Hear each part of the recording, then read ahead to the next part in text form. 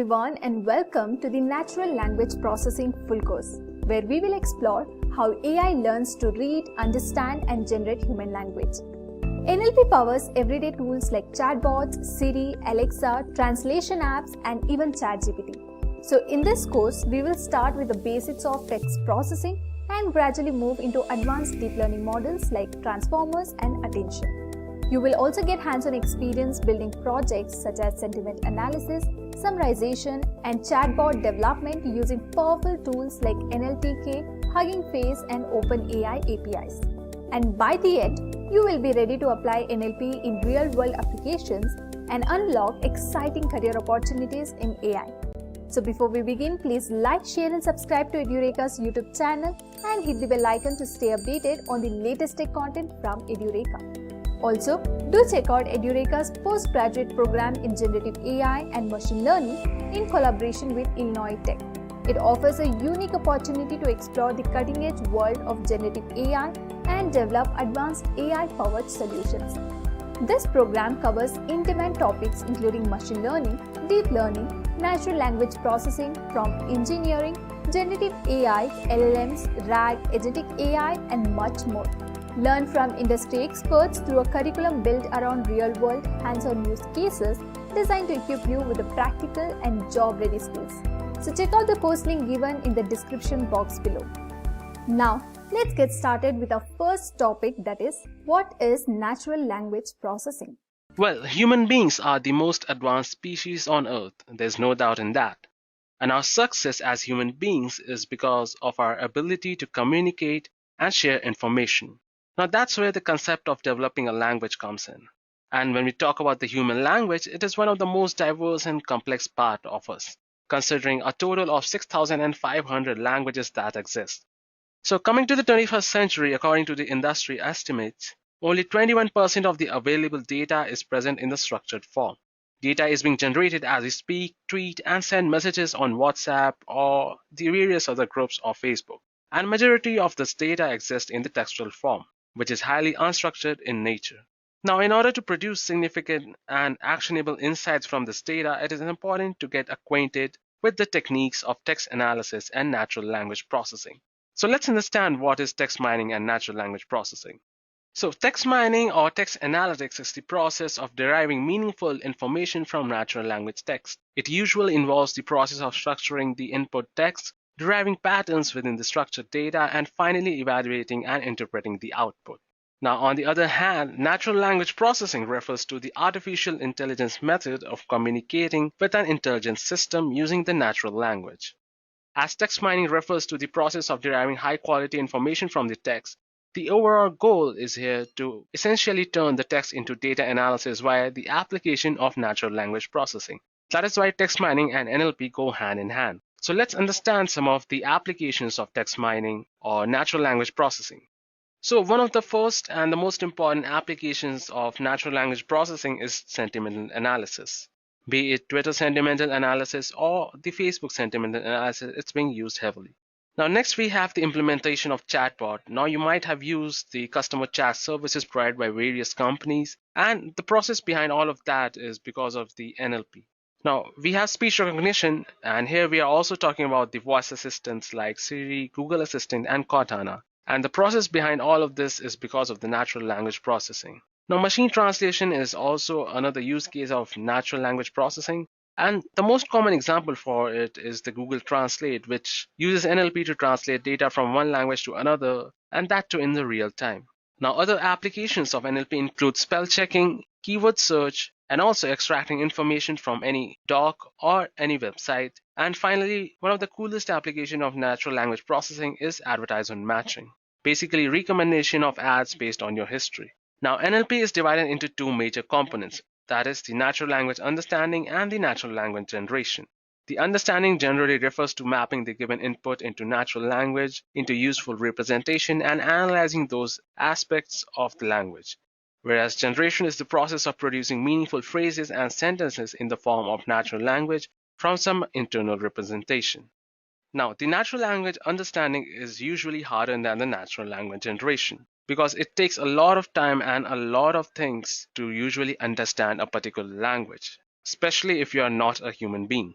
Now, there are various steps involved in the natural language processing, which are tokenization, stemming, lemmatization, the POS tags, name entity recognition, and chunking. Now, starting with tokenization, tokenization is the process of breaking strings into tokens, which in turn are small structures or units that can be used for tokenization. So if we have a look at the example here, taking this sentence into consideration, it can be divided into 7 tokens. Now, this is very useful in the natural language processing part. Now, coming to the second process in natural language processing is stemming. Now, stemming usually refers to normalizing the words into its base or the root form. So if we have a look at the words here, we have affectation, affects, affections, affected, affection, and affecting. Now, all of these words originate from a single root word. And as you might have guessed, it is affect. Now, stemming algorithm works by cutting off the end or the beginning of the word, taking into account a list of common prefixes, suffixes that can be found in an inflected word. This indiscriminate cutting can be successful in some occasions, but not always. So let's understand the concept of lemmatization now. Lemmatization, on the other hand, takes into consideration the morphological analysis of the word. To do so, it is necessary to have a detailed dictionary which the algorithm can look through to link the form back to its original word or the root word, which is also known as lemma. Now, what lemmatization does is groups together different inflected forms of the word called lemma, and is somehow similar to stemming as it maps several words into one common root. But the major difference between stemming and lemmatization is that the output of the lemmatization is a proper word. For example, a lemmatizer should map the word gone, going, and went into go. That will not be the output for stemming. Now, once we have the tokens and once we have divided the tokens into its root form, next comes the POS tags. Now, generally speaking, the grammatical type of the word is referred to as POS tags or the parts of speech, be it the verb, noun, adjective, adverb, article, and many more. It indicates how a word functions in meaning as well as grammatically within the sentence. A word can have more than one part of speech based on the context in which it is used. For example, let's take this sentence, Google something on the internet. Here, Google is used as a verb, although it's a proper noun. Now, these are some of the limitations, or I should say the problems that occur while processing the natural language. Now, to overcome all of these challenges, we have the named entity recognition, also known as NER. So it is the process of detecting the named entities such as the person name, the company names, we have the quantities or the location. Now it has 3 steps, which are the noun phrase identification, the phrase classification, and entity disambiguation. So if you look at this particular example here, Google CEO Sundar Pichai introduced the new Pixel 3 at New York Central Mall. So as you can see here, Google is identified as an organization, Sundar Pichai as a person. We have New York as location, and Central Mall is also defined as an organization. Now, once we have divided the sentences into tokens, done the stemming, the lemmatization, added the tags, added the name entity recognition, it's time for us to group it back together and make sense out of it. So for that, we have chunking. So chunking basically means picking up individual pieces of information and grouping them together into the bigger pieces. Now, these bigger pieces are also known as chunks. In the context of NLP, chunking means grouping of words or tokens into chunks. So as you can see here, we have pink as an adjective, panther as a noun, and the as a determiner. And all of these are together chunked into a noun phrase.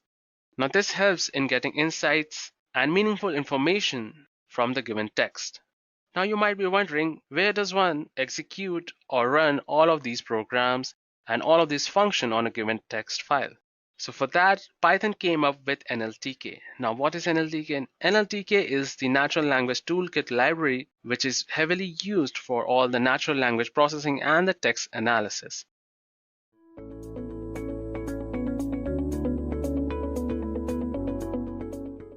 So what is NLP? Natural language processing, or in short NLP, is an automatic way of presenting or processing human language. What I'm trying to say here is, here we try to develop applications and services in order to understand human language. Some of the practical examples of NLP are Google Voice Search, sentiment analysis, and many more. As I mentioned earlier, we use NLP to extract meaningful data from textual data, right? So do you think NLP is a magical tool that when a text is passed, we get a desired output? Well, this isn't the case. But as a matter of fact, raw text input data has to go through various stages just so that we can perform operations on the textual data set. As you see here in the pipeline, a raw text data undergoes data cleaning, which involves steps like tokenization, stop word removal, lemmatization, and many more. The next step is vectorization, where we convert our text data into numerical format. Finally, based on the requirements, we perform the classification task. Alright, now, let's see a few of these steps in detail. Starting off with cleaning our data. As mentioned earlier, here the goal is to convert raw text into clean text data. This involves steps like tokenization, stop word removal, stemming, and many more. Speaking about tokenization, tokenization is essential for splitting a sentence or a paragraph or an entire text documents into smaller units such as individual words or phrase.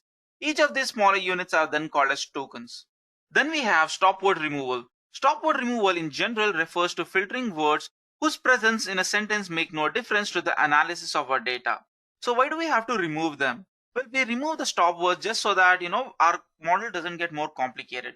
In the next step, we have something called as stemming. Stemming is a process of reducing a word into its root form. What I'm trying to say here is with stemming, we're basically removing the prefix. For example, consider a word giving, right? So once a stemming is performed on giving, the giving ends up becoming give. Moving ahead, we have vectorization. Text vectorization is a process of converting text into numerical representation. Here we end up creating something called as bag of word model, which is a model that signifies or represents a text and describes the occurrence of text in that Word document. Finally, coming down to classification task. Text classification, also known as text tagging or text categorization, is a process of categorizing text into organized groups. By using natural language processing, text classification can automatically analyze text and then assign a set of predefined tags or categories based on the content. Now let's move ahead and understand an open source tool called as NLTK. NLTK stands for Natural Language Toolkit.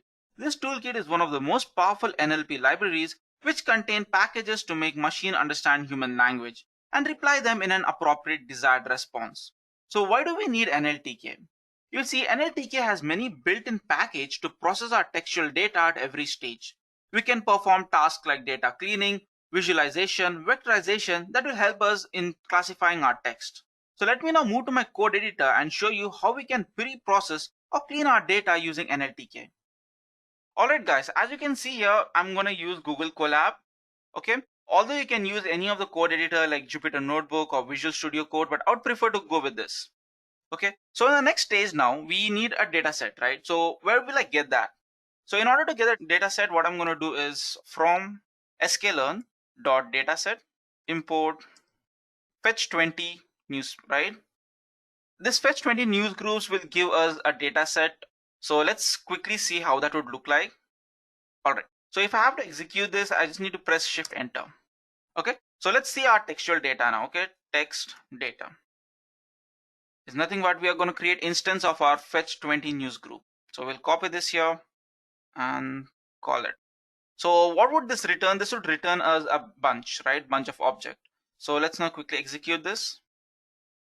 If you're downloading this for the first time, it will take some time to download our data set. Okay. And this data set is present in this particular link. Fine. So this is done now. So let's quickly look at how this data would look like. Okay. So in order to do that, we are going to use like type data, text underscore data. And then you will see here, this is a bunch. So let's now import our NumPy and convert this back to a list, because we cannot perform any operations on bunch, right? We have to convert this into a list. So import NumPy as NP. Let's execute this. And now what we're going to do is, let's give it as raw text. So raw text over here would be equal to text data, okay, dot data. Okay, so let's print how this data would look like, raw text.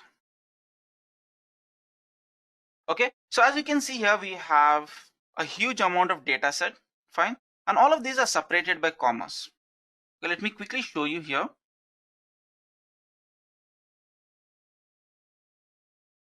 Okay, so as you can see, first off, we have a list, and then we also have a huge sentences, or you can say a paragraphs, which are separated by commas. And make sure you don't confuse this to CSV. And now what we're going to do is, as this is a list, right? we don't want to take the entire data set because it's going to be computationally expensive. And apart from that, it will take more time to execute, right? So, and to get a better understanding of what we're doing, we're going to take only first 4 paragraphs or sentences, I would say. Fine. So in order to do that, all I'm going to do is I'm going to use slice operation, have a colon and put 4. So let's see how this would look like now. Okay. So as you can see here, we just have first 4 paragraphs of sentences. Let me zoom out here just so that you get a better view. So yeah, fine. So now we have our text data and we are supposed to start cleaning our data, right? So let's start doing that. What we're going to do is, first off, let's reduce all the upper cases into lowercase. Okay. So let me just give here a text and give a heading, stage 1, convert into lower text. Fine. And now what we're going to do is, in order to convert to a lower text, so we'll just give here lower text. So this is just going to be an array. Let's ignore this for now. So as we're supposed to do this, like we are supposed to, no matter what input you take, right? Like whether it's for a training or a testing data set, you obviously have to convert it. Rather than writing the entire code here, let's give it a method so that, next time if we want to lower our text, we just call the method. So def to lower, this is the name of our method. And then we are going to pass data here. That would be an argument, okay? And we have a for loop now for words in this data set, raw text. Fine. For words in raw text, what we're going to do is we have to append it to this part. So let's give here as clean text, to get a better understanding. Clean text stage 1. So I hope this is fine. Okay, let me quickly copy this and we're going to append this part, not append. Okay, so we're supposed to convert our words into lowercase, right? So it's going to be str.lower. This is a built-in method. And all we're going to do is we're going to pass these words. Okay, so now we have a method. So let's call this method. So to lower. And all we're going to do is we're going to pass our raw text input data. Raw text. Okay, so it's not ste, it's going to be str here. Let me quickly execute that once again. Okay, perfect. So now what we're going to do is let's compare our raw text with this. So we have something like clean text stage 1, right? CLEAN text. So let me execute this. So as you can see, we have from, which is capital uppercase, and we have what car is this, and here everything has been converted to a lowercase. Okay. In the next stage, we have tokenization. As I've mentioned earlier, what we do with tokenization is whatever the sentence is there or a paragraph, we convert that into either individual sentences or into individual words. So in order to convert this into words, we have something called as word tokenizer, and to convert this into a sentence, we have sent tokenizer. So let me quickly go here and give this name of the next block as stage 2, and this is going to be tokenize. Okay, and let's see how our tokens would look like. Fine. Same like before, we have to write one array here. So let's give it as clean text stage 2, and this is going to be empty, right? And now what we're going to do is from NLTK dot tokenize import sentence tokenizer.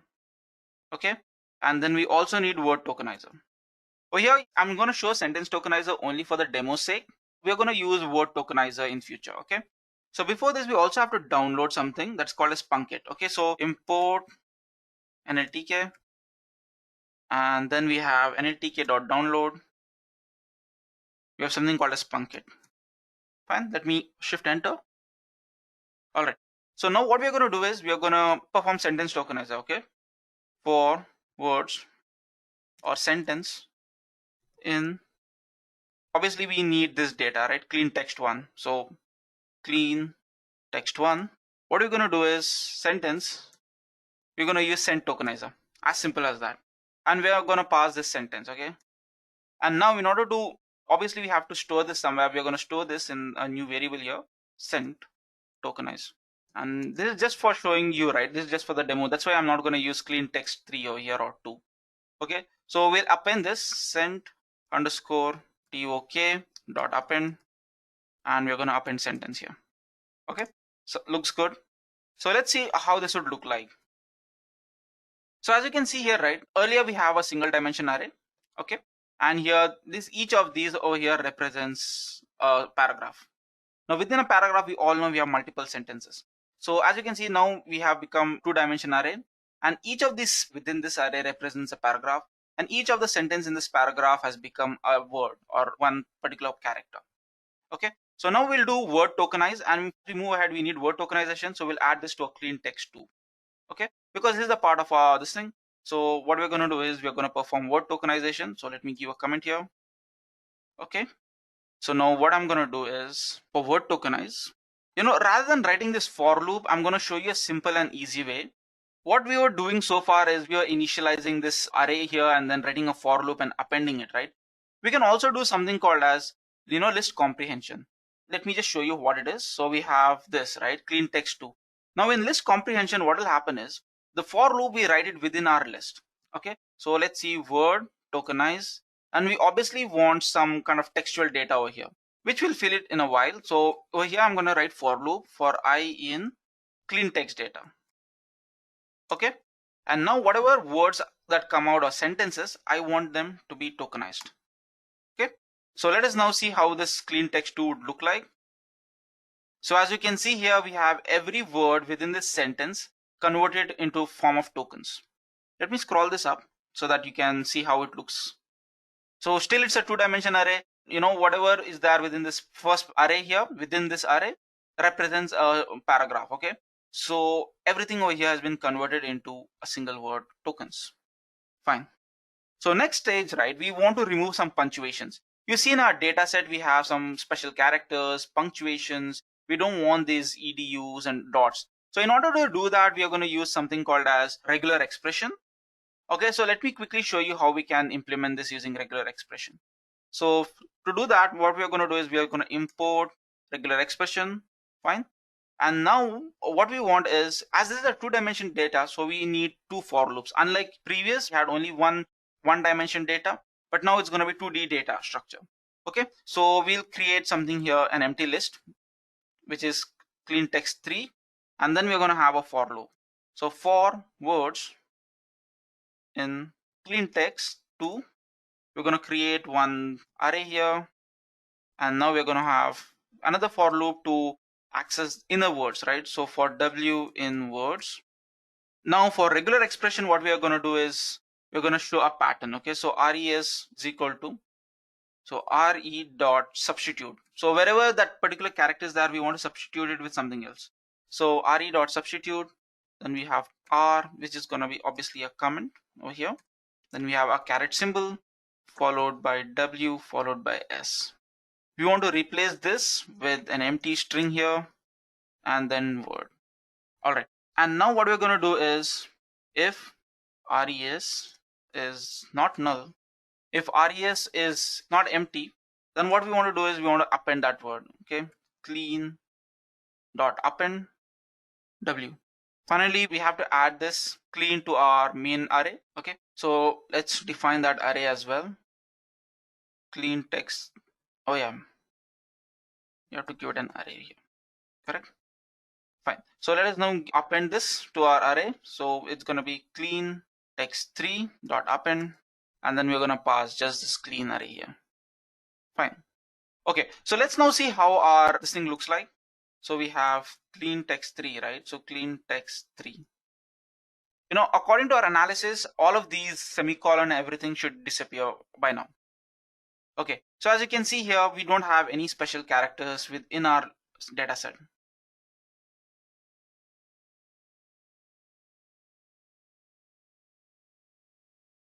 Okay, still this is a 2D array, but we don't, only difference over here is that we don't have any special characters. We have only alphanumeric values, right? Okay, this is great. So in our next stage, we're going to remove stop words. I hope you remember what is stop words. As I mentioned earlier, stop words is nothing but, those words which are most commonly repetitive. Okay, so let me now, in order to do that, let me just show you import NLTK. Okay, we are obviously going to download the stop words. Okay, so we have nltk.download and we'll download stop words. Although we can find the stop words on Google, what we can do is we can copy those stop words, put them in the form of a list, and if that stop word is present within our data set here, make sure you don't include that in our clean text 4 stage. Moving ahead, let me just give a title here for stop word removal. Okay, so now that we have downloaded our stop word, what we're going to do is from NLTK dot corpus import stopwords. Looks great, right? Okay, so now what we're going to do is we'll have clean text 4. Okay, similar to the previous for loop, we are going to have for words in clean text 3, and then we'll just create an empty list which is going to be appended to clean text 4. We'll have for word in words. If the clean text 3 contains these words, right, the stop words, we're going to eliminate that. Okay, so if not word in stop word dot words, here we're going to pass language. Okay, if the word is not present in this list, what we're going to do is we're going to append, because that means that word is not a stop word, right? We're going to append that word. Okay, and now we have to append this to our clean text 4. So clean text 4 dot append this list w. So let me quickly execute this. It would take some time to execute because it has to go through a lot of data sets, right? So please be patient and let's see how it would look like. Okay, so this has finally executed, and let's now see how this would look like. So clean text 4. Okay, so as you can see here, we have removed a couple of unnecessary words and we have just the important ones.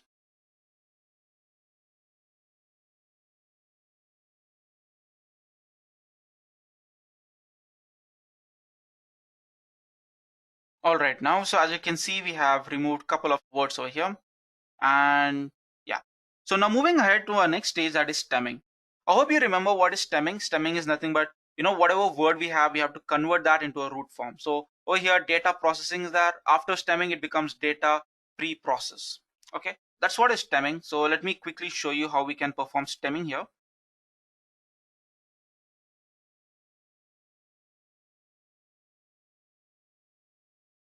Okay, so as I mentioned earlier, we use stemming just to remove this prefix, right? So in order to perform stemming, we have various types of stemmers. So we have something like Porter stemmer, Snowball stemmer, Lancaster stemmer. So today we're going to use Porter stemmer, right? So in this particular example, so let's get that now from NLTK dot stem dot Porter import Porter stemmer. All right. So once we have imported this, we are going to create the instance of our Porter stemmer. So port is equal to Porter stemmer. Okay. So just to give an example of what we're going to do here, let's take 3 words. Okay. Let's take a list.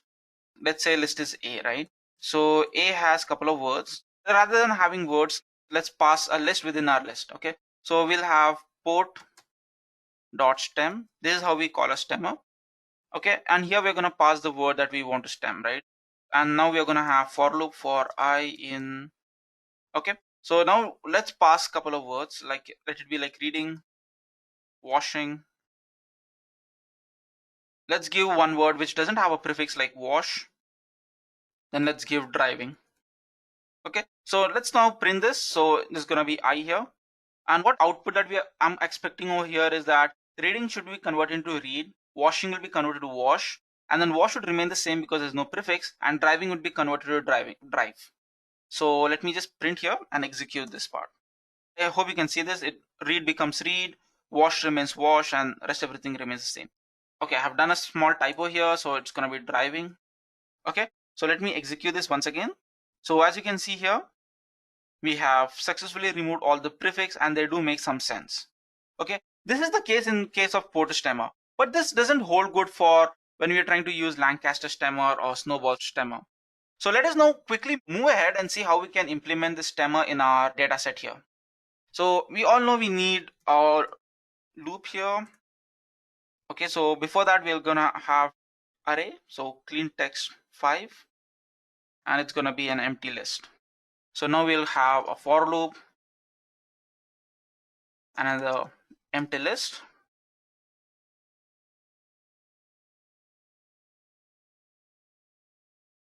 Okay, so now we're gonna pass this list and we're gonna append. So it's gonna be w.append. It's gonna be word. Okay, and now we're gonna append this smaller list to this one. So clean text 5 dot append w. I hope this is done right. Let me quickly execute this. Okay, and let me see how this clean text file looks like. Okay, so as you can see here, we don't have any more. Yeah, obviously there are some errors. That's because this stemmer might not recognize it. That's why we have multiple other stemmers. But most of the places you can see, our words have been converted down to the stem words. All right, so I hope now you understood how to perform stemming. But as I've mentioned earlier, we have multiple stemmers. We have like Porter stemmer, we have like Lancaster stemmer, and each of those stemmers are unique in their own way. Sometimes what happens is when we perform stemming, we get words which makes no sense, right? And that thing can sometimes be really annoying. So in order to overcome that, we have something called as lemmatization. So let me quickly show you what lemmatization is. So let me just give lemmatization here. Okay, so in order to get this lemmatization, we use something called as wordnet. Okay, so from NLTK dot stem, and this is a form of stemming, but it makes sure the word which is being outputted has some sense. Okay, import wordnet lemmatizer. Okay, and we're going to create an instance of this, so it's going to be wordnet, or let's give wordnet WNET. It's going to be wordnet lemmatizer. Okay, and now we obviously have to download a couple of packages. So import NLTK, and then we have NLTK.download wordnet. Fine, perfect. So now in the same way, what we're going to do is we'll create just lemmatized words. All right, so we have lemmatized words here, LEMM, it will be LEM, and then we have an empty array, and then we'll have a for loop for words in clean text 4. It's not going to be 5, obviously it's going to be clean text 4, because this is a form of stemming, right? And now what we're going to do is just the same drill. We have W, which would be an empty list, and another for loop, and we are going to append whatever is there. W dot append the lemmatized words. Okay, so wordnet dot lemmatize, and whatever word we want to lemmatize, so it's going to be word here. And now once this is done, we're going to append this W to our bigger lem. So lem dot append W. And let me execute this.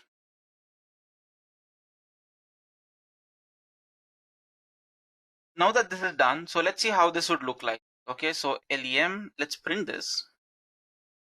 Okay, and let me just execute this part here.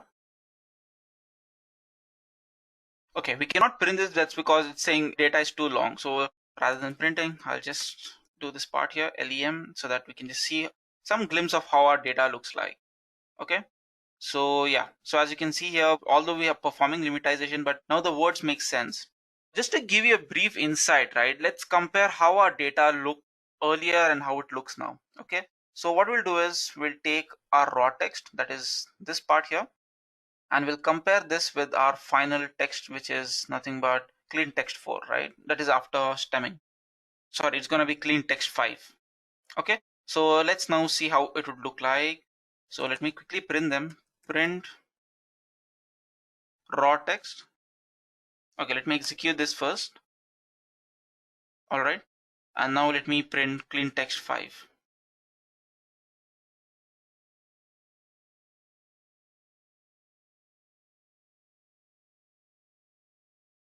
Okay, as the data is pretty huge, what I'm going to do is I'm just slice this up over here. Okay, let me just take our first one data. Okay, this is going to be the first sentence, and as you can see here, we have all the words which have been tokenized, and it's unlike this part here. We have everything which is, it looks organized. Okay, so obviously we want to pre-process this data, right? Because this makes more sense and it is more easy on a system to analyze, and the classification would be pretty accurate as compared to what it would be over here. All right, now moving ahead, I hope now you understand why we need to pre-process our data. Okay, so now that we know how to pre-process our data using NLTK, let's see how classification of text is done. So, okay, in order to classify our text, we use something called as naive Bayes algorithm. So what is this naive Bayes algorithm? You see, before we understand this naive Bayes algorithm, right, let us see what is classification. In simple words, classification means grouping of data based on common characteristics. As you see here, we have a couple of figures, right? We have triangles, circles, and a square. And now when we pass this through a classification algorithm, all of those get categorized into different classes. And it's totally based on the shape, size, and whatever other features are. This is a similar way how the naive Bayes algorithm works. Okay, so the principle that drives naive Bayes algorithm is something called as Bayes theorem, and we use Bayes theorem to calculate the conditional probability. So let us now see the maths behind our conditional probability. All right then, as I mentioned earlier, right, we use naive Bayes algorithm to perform classification on our textual data, and naive Bayes algorithm has something called as Bayes theorem. Okay, and the way this Bayes theorem works is that we have to find a conditional probability. So what is this conditional probability? You see, conditional probability, we can say it mathematically like probability of occurrence of event A when event B has already occurred is equal to probability of occurrence of event B when event A has already occurred times probability of occurrence of event A, and this would be normalized by probability of event B. Okay, I'm sure you might be having confusion like what is this, right? You see this line over here, this represents the conditional probability.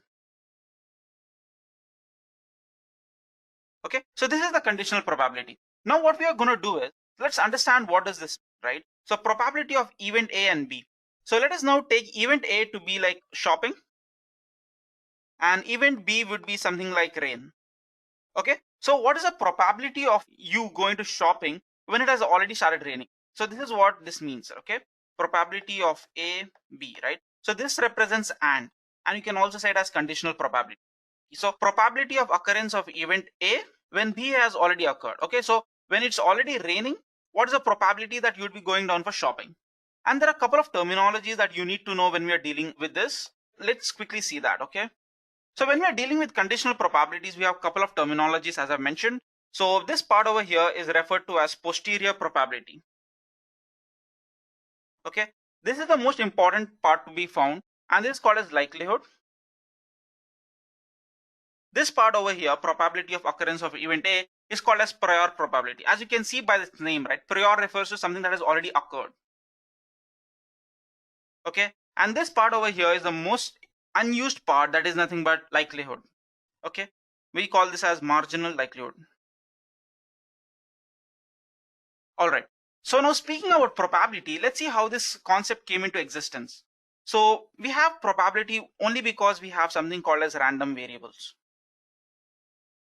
Okay, these random variables give rise to a randomness. Okay, to give you a better understanding of what I'm trying to say, let's take an example. Okay, so we have two bags here. We have, say, bag 1 and let's say bag 2.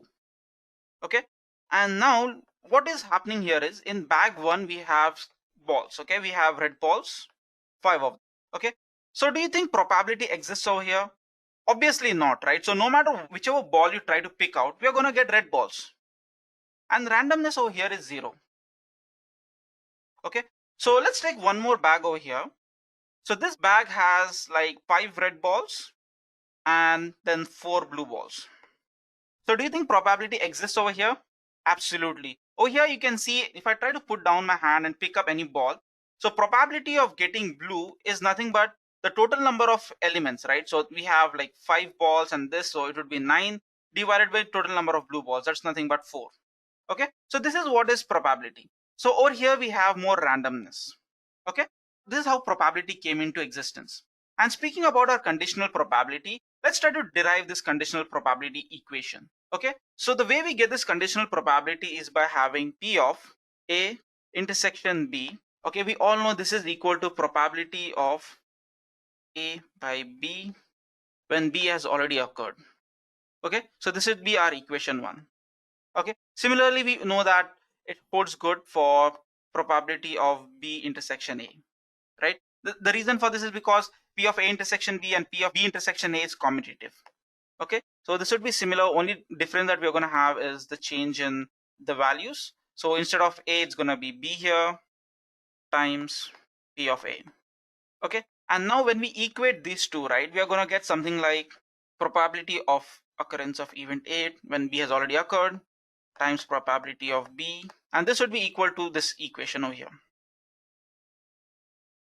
All right, so let's bring this down, and then we'll have probability of occurrence of event A times probability of occurrence of A whole divided by probability of occurrence of B. So this is called as Bayes theorem. And if you see, right, so this is something which is very much similar to what we had over here. Okay, so this is what is Bayes theorem, and this is how we derive it. So now you might be wondering, how can I use this Bayes theorem for classification problems, right? So just a quick recap, as I mentioned earlier, classification is nothing but, categorizing a data based on its characteristics. Okay, so here what's going to happen, here we'll have something like, you say we'll have a data set, right? So let's take X. So we'll have X data set. So this would be nothing but group of values, okay, the text data. And then we'll have Y. Y is nothing but the classes, and Y refers to the class. And what this class means is it can be like 0, 1, and so on and so forth. So here let's take something like 0 and 1, and here 0 refers to being it not spam, and this is spam. And here X would be nothing but group of emails. Okay, so now let's put this in a Bayes theorem and see how it would look like. All right, so over here we have, for Bayes theorem, we'll have something like probability that an email is spam. Okay, when we already have the email is nothing but probability of this particular email being in spam class times probability of that email whole divided by P of X. Okay, and similarly this is for spam email. And now for not spam, it would be P of Y is equal to 0. Okay, given X, this should be nothing but, given that we have a label of non-spam, and then what is the probability of that email being here. This should be times probability of Y is equal to 0 whole divided by P of X. Okay, so this is how it would look like, Bayes theorem for finding whether the email is spam or not. So to better understand this, right, let's see what each of this represents. Okay, so let's take this part here. I'm pretty sure you must be confused what this part represents, right? So what this part says is, think that we have a data set. Okay, so let's this be our data set. Okay, so this is our data set, and we have X values here, and then we have Y values. What this X values will have is nothing but emails. Okay, so this is nothing but group of emails, and this would be a class. So if the email is spam, it would be 0. If an email is not spam, it would be 1, and then 1 and 0, so on and so forth. Let's just take it as an example. And this is something which is an unknown value, right? So this part over here is an unknown. See, both of these are same. Okay, so as of now, let's just consider for a spam email. Okay, so we need to find a new email. Okay, so we'll be given, like, we'll have a test. So let's call this as a train data, right? So X train. Okay, and this is the output. This is a class. So now what will happen is, I'll be given an email. So I'll be like, Junaid, find out whether this email that I'm giving you is a spam or not spam. So this is going to be like this. Okay, and then there'll be X test. But only difference is here we don't know which class they belong to. Okay, so what we're supposed to do here is we're supposed to train our model and figure out which class this email would belong to. Okay, so this is an email here.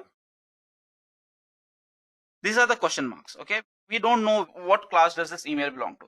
So what this P of X and Y is equal to 1 represents is, when we are given a class Y, okay, when we already know that an email is spam, that is this particular email, what is the probability of this email part of being this? Okay, and then we compute this part over here. And then finally what we're going to do is, when we get this test data, right, X test data, we'll just say what is the probability of this particular email being a part of 0. Okay, 0 means not spam, and 1 means it's a spam. So we'll basically get a digital value over here. So for example, now let's take an example over here. So I got this X test value. X test is something which will be over here. So I got this X test value, say something like free food. So now this would be represented in spam, right? The reason is because spam is a keyword which is usually found in a fake email. So what will happen over here? So probability that a given email, that is X test, is spam. Okay, so probability that given email over here, so this email, that is this email, is not spam and is spam. So this would say something like, this will have a high probability of being in a spam, right? So this would give us a numerical value, say something like 80, which refers to 80%. And this would give us, like, say 20, okay? And this is nothing but 20%.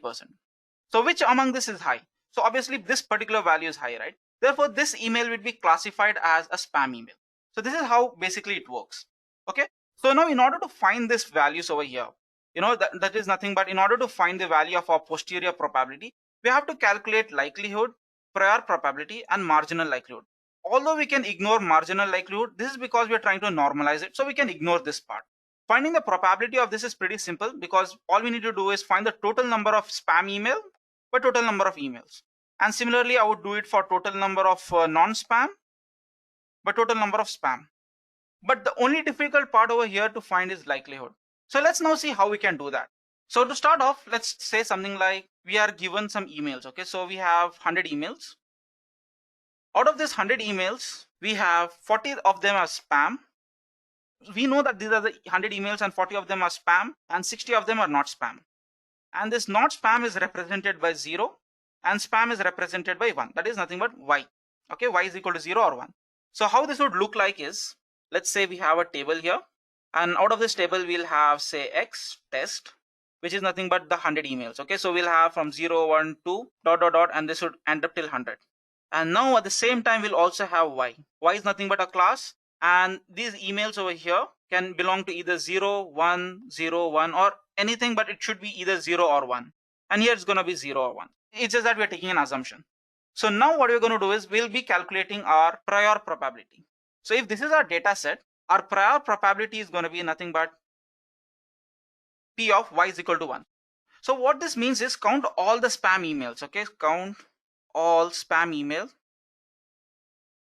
by total number of emails. Okay, so let's now see what would be the probability for this.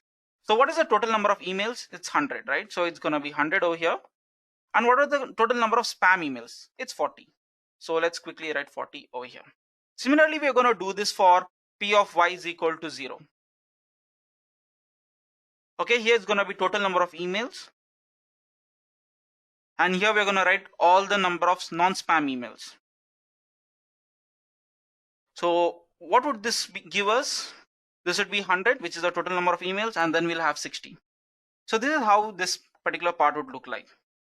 In order to give this in a mathematical form, because we obviously will be putting this in a form of formula, right? So in the mathematical form,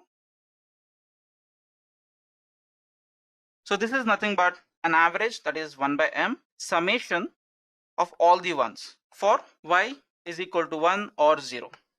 And here this I will range from 0 to n. So basically we're trying to add 1, 1, 1 over here. Okay, so this is how we calculate our prior probability. And as I've mentioned earlier, we don't have to calculate our marginal likelihood. And finally, we are coming down to important stuff, that is the likelihood. Okay, so this is the part, this is the likelihood, which is the most important part and the toughest part to calculate. Although it's pretty simple, you have to understand the maths behind it. So in order to calculate our likelihood, what we're going to do is we're going to calculate the probability, right? So let's see how we can do that. So we have this P of x when y is equal to 1. Okay, what this means is when we have this email, right? So we already know that email belongs to spam. We already know that email belongs to non-spam. So what is the probability of that email belonging to this particular group? This is nothing but probability that email belongs to class 1.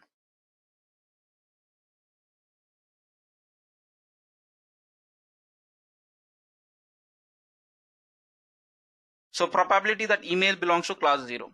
Fine. So now how x would look like? So just to give you a brief before we move ahead, x over here would be nothing but a email.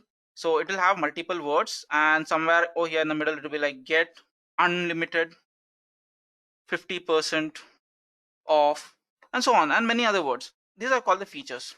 And based on these features, we calculate whether this email belongs to a spam class or non-spam class. So how this would work, how this probability over here works, it'll take each of these feature.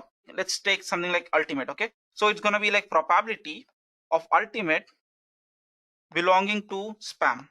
This would give me some value, say 0.9%, because it's high probability, right, that an ultimate word comes in a spam email.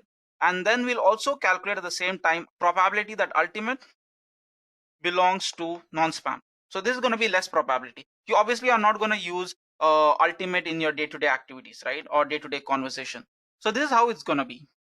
So let's now quickly see how we can calculate for this. So now we have x, right? So if x, this is the capital X, is nothing but list of words, okay, and this is nothing but an email, okay, and then small x represents the words which are there. So here it can be x1, x2, x3, x4, and this would end up to xn.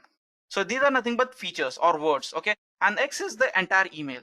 Then what we're going to find over here is probability that x, nothing but the capital X belonging to y is equal to 0, is equal to probability of all of these individual words over here. So probability of all of these words belonging to a spam. And similarly, we can do this for spam. So when we have an entire email, what is the probability that all of the words or the content of that email belonging to spam? So here we'll have x1, x2, x3, x4, so on, y is equal to 1. So this is how it works. Let's see the expanded version of this. Fine, let me copy this entire equation here. Okay, and let's paste it on a new sheet. And let's see how we can calculate each of these, right? So what's going to happen now? Probability p of x that y is equal to 1 is equal to, I'm just expanding this part over here. Okay, let me just erase this to give you a better insight. All I'm trying to do is I'm trying to expand this part, p of x1, x2, x3, right? So this is nothing but probability. You see this comma here represents AND. Okay, it's an AND operator. So probability of x1 belonging to y is equal to 0 multiplied by probability of x2 when y is equal to 0, that x1 is also not spam. So this is how it works. This represents and then we'll perform multiplication, and then we'll do something like this again. So for p3, probability that x3, that is nothing but the word this x3 belongs to non-spam category, when we already know that x1 and x2 also belong to non-spam category. What I'm trying to say over here is each of these words are dependent upon each other. Only if x2 is considered as not spam, only if x1 is not spam. You know, all of these words are dependent on each other, and the probability of them is holds true only if the other one holds true. So what's the issue with this is, by the time it reaches this xn, right, it becomes pretty huge value and it becomes computationally very expensive. In order to overcome this, we use something called as naive Bayes assumption. And what this naive Bayes assumption says that when we calculate this probability, right, here we have calculated probability of x1 when y is equal to 0, and then we have also calculated the probability for the second word. According to naive Bayes assumption, this word is totally independent of the first word. So the first word can have higher probability of being a spam, and second word can have higher probability of being not spam, but they are totally independent of each other. So this is what is naive Bayes assumption is. So let's now see how this equation would look like after naive Bayes assumption. So what we're going to do is I'll write one below the other so that we get a better understanding. So if y is equal to 1, if an email, we consider that to be a spam email only if p of the first letter or the first word of that email is spam is equal to 1. This will give us some probability. And then I'll multiply that with probability of the next word in that email being a spam. So, and then this won't be dependent upon the second value here. And then I'll multiply this again by the third word, p of x of 3, that is nothing but the third word, is equal to spam. Because over here we're trying to find the probability that an email belongs to spam category. And this would continue for the nth term, p of xn when y is equal to 1. So you see here, right, that none of the probabilities are dependent on each other, thus reducing the computation need, okay? So in order to put this in a mathematical form, what will happen over here is p of x, that, or we can say p of email belonging to a spam category is equal to the product. Okay, so this is multiplication, right? So for summation we use this, and for product we use pi.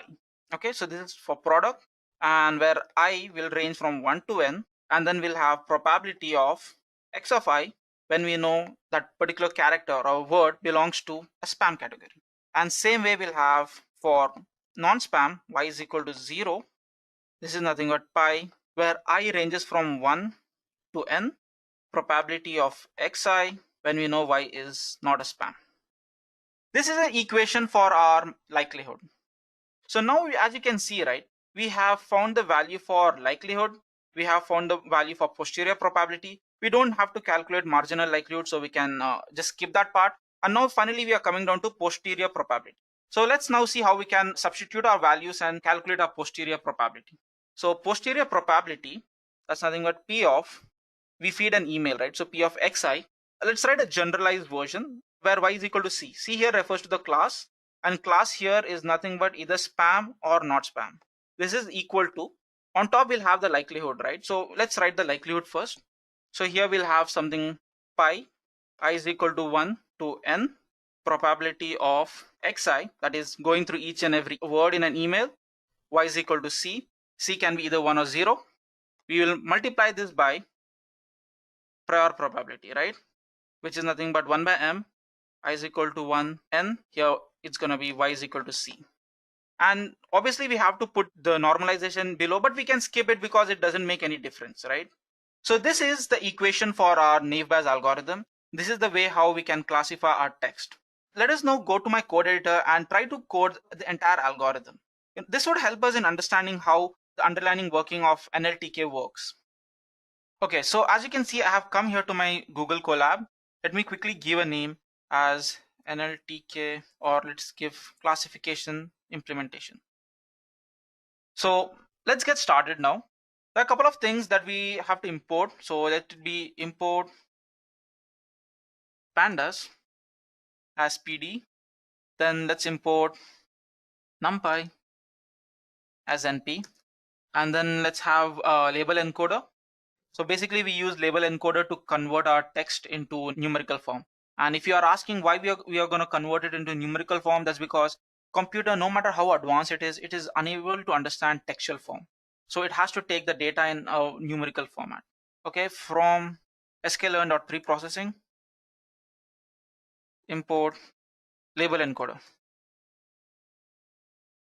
And finally, we need sklearn.model selection, import train test split. All right, so let us now execute this. So in our next stage, right, we will have to get our data set. So getting data set. So here we'll be using mushroom data set. So what we're going to do is df. We know it's going to be in data frame. So pandas.read CSV. And the place where I have my file over here is here. And I'll just quickly copy the path and paste it over here. So let me execute this code. Fine. And now let's see the shape of our data set. So it's going to be df.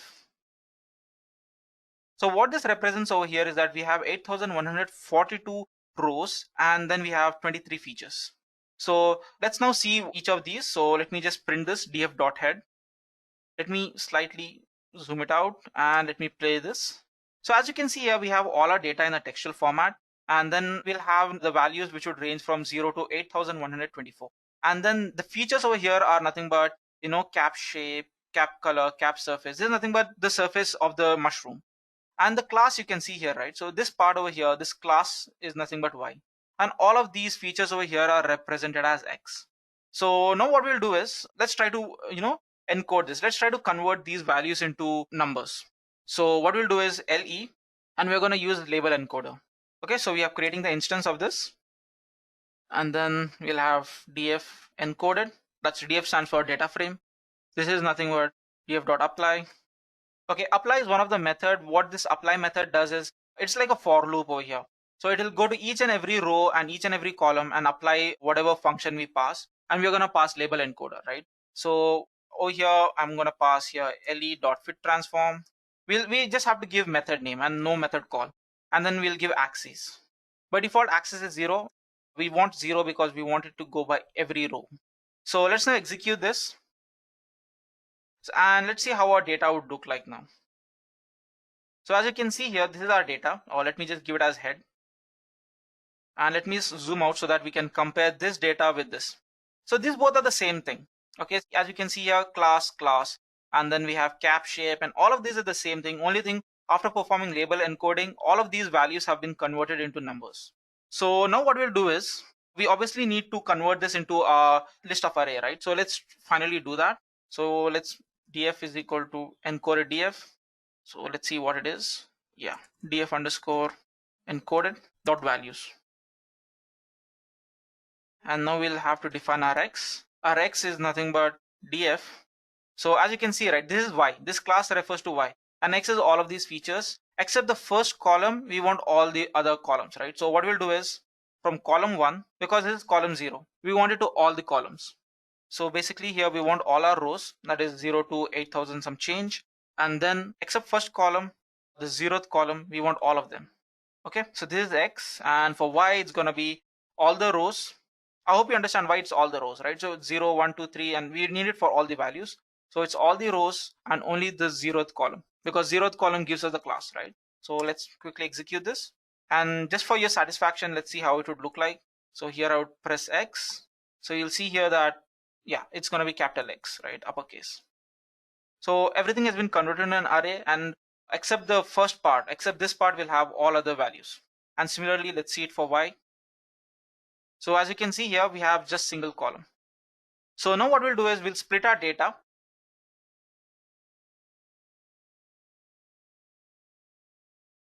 So this is going to be, we are going to use train test split.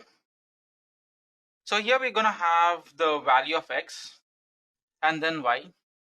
And then we have to give by what percent we want our value to be splitted, right? So for that, we'll give something like this.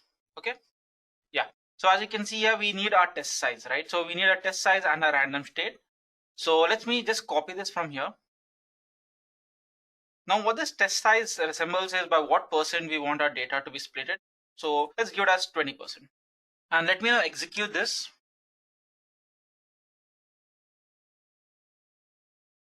So now that we have all the data and every requirement, so let us now directly jump into having our knife bias classifier. So let me give you a quick recap here.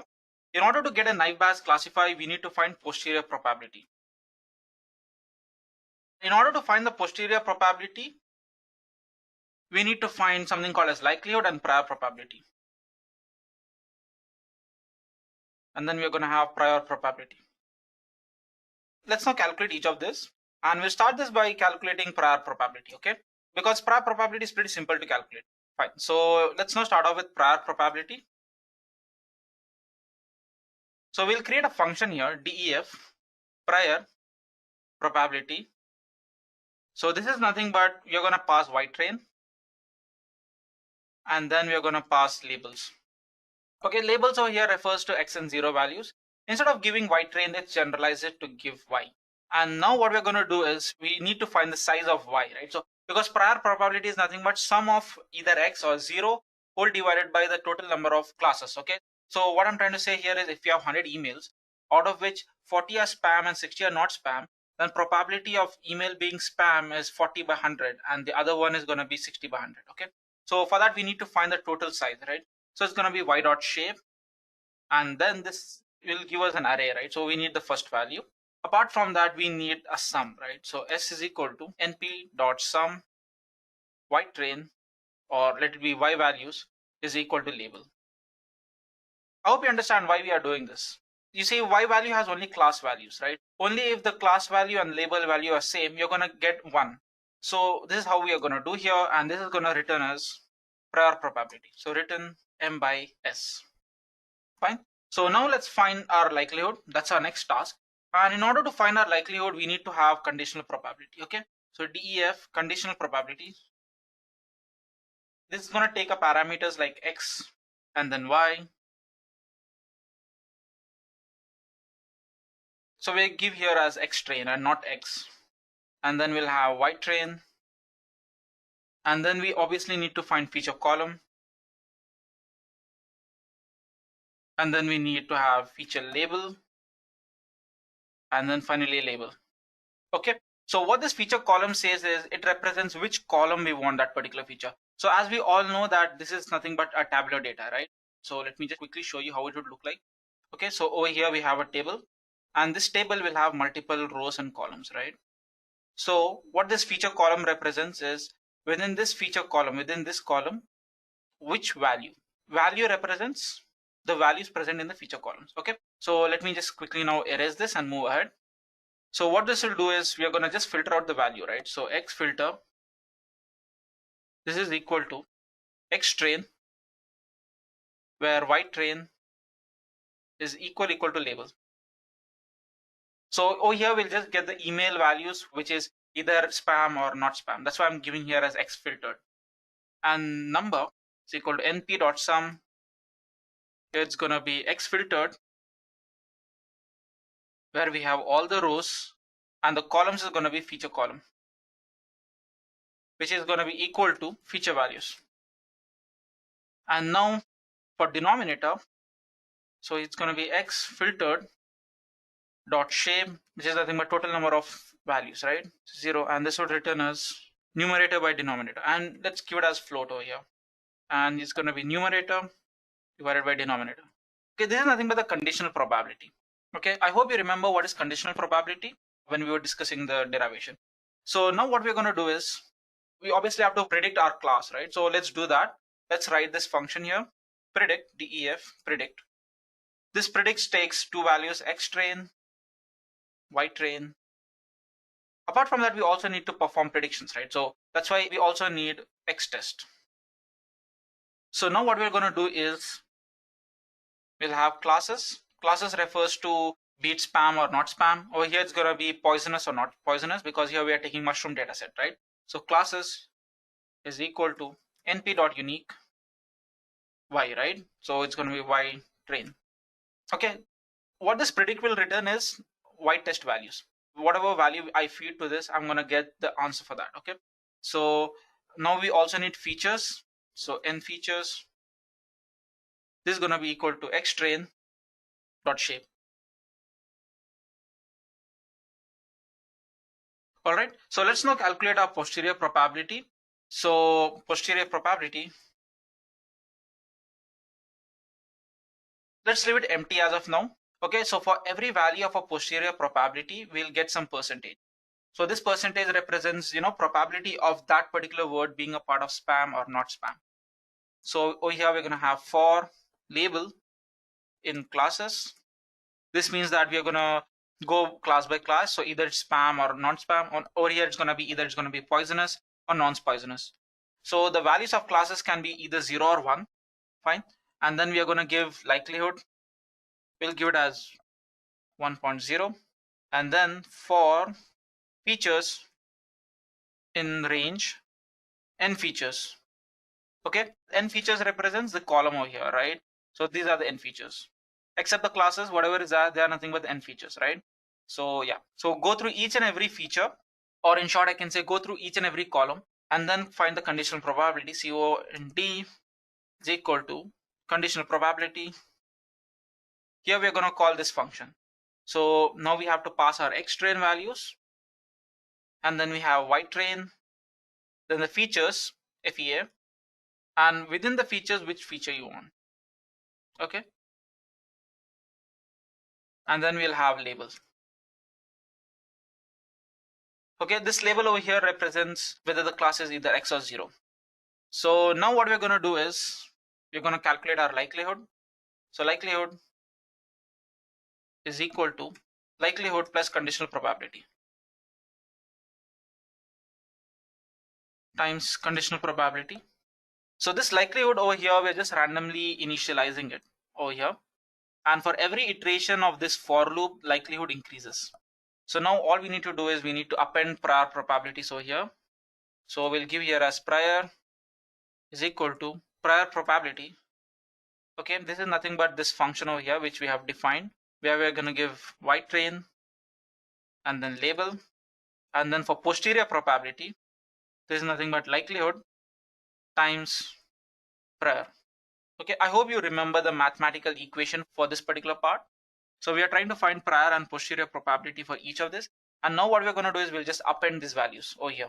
So we'll have posterior prob dot append, and the value that I want to append is post. And now what we'll do is we need to find the probability which has the max one, right? So for that, we are going to use argmax over here. So predicted value is equal to np.argmax. Argmax gives us in which place we have the highest value, right? So that's what argmax does. And so we'll give you a posterior probability, that is nothing but this part. And this would return as the class, right? So return predicted. Okay, so this is done. All right, so let us now do one thing. Let us now find by what accuracy we are finding this value. So let's also calculate the accuracy that we'll have a correct values, right? So to do that, def accuracy x train x test Then we also need to give yTrain and yTest, right? So yTrain, and it's going to be yTest. And within this function, what you're going to do is predicted is going to be an empty list. So for I in range, so it's going to be throw out all the values of x, right? So xtest dot shape. So now here it's going to be p is equal to our predicted value. So now we'll call this function here predict xtrain, ytrain, and then we have xtest. And as we are doing this for all the values, we'll just pass here I. Every time I perform this predict, right, it gives me whether one example belongs to a mushroom class which is poisonous or not. So only reason why I'm doing this accuracy, or I can say only reason I'm having this for loop here, is to find all the values and put them over here. This predict list over here contains the predicted value of each of the test values. Okay, so now what I'm going to do is whatever value I get over here, so pred.append p. Let's do one thing. Let's give this name as ypred, and we'll convert this predicted over here to numpy array. So np.array, and we'll give here as spread. And now in order to calculate our percentage, or in order to calculate the accuracy, all we need to do is accuracy is equal to np.sum, and we'll just compare this predicted value, okay, whatever values, because we get only ones and zeros, with the value that we already know. Okay, this is just the way to have, testing your data, how accurate it is. So we'll have ypred has to be equal to ytest, and every time these two values are same, right, it will add up 1. And in order to get a value in percentage, we'll have ypred divided by the size, right? So ypred by shape, and we'll give index as 0, and this will return as the accuracy. Fine. So let's call our accuracy here, and let's give all these values. So before I run this code, right, let me just give you a quick recap. Our main agenda over here was to classify whether these mushrooms over here belongs to class of poison or not. So that's what we are doing here. We have to do that obviously using posterior probability. In order to find posterior probability, we need two things. One is nothing but likelihood, and another one is prior probability. Finding prior probability is pretty simple, because we just need to find the total number of values by total number of other values, right? That's what prior probability does. And for likelihood, it's pretty simple. Okay, we have to find the conditional probability, and then this would return us the predicted values. And let me now quickly run this, and let's see what is the accuracy of our model. Okay, so it's saying X test is not defined, and the reason why we are getting that is because we have given a smaller case value over here. So let me quickly rerun this now. Oh yeah, we have to give X as uppercase.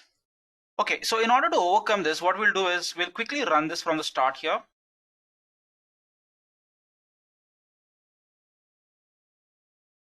Okay, so let's wait for our data to get processed over here.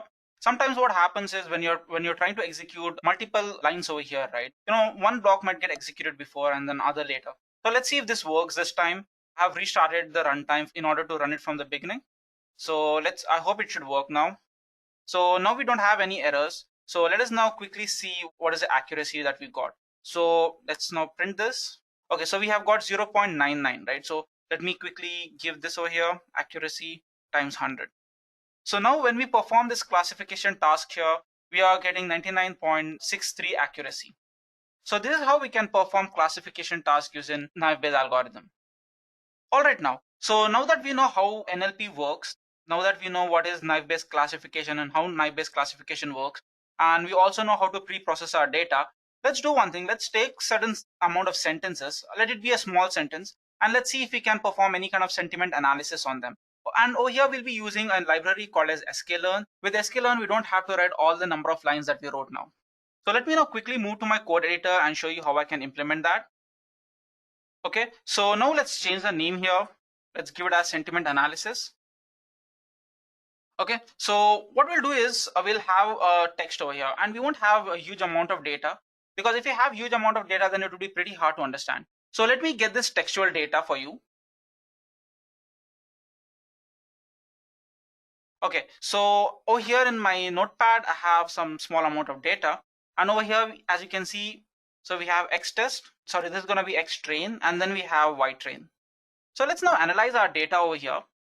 So if you can see, right, what's happening here is we have a data set and we're supposed to train our model based on this. And we also have classes over here. This class over here represents that whether this first sentence is a positive or a negative sentence. So if it's a positive, it is 1, and if it's a negative class, it's going to be 0. So on and so forth, we have it for all the movie rating predictions here. Okay. And now once we are done training a model, we'll test it by passing these values. Okay. So over here we have 3 sentences. I was happy and I loved acting in the movie. And then the movie I saw was bad, and we can add some more examples. So what we'll do now is let me copy this part over here, xtest, and let me paste it for our data set. Okay. And let me quickly execute this.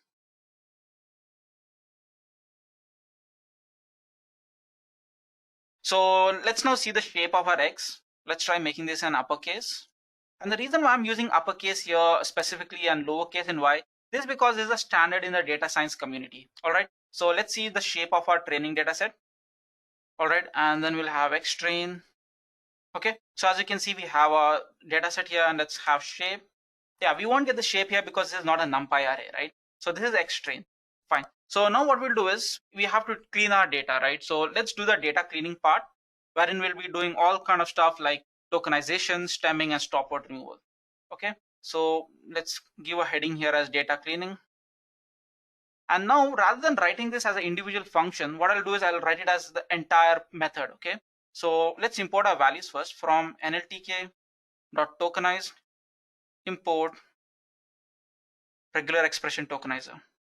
And then we have from NLTK.stem.port, let's import port stemmer. And then finally we have to have a stopword removal, right? So from NLTK.corpus import stopwords. So let me now download our stopwords. So import NLTK, and then we are going to have NLTK.download stopwords. All right. So now let's now create an object of our tokenizer, port stemmer, and stopwords. This is going to be regular expression tokenizer. And then I'm going to pass what pattern I want, right? So I want only the words. And then I also want to concatenate those words. And then we have stopwords. So which language I'm using? I'm obviously using English. So stopwords, this is going to be SET stopwords dot words. It's going to be English. And now we have port stemmer, that's PS is equal to port stemmer. All I've done over here is just creating the object of our classes over here. So let me quickly execute this. Fine. And now we'll create a function or a method, def get clean data. And then we're going to pass here as text. Fine. And what we'll do is we'll convert our text into lowercase. And now we'll perform tokenization. So this is nothing but tokens. This will be is equal to tokenizer.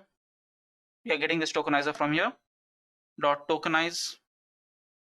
We want the text to be tokenized. And then new tokens equal to token for token in tokens, because we are getting a list over here, right? For tokens in tokens, if token not in en stopwords. What I'm trying to do here is I'm just combining stopword removal and tokenizer, right? So that's why I'm using another for the list over here. So this part over here for token, okay, for token in tokens, right? Okay, this part over here gets me the list of tokens. And then what I'm going to do is I'm going to compare this tokens with stopword list. And if that word isn't present, then I print it. Basically, I'm performing tokenization as well as stopword removal at the same time. And now we'll perform stemming. Same way like before, I'm going to give list comprehension. So PS is the name that we have given, port stemmer dot stem. Obviously, it's going to be words, right? So for tokens in new token, what I'm going to do is I want them to be stemmed token. Okay. And now what's going to happen is here I'll have sentence, or like let it be like clean text. This is going to be join stem tokens, right? And what this method will return is the clean text. So let me quickly execute this now. All right, so this is done from our end now. All right, so now what I'm going to do is I'm going to use this get clean text to clean our text data and train data, right? So what I'm going to give here is x clean. Okay, x clean is going to be get clean text. Okay, and I'm going to pass x train. Similarly, I'm going to do it for x test.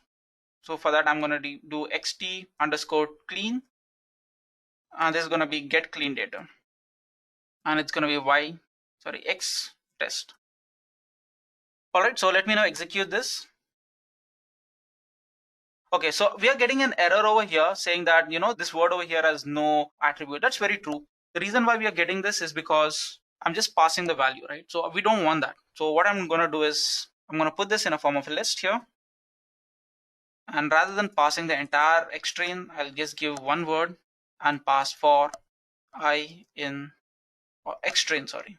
And now similarly, I'm going to do here for I in x test. So yeah, we haven't defined our x test yet. So let's quickly define our x test. All right, so let me get this coding part over here and let me get my x test. So I'll copy the x test from here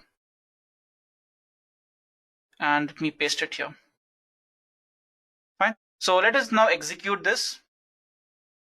Okay, the reason why we are getting an error over here is because over here I have defined as new tokens and here it is new token, right? So let me quickly fix that and run this once again. It says x test is not defined. Yep, so we will fix this and rerun this again. Most of the times when you're trying to do this program, right, you'll encounter a lot of issues. And only when you encounter these issues, you're going to learn a lot.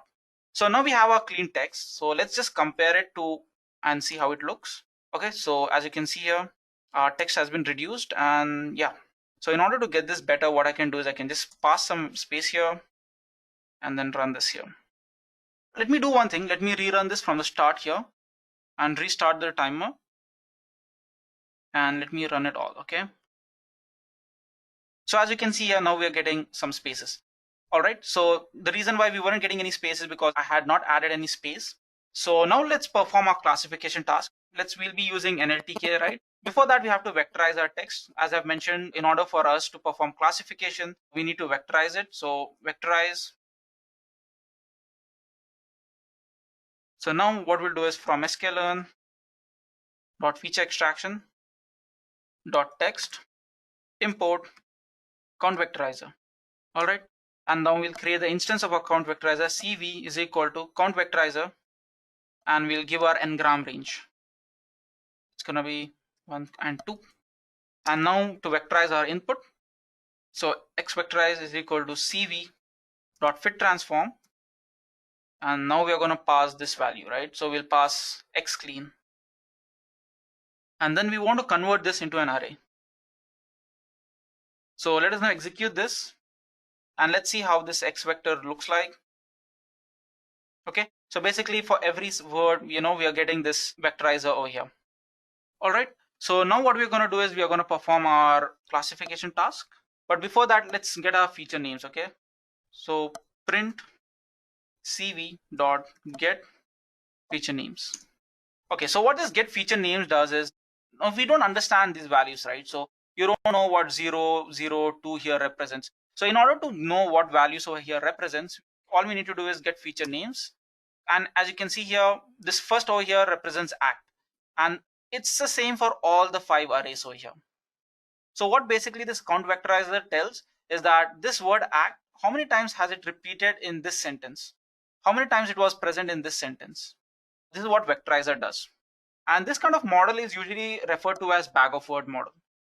Similarly, we'll perform vectorization for our test value. So x test cv dot transform, and now we have the clean text, and now we also want to convert into an array. All right, so now let's execute this part here.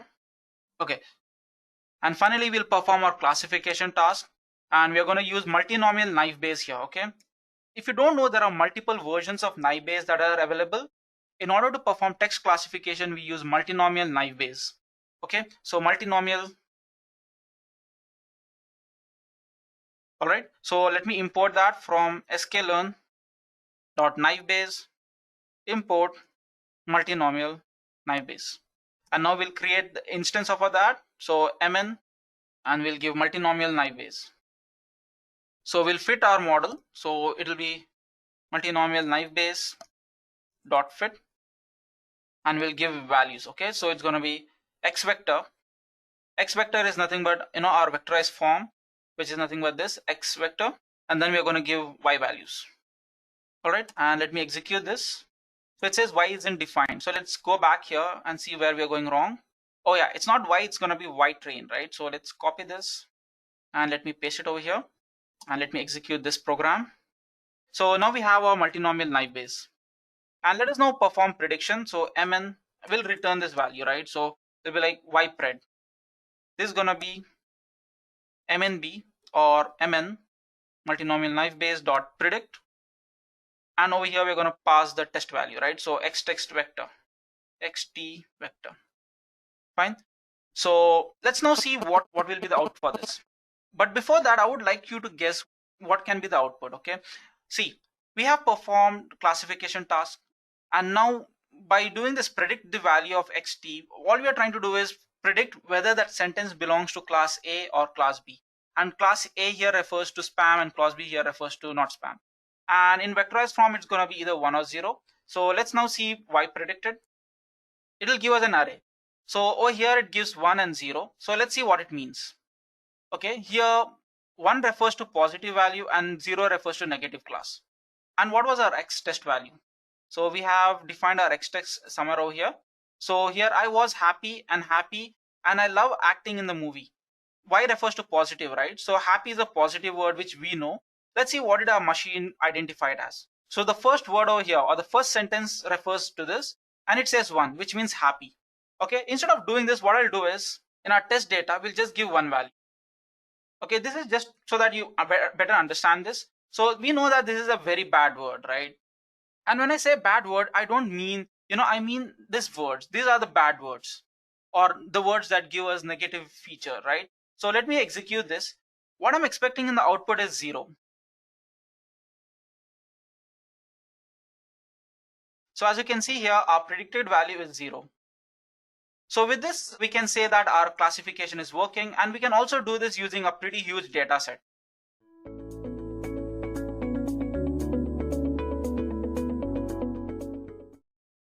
So let's understand what is natural language processing. So NLP refers to the artificial intelligence method of communicating with an intelligent system using natural language. By utilizing NLP and its components, one can organize the massive chunks of textual data, perform numerous automated tasks, and solve a wide range of problems such as automatic summarization, machine translation, named entity recognition, speech recognition, and topic segmentation. So let's understand the basic structure of an NLP application. Considering the chatbot here as an example, we can see first we have the NLP layer, which is connected to the knowledge base and the data storage. Now the knowledge base is where we have the source content. That is, we have all the chat logs which contain a large history of all the chats which are used to train the particular algorithm. And again, we have the data storage where we have the interaction history and the analytics of that interaction, which in turn helps the NLP layer to generate the meaningful output. So now if we have a look at the various applications of NLP, first of all, we have sentimental analysis. Now this is a field where NLP is used heavily. We have speech recognition. Now here we are also talking about the voice assistants like Google Assistant, Cortana, and the Siri. Now next we have the implementation of chatbot as I discussed earlier just now. Now you might have used the customer care chat services of any app. It also uses NLP to process the data entered and provide the response based on the input. Now, machine translation is also another use case of natural language processing. Now, considering the most common example here would be the Google Translate. It uses NLP and translates the data from one language to another, and that too in real time. Now, other applications of NLP include spell checking. Then we have the keyword search, which is also a big field where NLP is used. Extracting information from any particular website or any particular document is also a use case of NLP. And one of the coolest application of NLP is advertisement matching. Now here, what we mean is basically recommendation of the ads based on your history. Now, NLP is divided into two major components, that is the natural language understanding, which is also known as NLU, and we have the natural language generation, which is also known as NLG. The understanding involves tasks like mapping the given input into natural language, into useful representations, analyzing different aspects of the language, whereas natural language generation, it is the process of producing the meaningful phrases and sentence in the form of natural language. It involves text planning, sentence planning, and text realization. Now, NLU is usually considered harder than NLG. Now, you might be thinking that even a small child can understand a language. So let's see what are the difficulties a machine faces while understanding any particular languages. Now, understanding a new language is very hard. Taking our English into consideration, there are a lot of ambiguity, and that too in different levels. We have lexical ambiguity, syntactical ambiguity, and referential ambiguity. So lexical ambiguity is the presence of two or more possible meanings within a single word. It is also sometimes referred to as semantic ambiguity. For example, let's consider these sentences and let's focus on the italicized words. She is looking for a match. So what do you infer by the word match? Is it that she's looking for a partner? Or is it that she's looking for a match, be it a cricket match or a rugby match? Now the second sentence here we have the fisherman went to the bank. Is it the bank where we go to collect our checks and money, or is it the river bank we are talking about here? Sometimes it is obvious that we are talking about the river bank, but it might be true that he's actually going to a bank to withdraw some money. You never know. Now, coming to the second type of ambiguity, which is the syntactical ambiguity. In English grammar, this syntactical ambiguity is the presence of two or more possible meanings within a single sentence or a sequence of words. It is also called as structural ambiguity or grammatical ambiguity. Taking these sentences into consideration, we can clearly see what are the ambiguities faced. The chicken is ready to eat. So here, what do you infer? Is the chicken ready to eat his food, or is the chicken ready for us to eat? Similarly, we have the sentence like visiting relatives can be boring. Are the relatives boring? Or when we are visiting the relative, it is very boring. You never know. Coming to the final ambiguity, which is the referential ambiguity. Now, this ambiguity arises when we are referring to something using pronouns. The boy told his father the theft. He was very upset. Who is he? Is it the boy? Is it the father? Or is it the thief? So coming back to NLP, firstly we need to install the NLTK library, that is the Natural Language Toolkit. It is the leading platform for building Python programs to work with human language data, and it also provides easy to use interfaces to over 15 corpora and lexical resources. We can use it to perform functions like classification, tokenization, stemming, tagging, and much more. Now, once you install the NLTK library, you will see an NLTK downloader. It is a pop-up window which will come up, and in that you have to select the all option and press the download button. It will download all the required files, the corpora, the models, and all the different packages which are available in the NLTK. Now, when we process text, there are a few terminologies that we need to understand. Now, the first one is tokenization. So tokenization is a process of breaking strings into tokens, which in turn are small structures or units that can be used for tokenization. Now, tokenization involves three steps, which is breaking a complex sentence into words, understanding the importance of each word with respect to the sentence, and finally produce a structural description on an input sentence. So if we have a look at the example here, considering this sentence, tokenization is the first step in NLP. Now, when we divide it into tokens, as you can see here, we have 1, 2, 3, 4, 5, 6, and 7 tokens here. Now, NLTK also allows you to tokenize phrases containing more than one word. So let's go ahead and see how we can implement tokenization using NLTK. So here I'm using Jupyter Notebook to execute all my practicals and demo. You are free to use any sort of IDE which is supported by Python. It's your choice. So let me create a new notebook here. Let me rename as text mining and NLP. So first of all, let us import all the necessary libraries here. We are importing the OS, NLTK, and the NLTK corpus. So as you can see here, we have various files which represent different types of words, different types of functions. We have samples of Twitter. We have different sentimental wordnet. We have product reviews. We have movie reviews. We have non-breaking prefixes and many more files here. Now, let's have a look at the Gutenberg file here and see what are all the fields which are present in the Gutenberg file. So as you can see here, inside this we have all the different types of text files. We have Austin Emma, we have the Shakespeare, we have the Hamlet, we have Moby Dicks, we have the Carol Alice, and many more. Now this is just one file we are talking about, and NLTK provides a lot of files. So let's consider a document of type string and understand the significance of its tokens. So if we have a look at the elements of the Hamlet, you can see it starts from the tragedy of Hamlet by William Shakespeare. So if we have a look at the first 500 elements of this particular text file, so as I was saying, the tragedy of Hamlet by William Shakespeare, 1599, Actus Primus. We can use a lot of these files for analysis and text for understanding and analysis purposes. And this is where NLTK comes into picture, and it helps a lot of programmers to learn about the different features and the different application of language processing. So here I have created a paragraph on artificial intelligence. So let me just execute it. Now this AI is of the string type, so it will be easier for us to tokenize it. Nonetheless, any of the files can be used to tokenize. For simplicity here, I'm taking a string file. The next what we are going to do is import the word underscore tokenize under the NLTK tokenize library. Now this will help us to tokenize all the words. Now we will run the word underscore tokenize function over the paragraph and assign it a name. So here I'm considering AI underscore tokens, and I'm using the word underscore tokenize function on it. Let's see what's the output of this AI underscore tokens. So as you can see here, it has divided all the input which was provided here into the tokens. Now let's have a look at the number of tokens here we have here. So in total, we have 273 tokens. Now these tokens are a list of words and the special characters which are separated items of the list.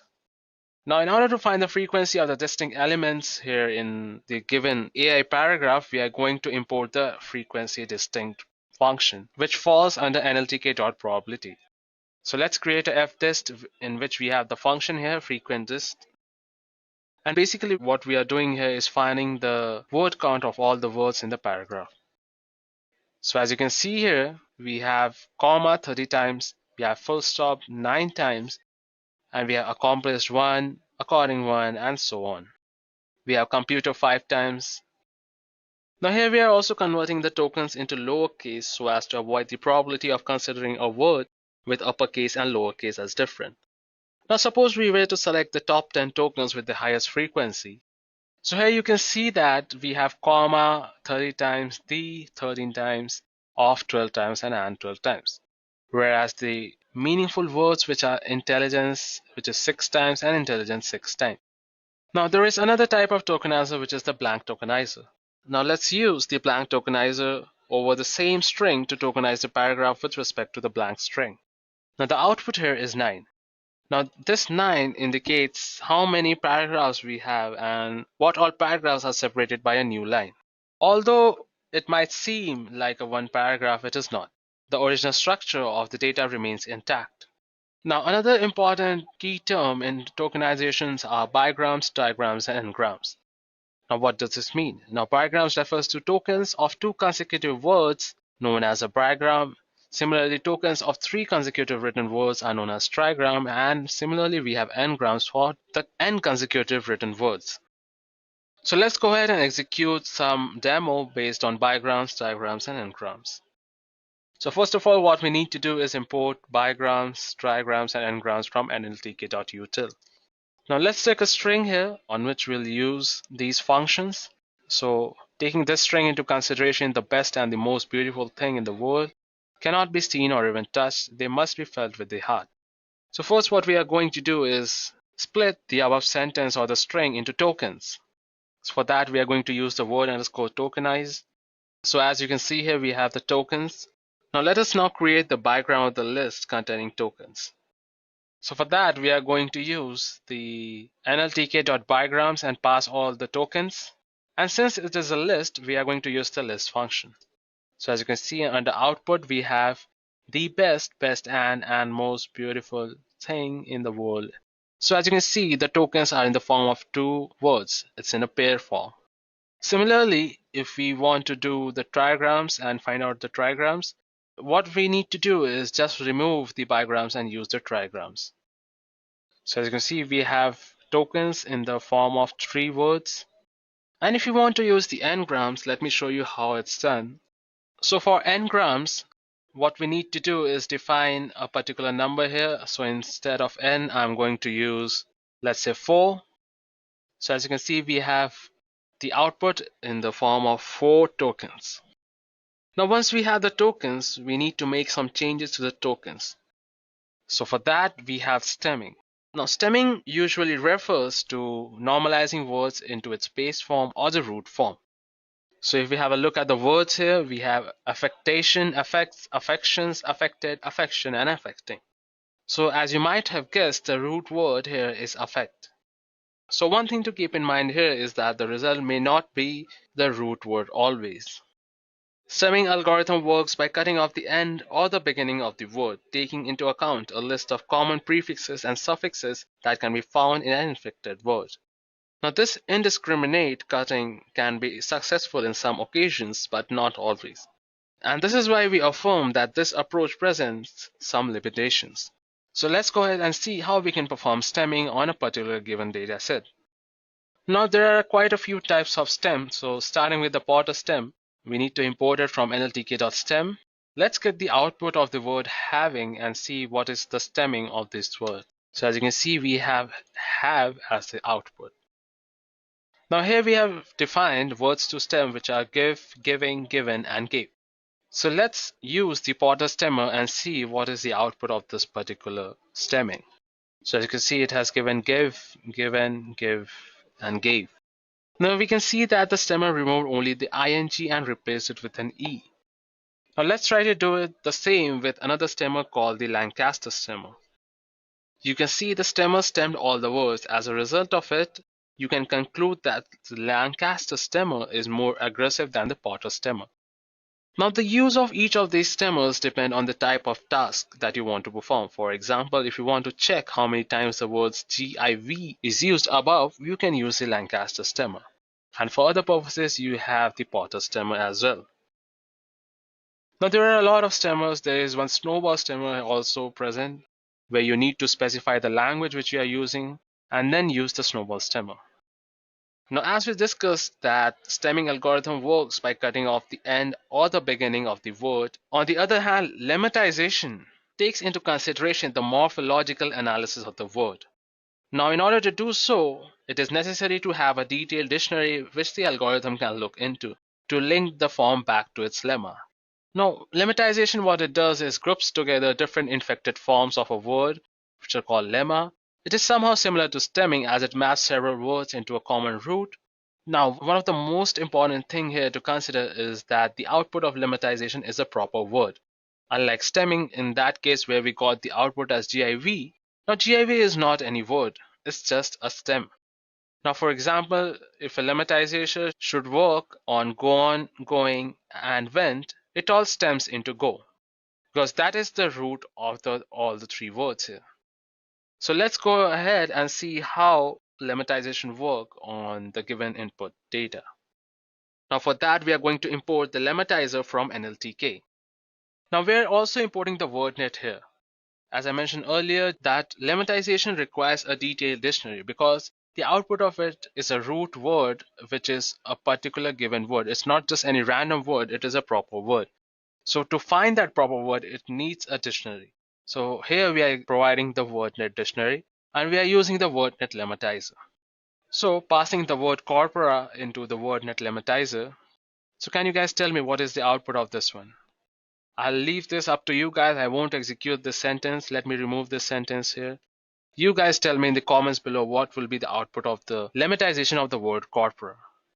And what will be the output of the stemming? You guys execute that and let me know in the comment section below. Now let's take these words into consideration in give, giving, given, and gave, and see what is the output of the lemmatization. So as you can see here, the lemmatizer has kept the words as it is, and this is because we haven't assigned any POS tags here, and hence it has assumed all the words as nouns. Now you might be wondering, what are POS tags? Well, I'll tell you what are POS tags later in this video. So for just now, let's keep it as simple as that, is that POS tags usually tell us what exactly the given word is. Is it a noun, is it a verb, or is it different parts of speech? Basically, POS stands for parts of speech. Now, do you know that there are several words in the English language such as I, ate, for, above, below, which are very useful in the formation of sentence, and without it, the sentence won't make any sense. But these words do not provide any help in the natural language processing. And this list of words are also known as stop words. NLTK has its own list of stop words, and you can use the same by importing it from the NLTK.corpus. So the question arises, are they helpful or not? Yes, they are helpful in the creation of sentences, but they are not helpful in the processing of the language. So let's check the list of stop word in the NLTK. So from NLTK.corpus, we are importing the stop words. And if we specify what all stop words are there in the English language, let's see. So as you can see here, we have the list of all the stop words which are defined in the English language. And we have 179 total number of stop words. Now, as you can see here, we have these words which are few, more, most, other, some. Now, these words are very necessary in the formation of sentences. You cannot ignore these words. But for processing, these are not important at all. So if you remember, we had the top 10 tokens from that particular word, that is the AI paragraph I mentioned earlier, which was given as fdist underscore top 10. Let's take that into consideration and see. What you can see here is that except intelligent and intelligence, most of the words are either punctuation or stop words and hence can be removed. Now we'll use the compile from the RE module to create a string that matches any digit or special character, and then we'll see how we can remove the stop words. So if we have a look at the output of the post punctuation, you can see there are no stop words here in the particular given output. And if we have a look at the output of the length of the post punctuation, it's 233 compared to the 273, the length of the AI underscore tokens. Now this is very necessary in language processing as it removes all the unnecessary words which do not hold any much more meaning. Now coming to another important topic of natural language processing and text mining or text analysis is the parts of speech. Now generally speaking, the grammatical type of the word, which is the verb, noun, adjective, adverb, article, indicates how a word functions in the meaning as well as the grammatical within the sentence. Now, a word can have more than one part of speech based on the context in which it is used. For example, if we take the sentence into consideration, Google something on the internet. Now, here Google acts as a verb, although it is a proper noun. So as you can see here, we have so many types of POS tags and we have the descriptions of those various tags. So we have the coordinating conjunction CC, cardinal number CD. We have JJ as adjective, MD as modal. We have the proper noun singular, plural. We have verbs, different types of verbs. We have interjection, symbol. We have the Y pronoun and the Y adverb. Now we can use POS tags as a statistical NLP task. It distinguishes the sense of the word, which is very helpful in text realization, and it is easy to evaluate as in how many tags are correct. And you can also infer semantic information from the given text. So let's have a look at some of the examples of POS. So take the sentence, the dog cat. So here, the is a determiner, dog is a noun, the verb, and again the bat are determiner and noun respectively. Now let's consider another sentence, the waiter cleared the plates from the table. So as you can see here, all the tokens here correspond to a particular type of tag, which is the parts of speech tag. It is very helpful in text realization. Now let's consider a string and check how NLTK performs POS tagging on it. So let's take the sentence, Timothy is a natural when it comes to drawing. First we are going to tokenize it. And under NLTK only, we have the POS underscore tag option and we'll pass all the tokens here. So as you can see, we have Timothy as noun, is a verb, as a determiner, natural as an adjective, when as a verb, it as a preposition, comes as a verb, to as a to, and drawing as a verb again. So this is how you define the POS tags. The POS underscore tag function does all the work here. Now let's take another example here.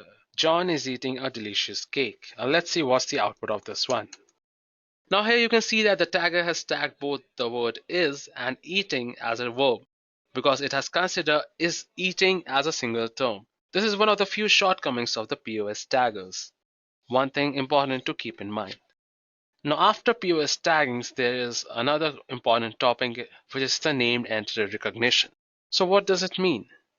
Now the process of detecting the named entities such as the person name, the location name, the company name, the organization, the quantities, and the monetary value is called the named entity recognition. Now under named entity recognition, we have three types of identification here.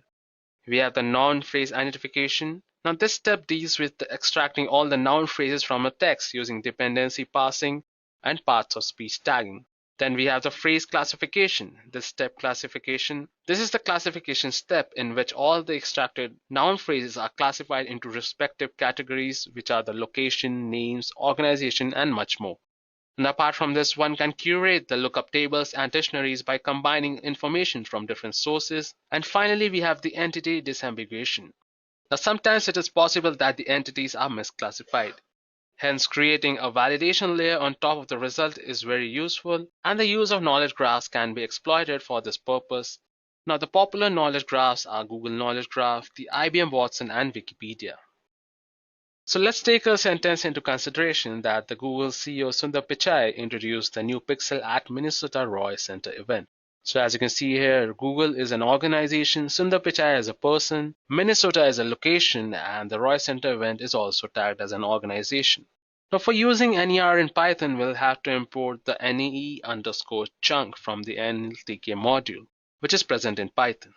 So let's consider a text data here and see how we can perform the NER using the NLTK library. So first we need to import the NE_chunk here. Let's consider the sentence here. We have the US president stays in the White House. So we need to do all these processes again. We need to tokenize the sentence first and then add the POS tags. And then if we use the NE_chunk function and pass the list of tuples containing POS tags to it, let's see the output. So as you can see, the US here is recognized as an organization. And White House is clubbed together as a single entity and is recognized as a facility. Now this is only possible because of the POS tagging. Without the POS tagging, it would be very hard to detect the named entities of the given tokens. Now that we have understood what are named entity recognition, NERs, let's go ahead and understand one of the most important topic in NLP and text mining, which is the syntax. So what is a syntax? So in linguistics, syntax is the set of rules, principles, and the processes that govern the structure of a given sentence in a given language. The term syntax is also used to refer to the study of such principles and processes. So what we have here are certain rules as to what part of the sentence should come at what position. With these rules, one can create a syntax tree whenever there is a sentence input. Now, syntax tree in layman terms is basically a tree representation of the syntactic structure of the sentence of the strings. It is a way of representing the syntax of a programming language as a hierarchical tree structure. This structure is used for generating symbol tables for compilers and later code generation. The tree represents all the constructs in the language and their subsequent rules. So let's consider the statement, the cat sat on the mat. So as you can see here, the input is a sentence or a verb phrase, and it has been classified into noun phrase and the prepositional phrase. Again, the noun phrase is classified into article and noun. And again, we have the verb, which is sat. And finally, we have the preposition on, the article and the noun, which are the and mat. Now, in order to render syntax trees in our notebook, you need to install the Ghost Strip, which is a rendering engine. Now, this takes a lot of time, and let me show you from where you can download the Ghost script. Just type in download Ghost script and select the latest version here. So as you can see, we have two types of license here. We have the general public license and the commercial license. As creating syntax and following it is a very important part, it is also available for commercial license, and it is very useful. So I'm not going to go much deeper into what syntax tree is and how we can do that. So now that we have understood what are syntax trees, let's discuss the important concept with respect to analyzing the sentence structure, which is chunking. So chunking basically means picking up individual pieces of information and grouping them into bigger pieces. And these bigger pieces are also known as chunks. In the context of NLP and text mining, chunking means grouping of words or tokens into chunks. So let's have a look at the example here. So the sentence into consideration here is we caught the Black Panther. We is the preposition, caught is a verb, the determiner, black is an adjective, and panther is a noun. So what it has done is here, as you can see, is that pink, which is an adjective, panther, which is a noun, and the is a determiner, are chunked together in the noun phrase. So let's go ahead and see how we can implement chunking using the NLTK. So let's take the sentence, the big cat ate little mouse who was after the fresh cheese. We'll use the POS tags here and also use the tokenizing function here. So as you can see here, we have the tokens and we have the POS tags. What we'll do now is create a grammar from a noun phrase and we'll mention the tags that we want in our chunk phrase within the curly braces. So that will be our grammar underscore NP. Now here we have created a regular expression matching string. Now we'll have to parse the chunk and hence we'll create a chunk parser and pass our noun phrase string to it. So as you can see, we have a certain error, and let me tell you why this error occurred. So this error occurred because we did not use the Go script and we do not form the syntactical tree. But in the final output, we have a tree structure here, which is not exactly in the visualization part, but it's there. So as you can see here, we have the NP noun phrase for the little mouse. Again, we have the noun phrase for fresh cheese also. Although fresh is an adjective and cheese is a noun, it has considered a noun phrase of these two words. So this is how you execute chunking in NLTK library. So by now we have learned almost all the important steps in text processing, and let's apply them all in building a machine learning classifier on the movie reviews from the NLTK corpora. So for that, first let me import all the libraries, which are the pandas, the NumPy library. Now these are the basic libraries needed in any machine learning algorithm. We are also importing the count vectorizer. I'll tell you why it is used later now. Let's just import it for now. So again, if we have a look at the different elements of the corpora, as we saw earlier in the beginning of our session, we have so many files in the given NLTK corpora. Now let's now access the movie reviews corpus under the NLTK corpora. As you can see here, we have the movie reviews. For that, we are going to import the movie underscore reviews from the NLTK corpus. So if we have a look at the different categories of the movie reviews, we have two categories, which are the negative and the positive. So if we have a look at the positive, we can see we have so many text files here. Similarly, if we have a look at the negative, we have 1,000 negative files also here, which have the negative feedbacks. So let's take a particular positive one into consideration, which is the CV00295990. You can take any one of the files here, doesn't matter. Now the above tokenization, as you can see here, the file is already tokenized, but it is generally useful for us to do the tokenization, but the above tokenization has increased our work here. And in order to use the count vectorizer and the TF-IDF, we must pass the strings instead of the tokens. Now, in order to convert the strings into token, we can use the detokenizer within the NLTK, but that has some licensing issues as of now with the Conda environment. So instead of that, we can also use the join method to join all the tokens of the list into a single string. And that's what we are going to use here. So first we are going to create an empty list and append all the tokens within it. We have the review underscore list, that is an empty list. Now what we are going to do here is remove all the extra spaces, the commas from the list while appending it to the empty list and perform the same for the positive and the negative reviews. So this one we are doing it for the negative reviews, and then we'll do the same for the positive reviews as well. So if you have a look at the length of this negative review list, it's 1,000. And the moment we add the positive reviews also, I think the length should reach 2,000. So let me just define the positive reviews.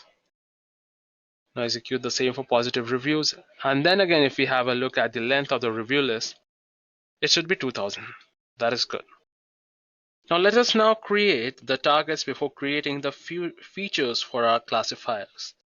So while creating the targets, we are using the negative reviews. Here we are denoting it as 0. And for the positive reviews, we are converting it into 1. And also we will create an empty list and we'll add 1000 zeros followed by 1000 ones into the empty list. Now we'll create a panda series for the target list. Now the type of Y must result into a panda series. So if we have a look at the output of the type of Y, it is pandas.code.series. That is good. Now let's have a look at the first 5 entries of the series. So as you can see, it is 1000 zeros which were followed by 1000 ones. So the first 5 inputs are all zeros. Now we can start creating features using the count vectorizer or the bag of words. For that, we need to import the count vectorizer. Now once we have initialized the vectorizer, now we need to fit it onto the rev list. Now let us now have a look at the dimensions of this particular vector. So as you can see, it's 2000 by 16,228. Now we are going to create a list with the names of all the features by typing the vectorizer name. So as you can see here, we have our list. Now what we'll do is we'll create a pandas data frame by passing the SciPy CSR matrix as values and feature names as the column names. Now let us now check the dimension of this particular pandas data frame. So as you can see, it's the same dimension 2000 by 16,228. Now if we have a look at the top 5 rows of the data frame, so as you can see here, we have 16,228 columns with 5 rows and all the inputs are here 0. Now the data frame we are going to do is now split it into training and testing sets, and let us now examine the training and the test sets as well. So as you can see, the size here we have defined as 0.25. That is the test set, that is 25%. The training set will have the 75% of the particular data frame. So if we have a look at the shape of the X train, we have 15,000. And if we have a look at the dimension of X test, this is 5,000. So now our data is split now. We'll use the naive Bayes classifier for text classification over the training and testing sets. So now most of you guys might already be aware of what a naive Bayes classifier is. So it is basically a classification technique based on the Bayes theorem with an assumption of independence among predictors. In simple terms, a naive Bayes classifier assumes that the presence of a particular feature in a class is unrelated to the presence of any other feature. To know more, you can watch our naive Bayes classifier video, the link to which is given in the description box below. If you want to pause at this moment of time and check quickly what a naive Bayes classifier does and how it works, you can check that video and come back here. Now to implement naive Bayes algorithm in Python, we'll use the following library and the functions. We are going to import the Gaussian NB from sklearn library, which is a scikit-learn. We are going to instantiate the classifier now and fit the classifier with the training features and the labels. We are also going to import the multinomial naive Bayes because we do not have only 2 features here. We have the multinomial features. So now we have passed the training and the test data set to this particular multinomial naive Bayes. And then we will use the predict function and pass the training features. Now let's have a look and check the accuracy of this particular matrix. So as you can see here, the accuracy here is 1. That is very highly unlikely, but since it has given 1, that means it is overfitting and it is overly accurate. And you can also check the confusion matrix for the same. For that, what you need to do is use the confusion underscore matrix on these variables, which is y underscore test and y underscore predicted. So as you can see here, although it has predicted 100% accuracy, the accuracy is 1. This is very highly unlikely, and you might have got a different output for this one. I've got the output here as 1.0. You might have got an output as 0.6, 0.7, or any number in between 0 and 1.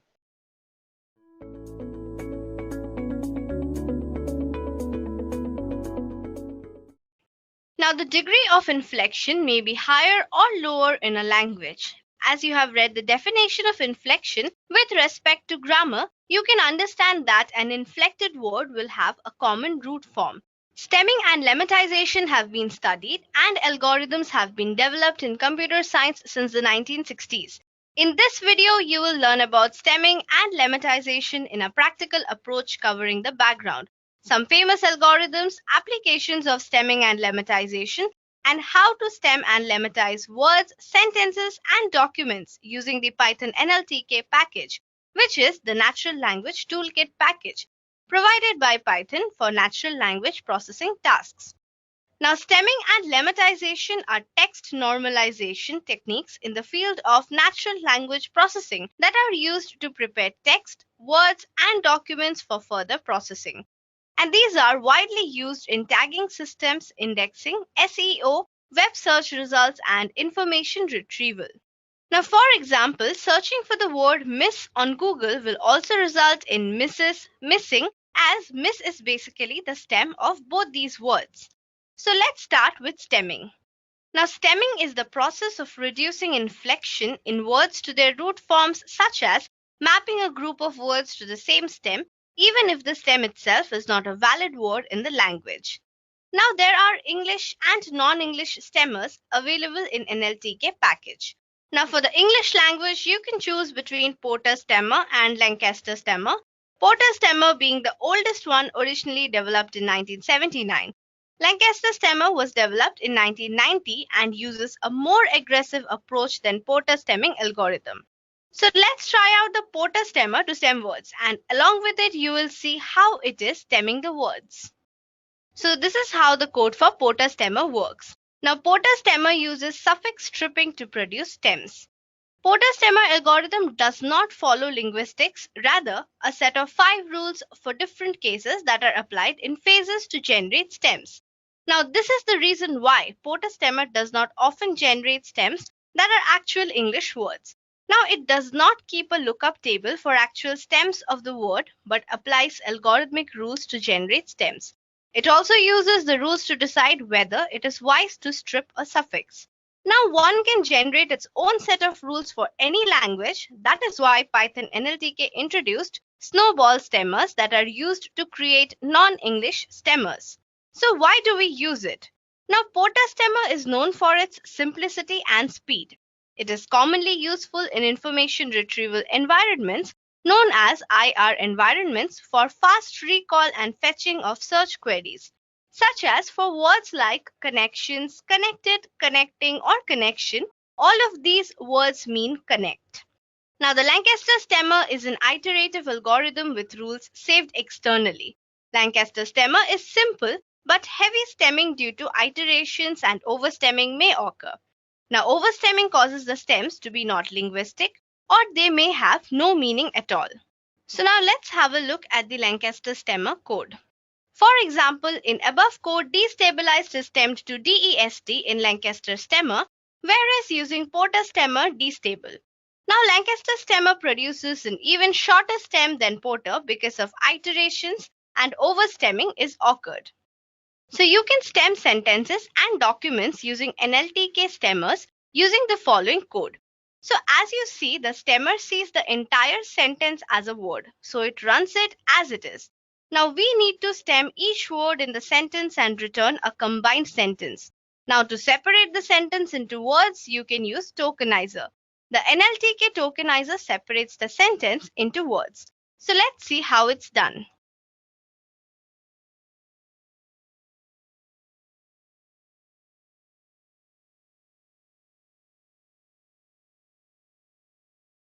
Now, to stem a document, we need to do the following steps. First, we have to take a document as the input. Next, we have to read the document line by line and then tokenize the line. Next, we have to stem the words, and finally, we will output the stemmed words. So let's do some coding now.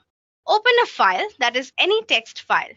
So I have a text file named deep learning, and you have to provide your complete file path in open command of Python if it is stored in any other directory. Now you can see the content of the file using the .read method altogether.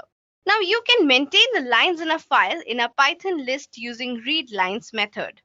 You can now access each line and use the tokenize stem sentence function that you created before to tokenize and stem the line. Now you can save the stemmed sentence to a text file using Python writeLines function. Make a list first to store all the stemmed sentences and simply write the list to the file using writeLine. So the text file created will be as follows.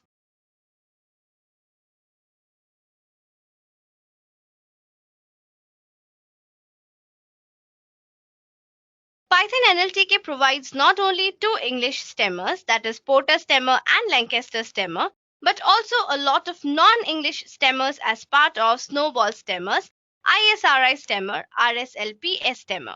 Now, Python NLTK included Snowball stemmers as a language to create non-English stemmers.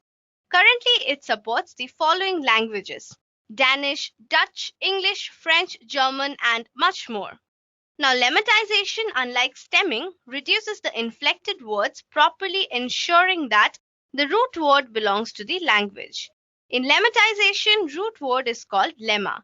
A lemma is the canonical form, dictionary form, or the citation form of a set of words. Now, it takes into consideration the morphological analysis of the words. To do so, it is necessary to have detailed dictionaries which the algorithm can look through to link the form back to its lemma. For example, a lemmatizer should map gone, going, and went into go. Now, Python NLTK provides WordNet lemmatizer that uses the WordNet database to look up lemmas of words. So let's have a look at the code.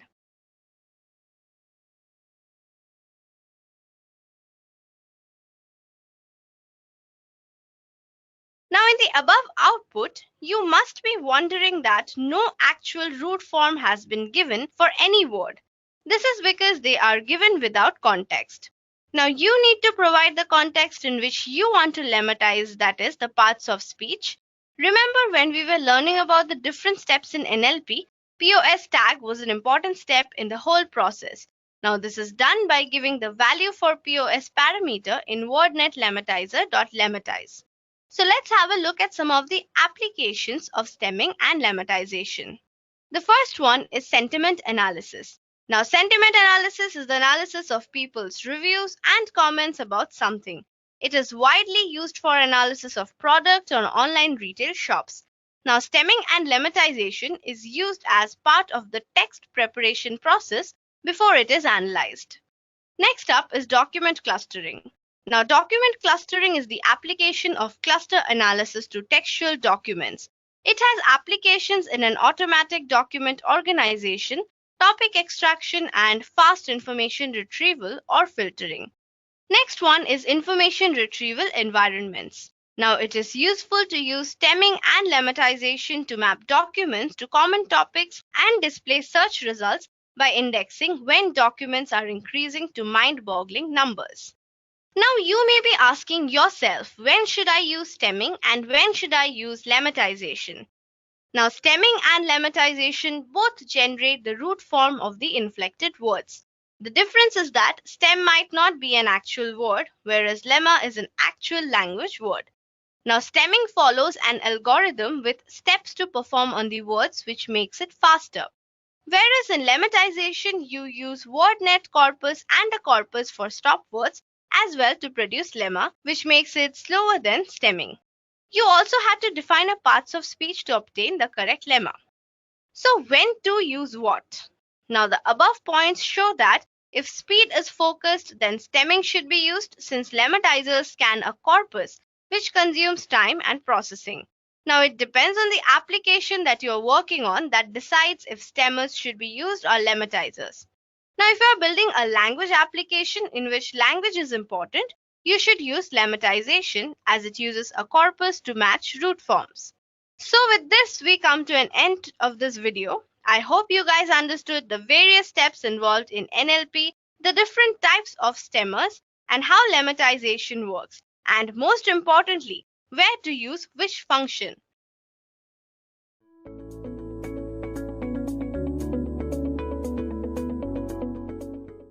Now, what is syntax tree? So this is an important thing. Syntax is a study of rules governing the way words are combined to form sentences in a language. So whenever you create sentence, there's always some rule that you need to start off with some identifier, maybe the is a, then you have certain verb, a certain noun coming into picture, then you have certain verb coming into picture, then maybe some adjectives comes into picture. So there are rules for creating sentence. You cannot create a sentence without any rules. We have to have some rules, like we have to specify some noun, then verb, then adjective, then prepositions. So these rules are called as a syntax. So syntax is study of rules governing the way words are combined. Sentences are composed of discrete units called rules. So every sentence has certain rule in it, whether it's a past continuous or present perfect or past perfect, or whether it's a simple sentence, simple tense. So we have certain rules for defining a sentence, and that is defined by a syntax. Now, phrase structure rules, suppose any word can be starting with a noun. Suppose we have a certain word which can start with a noun or a verb. Then we have something called noun verb, and then we have a determined prepositions. Then we can have again nouns, prepositions, and adjectives. Then again we can have prepositions. Then finally we can have some closing preposition. Any kind of a word has having some rules, by what we can start it, by what we can end it, what has to be in between. So these are called as a phrases of rules. So in layman terms, syntax tree is a tree representation of syntactic structure of sentence or a string. So we have a whole sentence, like for example, the old tree soared in the wind. The is what? The is a determinant, old is adjective, tree is a noun, swad is verb, in is a preposition, t is a determinant, and wind is a noun. So if you see the rule for this language in this sentence, we have determinant, adjective, noun, verb, preposition, then determinant, then noun. And we can put it in the higher hierarchy as well. Noun preposition, verb preposition, and both are combining to become a sentence. So any word has got certain rules. So we can define those rules. We can check these rules whether it's working fine or not, and in the same order the sentences are coming or not, or words of sentences are coming or not. So in order to render syntax tree in your notebook, you need to install GhostScript, a rendering engine for the link this. So if you go to this link, I've already downloaded it. You need to download relevant.exe, this exe file, ghostscript.exe, and you need to update the path in the path variable. So if I'll go to this website, I've already downloaded for 60-wood Ghost Script AGPL release, and it's a exe file which get downloaded. So I've already downloaded in my machine. This is the file which I've downloaded. I ran this file. It's like a installer as like other softwares. Once it is done, it is getting installed in C drive. It has got all these rules which are all the syntaxes defined in them. So when you go to program files, you get a folder called GS. Within GS 9.25, within that we have a bin directory. So you need to copy this path and put it in the path variable in the Windows. You go to C drive, properties, this PC properties, advanced system settings, environment variables, and under path you need to edit it and add the path.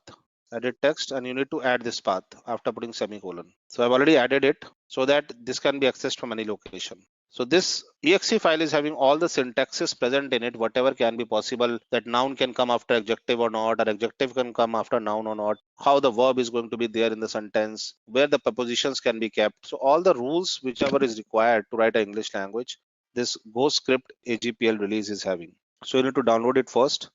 And once you download it, you go to the folder where it is installed, open the bin folder, add the path of bin folder in your environment variables. So you need to copy the path where the bin folder is there, and you need to paste that path in the environment variable so that any place wherever you are running NLP, you can access it. So you need to go to the path variable, edit it, and add a text there. You need to add a text there, adding the path. So once you import the path, once you do that, now you'll notify the path of environment variable through piece of code. You'll say import OS, path to GS is path where it is present. And in the environment variable of OS, you add this path, os.environment path. You add this path in the environment variable of OS library. So OS library has got some environment variables. Environment variable means path variables would automatically get set when we invoke Python or when we invoke Notebook. So you need to add this path in the environment variable so that you can easily access it. So once you have invoked this path, now that you have modified the path environment variable, let's discuss some important concept with respect to analyzing sentence structure. What is chunking? Chunking is basically means picking up the individual pieces of information and grouping them into a bigger piece. So what is chunking? It is basically picking the smaller information and putting them together to make a bigger piece. The bigger piece is also known as a chunks. In the context of NLP, chunking means grouping of words and tokens into chunks. So chunking is what? Picking up the individual words, grouping them to make a valid sentence maybe, or make a valid syntactically correct sentences. And this is what we do in chunking. We take the smaller units called tokens and we club them and make a bigger chunk. For example, you can see here we have individual words like we is a preposition, soy is a verb, DT is a determinant, JJ is characteristic, NN is a noun. So here dog is a noun. So here we are doing, you can see here adjectives in different colors. Dog is a noun and determinant are chunked together into a noun phrase. So we call it as a noun phrase. Three things combined together become a noun phrase: determinant or determiner and noun and JJ, which is becoming a noun phrase. So there are certain rules about English. Noun phrase is having determinant, JJ and noun. It becomes a rule for this. So let's see how we do chunking in Python. So I'll show you one example. So let's say we import NLTK and OS library. Then we import NLTK.corpus. Then we use word tokenizer and regular expression tokenizer. We import from NLTK.data import load. So this is used because we already have some inbuilt data there in this import load. Now we have a sentence called Mary is driving a big car. We tokenize it, send tokens. So we print send tokens. So Mary is driving a big car. We get the tokens out of it. And we put a POS tag in all those tokens. Once we put POS tags, we get to know what is a noun there, what is a verb, what is adjective, all those things. Similarly, we have another sentence. John is eating a delicious cake. We tokenize it. We put it to POS tags. We get for John what is the word having all these things. Similarly, for the Jim eats banana, we tokenize it and we put it in the tokenizer. Similarly, using regular expression tokenizer, we can do regular expression tokenizer to tokenize it. We get Jim eats a banana with a space in between. And now if I pass this to POS tagger, we get individual spaces in between them. So in the corpora, if you are going to find an NLTK data, find the word corpora, you will see word corpora there in this.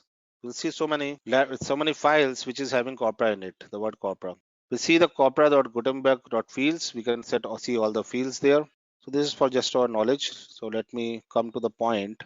So what we are doing here, we pick up one of the files from there. So we have all the fields in the corpus. All these text files are already present there. We pick up one file, shakespearehelmet.txt maybe. So we are already using inbuilt file rather than passing our own string. And we see length of this. So it has got 37,360 different words in it. It has got 37,360 words. And we pick only top 2000 words. And we pass it to POS tag and we create a helmet underscore pause. We create a list having all these words. And this is what the list has become. It is going to print the list having all the words having POS characteristics. So it will take some time because it's a big file. So we got all the words, 2000 words from this file.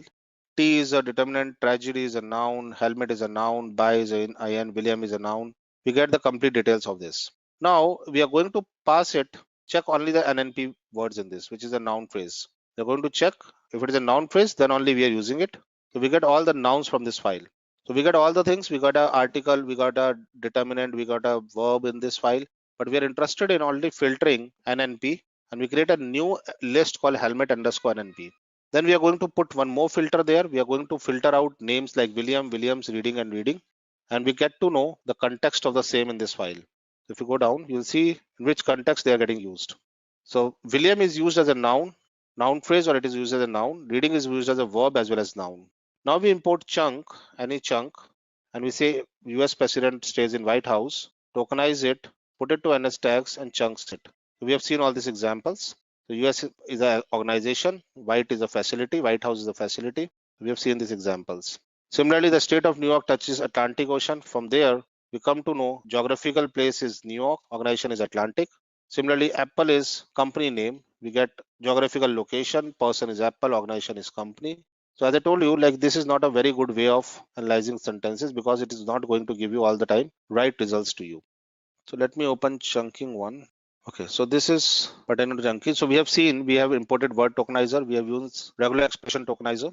So we have used NLTK.tokenize import word tokenizer and regular expression tokenizer. We have added the path C program file GS in the bin path, and we add the path in the environment variable. So this is the first step we have to do. We have to download this file gs9.25. Reason being, we want to have some rules how the words are getting created in a form of a sentence. So let me increase the font size. Now we have the sentence, the little mouse ate a fresh cheese. So this sentence, we pass it to POS tag. POS tag is doing what? It is going to categorize whether it's a noun, it's an adjective, it's a verb. Then we introduce a grammar. We say the grammar always starts with NP. That's a keyword we need to start. And in grammar, we say we have a determinant, then any single word, then JJ, then noun. Any of the conjunction words, and then we have a noun. And we define this kind of a grammar. And we parse it through regular expression parser for this. And then we use it to, whenever the parser is getting created, we parse it and see the chunk results. chunking is doing what here? If I run this, it is getting a tree-like structure. So whole is a sentence, S is a sentence. Noun phrase is what? It is going to determine internally what all are the nouns in them. Noun phrase. So the little mouse, this is the noun phrase. And another noun phrase is the fresh cheese. And ate is a verb. So we got from the grammar, whatever we have decided. The grammar is what? We have decided the grammar. On the basis of that, it is going to internally create a tree-like structure, how it is joining two noun phrases. So ate is a verb is joining two noun phrases. So we get a hierarchy of words, how the noun phrases are getting joined. And one noun phrase can have a determinant, JJ, and noun.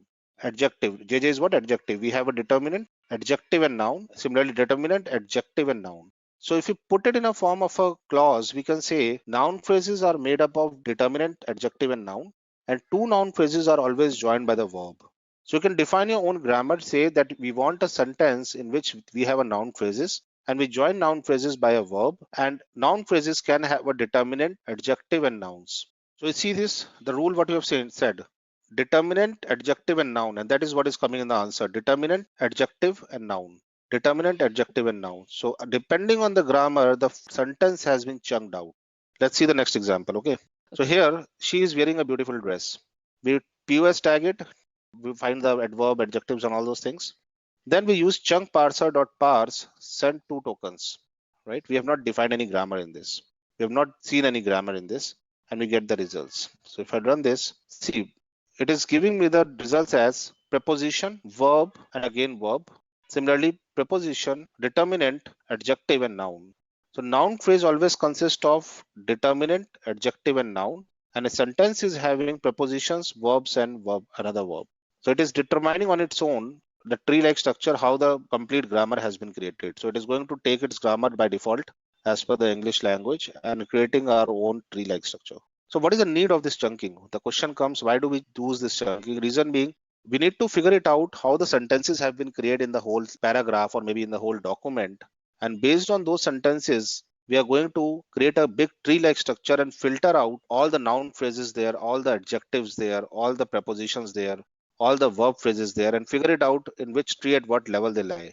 For our decision making, when we are creating a random forest like a tree, we are going to figure it out how the noun phrases are dependent on adjective, how adjectives are dependent on determinants, how determinants are dependent on prepositions. We find the dependencies among them and we find out the right clusters, that okay, these are the clusters where determinant, adjective, and nouns come together always.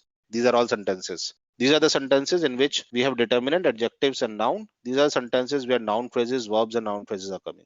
So we can do clustering kind of algorithm internally. So chunking is dividing the whole set of data into individual words and looking at their context, how they're coming in a form of a tree-like structure. And a tree-like structure is a complete hierarchy. Noun phrase can consist of, like in the previous case, you can see noun phrase was having determinant, adjective, and noun. Here, noun phrase is having determinant, adjective, and noun again. So noun phrase is something which is most commonly coming as determinant, adjective, and noun. In the previous case also, the little mouse, determinant, adjective, and noun. Let's take one more example. She is walking quickly to the mall, and here we tokenize it. We define the grammar as preposition, verb, any form of a verb, VB, VBD, VBZ, VBG, and then any form of a RB. So we define our own grammar that I want to filter out the words in a tree according to this rule which I have given. Then I parse this using regular expression parser and send these tokens to creating a tree. Now the answer you get here is you get first PRP preposition as per our rule. Then you get the verb of any form. Then you get a verb of any form. Then you get an adjective. And rest of the words which are not lying into this, like to, DT, and NN. So if you see to, DT, and NN, so DT is basically a determiner and NN is a noun. So we already know that. To is a to. So to is classified as to. So what we are doing here, we are classifying a sentence as per the rule which we are trying to fix up and building up a hierarchy. Let's say I change this rule up to some extent. Let's say I make this rule as I want to have, so let's say I remove this VB. Now you can see I have changed the rule. I've said I want a preposition, then verb, then adjective. So you can see first I got a preposition, then I get any form of a verb, then VB, which is quickly, and then any adjective which is there in that or not, or rest of the things. The tree gets changed. So depending on the grammar, it is coming out as per the, like the first one, we get a determinant, we get a adjective, we get a noun. So we get a determinant, adjective, and noun, determinant, adjective, and noun. So whatever the grammar is going to be there, it is going to branch out to categorize. So DT has one branch, adjective has one branch, noun has another branch. And if you do not able to create a branch, it will come to the base branch as a sentence. So in this case, we have a preposition as a separate branch. We have a verb as a separate branch. We have an adjective as a separate branch. If we don't have an adjective, it is not coming. That's the reason. And let's say if you don't give any kind of a rule, it will do it as per its own wish. He drives fast on highways. So first preposition come, then verb come, then RB is what?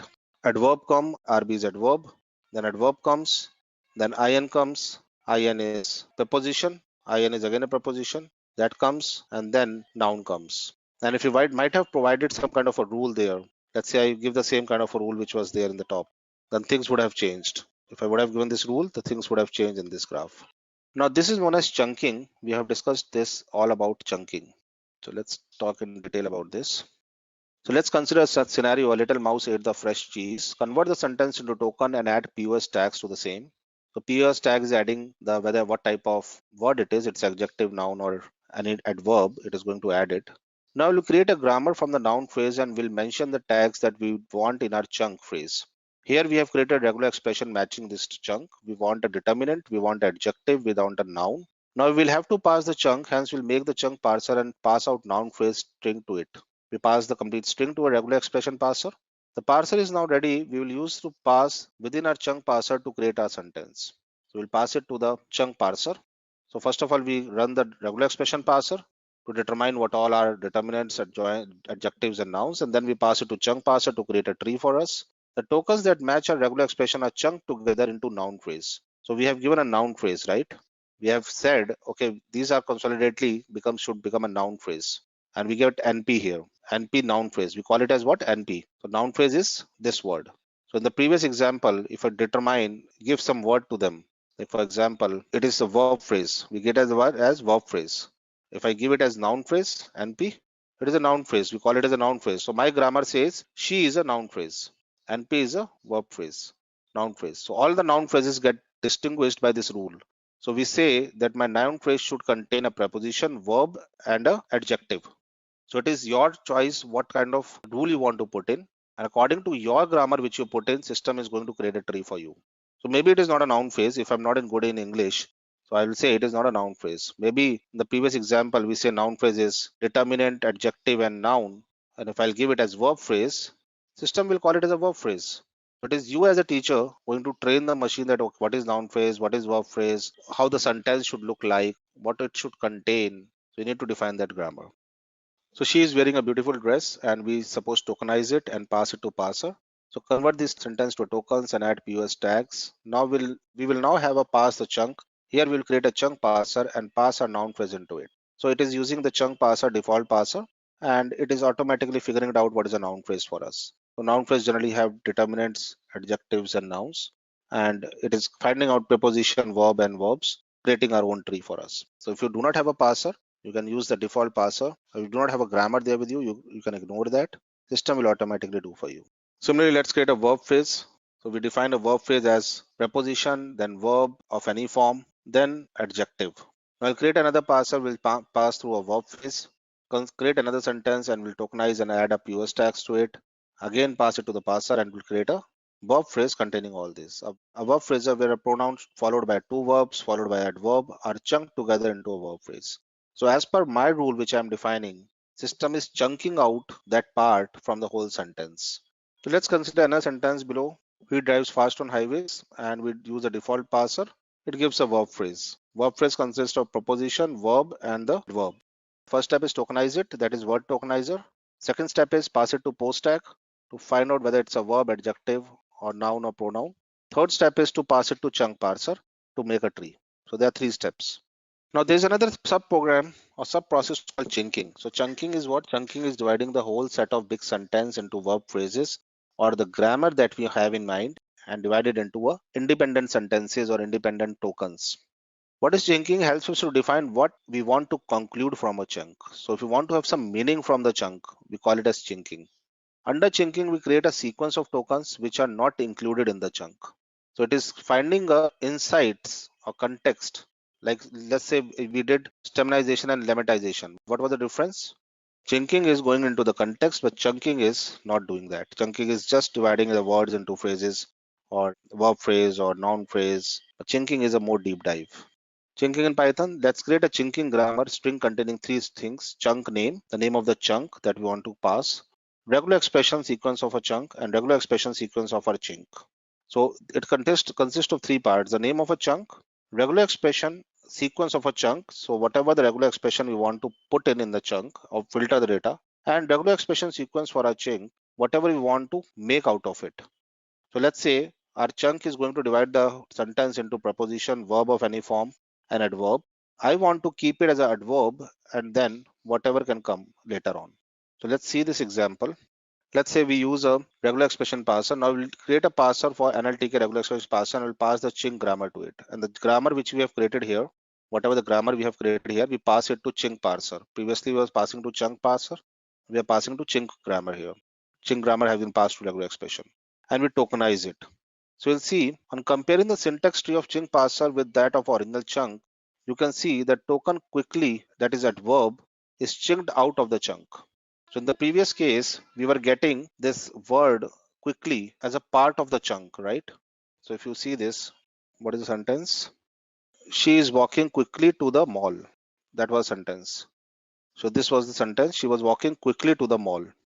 Let me give this. See, when I use this grammar, preposition, verb of any form and adjective to the chunk parser, it was giving quickly as a part of verb phrase. You can see this. It was a part of verb phrase. But when I pass it to chunk parser, the adverb has been moved out of it. Why it has been moved? Because we define the grammar that whatever the chunk you are having, take adverb out of it. You can see the curly braces which is out, outer side closing. We have curly braces of opposite sides. We have created one or more adverbs. So whatever the adverbs are going to be, it's going to be chunked out from there. So we get the answer here, adverb coming out of it. So syntax tree, if you compare previous one, the adverb was coming as a verb phrase. Now it is not coming as verb phrase. It is coming out of it quickly. We'll now create a parser from NLTK regular expression and we'll pass chink grammar to it. So if you use NLTK grammar and pass a chink grammar, it is going to keep quickly out of the chunk because we have given in the rule that I won't want this adverb there in the chunk. Now we'll discuss about another topic in NLTK for analyzing sentence known as context-free grammar. So this is a big domain, guys. There is a subject called automata. If you research more on that subject, automata is one field wherein how system is understanding natural language is beautifully explained there. So I'll take one web page and I'll explain you what is context-free grammar. Types of grammar, tutorials point. So let me discuss what are different types of grammar. So introduction to grammar. So the grammar denotes syntactical rules for conversation in natural languages. Linguistics have attempted to define grammars since the inception of natural language like English, Sanskrit, Mandarin, etc. The theory of formal grammar finds its applicability extensively in the field of computer science. Noam Chomsky gave a mathematical model in 1956 for writing computer languages. He's a father of automata, Noam Chomsky, and there's a book in automata. Generally, you'll get it from the Indian authors or foreigner authors in the market. The book name is Automata, and it has got all the rules therein. What is grammar? A grammar can be written by four tuples, N, T, S, and P, where N is a set of variables or non-terminal symbols. T is a set of terminal symbols. S is a special variable called start symbol, which belongs to N. So start symbol is also one of the non-terminal terminals symbols. P is a production rules or the terminals or the non-terminals. What are the rules which need to put? So in order to form any grammar, we should have a set of variables called non-terminal symbols, which are not ending ones, some terminals, which are the ending ones, some special variables, which are known as the start variables, and some rules to define it. A production rule has a formula A pointing to beta, where A and B, alpha or beta, represents a subset of whole set of strings. So let's say, for example, we have a grammar S A B A B S gives to A B, A gives to A, B gives to B. Now S, A, and B are non-terminal symbols here. A and B are the terminal symbols here. S is a start and P is a rule, production rules. So rule says what? Rule says that non-terminal symbols giving to some more non-terminal symbols and non-terminal symbols giving end to terminal symbols. Now if I'll take this, let me take this and analyze it more. So we have, let's say, this rule S pointing to A, B, A pointing to A, and B pointing to B. Now what is the start symbol? Start is AB. So I'll pick up this one and I can always replace A with what? In the next line I can say A is pointing to A. This can be done. Similarly, in the next line, we can put B pointing to B. So sentence is having AB. This is the final answer. Now, if you go down, let's say we have another rule. Now, the production rules are S is giving rise to this is given rise to this, and this is giving rise to epsilon. Epsilon means empty. So what is the start rule? Now, what you can do is you can substitute A with what? A with A and capital A with what? A, B, B. You can do that. Now you put small a and A with this, right? You can do that. Small a and capital A you can substitute with A, A, B. Now again, small and A you can substitute it with this one. So I'll put S pointing to A, and A will be this one again. This A and capital A would be substituted by what? A, B. I have done that, and B was already there. So this is going to be the replacement. Again, I'll go one more level up. I can substitute this A with small a with what?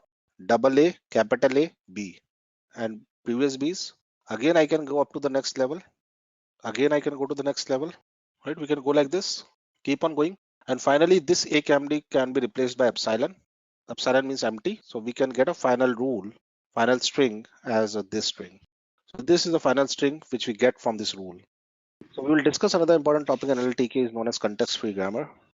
Context-free grammar is a layman terms is simple grammar where certain rules describe possible combination of word and phrases. So we have seen that certain rules are describing the words. Context-free grammar is a tuple with 4 values n, sigma, r, and s.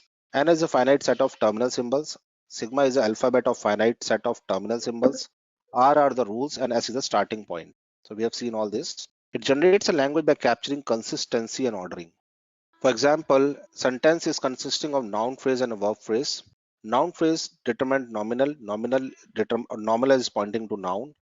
Verb phrase is pointing to verb. Determinant is A, noun is flight, verb is left. So let's say we have a word having these things as a rules given there. Sentence always consists of noun phrase and a verb phrase. Noun phrase can contain a determinant. Nominal can contain a noun. So again, this nominal which we are defining here can contain a noun, or we can say in this terms. Let me put it in easier words. So let me put it like this. So according to this, start point is, let's say, AB. Forget about noun and verb. A is pointing to C and D. D is pointing to small d, noun, which is the most nominal one. B is pointing to verb clause, pointing to B, and C is also capital here because determinant is capital. We have a rule for C. Determinant is pointing to A, suppose some X. Noun is pointing to flight. So third rule is D. D is again capital to K. K is pointing to some flight, maybe some word. Verb is again pointing to VP, that is fourth one. It is again B or M. M is pointing to left. So some kind of rule like this. So we have a certain set of rules. Based on that, we are creating a sentences. This is what it says. A sentence can contain a noun phrase and a verb phrase. Again, noun phrase can contain what? Within noun phrase, what things are coming can contain what? Again, that within that will contain what?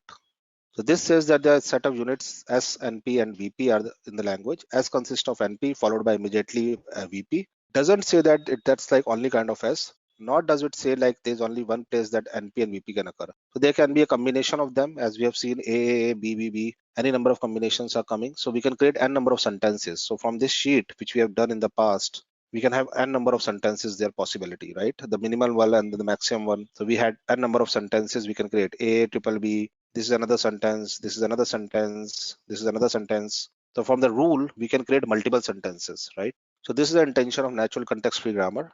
So let's implement NLP in this. Let's say we define context-free grammar. There's a library called CFG, inbuilt library. And from the string, we define our rule.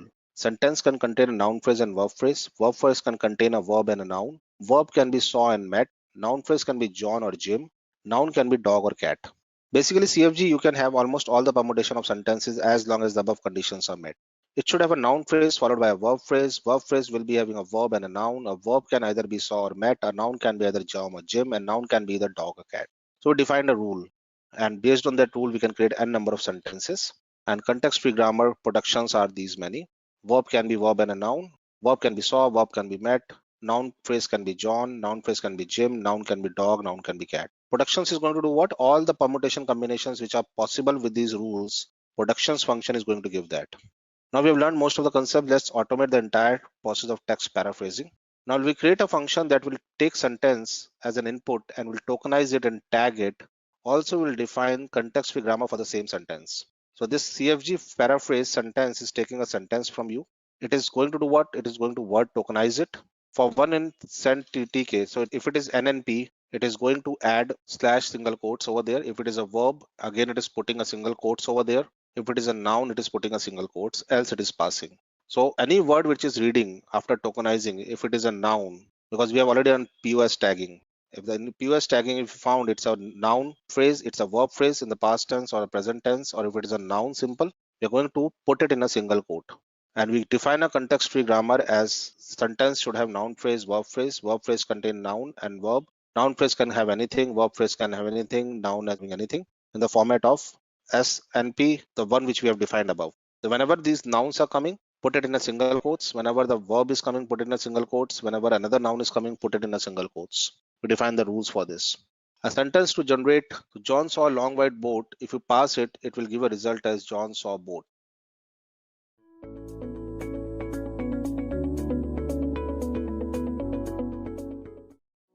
Since the beginning of time, written texts have been a means to communicate, express, and document something of significance.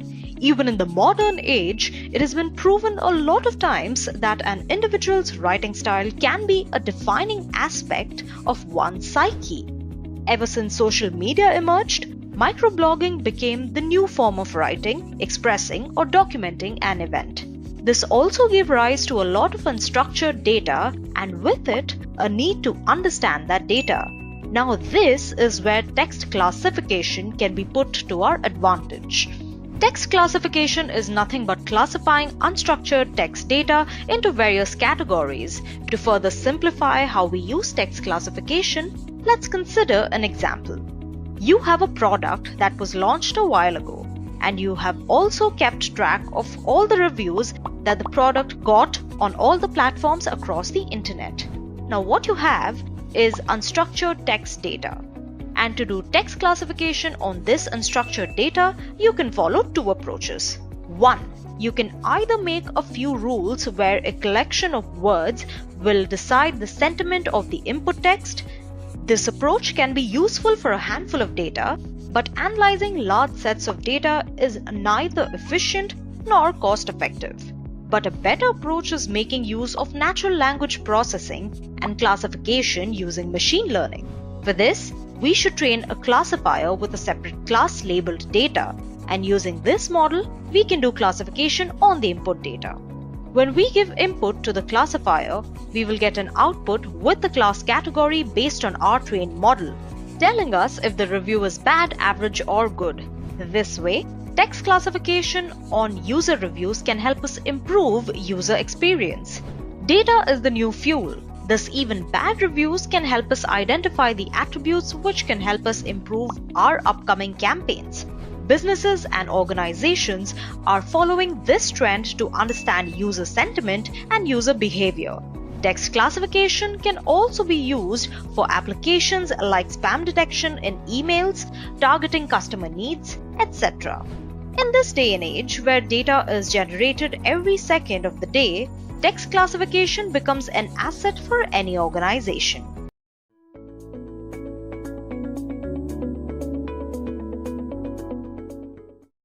Supervised learning has many applications ranging from spam filtering, speech recognition to medical diagnosis to economic predictions and many more.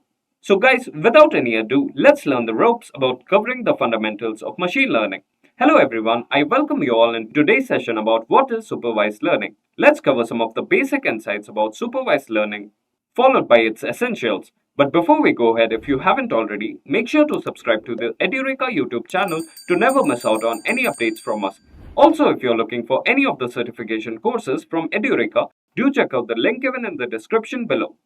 Let's get ahead with our agenda for today. So firstly, we see what is supervised learning exactly. Then we look at how supervised learning works, followed by types of supervised machine learning algorithms, and then we cover advantages of supervised learning followed by its disadvantages. So guys, let's get ahead. So first question that arises is, what is supervised learning?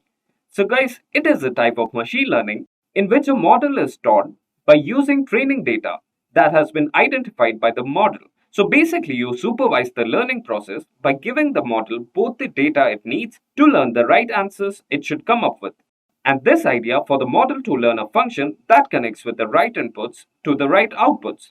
This function can be then used to make predictions based on the dataset that has not yet been seen. So this is the basic gesture of what is supervised learning. Let's go a bit deep and study how a supervised learning works.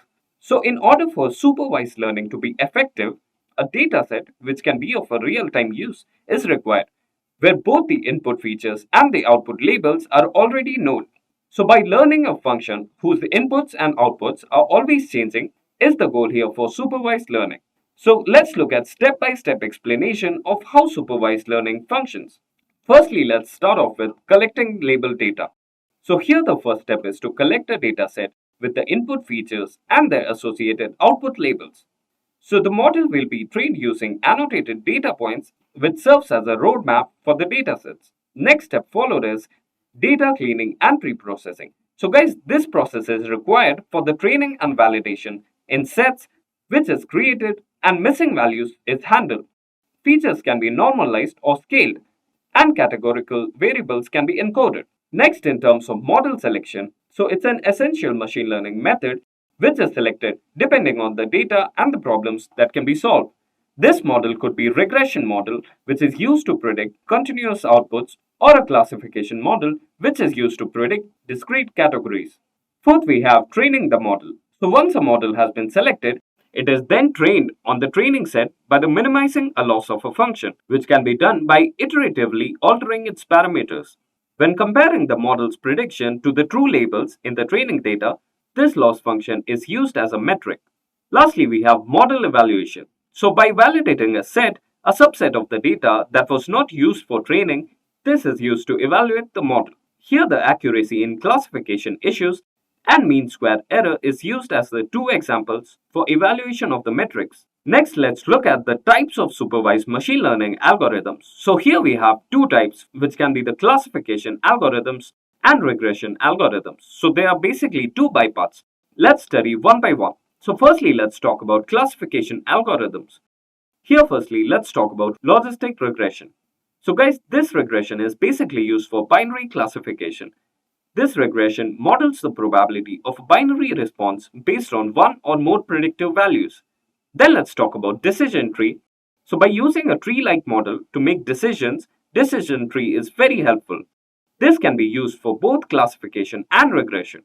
Next, let's talk about random forest. So what it is, guys? It is an ensemblance method which uses multiple decision trees. It also aims to improve accuracy by reducing the overfitting. Next we have in the list is support vector machines. So what it is used for? It finds the hyperplane in the graph that best divides the classes in the feature space, and this can be kernelized to handle nonlinear boundaries. K-nearest algorithm, which is also referred to as KNN algorithm. So guys, this is used to classify a sample which is based on the majority classes of its k-nearest neighbors in the feature space. Also then we have naive Bayes. On applying Bayes theorem with strong independent assumption, this can be an effective algorithm which is particularly effective in text classification tasks. Lastly, let's talk about the neural networks and deep learning models. These are complex models that capture intricate patterns and boundaries, which also includes architectures like convolution neural networks, also known as CNN, for image classification. So guys, next let's look at regression algorithms. So firstly in the list we have linear regression. Linear regression is used to model the connection between a set of features and continuous metric. It is also very clear and easy to understand. Then we have regression by a polynomial. So this is a method for modeling relationship that goes beyond those captured by linear regression. Next we have support vector regression, which is to regress a vector with its support. So SVR tries to fit the best line within a predefined or acceptable error boundary. That is the use of support vector regression. Next, let's talk about random forest regression and decision trees. So by making predictions by the numerical values rather than classes, decision tree can be utilized also for regression. Combining several trees into one random forest aids for more accurate forecasting.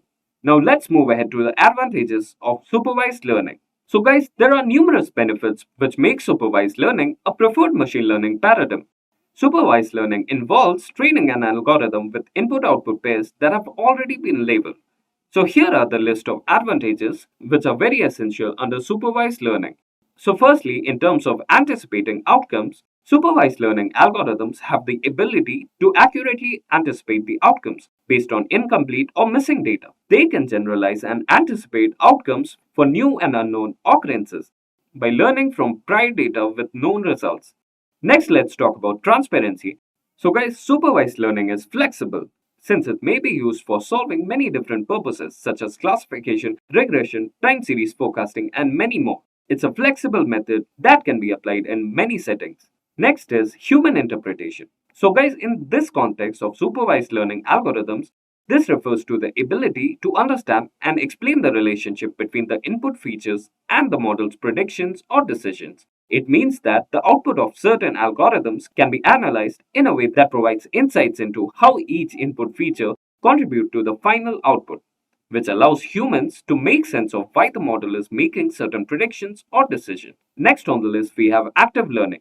So, guys, this is a technique used by supervised learning models in which they can actively seek out answers to their questions from oracle or human expert, can be anything. Lastly, in terms of handling the missing data, when the missing values can be deduced from the given data, supervised learning algorithms are better able to handle any missing value than any other machine learning techniques. Lastly, let's talk about the disadvantages of supervised learning. So, guys, under supervised learning, there are some difficulties and drawbacks which are built into several learning and models as well. So, guys, the first limitation we have need for label data. So, guys, what does it mean? So, guys, this means that the requirement for label data under each training example must have a label or a target value which is associated with the model. So, obtaining accurate labels can be challenging or subjective in terms of domains, which can make the acquisition of label data costly and time consuming. Next, we have data quality and bias. So, guys, the performance of the model is highly sensitive to the quality of the label data. It is possible for the model to learn and propagate flaws, such as bias and incorrect predictions. If the data is noisy, contain errors, or is prejudiced, it all affects the data quality and creates bias. Next, let's talk about overfitting. So, it's possible for the models to overfit the training data or to become too dependent on those examples rather than being able to generalize well to new information. Overfitting can occur when training dataset is too small or when the model's complexity outstrips the available data. Fourth, we have limited generalization. So, guys, these models can generalize well to the new data that follows the distribution similar to the training data. This model's performance may degrade if it is exposed to data that differs greatly from the training data. Lastly, we have time and resource intensiveness. So, guys, at high computational cost and under time commitment, these are often very associated with the training of models. This can be true for big data sets or complicated models. This can restrict their usefulness in applications where time or resources are of great essence.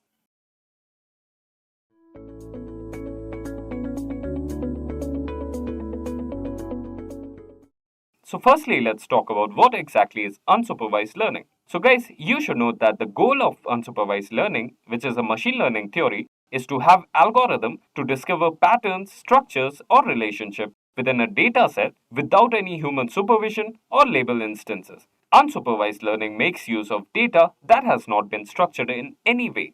Also, unsupervised learning seeks to identify hidden but present data structures, such as groups, clusters, or patterns that could otherwise go unnoticed.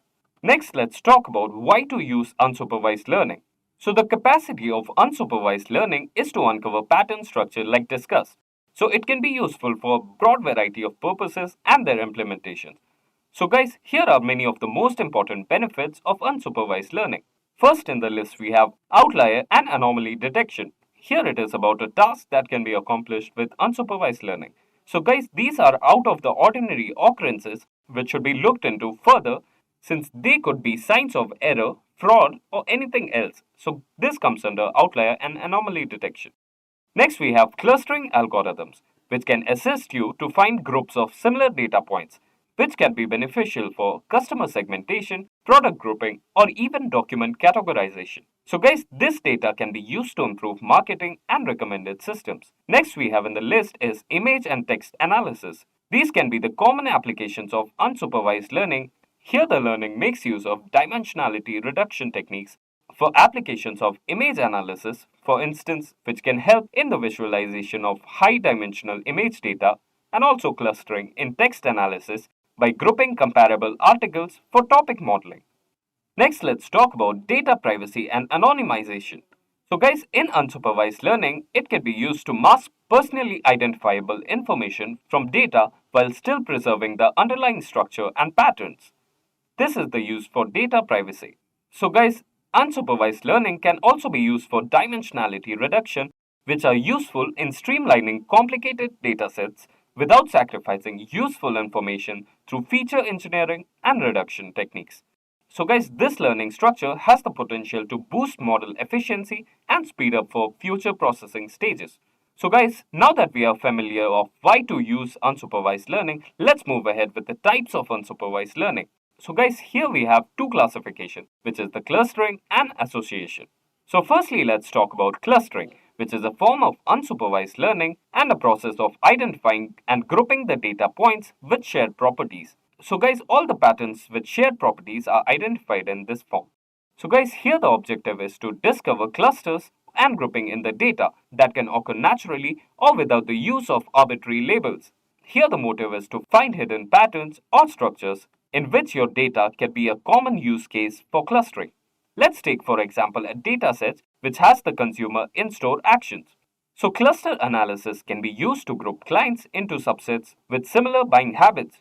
For instance, customers who tend to buy one type of goods more often than others might form one cluster, while those who tend to buy a wide variety of things might form another. So guys, this is cluster analysis that allows you to find unique subsets without having to label them in advance. Now let's talk about association.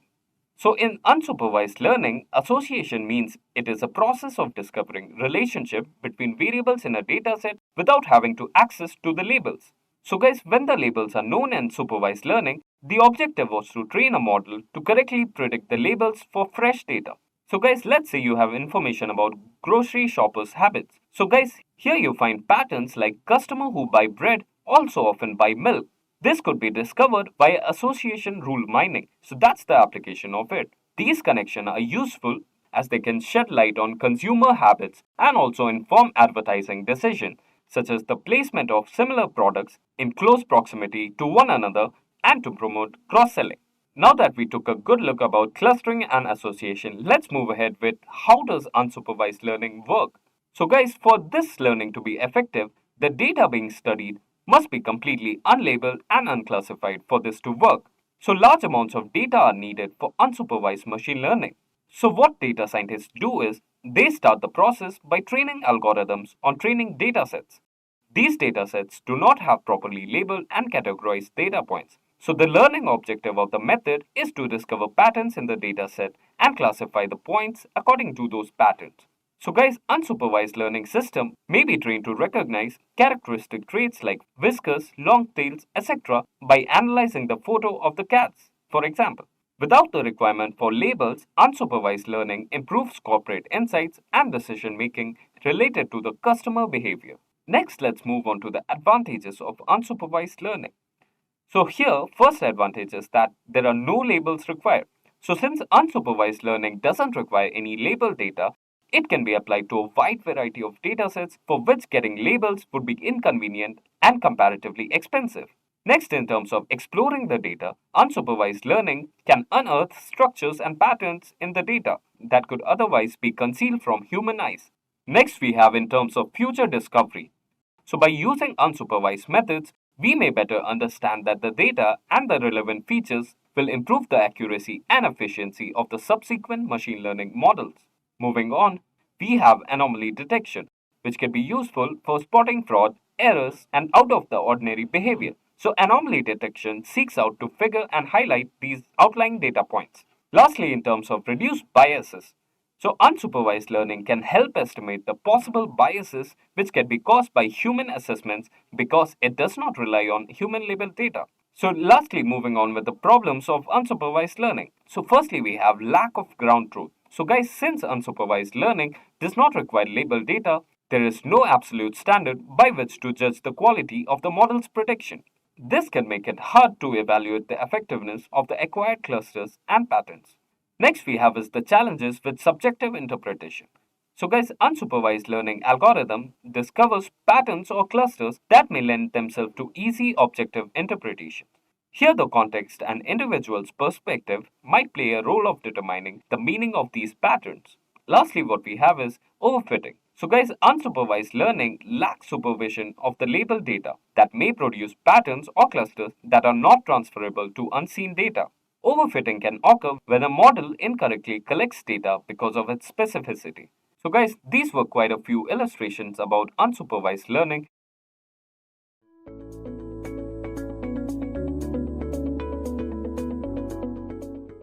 What is classification? I hope every one of you must have used Gmail. So how do you think the mail is getting classified as a spam or not a spam mail?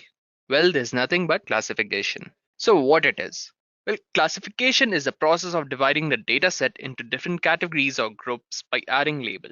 In other way, you can say that it is a technique of categorizing the observation into different category. So basically what you're doing is you're taking the data, analyzing it, and on the basis of some condition, you finally divide it into various categories. Now, why do we classify it? Well, we classify it to perform predictive analysis on it. Like when you get the mail, the machine predicts it to be a spam or not a spam mail. And on the basis of that prediction, it adds the irrelevant or spam mail to the respective folder. In general, this classification algorithm handled questions like, is this data belongs to A category or a B category? Like, is this a male or is this a female? Something like that. Are you getting it?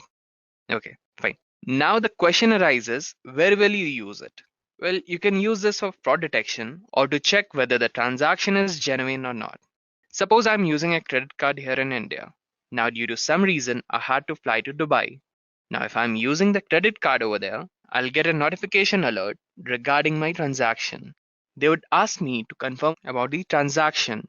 So this is also kind of predictive analysis, as the machine predicts that something fishy is in the transaction, as 24 hours ago, I made the transaction using the same credit card in India, and 24 hours later, the same credit card is being used for the payment in Dubai. So the machine predicts that something fishy is going on in the transaction. So in order to confirm it, it sends you a notification alert.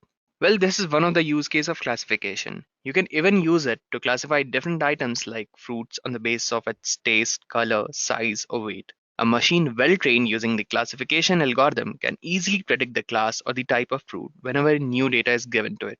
Not just the fruit, it can be any item. It can be a car, it can be a house, it can be a signboard, or anything. Have you noticed that while you visit some sites or you try to log in into some, you get a picture capture for that, right? Where you have to identify whether the given image is of a car or it's of a pole or not. You have to select it.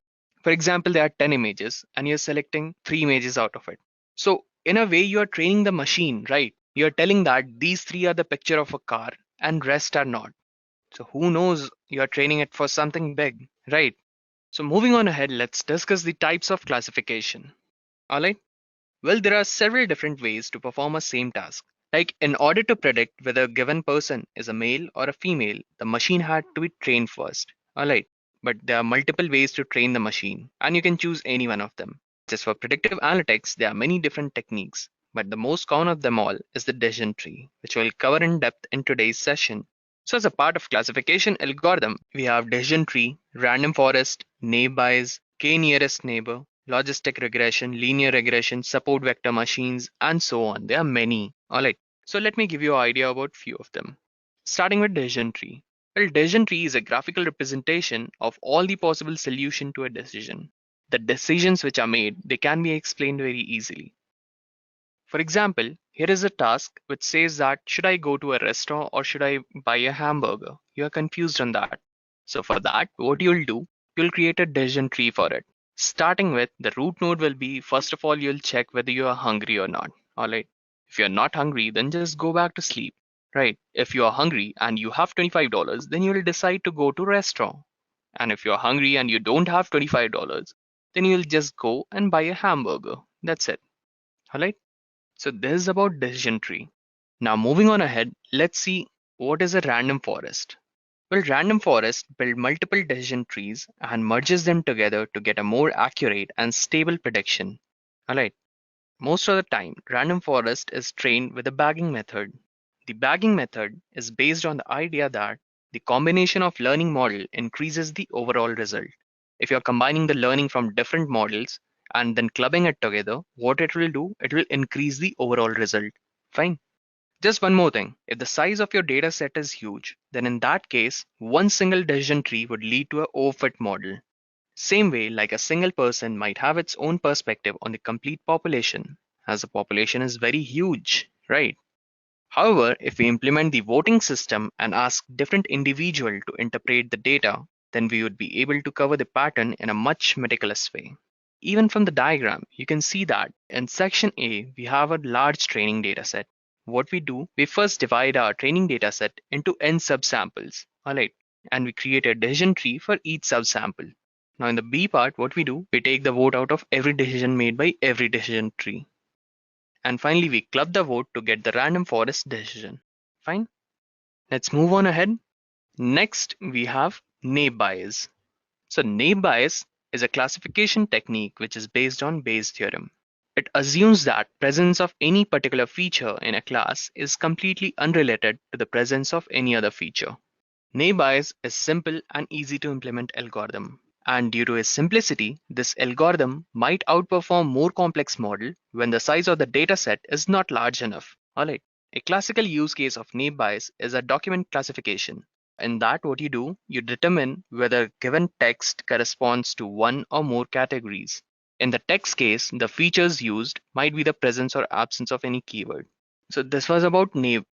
From the diagram, you can see that using naive Bayes, we have to decide whether we have a disease or not.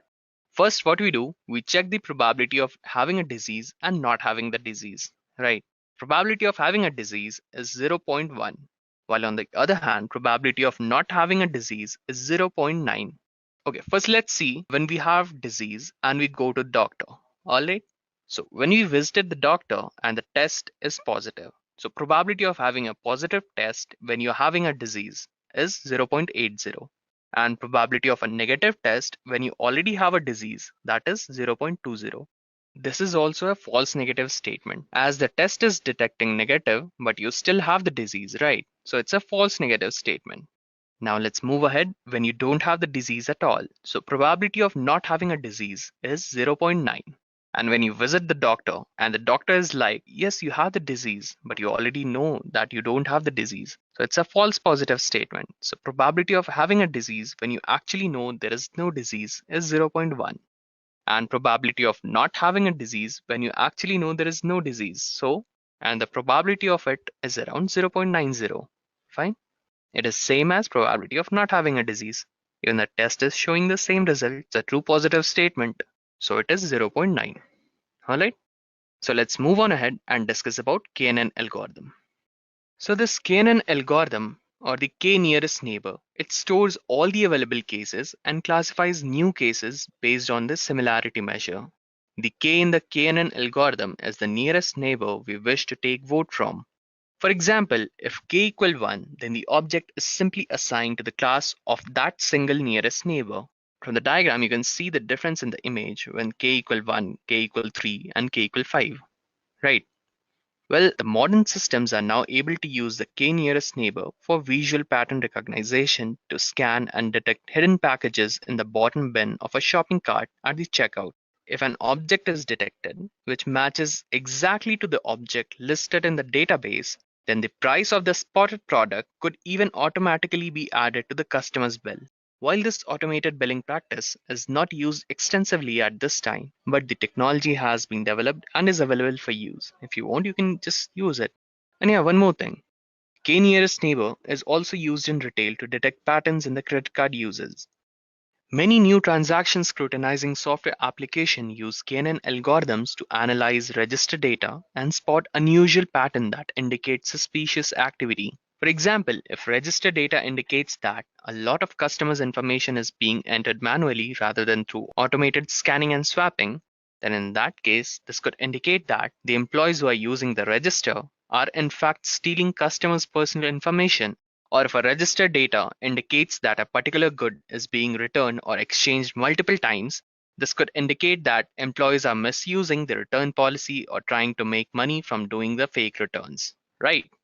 So this was about KNN algorithm. Fine. Since our main focus for this session will be on decision tree, so starting with what is decision tree? But first let me tell you, why did we choose decision tree to start with? Well, these decision tree are really very easy to read and understand. It belongs to one of the few models that are interpretable, where you can understand exactly why the classifier has made that particular decision, right? Let me tell you a fact that for a given data set, you cannot say that this algorithm performs better than that. It's like you cannot say that decision tree is better than naive Bayes or naive Bayes is performing better than decision tree. It depends on the data set, right? You have to apply hit and trial method with all the algorithms one by one and then compare the result. The model which gives the best result is the model which you can use it for better accuracy for your data set. Alright? So let's start with what is decision tree. Well, a decision tree is a graphical representation of all the possible solutions to a decision based on certain conditions. Now you might be wondering why this thing is called as decision tree. Well, it is called so because it starts with a root and then branches off to a number of solutions just like a tree, right? Even the tree starts from a root and it starts growing its branches once it gets bigger and bigger. Similarly, in a decision tree, it has a root which keeps on growing with increasing number of decision and the conditions. Now let me tell you a real life scenario. I won't say that all of you, but most of you must have used it. Remember, whenever you dial the toll-free number of your credit card company, it redirects you to his intelligent computerized assistant, where it asks you questions like press 1 for English, or press 2 for Hindi, press 3 for this, press 4 for that, right? Now, once you select one, now again it redirects you to a certain set of questions like press 1 for this, press 1 for that, and similarly, right? So this keeps on repeating until you finally get to the right person, right? You might think that you are caught in a voicemail hell, but what the company was actually doing, it was just using a decision tree to get you to the right person. Alright, I'd like you to focus on this particular image for a moment. On this particular slide, you can see an image where the task is, should I accept a new job offer or not? Alright, so you have to decide that. For that, what you did, you created a decision tree. Starting with the base condition or the root node was that the basic salary or the minimum salary should be $50,000. If it is not $50,000, then you are not at all accepting the offer. Alright. So if your salary is greater than $50,000, then you will further check whether the commute is more than 1 hour or not. If it is more than 1 hour, you will just decline the offer. If it is less than 1 hour, then you are getting closer to accepting the job offer. Then further, what you'll do, you'll check whether the company is offering free coffee or not, right? If the company is not offering the free coffee, then you'll just decline the offer. And if it is offering the free coffee, then yeah, you will happily accept the offer, right? So this is just an example of a decision tree.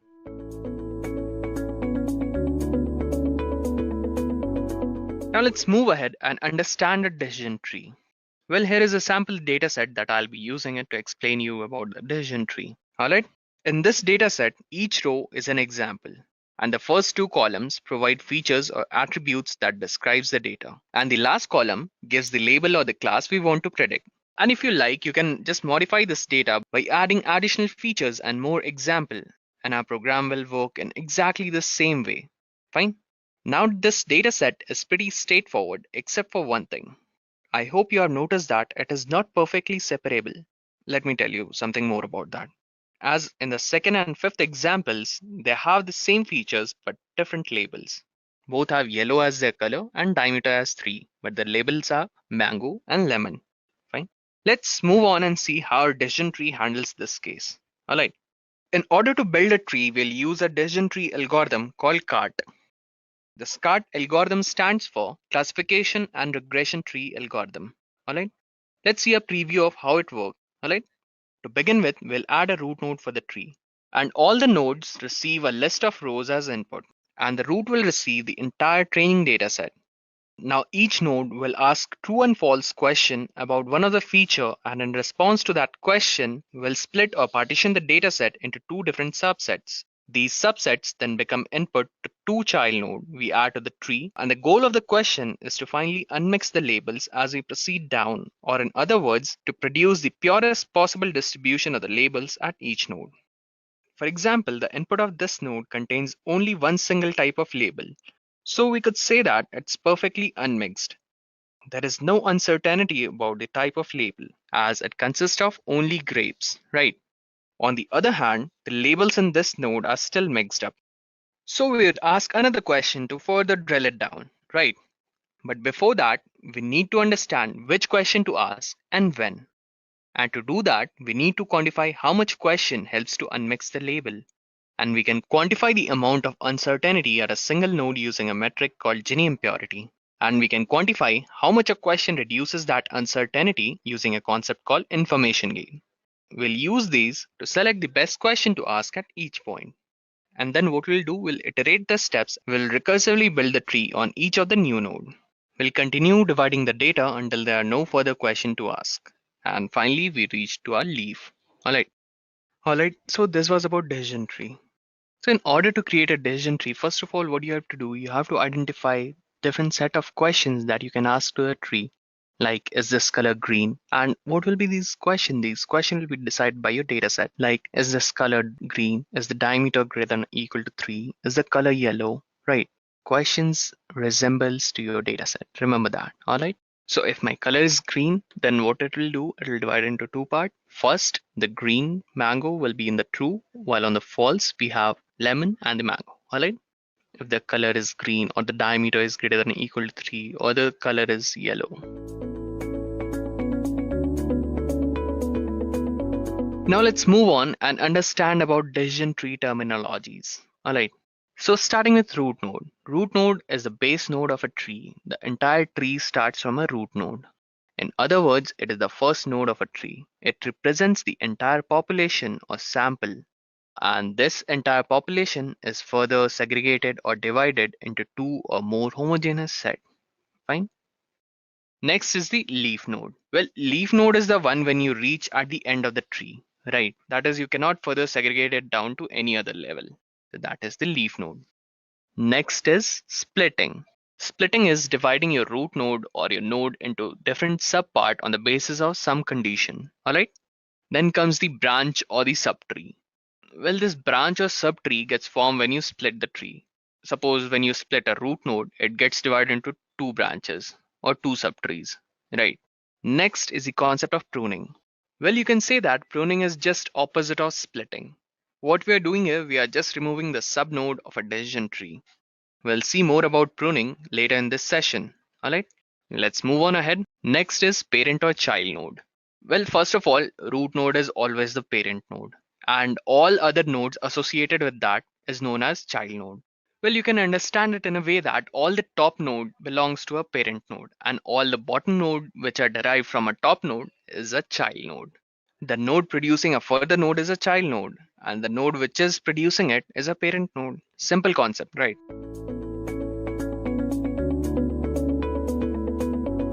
Let's use the cart algorithm and design a tree manually. So first of all, what do? You would decide which question to ask and when. So how will you do that? So let's first of all visualize the decision tree. So this is the decision tree which we'll be creating manually. All right. First of all, let's have a look at the data set.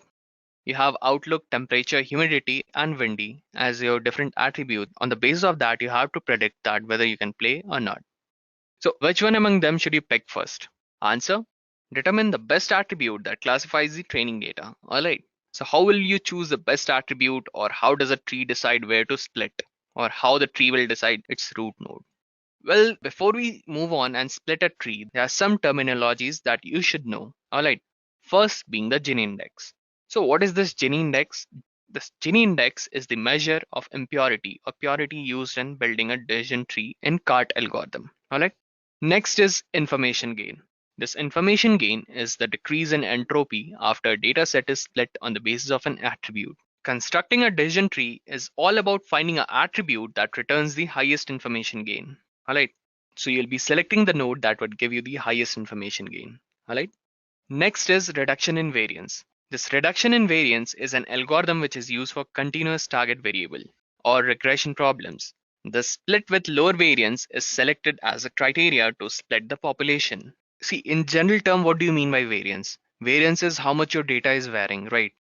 So if your data is less impure or it is more pure, then in that case the variation would be less, as all the data are almost similar, right? So this is also a way of splitting a tree. The split with lower variance is selected as a criteria to split the population. Alright. Next is the chi-square. Chi-square, it is an algorithm which is used to find out the statistical significance between the differences between subnodes and the parent nodes. Fine. Let's move ahead.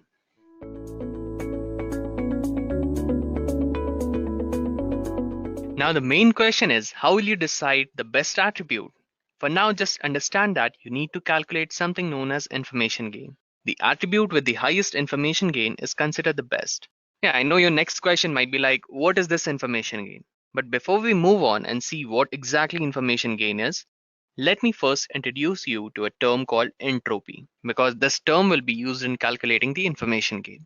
Well, entropy is just a metric which measures the impurity of something. Or in other words, you can say that it's the first step to do before you solve the problem of a decision tree. As I mentioned here something about impurity, so let's move on and understand what is impurity. Suppose you have a basket full of apples and another bowl which is full of same label which says apple. Now if you are asked to pick one item from each basket and bowl, then the probability of getting the apple and its correct label is 1. So in this case, you can say that impurity is 0. Alright. Now, what if there are 4 different fruits in the basket and 4 different labels in the bowl? Then the probability of matching the fruit to a label is obviously not 1. It's something less than that. Well, it could be possible that I picked banana from the basket, and when I randomly picked the label from the bowl, it says a cherry. Any random permutation and combination can be possible. So in this case, I would say that impurities is non-zero. I hope the concept of impurity is clear. So coming back to entropy, as I said, entropy is the measure of impurity. From the graph on your left, you can see that as the probability is 0 or 1, that is either they are highly impure or they are highly pure, then in that case the value of entropy is 0. And when the probability is 0.5, then the value of entropy is maximum. Well, what is impurity? Impurity is the degree of randomness, how random a data is. So if the data is completely pure, in that case, the randomness equals 0. Or if the data is completely impure, even in that case, the value of impurity will be 0. Question like, why is it that the value of entropy is maximum at 0.5 might arise in your mind, right? So let me discuss about that. Let me derive it mathematically. So as you can see here on the slide, the mathematical formula of entropy is minus of probability of yes. Let's move on and see what this graph has to say mathematically. Suppose S is our total sample space and it's divided into 2 parts, yes and no. Like in our data set, the result for playing was divided into 2 parts, either yes or no, which we have to predict either we have to play or not, right? So for that particular case, you can define the formula of entropy as entropy of total sample space equals negative of probability of yes multiplied by log of probability of yes with a base 2 minus probability of no multiplied by log of probability of no with base 2, where S is your total sample space and P of yes is the probability of yes and P of no is the probability of no. Well, if the number of yes equal number of no, that is probability of S equals 0.5, right? Since you have equal number of yes and no. So in that case, value of entropy will be 1. Just put the value over there. All right. Let me just move to the next slide. I'll show you this. All right. Next is if it contains all yes or all no, that is probability of a sample space is either 1 or 0. Then in that case, entropy will be equal to 0. Let's see it mathematically one by one. So let's start with the first condition where the probability was 0.5. So this is our formula for entropy, right? So this is our first case, right, which we discussed that when the probability of yes equal probability of no, that is in our data set, we have equal number of yes and no. All right. So probability of yes equal probability of no, and that equals 0.5. Or in other words, you can say that yes plus no equal to total sample space. All right. Since the probability is 0.5, so when you put the values in the formula, you get something like this. And when you calculate it, you'll get the entropy of the total sample space as 1. All right. Let's see for the next case. What was the next case? Either you have total yes or you have total no. So if you have total yes, let's see the formula when we have total yes. So you have all yes and 0 no. Fine. So probability of yes equal 1. And yes is the total sample space, obviously. So in the formula, when you put that thing up, he will get entropy of sample space equal negative times of 1 multiplied by log of 1. As the value of log 1 equals 0, so the total thing will result to 0. Similarly is the case with no. Even in that case, you'll get the entropy of total sample space as 0. So this was all about entropy. Alright. Next is, what is information gain? Well, information gain, what it does, it measures the reduction in entropy. It decides which attribute should be selected as the decision node. If S is our total collection, then information gain equals entropy, which we calculated just now, that minus weighted average multiplied by entropy of each feature. Don't worry, we'll just see how to calculate it with an example. All right. So let's manually build a decision tree for our dataset. So this is our dataset, which consists of 14 different instances, out of which we have 9 yes and 5 no. All right. So we have the formula for entropy, just put over that. Since 9 yes, so total probability of yes equals 9 by 14 and total probability of no equals 5 by 14. And when you put up the value and calculate the result, you will get the value of entropy as 0.94. All right. So this was your first step. That is compute the entropy for the entire data set. All right. Now you have to select that out of outlook, temperature, humidity, and windy, which of the node should you select as the root node? Big question, right? How will you decide that this particular node should be chosen at the base node? And on the basis of that only, I'll be creating the entire tree. How you'll select that? Let's see. So you have to do it one by one. You have to calculate the entropy and information gain for all of the different nodes. So starting with outlook. So outlook has three different parameters: sunny, overcast, and rainy. So first of all, select how many number of yes and no are there in the case of sunny. Like when it is sunny, how many number of yes and how many number of no's are there? So in total, we have 2 yes and 3 no's in case of sunny. In case of overcast, we have all yes. So if it is overcast, then we'll surely go to play. It's like that. All right. And next it is rainy. Then total number of yes equal 3 and total number of no equals 2. Fine. Next, what we do, we calculate the entropy for each feature. For here, we are calculating the entropy when outlook equals sunny. First of all, we are assuming that outlook is our root node. And for that, we are calculating the information gain for it. All right. So in order to calculate the information gain, remember the formula. It was entropy of the total sample space minus weighted average multiplied by entropy of each feature. All right. So what we are doing here, we are calculating the entropy of outlook when it was sunny. So total number of yes when it was sunny was 2 and total number of no, that was 3. Fine. So let's put up in the formula. Since the probability of yes is 2 by 5 and the probability of no is 3 by 5, so you will get something like this. All right. So you are getting the entropy of sunny as 0.971. Fine. Next, you'll calculate the entropy for overcast. When it was overcast, remember it was all yes, right? So the probability of yes equal 1. And when you put over that, you'll get the value of entropy as 0. Fine. And when it was rainy, rainy has 3 yes and 2 no's. So probability of yes in case of sunny is 3 by 5 and probability of no in case of sunny is 2 by 5. And when you add the value of probability of yes and probability of no to the formula, you get the entropy of sunny as 0.971. Fine. Now you have to calculate how much information you're getting from outlook. That equals weighted average. All right. So what was this weighted average? Total number of yes and total number of no. Fine. So information from outlook equals 5 by 14. From where does this 5 came over? We are calculating the total number of sample space within that particular outlook when it was sunny, right? So in case of sunny, there was 2 yes and 3 no's. All right. So weighted average for sunny would be equal to 5 by 14. All right. Since the formula was 5 by 14 multiplied by entropy of each feature. All right. So as calculated, the entropy for sunny is 0.971. Right. So what we'll do, we'll multiply 5 by 14 with 0.971. Right. Well, this was the calculation for information when outlook equals sunny, but outlook even equals overcast and rainy.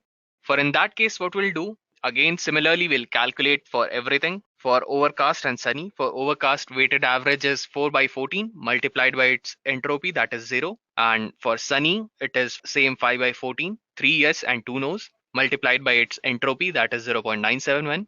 And finally, we'll take the sum of all of them, which equals to 0.693, right? Next, we'll calculate the information gained. This what we did earlier was information taken from Outlook. Now we are calculating what is the information we are gaining from Outlook, right? Now this information gained that equals to total entropy minus the information that is taken from Outlook. All right. So total entropy we had 0.94 minus information we took from Outlook is 0.693. So the value of information gained from Outlook results to 0.247. All right. So next what we have to do, let's assume that Wendy is our root node. So Wendy consists of two parameters, false and true. Let's see how many yes and how many no's are there in case of true and false. So when Wendy has false as its parameter, then in that case, it has 6 yes and 2 no's. And when it has true as its parameter, it has 3 yes and 3 no's. Alright. So let's move ahead and similarly calculate the information taken from Wendy and finally calculate the information gained from Wendy. Alright. So first of all, what we'll do, we'll calculate the entropy of each feature, starting with Wendy equal true. So in case of true, we had equal number of yes and equal number of no. Well, remember the graph when we had the probability as 0.5 as total number of yes equal total number of no. And for that case, the entropy equals 1. So we can directly write entropy of true when it's Wendy is 1. As we had already proved it, when probability equals 0.5, the entropy is the maximum that equals to 1. All right. Next is entropy of false when it is Wendy. All right. So similarly, just put the probability of yes and no in the formula and then calculate the result. Since you have 6 yes and 2 no's, so in total you'll get the probability of yes as 6 by 8 and probability of no as 2 by 8. Alright, so when you will calculate it, you will get the entropy of false as 0.811. Alright, now let's calculate the information from Wendy. So total information collected from Wendy equals information taken when Wendy equal true plus information taken when Wendy equal false. So we'll calculate the weighted average for each one of them and then we'll sum it up to finally get the total information taken from Wendy. So in this case, it equals to 8 by 14 multiplied by 0.811 plus 6 by 14 multiplied by 1. What is this 8? 8 is total number of yes and no in case when Wendy equals false, right? So when it was false, so total number of yes that equals to 6 and total number of no that equal to 2, that sum ups to 8. Alright. So that is why the weighted average results to 8 by 14. Similarly, information taken when Wendy equals true equals to 3 plus 3, that is 3 yes and 3 no, equals 6 divided by total number of sample space, that is 14, multiplied by 1. That is entropy of true. Alright. So it is 8 by 14 multiplied by 0.811 plus 6 by 14 multiplied by 1, which results to 0.892. This is information taken from Wendy. Alright. Now how much information you are gaining from Wendy? So for that, what you'll do, so total information gained from Wendy, that equals to total entropy minus information taken from Wendy. Alright, that is 0.94 minus 0.892. That equals to 0.048. So 0.048 is the information gained from Wendy. Alright.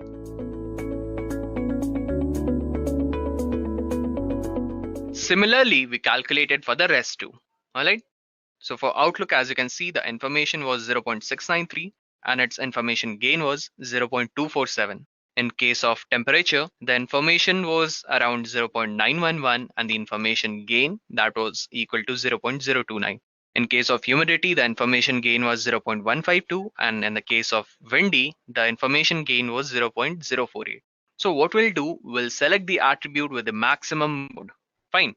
Now we have selected Outlook as our root node and it is further subdivided into three different parts: sunny, overcast, and rain. So in case of overcast, we have seen that it consists of all yes. So we can consider it as a leaf node. But in case of sunny and rainy, it's doubtful as it consists of both yes and both no. So you need to recalculate the things, right?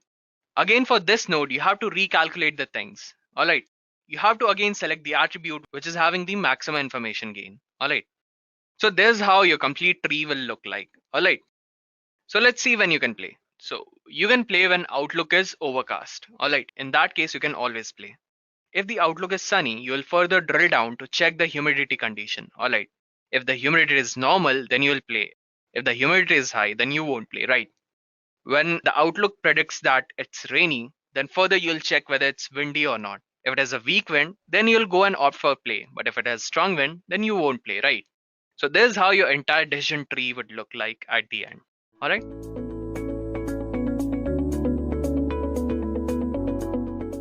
Okay, now comes the concept of pruning. Says that what should I do to play? Well, you have to do pruning. Pruning will decide how you will play. What is this pruning? Well, this pruning is nothing but cutting down the nodes in order to get the optimal solution. Alright. So what pruning does, it reduces the complexity. Alright. As here you can see on the screen that it's showing only the result for yes. That is, it's showing all the result which says that you can play. Alright.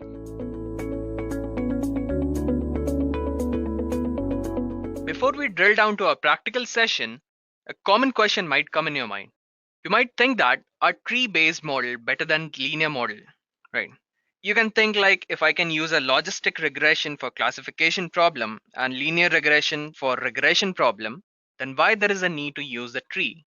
Well, many of us have this question in their mind, and well, there's a valid question too. Well, actually, as I said earlier, you can use any algorithm. It depends on the type of problem you're solving. Let's look at some key factor which will help you to decide which algorithm to use and when. So the first point being, if the relationship between dependent and independent variable is well approximated by a linear model, then linear regression will outperform tree-based model.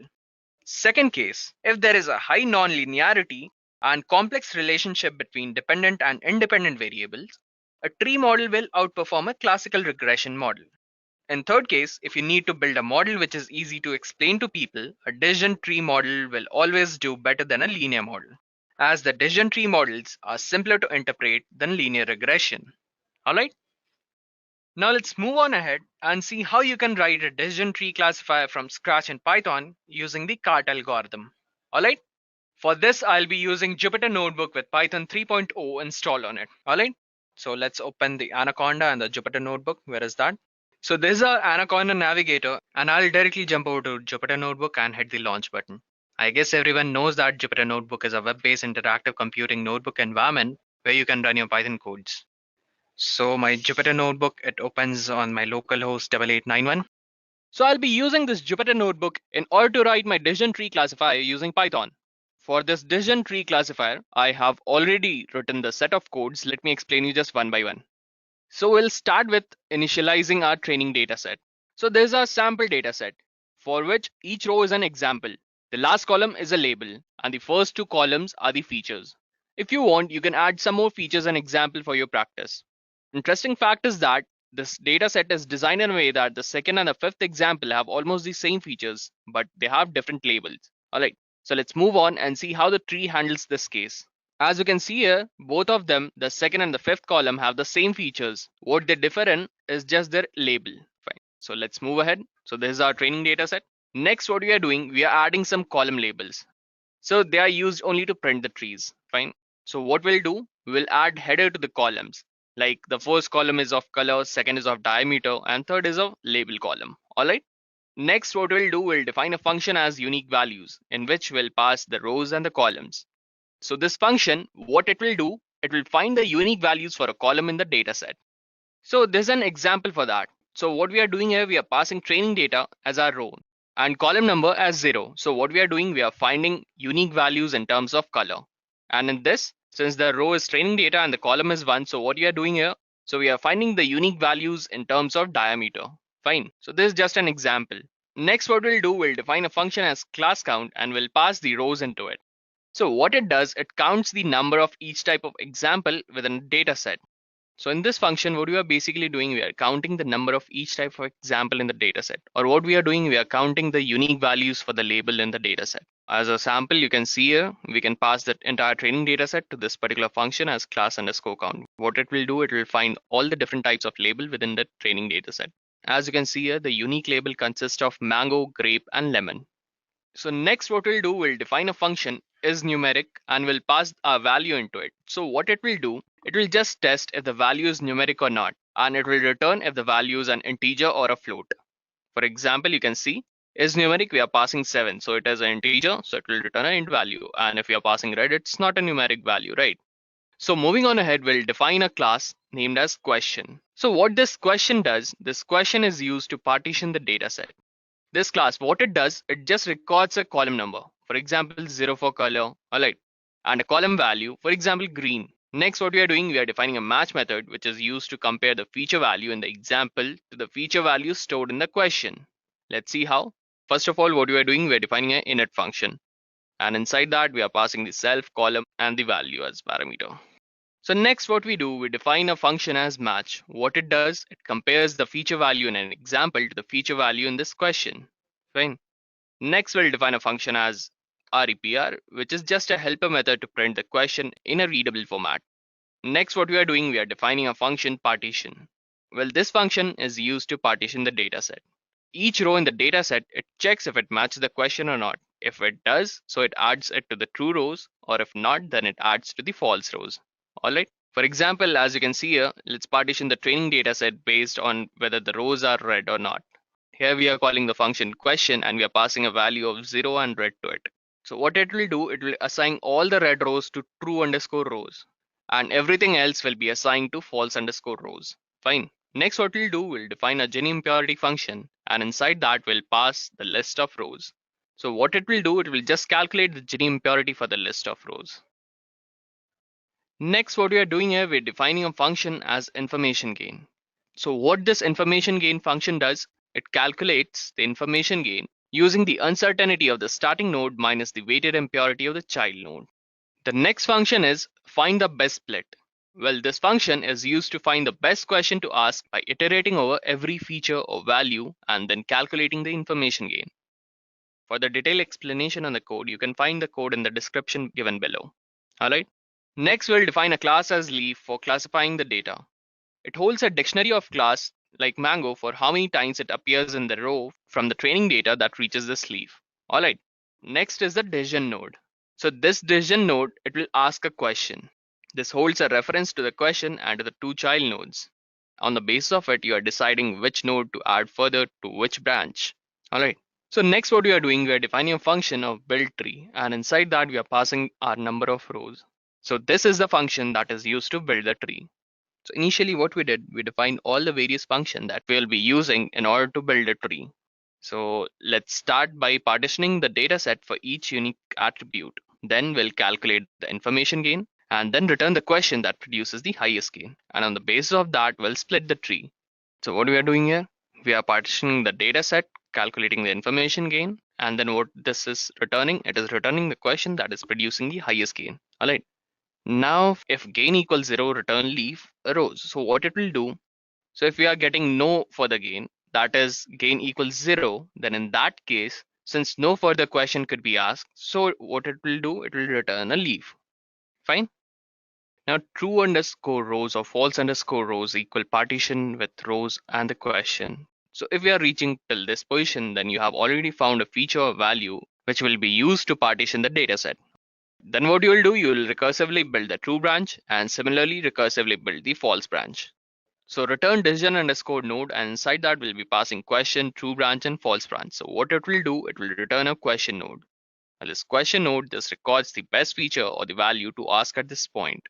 Fine. Now that we have built our tree, next what we'll do, we'll define a print underscore tree function, which will be used to print the tree. Fine. So finally, what we are doing in this particular function, that we are printing our tree. Next is the classify function, which will use it to decide whether to follow the true branch or the false branch, and then compare to the feature or value stored in the node to the example we are considering. And last, what we'll do, we'll finally print the prediction at the leaf. So let's execute it and see. Okay, so this is our testing data. All right, so we printed our leaf as well. Now that we have trained our algorithm with our training data set, now it's time to test it. So this is our testing data set. So let's finally execute it and see what is the result. So this is the result you will get. So first question which is asked by the algorithm is diameter greater than or equal to 3? If it is true, then it will further ask if the color is yellow. Again, if it is true, then it will predict mango as 1 and lemon with 1. All right. And in case it is false, then it will just predict the mango. Now this was the true part. Now next coming to if diameter is not greater than or equal to 3, then in that case it's false. And what it will do, it will just predict the grape. Fine. Okay, so this was all about the coding part. Now let's conclude this session, but before concluding, let me just show you one more thing. Now, there's a scikit-learn algorithm cheat sheet which explains you which algorithm you should use and when. Alright, it's built in a decision tree format. Let's see how it is built. So first condition, it will check whether you have 50 samples or not. If your samples are greater than 50, then it will move ahead. If it is less than 50, then you need to collect more data. If your sample is greater than 50, then you have to decide whether you want to predict a category or not. If you want to predict a category, then further you will see that whether you have labeled data or not. If you have labeled data, then that would be a classification algorithm problem. If you don't have the labeled data, then it would be a clustering problem. Now, if you don't want to predict a category, then what do you want to predict? Predict a quantity? Well, if you want to predict a quantity, then in that case, it would be a regression problem. If you don't want to predict a quantity and you want to keep looking further, then in that case, you should go for dimensionality reduction problems. And still, if you don't want to look and the predicting structure is not working, then you have tough luck for that.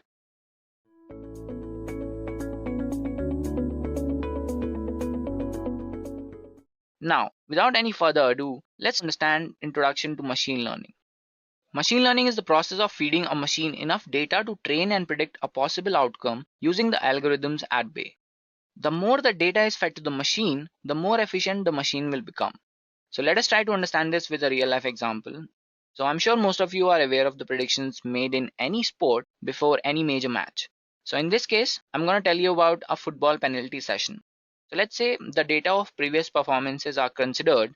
So let's say the goalkeeper has saved all the penalties to his right in the last 50 penalties that he has saved.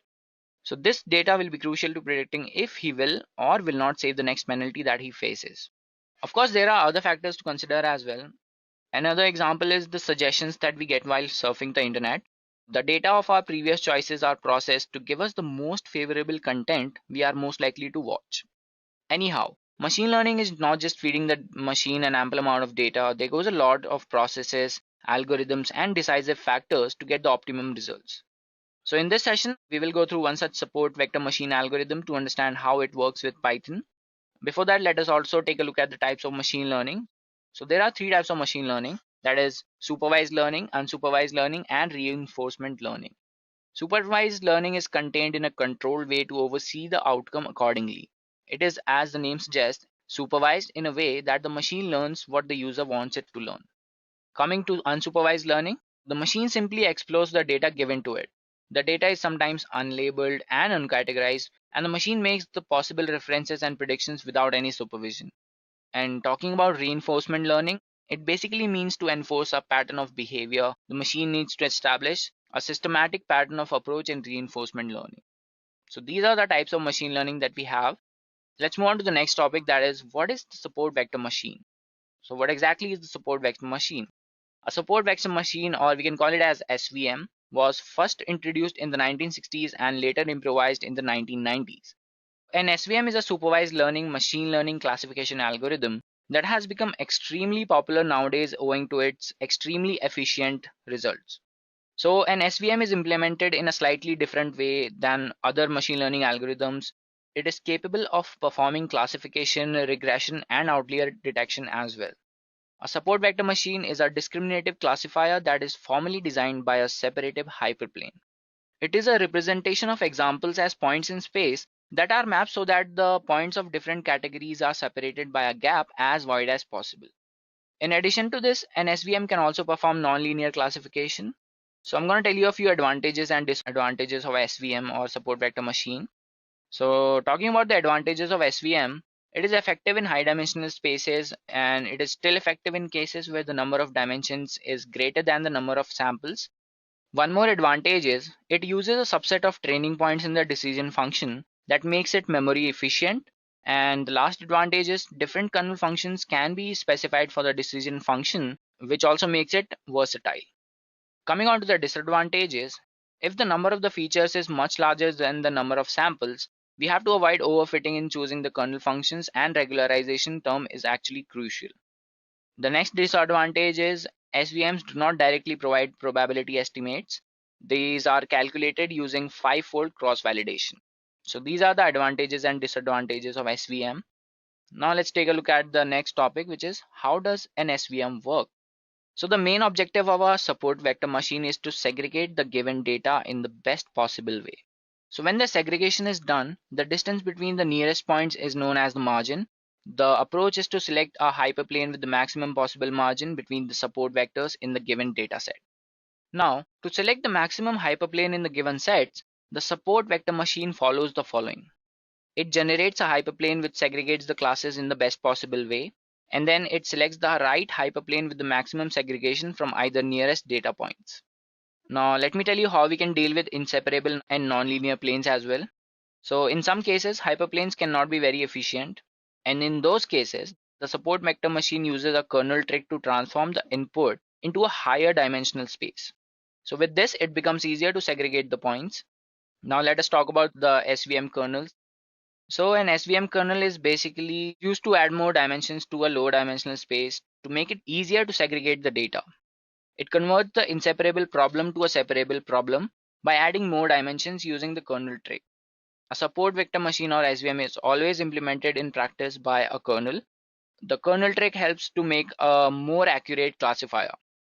Let me talk about the different type of kernels that we have in support vector machine. First of all, we have linear kernel. A linear kernel can be used as a normal dot product between any two given observations. So the product between the two vectors is the sum of the multiplication of each pair of input values. And then we have the polynomial kernel. So it is rather generalized form of the linear kernel. It can distinguish curved and nonlinear input space as well. Now talking about the next kernel that we have, that is a radial basis function kernel. So the radial basis function or RBF kernel is commonly used in SVM classification. It can map the space in infinite dimensions. That is the advantage that we have with RBF kernel. So these are the kernels that we have in SVM, guys. Now I'm going to talk about a few support vector machine use cases. So these are a few use cases I have listed down here. We can use SVM for, which is face detection. We can use SVM for face detection. Then we can use it for text and hypertext categorization. Then we can use it for classification of images. We can use it for bioinformatics, protein fold and remote homology detection.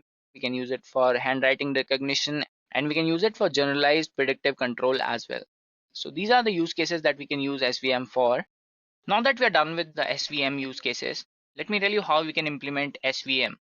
So there are a few steps that we have to follow to implement a support vector machine in machine learning. In any machine learning model, we have to follow specific steps. So first of all, we have to load the data in which we are going to perform the classification of data. After that, we are going to explore the data. We're going to see how many labels, what are the target variables there. And then we're going to split the data into train and test data. And then we'll generate the model by implementing the support vector machine. And after that, we are going to evaluate the model as well. So I'm going to show you this when we are going to work on the PyCharm. After this, I'm going to show you a simple use case, which is a character recognition using support vector machine. So in this, we are going to get image recognition, something like this. So let's take it up to PyCharm, guys, and I'll show you how you can implement support vector machine in Python. So we are in PyCharm, guys. Let me go to the presentation mode for better visibility. So first of all, you have to make sure you have all these libraries installed in your system, that is scikit-learn, sklearn. And then you have to import all these modules like SVM metrics, train test split from model selection, and datasets to load the data. So first of all, we have that cancer data over here in which we are going to load the dataset, which is the breast cancer dataset. So this is a simple example, or this is the way we can load the data. I'll just write a comment over here. Loading the data. This is where we are going to load the data. After this, we can check for what all are there inside the data, like how many images or what all is there. So I'm just going to remove all this for now. And let's see what we have in the data. So I'm just going to print cancer data. Let's see what we have.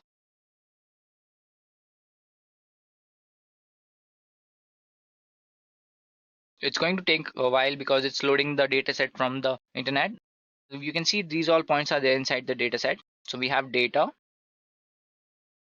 Then we have target also over here, which is an NP array. This is the data that we have over here. Now I'll just check the shape of the data as well.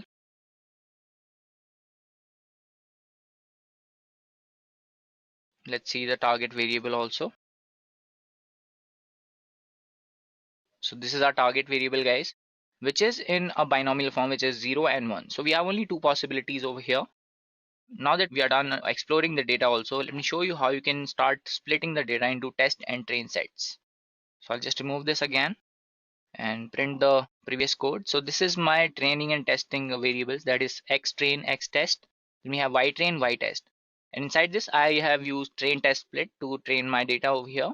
And as you can see, I'm using the data as cancer data. Then we have the target variable. We are using the test size at 0.4. We can use it at 0.3 as well. We'll be using like 30% for the testing and the other one for training. And we have random state as 209. After this, I am going to generate the model, that is my classifier, using the SVM over here. And I'm going to use the SVC with the kernel linear. We are using the linear kernel over here. So I'll just write generating the model. After this, we are going to train the model. For training the model, we are going to use the fit method over here. Inside this, we are passing the x train method and y train method to train the data. So basically, fit method is used to train the data. After this, we are going to predict the response using the predict method over here. Inside this, we are going to pass the variable, that is x test. So we are taking the x test separately for this purpose only, to predict the outcome over here. So now that we are done with the training and testing over here, we are going to print the accuracy. Okay, I'll just write one more C over here to make it correct. For this, we are using the metrics from the sklearn module, which is going to give us the accuracy score. In this, we have y test and y prediction. So it's going to give us the accuracy report. After this, we are going to get precision score using the precision score method in metrics. And then we have recall as well. And to make it easier, I'm also using a classification report. So let's just run this program, guys, and we'll see what happens. We'll get the total report, how efficient our model is actually. So as you can see, we have the accuracy as 0.92, which is close to 92%. And then we have precision of 93% and recall as 94%. And after that, we have a classification report. Inside this, we have also given the accuracy, the FN score, and the recall as well. So this is a simple example to implement your support vector machine, guys. Now moving on, let me show you one more example. Before that, let me just exit the presentation mode. Now I'm going to show you a use case for character recognition using support vector machine. So for this also, we are using one more library, that is matplotlib, to plot the graph or to plot the image as well. So we have data sets which we are going to import from sklearn only. We have SVM and metrics, which we are not going to use in this one for accuracy, which I'll tell you later, guys. So first of all, we are loading the data sets over here. This is the load digits. So we have a data set with a bunch of digits, the handwritten digits. And now we are generating the model directly. After this, we have x and y variables, which is going to take the test data and the target data as well. So we are taking all the data until -10 over here for training. And for target variable, we are also taking the same number. And after this, we are going to fit the model to train it. And we are predicting the models with the digits data, that is over here. After this, I'm just going to show an image, or instead of 9, we can use any other number. We have taken interpolation, that is nearest. And I'm using the IamShow method from the matplotlib. And if you are not familiar with matplotlib or how you can plot graphs, you can check out other tutorials on Edureka on matplotlib to get better insight about this. So let's just run this program, guys. Let me exit the presentation mode. And we are getting a figure something like this. So it looks like 9, but it's quite distorted right now because we have taken the gamma as 0.01 and the C value is 100.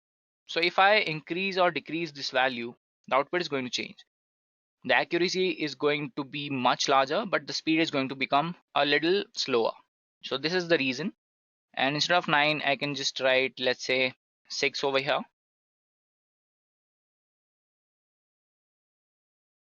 So the prediction is actually right, but the image is a little distorted because the accuracy is not quite accurate the way how we want it. But this is a very simple example to make a character recognition model using support vector machine. Also, to increase the accuracy, we can change the gamma values or C values in the SVC parameter, but it will hinder the speed too. So if we increase the gamma values, the accuracy will decrease, but the speed will increase and vice versa.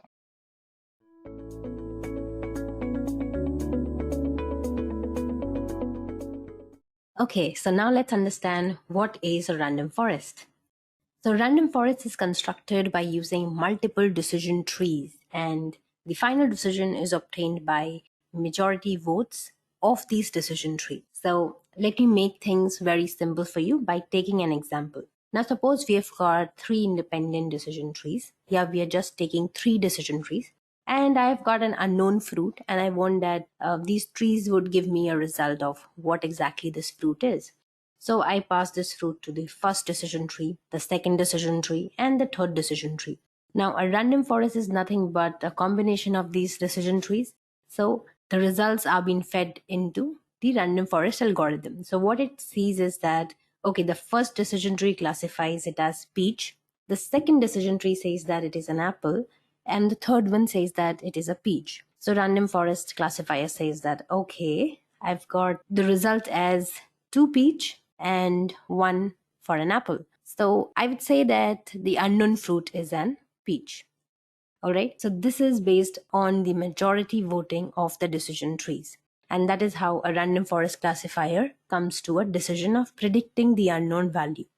Okay, so this was a classification problem, so it took the majority vote. Now suppose if it was a regression problem, it would have taken mean of it.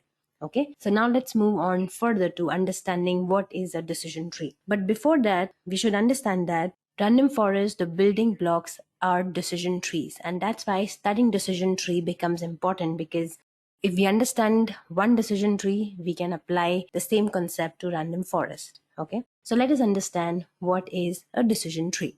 So decision tree has basically 3 nodes that are important. The first one is the root node. The root node, as the name suggests here, the data set, the entire data set is fed at the root node. And then there are decision nodes where decisions are being taken and splitting is performed. And then we've got the leaf node, and these leaf nodes are the ending point of the tree where no further division takes place. And we can say that the predictions are made at the leaf nodes. Okay. Now, another thing to note here is that decision nodes provide links to the leaf nodes, and decision tree breaks the data set into smaller subsets. Splitting is done at nodes, and at the end of the tree, the final point, the decision or the prediction is made. Now let's construct a decision tree and take an example of the penguins classification. So let me just walk you through what is this penguin classification problem. So we've got some 3 species of penguin. Let us get familiar with these penguin species. This is Gento, this is Adelie, and this is chinstrap species. So these are the penguin species of Antarctica, and they are found on different islands. So we have to classify these penguin species correctly. So we're using random forest here, but for convenience sake, let us just work with decision tree right now. And we will see how a decision tree really classifies these species. So that's really interesting. And let's move on forward and understand some parts of this penguin, because we'll be working with this data set. Okay, so this is a penguin, and this is the head, bill, flipper, belly, and claws, the different body parts of the penguin. So we are majorly concerned with the bill and flipper and the body mass of the penguin, because our data set contains majorly of these features. So make sure that you understand the flippers and also the bill of the penguin. Okay, so now moving on forward, and let us now construct a decision tree. So let's see how a decision tree is constructed. So I have taken a subset of the penguin's data, and here we see only 2 columns, that is island and body mass, and of course the species of the penguin, that is the outcome or the target variable that we have in this subset. So now we construct a decision tree here, and we take body mass as the first feature. And the splitting is done based on one condition, that if the body mass is greater than equal to 3500, and if it is yes, then based on island, the another feature, we will classify or get the leaf node as either Togresen or Biscoe Island. So if the island is either Togresen, then the species would be Adelie, and if the island is Biscoe, then the species would be Gento. So after Togresen and Biscoe, no further division takes place, because we are getting the predictions at these leaf nodes. Whereas if the body mass is less than equal to 3500, and it says that yes, the body mass is less than 3500, so we get the species as chinstrap, and so no further decision had to be made at this node, and that's why it was being ended here. So this was a very simple basic example of a decision tree. And suppose if we had got a huge data set, this decision tree would have gone into a huge depth, and the depth of the decision tree would have led to overfitting of the data. So that is one of the drawback of decision trees that random forest overcomes. So now let's move on forward and understand the important terms in random forest. And this will also help us consolidate whatever we have learned so far. So we've taken the same small decision tree of the previous example, and let's understand these are also the important terms which will be relevant to random forest also. So the first is the root node. Now here what happens is that the entire training data is being fed to the root node. And then we've got here that each node will ask either true or false question with respect to one of the feature. And then in response to that question, it will partition the data set into different subsets. That's what it is doing here based on the condition that if the body mass is greater than or equal to 3500, it asks a question either yes or no. And based on that, again, further partition is done. And if not, then it just classifies the species. And then again, what happens is that the splitting. Now, this is very important here. The splitting takes place either with the help of a Gini or entropy methods. And these helps to decide the optimal split. And we will be discussing about splitting methods very soon, right? Okay. And then we've got the decision nodes, which provide the link to the leaf nodes. And these are really important because then only the leaf nodes would tell us what actually the real predictions or to which class does this species belong. So now coming to the leaf node, and these are the endpoints where no further division will take place and we will obtain our predictions. Okay. So now coming up to another important thing here is working of random forest. So now for working of random forest, we will have to understand a few important concepts like random sampling with replacement, feature selection, and also the ensemble technique, which is used in random forest, and that is bootstrap aggregation, which is also known as bagging. So we will understand this with the help of an example, which will be very simple. And then we will go on understanding how feature selection is done in both the classification and the regression problem. Actually, how random forest select features for the construction of decision trees.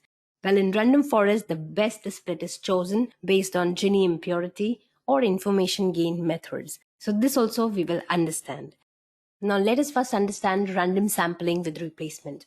Now what happens here is that we've got a small subset of the same penguin data set, wherein we've got some 6 rows and 4 features, that means 4 columns. And the arrows that you can see is that now we will be creating 3 subsets from this small subset, right? And these 3 subsets will become our decision trees. And then we'll be constructing decision trees from these subsets. So let us create our first subset. And you can see here that the subset is randomly being created. And for convenience sake, let me just also show you the different subsets here. Okay, so now for better understanding, let us understand this, that in the first subset, if we focus, we've got certain random rows here, and we've got certain feature, but we do not know how this feature has been selected. We got island and we got body mass, but in the second subset, we got island and flipper length, and in the third subset, we got body mass and flipper length, right? Now let's look at the rows. Now, when I am talking about these features, I will say this is feature selection, and remember this term. Now coming to the second concept, that is random sampling. Now random sampling is nothing but selecting randomly from your subset. So I'm selecting randomly certain rows from my subset and creating further subset. Okay, so what is replacement here? Replacement can be seen here and can be understood with this second subset. We see here that the Gento species, this row is being repeated again. And this is replacement. That means that when we are working with repeated rows, and this row can be repeated again in the second or the third subset, then this is random sampling with replacement. That means my random forest can use a row multiple times in multiple decision trees, right? So this is the basic concept of random sampling with replacement and feature selection in random forest. Another important term which I would like to bring into the notice is that when we are working with these type of small subsets, these are also known as a bootstrap data sets. And when we aggregate the results of all these data set, it becomes bootstrap aggregation. So just filling in the gaps so that later on the concepts become more clear. So now let's move on to drawing decision trees of these subsets. Okay. So let's draw the decision tree of the first subset. Again, we are taking body mass as the first root node, and then based on a decision like if the mass is greater than or equal to 3500, then take a decision either yes or no. If it is no, then the species is chin-strap, and if it is yes, then again you partition based on island, and if it is Togresen, then it is Adelie, and if it is Biscoe, then it is Gento species.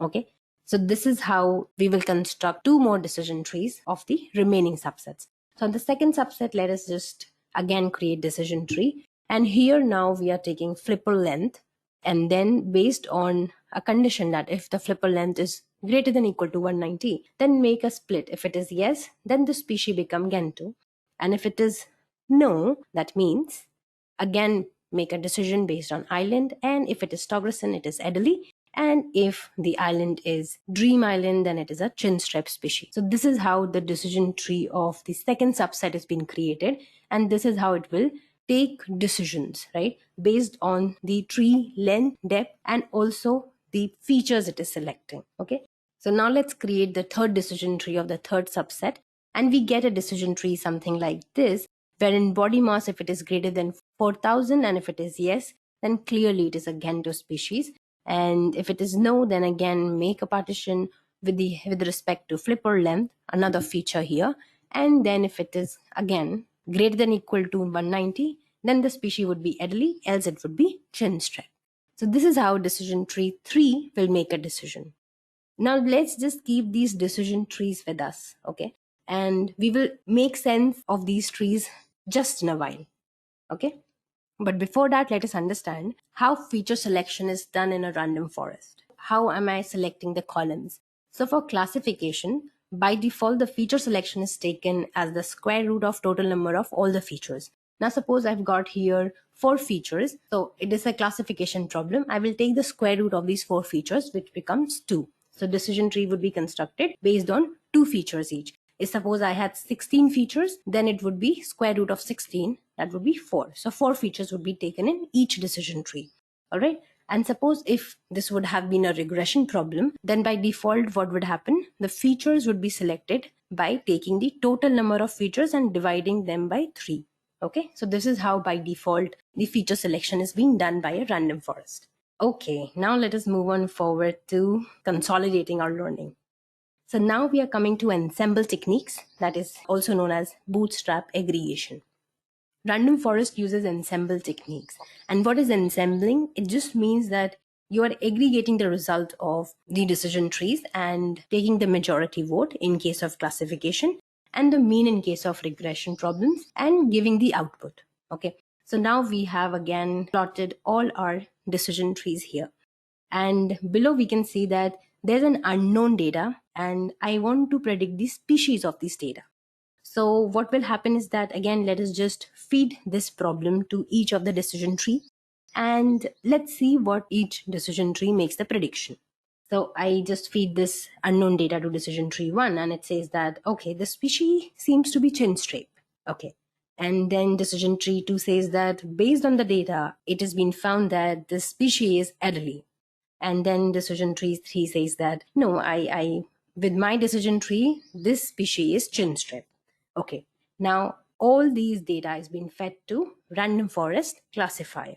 And it says that, okay, for chin-strap, I've got 2 votes. For Adelie, it's got 1 vote.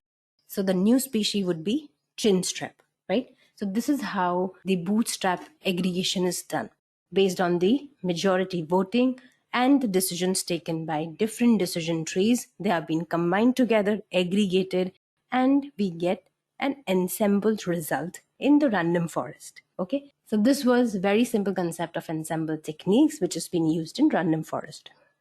Okay, so now let's move on forward to splitting methods. So what are the splitting methods that we use in random forest? So splitting methods are many, like Gini impurity, information gain, or chi-square. So let's discuss about Gini impurity. So Gini impurity is nothing but it is used to predict the likelihood that a randomly selected example would be incorrectly classified by a specific node. And it is called impurity metric because it shows how the model differs from a pure division, right? And another interesting fact about Gini impurity is that the impurity ranges from 0 to 1, with 0 indicating that all of the elements belong to a single class, and 1 indicates that only one class exists. Now value, which is like 0.5, this indicates that the elements, they are uniformly distributed across some classes, right? Now moving on forward to information gain. Now this is another splitting method which random forest can use, and information gain utilizes entropy. So entropy is nothing but it is a measure of uncertainty. So information gain, let's talk about that first. So the features they are selected that provide most of the information about a class, right? And this utilizes the entropy concept. So let's see what is entropy. This is a measure of randomness or uncertainty in the data, right? So we will understand this entropy with the help of a small example. So don't worry about it. So let's understand this entropy. Now suppose there's a fruit tray with 4 different fruits, right? And what do you feel about the entropy here? That means the randomness of the data. Is it really easy to classify these fruits into the respective class? So this becomes really uncertain and the data looks messy here. But what if we just split here these into 2 trays, wherein the first tray would have peaches and oranges, and in the second tray will have apples and lemons. So now this becomes a little more certain. We get low randomness here, and this is called as low entropy. So when we move down from tree, that means from root node to the leaf nodes, the entropy reduces. And we can also calculate information gained from this entropy. That is the difference in entropy before and after the split. That is known as information gain. Okay, so once we move down the tree and start reducing the randomness from the data, the entropy becomes lower, and that is what we want in our data. If there's low entropy, that means we are likely that the predictions would be more accurate, and we can make predictions very easily as compared to very messy data which has high entropy. Okay, so that was about entropy. So now let's move on to understanding the advantages of random forest. And we see here various advantages. So let's focus on firstly low variance. Now, since random forest overcomes the limitations of decision tree, and it also has the advantage of low variance because it combines the result of multiple decision trees, and each decision tree is being trained on limited data set that we have seen earlier also. So each tree was making its own subset of data and training the data on that limited length of the tree. So there's less depth, there's less overfitting, and low variance of the data. So coming to the next point, that is reduced overfitting. Again, since we were working with multiple decision trees, hence reduced depth of the tree, so we get reduced overfitting. That means the model is fitted well and it does not tries to learn even the noises, right? So we use the bootstrap aggregation or bagging here in random forest, and that is why we also get reduced overfitting in random forest. And this is one of the reasons that why is it so popular, because you don't have to worry about overfitting of the data, right? All right, now moving on forward to the another advantage is that the normalization is not required in random forest because it works on rule-based approach, right? And another advantage is that it gives really good accuracy, which we will also see in our hands-on. It really gives very nice predictions, either precision or recall, and generalizes well on unseen data as compared to other classifiers or machine learning classifiers which are present like naive Bayes or SVM or KNN. Random forest really outperforms other classifiers, right? So let's move on to understanding few more advantages of random forest. Is that it is suitable for both classification and regression problems, and also it works well with both categorical and continuous data. So you can use it well with any of the data sets, right? And it performs well on large data sets, right? So it solves most of the problem. That's why random forest is largely been used in machine learning problems. Now moving on forward to certain disadvantages of random forest. So the first disadvantage is that it requires more training time because of the multiple decision trees. If you've got a huge data set, you would be constructing hundreds and hundreds of decision trees, and that requires a lot of training time. And here comes one more disadvantage is that the interpretation becomes really complex when you've got multiple decision trees. So decision tree interpretation is easy because it is an individual decision tree. But when you combine hundreds of decision tree to form a random forest, the interpretation is really very difficult to understand and it becomes quite complex to apprehend what exactly the model is trying to predict and where the splitting occurs and what features are being selected and so on. And another disadvantage is that it requires more memory. So memory utilization is really heavy in case of random forest because we are working with multiple decision trees. And another disadvantage is that it is computationally expensive and requires a lot of resources because of the training of multiple decision trees and also storing them. All right, so this was all about random forest, the theory part of it. And now let us just move on to the practical demonstration or a hands-on on random forest. Okay, so now it's time for a hands-on on random forest. So let us just import a few basic libraries of Python in our Jupyter notebook. And we will run this. We will import pandas as PD, numpy as NP, and seaborn as SNS. Now seaborn is needed here because we want to load a data set, that is a penguins data set, with the help of seaborn. And this is already been preloaded in seaborn. This is already loaded data set, and seaborn has got multiple data sets, for practice for beginners. So it is a good way to practice for data sets. Now we can see this asterisk sign, that means it is telling us to wait. So let us just let it get loaded. So we got our data in an object called df, and we can see the first 5 entries here. And this data frame is shown in the form of a table, rows and columns. And we see here some species, island, bill length, bill depth, flipper length, body mass, and the sex of the penguin. So our task is to specify or to classify these species of penguins into the respective correct species, right? So we see the shape of our data, and we see that it is like 344 rows and 7 columns. And we will see the info. So we see df.info, and this gives us, along with the non-null count, we also get the data type of the values. So we have got species island as the object data type, whereas the bill length, bill depth, triple length, and body mass are in floating point, or you can say floating data type, and the sex is in object data type, right? So now moving on forward to calculating how many null values are there with the help of df.isNull.sum. So we get certain some around 2 null values in all these columns, as you can say the features like bill length, bill depth, flipper length, and body mass, whereas there are 11 null values in sex feature. Right? So what we do is, since they are very small null values, we can just drop it, or you can also ignore them. So here in this data frame, what I'm doing is I'm just dropping these null values, and let us just check whether they are being dropped or not with the help of, again, the same function .isNull.sum, and then we see that yes, they are being dropped from our data frame. Now let us do some feature engineering with our data. Now we have seen that we have got some object data type in our data frame.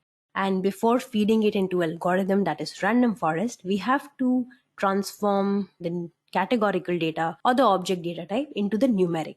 So we are using here one-hot encoding to convert the categorical data into numeric.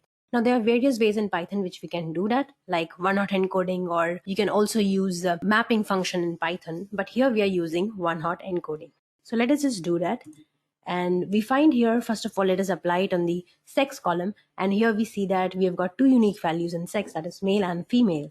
And we use pandas here to get dummies. That is how we will apply this one-hot encoding, because this is how get dummies work. So what happens is here is that the new unique values are converted into the respective columns in the data frame. So we see here we have got 2 unique values, males and female, and they are being converted into the columns. Okay, so one thing to note here is that we also get a problem of dummy trap, because here we see only 2 unique values. Now suppose if I had 6 or 7 unique values and I do this one-hot encoding, I would have lots of features in my data frame, and that would lead to several complexities. So what I do is, to keep things simple, I can use one-hot encoding when my data frame or my unique counts are low, when my unique values are less. So since I had just 2 or 3, I can use it. So I'm using here. So what I do is, again, now one row, one column, as we can see here, that it is redundant, giving me extra information. So I will just drop it. So I drop this first column, and what I get in this data frame is only male. So let us just infer whether I can also infer females from this or not. So if the value is 1, that means the penguin is a male. And if the value is 0, that means the penguin is a female. Okay, so only one column is needed for this data frame. So I just kept one and dropped the another one. Okay, now apply again one-hot encoding to the island feature. So in island, if we check the unique values, we've got 3 unique values here: Togresen, Bisco, and Dream Island. And the object is the data type, right? So again, we will use pandas, pd.getDummies, and we will use apply it on the feature island, and let's get the head of it. So we get here, again, the unique values were converted into columns, and we get here respective 3 columns. And then again, we will just drop the first column to get the remaining 2 columns. So here also we can infer that if the island is Togresen, if it is 1, then it is not Dream, neither Bisco, right? So this is how we can read it from the data frame and understand that. Now remember this thing, that these 2, island and here sex, these are 2 independent data frames. These are not yet included in the main data frame. So what we will do now is we will concatenate the above 2 data frames into the original data frame. So what we do, we again create a new data frame, that is new data, and let us just concat with the help of pd.concat function, and we will concat what? df, island, and sex. And access is 1, that means in the column. Okay. So when we will run this, let's see the head of it. So everything gets concatenated in a single data frame, which is good for the feeding this data into, or splitting the data into test and train data. So now we have this new data frame, and we've got some repeated columns here which needs to be deleted. So what we do is we will delete sex and island here, which are just repeating, because we've got here male, and we have also got here Dream and Togresen. So we do not require this island column, neither this sex. So we just drop it with the help of new data.drop and the column names x is 1 in place equals to true, right? And let's see the head of this data frame. Head of the data frame gives me 5 unique values, right? And now it is time to create a separate target variable. And what we'll do is we will store in a variable called y only species. So what we do is from this new data.species, we will just store the species in this y. And we see this y.head, that is the first 5 species, and we got the values here. That means another target variable is being created now. So, and you can also see the y.unique values as Edureka, Chinstrap, and Gentoo. So now we see here 3 unique values of the penguin, that is Chinstrap, Edureka, and Gentoo, and the data type is object here. So again, we need to convert this object into the numeric data type. So now what we are doing is we are using the map function in Python, and what we do is we map Edureka to 0, Chinstrap to 1, and Gentoo to 2. So this is how we see then all the values are being mapped to numeric. This is another way to convert a categorical value into a numeric value in Python. Now what we do is let us just drop the target value species from our main data frame. So we just drop it, and let's see our new data frame. So we see that we don't have any target species here, right? Okay. So in X, let's store this new data and perform the splitting of the data. So what we do is from sklearn.model selection, we will import our train test split, and we will split our training data into 70% and 30%. So test data becomes 30% and training data is some 70%. And this random state is 0, which means that I'm not fixing any random state. And this is also used for the code reproducibility. Now suppose if I again run this code, I will get the same result. It will not change. You can set this random state to any of the random number as per your choice, and the result would differ. Okay. So now let us print the shape of xtrain, bytrain, xtest, and ytest. So we see here that it has been split into 70 and 30%, and we get xtrain as 233 values here and 7 features, and xtest has 100 values and 7 features. Similarly, ytrain, you can see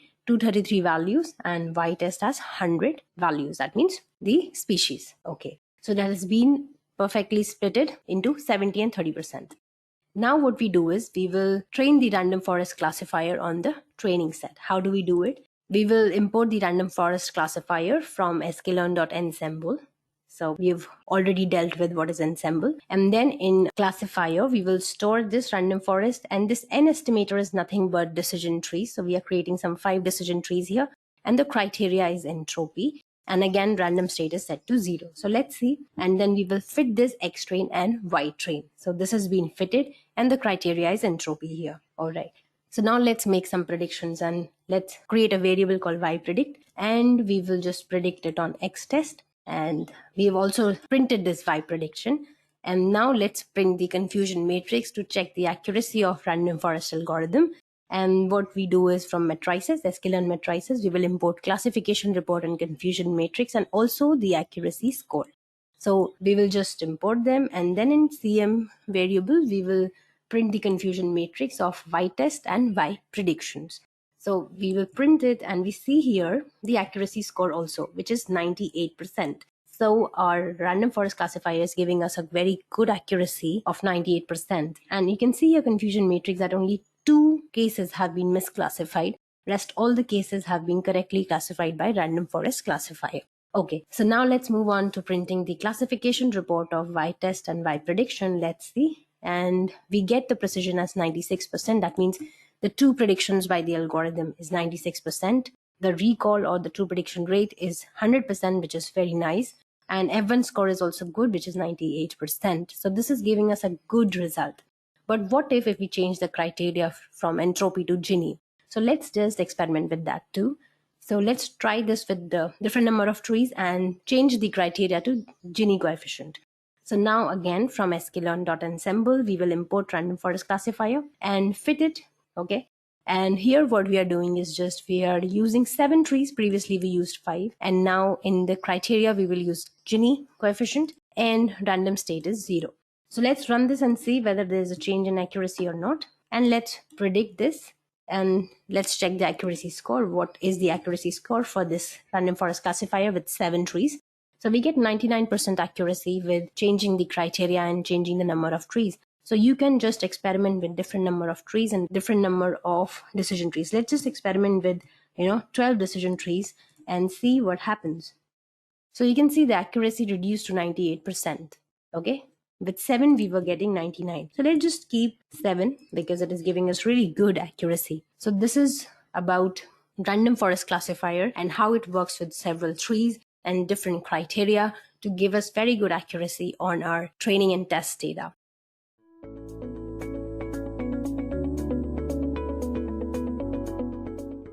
From speech recognition and face recognition to healthcare and marketing, neural networks have been used in a varied set of domains. Hi all, I'm Zulekha from Edureka, and I welcome you to this session on what is a neural network. An artificial neural network is the functional unit of deep learning.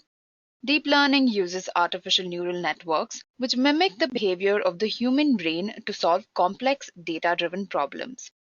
Now, deep learning in itself is a part of machine learning, which falls under the larger umbrella of artificial intelligence. Artificial intelligence, machine learning, and deep learning are interconnected fields where machine learning and deep learning aids artificial intelligence by providing a set of algorithms and neural networks to solve data-driven problems. Deep learning makes use of artificial neural networks that behave similar to the neural networks in our brain. A neural network functions when some input data is fed to it. Now, this data is then processed via layers of perceptrons to produce a desired output. So let's understand neural networks with a small example. Now, consider a scenario where you have been given a set of labeled images and you have to classify them into 2 classes. One class containing images of non-diseased leaves and the other class containing images of diseased leaves. So how would you create a neural network that classifies the leaves into diseased and non-diseased crops? Now, the process always begins with processing and transforming the input in such a way that it can be easily processed.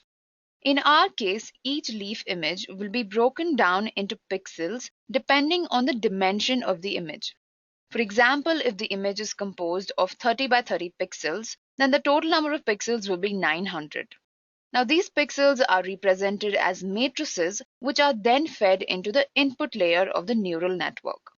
Just like how our brains have neurons that help in building and connecting thoughts, an artificial neural network has perceptrons that accept inputs and process them by passing them on from the input layer to the hidden and finally the output layer.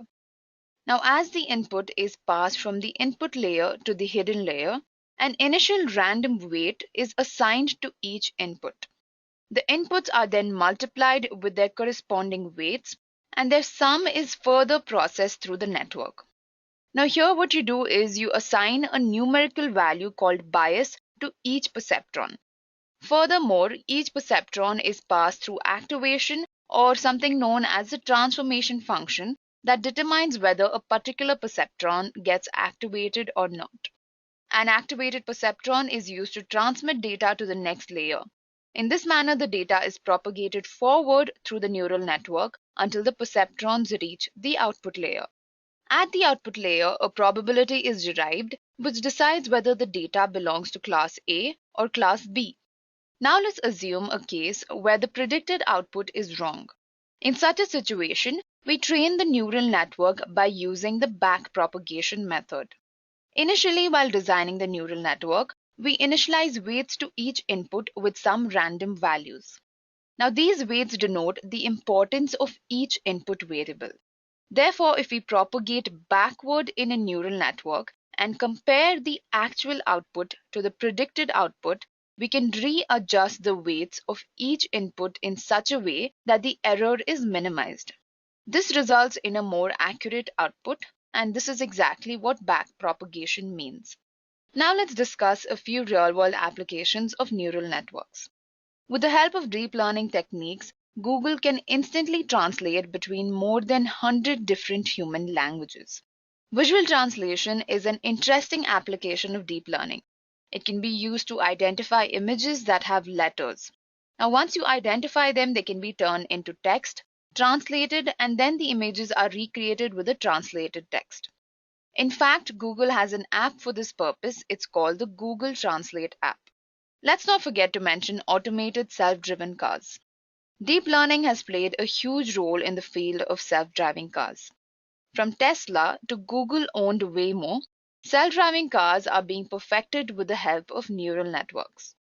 Then, of course, we have the virtual assistants like Siri, Alexa, Cortana that can literally read your mind.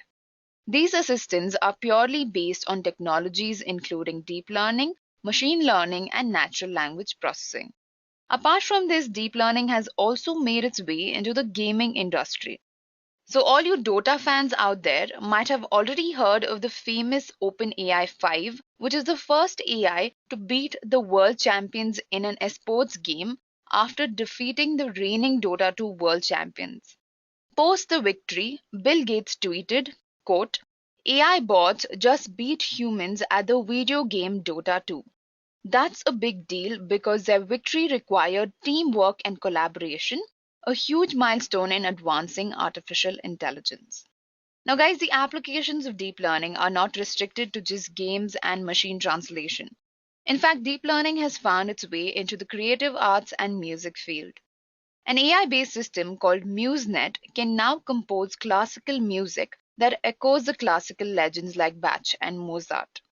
MuseNet is a deep neural network that is capable of generating 4-minute musical compositions with 10 different instruments and can combine styles from country to Mozart and to the Beatles.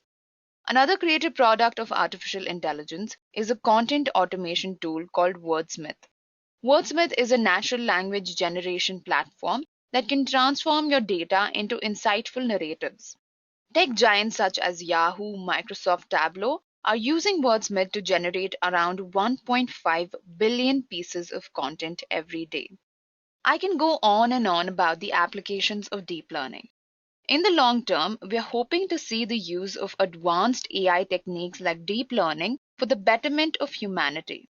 Irrespective of the threat AI is supposedly going to pose on humans, I'm a firm believer that AI will only benefit us in the long run.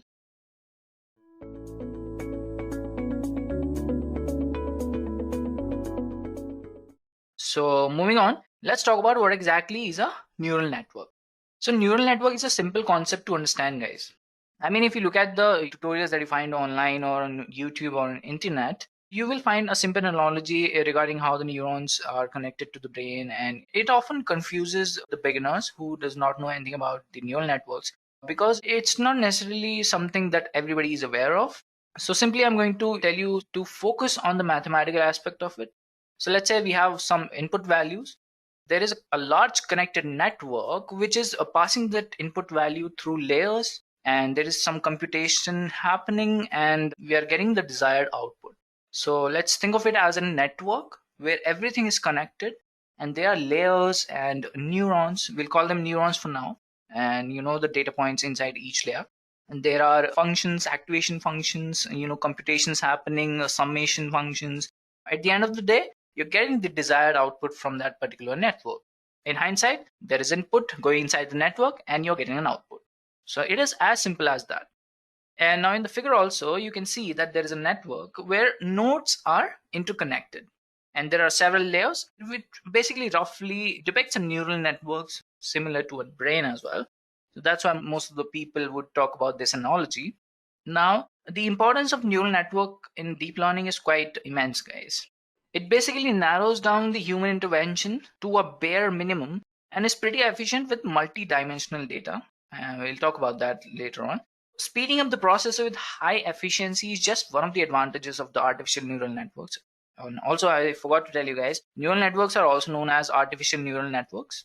Now let's try to understand neural networks with a perspective of how it is advantageous and why do we actually need deep learning and neural networks. So machine learning was a major breakthrough in the technical world. It led to the automation of monotonous and time-consuming tasks. It helped in solving complex problems and making smarter decisions. However, there were few drawbacks in machine learning that led to the emergence of deep learning. So there are a few pointers that I want to discuss. First is it was unable to process high dimensional data. So this was what I was talking about. So machine learning can process only small dimensions of data that contain a small set of variables. And if you want to analyze data containing hundreds of variables, then machine learning cannot be used. There is one shortcoming that deep learning is actually fulfilling. And next one is feature engineering is manual in machine learning. So consider a use case where you have 100 predictor variables and you need to narrow down only the significant ones. To do this, you have to manually study the relationship between each of the variables and figure out which ones are important in predicting the output. And this task is extremely tedious and time consuming for anyone, including a developer. The next point is it was not ideal for performing object detection and image processing. So since object detection requires high dimensional data being, the images and frames that you have and, all the cascade classifiers, the XML files, these are all high dimensional data and machine learning cannot be used to process the image data sets. It is only ideal for data sets with a restricted number of features. That's where deep learning comes into the picture. Fraud risk manager and a data scientist at PayPal, K. Wong, quoted at one time, like what we enjoy from more modern advanced machine learning is its ability to consume a lot more data, handle layers and layers of abstraction, and be able to see things that a simpler technology would not be able to see. Even human beings might not be able to see. So clearly, a simple linear model is capable of consuming around 20 variables, let's say. However, with deep learning technology, one can run thousands of data points. So that is exactly what we need with deep learning, and neural networks is the center point of that. Now, neural networks as a whole is a complicated concept to understand. We can simplify it like there is an input data going inside a bunch of layers, there is a computation, the calculations happening using some functions, and we are getting the output. But it is not as simple as that. To understand how it works, we'll have to take a look at the components, basically the layers, how many layers are there, what kind of activation functions we are using, and how are we, updating the weights and what are the bias and everything. So these are the components that we have to talk about. So the key components that build a neural network includes an input layer. There'll be hidden layers, a bunch of hidden layers where the computations or the calculations will be happening. There is an output layer where we get the output, the weights and biases associated with the input values. There is an activation function, and then there is a loss function as well. So let's discuss each of them one by one. So first of all, I'm going to talk about what exactly are layers. So a layer in neural network is basically it's storing the neuron before passing it on to the next layer. So a neuron is basically the input point. A layer is basically storing that particular neuron before passing it to the next layer. And each neuron is a mathematical operation that takes its input, multiplies it by the weight associated with it, and then passes the sum through the activation functions to the other neurons. And there are basically three types of layers. As I've told you, there is an input layer, hidden layer, and an output layer. So as the name suggests, the input layer accepts all the inputs provided by the programmer or the user. And the hidden layer between the input and the output layer is a set of layers known as hidden layers. And in this layer, computations are performed which results in the output. So we are getting the results from these hidden layers.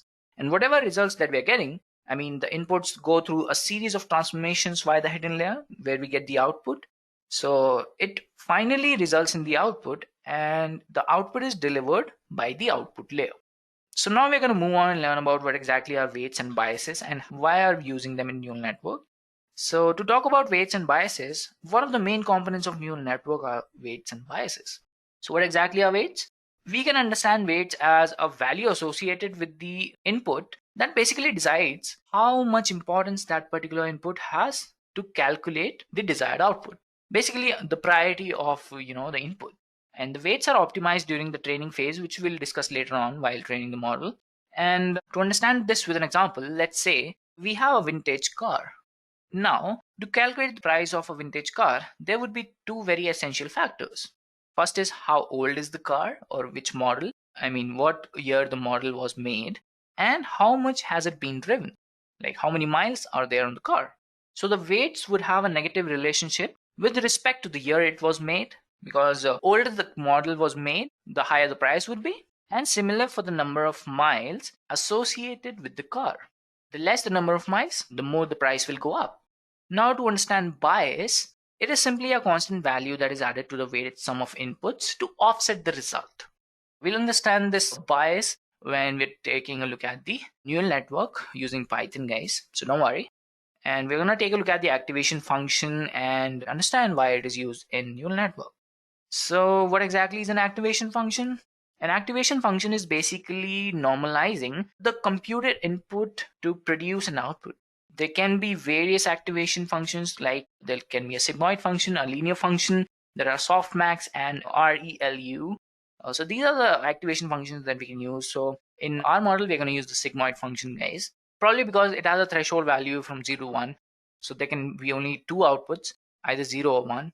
So that is why we're going to use sigmoid function, guys. And if you want to learn more about sigmoid function, we have a tutorial on our YouTube channel that you can check out. You can also check out the gradient descent algorithm or tutorial that we have on our YouTube channel. And to understand, okay, let's try to understand the whole process in a systematic way. So let's say the input values are I1, I2, I3, and so on.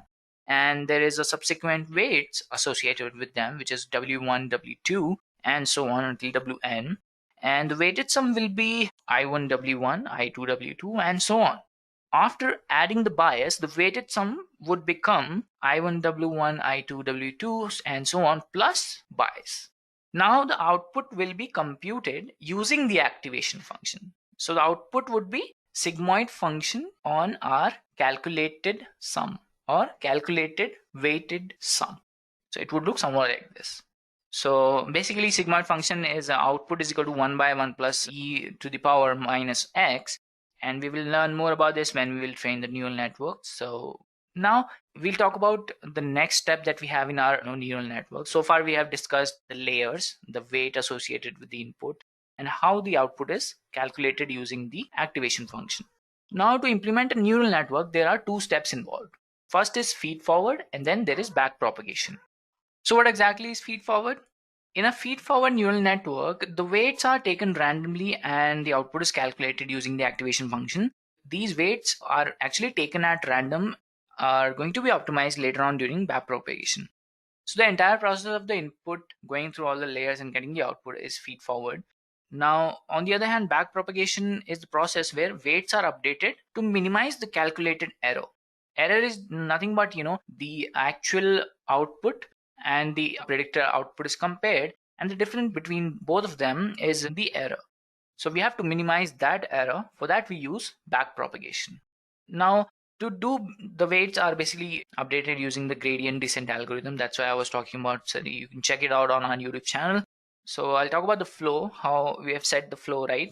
So we take the inputs, we assign the bias and the weights associated with them, and we find the error in prediction after applying the activation function on the output. So the idea to minimize the cost function or the error, we do it by using the gradient descent algorithm, and we repeat the training phase with updated weights until we get the lowest error or the lowest error in prediction, and after that we make predictions. So that is how the whole process works. And to understand how we calculate the error, we can take an example. In the example, we'll be taking a look at how mean squared error is taken and weights are updated using the gradient descent algorithm, where we have x is equal to input, the f of x is the output based on x, and LR is the learning rate, and we are going to find the derivative of f of x. And for that, we'll have three derivatives. We're going to apply the chain rule, and there'll be three derivatives. And if you take a look at the gradient descent algorithm, the formula, how we calculate the derivative, you'll understand that. So we're going to take it up to the actual implementation of neural network using everything that we have discussed so far. So let's take it up to Jupyter Notebook, guys, and we're going to see the practical implementation of how we use a neural network.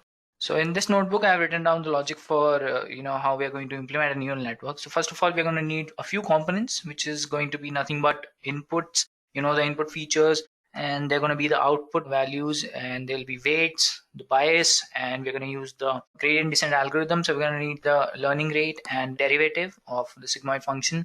And of course, there'll be sigmoid function as the activation function. So initially I imported the NumPy library. And now guys, I must tell you before we begin with this, implementation, this is just to make you understand how it works. So not necessarily you have to deal with, neural networks like this. We have TensorFlow, we have scikit-learn, where you can just, import a module, and using TensorFlow, there is, you can design a model, sequential models with a lot of layers and everything. And there you have the activation functions, and then you can also calculate the loss, and there are metrics such as accuracy and everything. So that is what you will use to make it easier for you. This is just, I'm telling you guys to understand how it really works. So we have the input value. All right, so we have an array with these four values in shape 4 by 2, and after that we have the output values in the output array. And of course we have four values, 0 1 1 0, and this is in shape we have reshaped into 4 by 1. And then we have the weights, which is none other than 0.1 and 0.2, two weights associated with this particular program. And then we have the bias is equal to 0.3, and then the activation function is the sigmoid function, which is we have implemented using the NumPy and NumPy exponentiation now, of course, and this is minus x over here. This is how you implement a sigmoid function using NumPy. And then there is a derivative of the sigmoid function which we are going to use for chain rule, which will help us in the gradient descent algorithm or the formula. And then comes the part where we have the code where we are going to update the weights. So for example, the epochs are in the range 10,000, and then the input array. So there is a weighted sum. So this goes on with the flow that I have mentioned, all right? So first of all, you have an input value, then you calculate the weighted sum, add bias to it. So this is basically the weighted sum where we have added the bias, the weights, everything. After that, we have the first output, okay? So this is the feed forward. The first output is our sigmoid function using we are getting. And after that, we will have a set of values for first output, which we can compare with the desired output. There we will have a error, basically the difference between both of them. So we are calculating that using mean squared error. The statement that we have with NumPy is calculating the mean squared error. And after that, we have the first derivative. These derivative values we are practically calculating to incorporate in the gradient descent algorithm. So first derivative is the error. This is the first derivative in the chain rule. Then we have the second derivative, which is basically nothing but the derivative of the sigmoid function. Then we have the final derivative, which is the dot product of the input values, where we have transposed the input values. Before it was in the shape 4 by 2, now it will become 2 by 4. And after that, we update the weights using the equation, which is nothing but this is x is equal to x minus LR, which we have set as 0.05, and this is basically d by dx of f of x. All right, so this is the final derivative. That's why we have calculated all of these. And after that, we update the bias as well using the same formula. And now if I run it, so the weight value is minus 0.4 and 11.8, and the bias is minus 5.6. So now to get the prediction done, we will check it for the new value. So we have an array. The input value is 0 and 1. So for this 0 and 1, the target output is 1. So we will see how far off our result is. It is basically 0.9979. So it's pretty accurate, guys. Now we'll check for other values as well. So let's check for 0 and 0. So it should be around 0.003, which is almost equal to 0 again. So this is how we can implement a neural network in Python. So this is a basic implementation, guys. So instead of using a sigmoid function in this activation function, what we can do is we can use a linear function. There are other options as well, and that we can use a softmax function. So this is it, guys. With this, we have come to the end of the session, and I just want to tell you guys, this is basic implementation of neural networks that you can find. So if you really want to work with neural networks, this is just a very basic example that I've shown you.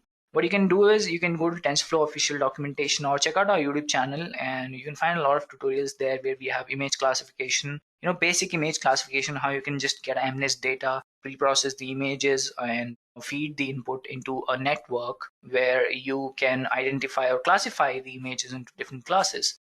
And that's a very basic example again.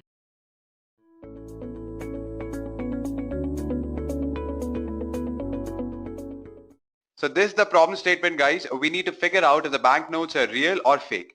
And for that, we'll be using artificial neural networks. And obviously, we need some sort of data in order to train our network. So let us see how the data set looks like. So over here, I've taken a screenshot of the data set with few of the rows. In it, data were extracted from images that were taken from genuine and forged banknote-like specimens. After that, wavelet transform tools were used to extract features from those images. And these are few features that I'm highlighting with my cursor. And the final column or the last column actually represents the label. So basically, label tells us to which class that pattern represents, whether that pattern represents a fake note or it represents a real note. Let us discuss these features and labels one by one. So the first feature or the first column is nothing but variance of a wavelet transformed image. The second column is about skewness. The third is curtices of wavelet transformed image. And finally, fourth one is entropy of the image. After that, when I talk about label, which is nothing but my last column, over here, if the value is 1, that means the pattern represents a real note. Whereas when value is 0, that means it represents a fake note. So guys, let's move forward and we'll see what are the various steps involved in order to implement this use case. So over here, we'll first begin by reading the data set that we have. We'll define features and labels.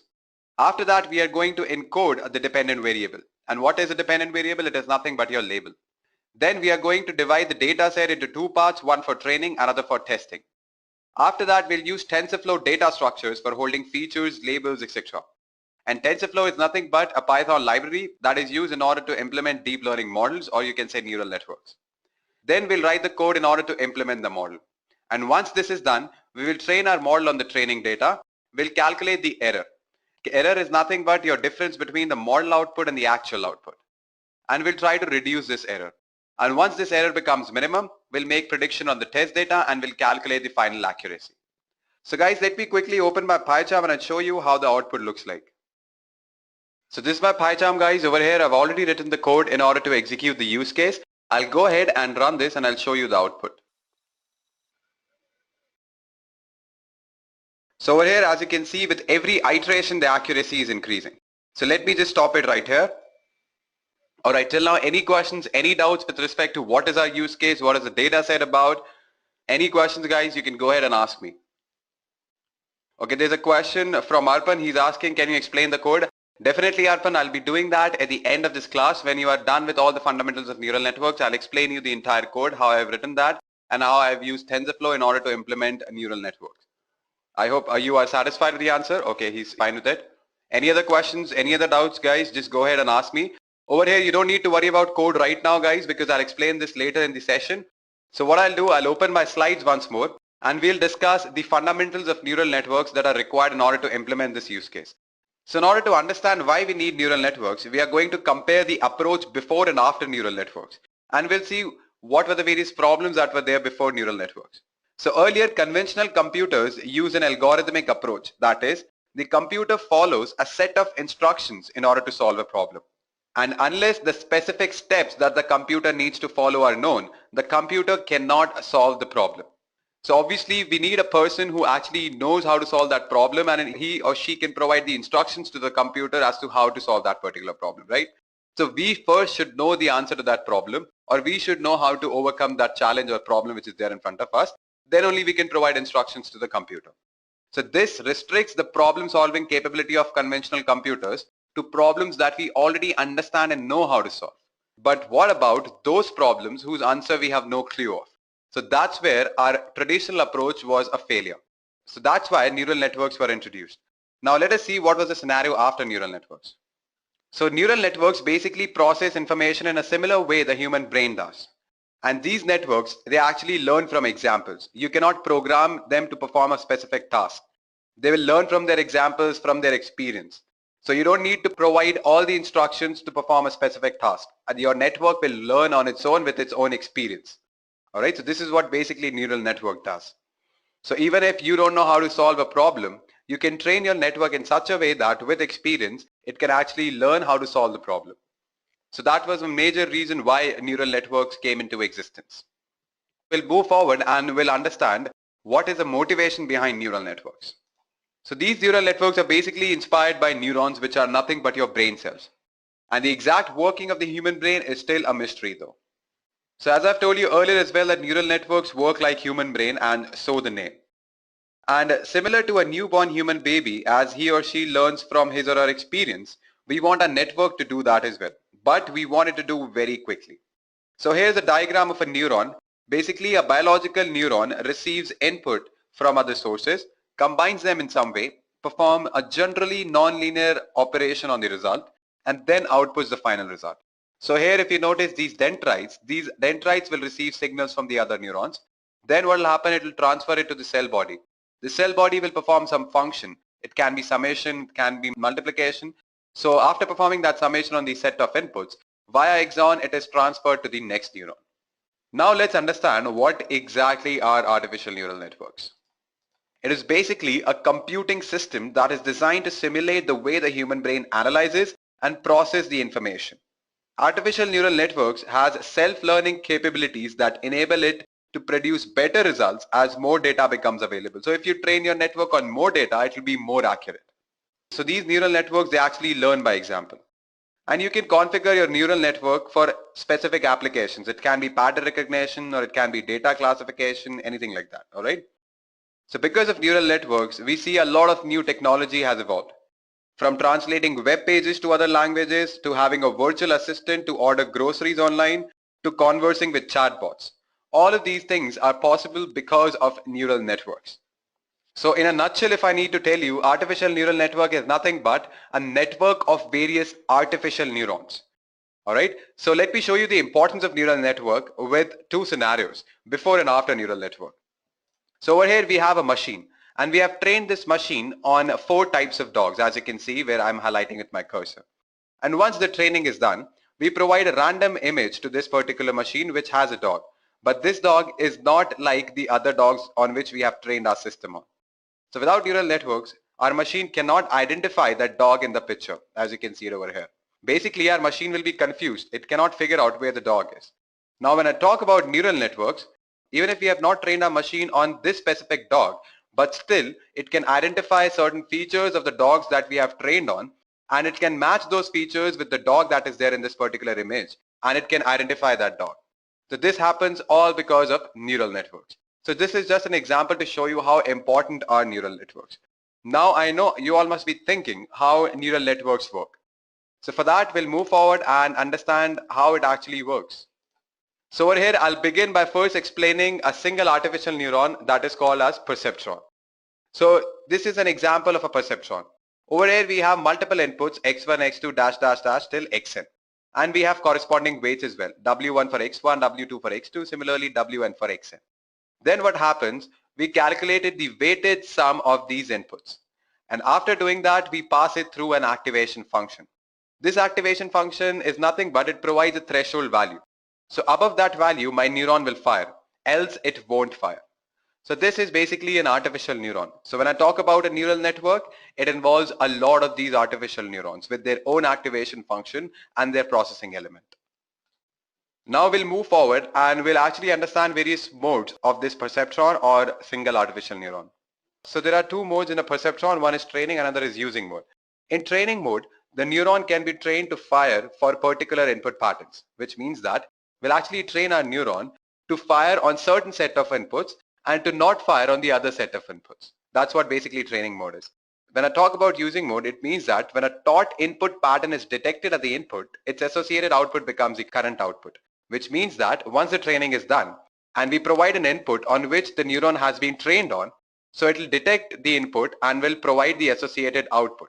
So that's what basically using mode is. So first you need to train it, then only you can use your perceptron or your network. So these were the two modes, guys. Next up, we'll understand what are the various activation functions available.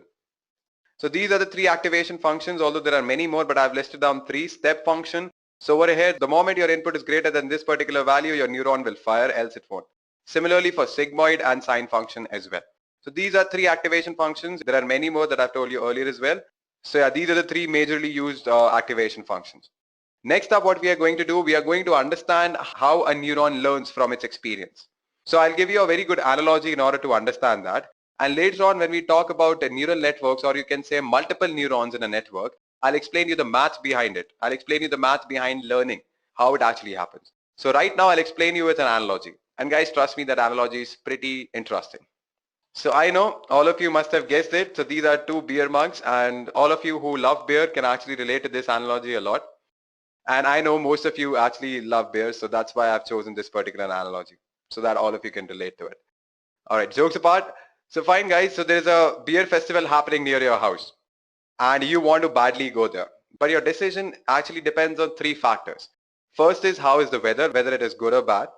Second is your wife or husband is going with you or not. And the third one is any public transport is available. So on these three factors, your decision will depend whether you will go or not. So we'll consider these three factors as inputs to our perceptron, and we'll consider our decision of going or not going to the beer festival as our output. So let us move forward with that.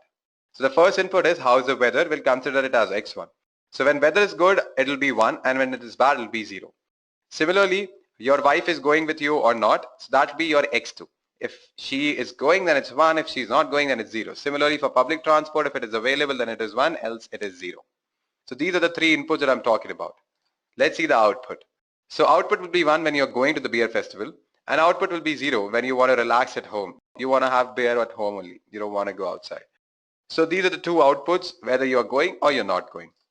Now what a human brain does. Over here, okay, fine. I need to go to the beer festival. But there are three things that I need to consider. But will I give importance to all these factors equally? Definitely not. There'll be certain factors which will be of higher priority for me. I'll focus on those factors more. Whereas few factors won't affect that much to me. Alright, so let's prioritize our inputs or factors. So here our most important factor is weather. So if weather is good, I love beer so much that I don't care even if my wife is going with me or not, or if there is a public transport available. So I love beer that much that if weather is good, then definitely I'm going there. That means when X1 is high, output will be definitely high. So how we do that, how we actually prioritize our factors, or how we actually give importance more to a particular input and less to another input in a perceptron or in a neuron. So we do that by using weights. So we assign high weights to the more important factors or more important inputs, and we assign low weights to those particular inputs which are not that important for us. So let's assign weights, guys. So weight W1 is associated with input X1, W2 with X2, and similarly W3 with X3. Now, as I've told you earlier as well, that weather is a very important factor, so I'll assign a pretty high weight to weather and I'll keep it as 6. Similarly, W2 and W3 are not that important, so I'll keep it as 2, 2. After that, I've defined a threshold value as 5, which means that when the weighted sum of my input is greater than 5, then only my neuron will fire, or you can say then only I'll be going to the beer festival. All right, so I'll use my pen and we'll see what happens when weather is good. So when weather is good, our X1 is 1, our weight is 6, we'll multiply it with 6. Then if my wife decides that she is going to stay at home and she will probably be busy with cooking and she doesn't want to drink beer with me, so she's not coming. So that input becomes 0. 0 into 2 will actually make no difference because it will be 0 only. Then again, there is no public transport available also. Then also this will be 0 into 2. So what output I get here? I get here as 6. And notice the threshold value, it is 5. So definitely 6 is greater than 5. That means my output will be 1, or you can say my neuron will fire, or I'll actually go to the beer festival. So even if these two inputs are 0 for me, that means my wife is not willing to go with me, and there is no public transport available, but weather is good, which has very high weight value, and it actually matters a lot to me. So if that is high, it doesn't really matter whether the two inputs are high or not. I will definitely go to the beer festival. All right. Now I'll explain you a different scenario. So over here, our threshold was 5. But what if I change this threshold to 3? So in that scenario, even if my weather is not good, I'll give it a 0. So 0 into 6. But my wife and public transport both are available. All right. So 1 into 2 plus 1 into 2, which is equal to 4. And it is definitely greater than 3. Then also my output will be 1. That means I will definitely go to the beer festival even if weather is bad. And my neuron will fire. So these are the two scenarios that I have discussed with you. All right. So there can be many other ways in which you can actually assign weight to your problem or to your learning algorithm. So these are the two ways in which you can assign weights and prioritize your inputs or factors on which your output will depend. So obviously in real life, all the inputs or all the factors are not as important for you. So you actually prioritize them. And how you do that in perceptron, you provide high weight to it. This is just an analogy so that you can relate to a perceptron to a real life. We'll actually discuss the math behind it later in the session as to how a network or a neuron learns. All right. So how the weights are actually updated and how the output is changing, that all those things we'll be discussing later in the session. But my aim is to make you understand that you can actually relate to a real life problem with that of a perceptron. All right.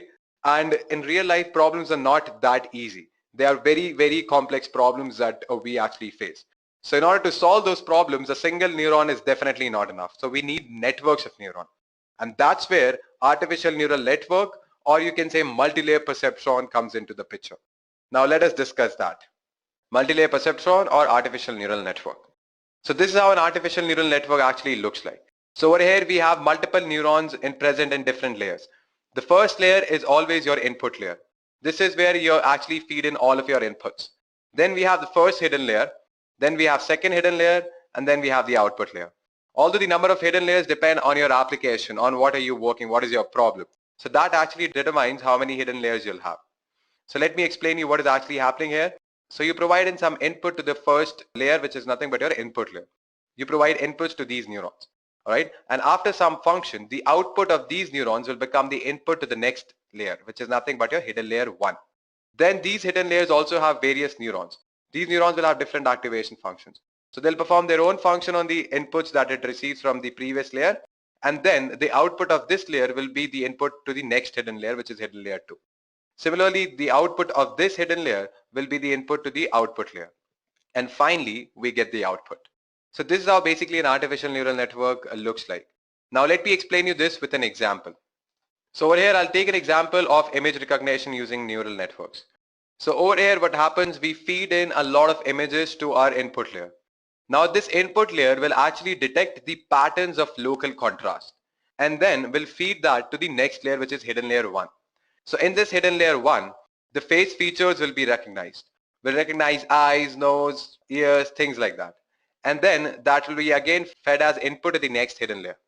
And in this hidden layer, we'll assemble those features and we'll try to make a face. And then we'll get the output, that is the face will be recognized properly. So if you notice here, with every layer, we are trying to get a more abstract version or the generalized version of the input. So this is how basically an artificial neural network, how it works. All right. And there's a lot of training and learning which is involved that I'll show you now. Training a neural network. So how we actually train a neural network. So basically the most common algorithm for training a network is called backpropagation. So what happens in backpropagation, after the weighted sum of inputs and passing through an activation function and getting the output, we compare that output with the actual output that we already know. We figure out how much is the difference. We calculate the error. And based on that error, what we do, we propagate backwards. And we'll see what happens when we change the weight. Will the error decrease or will it increase? And if it increases, when it increases, by increasing the value of the variables or by decreasing the value of variables. So we kind of calculate all those things and we update our variables in such a way that our error becomes minimum. And it takes a lot of iterations. Trust me guys, it takes a lot of iterations we get output a lot of times and then we compare it with the model with the actual output. Then again we propagate backwards, we change the variables, then again we calculate the output, we compare it again with the desired output of the actual output. Then again we propagate backwards. So this process keeps on repeating until we get the minimum value. All right. So there's an example that is there in front of your screen. Don't be scared of the terms that I used. I'll actually explain you with an example. So this is the example over here. We have 0, 1 and 2 as inputs, and our desired output or the output that we already know is 0, 1 and 4. All right. So over here we can actually figure out that desired output is nothing but twice of your input. But I'm training a computer to do that, right? The computer is not a human. So what happens? I actually initialize my weight. I keep the value as 3. So the model output will be 3 into 0 is 0, 3 into 1 is 3, 3 into 2 is 6. Now obviously it is not equal to your desired output. So we check the error. Now the error that we have got here is 0, 1 and 2, which is nothing but your difference. So 0 minus 0 is 0, 3 minus 2 is 1, 6 minus 4 is 2. Now this is called an absolute error. After squaring this error, we get square error, which is nothing but 0, 1 and 4. All right. So now what we need to do, we need to update the variables. We have seen that the output that we got is actually different from the desired output. So we need to update the value of the weight. So instead of 3, our computer makes it as 4. After making the value as 4, we get the model output as 0, 4 and 8. And then we saw that the error has actually increased. Instead of decreasing, the error has increased. So after updating the variable, the error has increased. So you can see that square error is now 0, 4 and 16, and earlier it was 0, 1 and 4. That means we cannot increase the weight value right now. But if we decrease that, make it as 2, we get the output which is actually equal to desired output. But is it always the case that we need to only decrease the weight? Definitely not. So in this particular scenario, whenever I'm increasing the weight, error is increasing, and when I'm decreasing the weight, error is decreasing. But as I've told you earlier as well, this is not the case every time. Sometimes you need to increase the weight as well. So how we determine that? All right, fine guys, this is how basically a computer decides whether it has to increase the weight or decrease the weight. So what happens here, this is a graph of square error versus weight. So over here, what happens, suppose your square error is somewhere here, and your computer, it starts increasing the weight in order to reduce the square error. And it notices that whenever it increases the weight, square error is actually decreasing. So it'll keep on increasing until the square error reaches a minimum value. And after that, when it tries to still increase the weight, the square error will increase. So at that time, our network will recognize that whenever it is increasing the weight after this point, error is increasing. So therefore, it will stop right there, and that will be our weight value. Similarly, there can be one more scenario. Suppose if we increase the weight, but then also the square error is increasing. So at that time, we cannot increase the weight. At that time, computer will realize, okay, fine, whenever I'm increasing the weight, the square error is increasing. So it'll go in the opposite direction. So it'll start decreasing the weight, and it'll keep on doing that until the square error becomes minimum. And the moment it decreases more, the square error again increases. So our network will know that whenever it decreases the weight value, the square error is increasing. So that point will be our final weight value. So guys, this is what basically backpropagation in a nutshell is. Fine, so we'll move forward, and now is the correct time to understand how to implement the use case that I was talking about in the beginning. That is how to determine whether a node is fake or real. So for that, I'll open my PyCharm. This is my PyCharm again, guys. Let me just close this. All right. So this is the code that I've written in order to implement the use case. So over here, what we do, we import the first important libraries which are required. Matplotlib is used for visualization. TensorFlow we know in order to implement the neural networks. NumPy for arrays, Pandas for reading the data set. Similarly, sklearn for label encoding as well as for shuffling, and also to split the data set into training and testing paths. All right, fine guys. So we'll begin by first reading the data set, as I've told you earlier as well when I was explaining the steps. So what I'll do, I'll use Pandas in order to read the CSV file which has the data set. After that, I'll define features and labels. So X will be my feature and Y will contain my label. So basically X includes all the columns apart from the last column, which is the fifth one. And because the indexing starts from 0, that's why we have written 0 till 4th. So it won't include the 4th column. All right. And so our last column will actually be our label. Then what we need to do, we need to encode the dependent variable. So the dependent variable, as I've told you earlier as well, is nothing but your label. So I've discussed encoding in TensorFlow tutorial. You can go through it and you can actually get to know why and how we do that. Then what we have done, we have read the data set. Then what we need to do is to split our data set into training and testing. And these are all optional steps. You can print the shape of your training and test data. If you don't want to do it, it's still fine. Then we have defined learning rate. So learning rate is actually the steps in which the weights will be updated. All right. So that is what basically learning rate is. Then when we talk about epochs means iterations. Then we have defined course history. That will be an empty numpy array and its shape will be 1 and it will include the float type objects. Then we have defined ndim, which is nothing but your x shape of axis 1, which means your column. Then we'll print that. After that, we have defined the number of classes. So there can be only 2 classes, whether the node can be fake or it can be real. And this model path I've given in order to save my model. So I've just given a path where I need to save it. So I'll just save it here only in the current working directory. Now is the time to actually define our neural network. So we'll first make sure that we have defined the important parameters like hidden layers, number of neurons in hidden layers. So I'll take 10 neurons in every hidden layer and I'm taking 4 layers like that. Then X will be my placeholder and the shape of this particular placeholder is none, comma n underscore dim. N underscore dim value I'll get it from here and none can be any value. I'll define one variable w and I'll initialize it with zeros and this will be the shape of my weight. Similarly for bias as well, this will be the particular shape and there will be one more placeholder y dash which will actually be used in order to provide us with the actual output of the model. There'll be one model output and there'll be one actual output which we use in order to calculate the difference, right? So we'll feed in the actual values of the labels in this particular placeholder y dash. And now we'll define the model. So over here we have named the function as multi-layer perceptron and in it we'll first define the first layer. So the first hidden layer and we are going to name it as layer underscore 1 which will be nothing but the matrix multiplication of x and weights of h1, that is the hidden layer 1, and that will be added to your biases b1. After that we'll pass it through a sigmoid activation function. Similarly in layer 2 as well, matrix multiplication of layer 1 and weights of h2. So if you can notice, layer 1 was the network layer just before the layer 2, right? So the output of this layer 1 will become input to the layer 2. And that's why we have written layer underscore 1. It'll be multiplied by weights h2 and then we'll add it with the bias. Similarly for this particular hidden layer as well and this particular layer as well. But over here we are going to use the ReLU activation function instead of sigmoid. Then we are going to define the weights and biases. So this is how we basically define weights. So weights h1 will be a variable which will be a truncated normal with the shape of n underscore dim and n underscore hidden underscore 1. So these are nothing but your shapes. All right.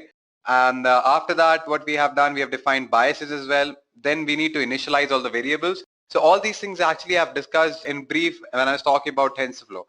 Since in TensorFlow, we need to initialize the variables before we use it.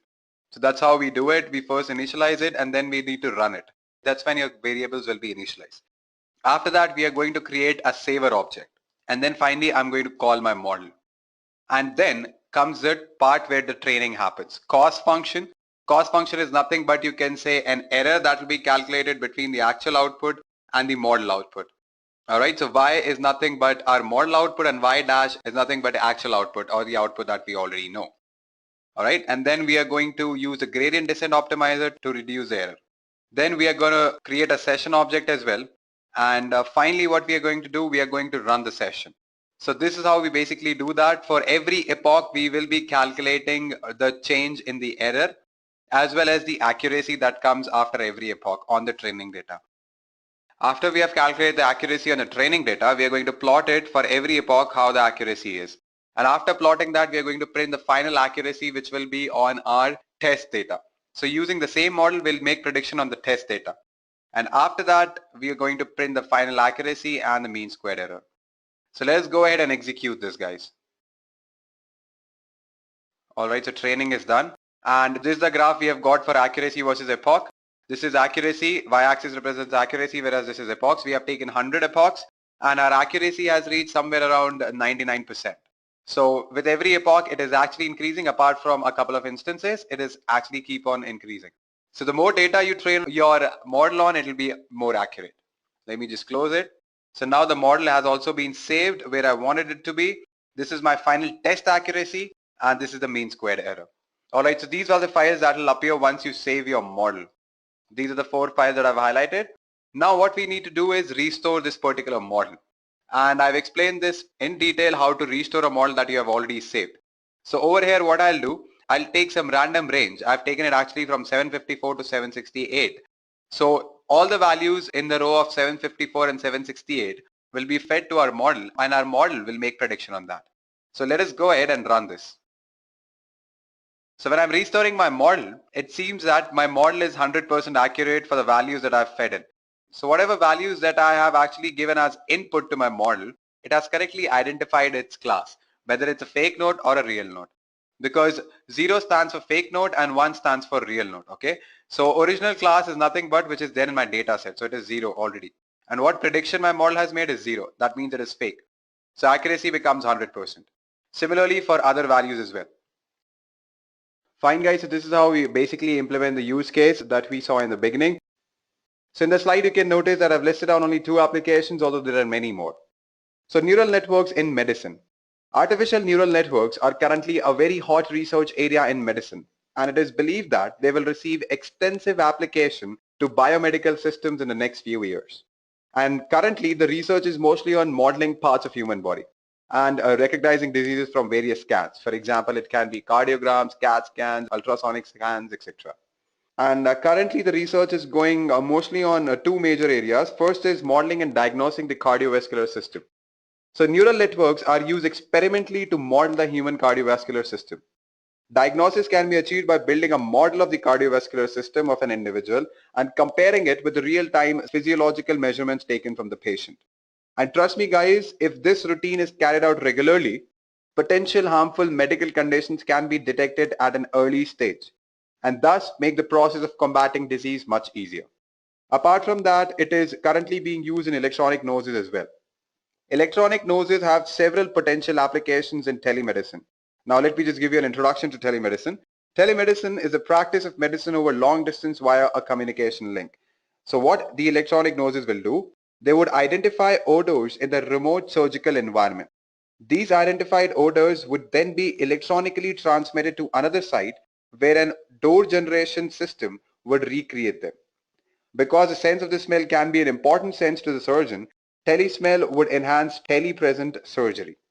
So these are the 2 ways in which you can use it in medicine. You can use it in business as well, guys. So business is basically a diverted field with several general areas of specialization such as accounting or financial analysis. Almost any neural network application would fit into one business area or financial analysis. Now there is some potential for using neural networks for business purposes, including resource allocation and scheduling. I've listed down 2 major areas where it can be used. One is marketing. So there is a marketing application which has been integrated with a neural network system. The airline marketing tactician is a computer system made of various intelligent technologies, including expert systems. A feed-forward neural network is integrated with the AMT, which is nothing but airline marketing tactician, and was trained using backpropagation to assist the marketing control of airline seat allocation. So it has wide applications in marketing as well. Now the second area is credit evaluation. Now I'll give you an example here. The HNC company has developed several neural network applications, and one of them is the credit scoring system, which increases the profitability of existing model up to 27%. So these are few applications that I'm telling you guys. Neural network is actually the future. People are talking about neural networks everywhere, and especially after the introduction of GPUs and the amount of data that we have now, neural network is actually spreading like plague right now.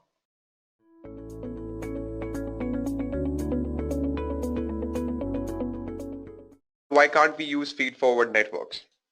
Now let us take an example of a feed-forward network that is used for image classification. So we have trained this particular network for classifying various images of animals. Now if you feed in an image of a dog, it will identify that image and will provide a relevant label to that particular image.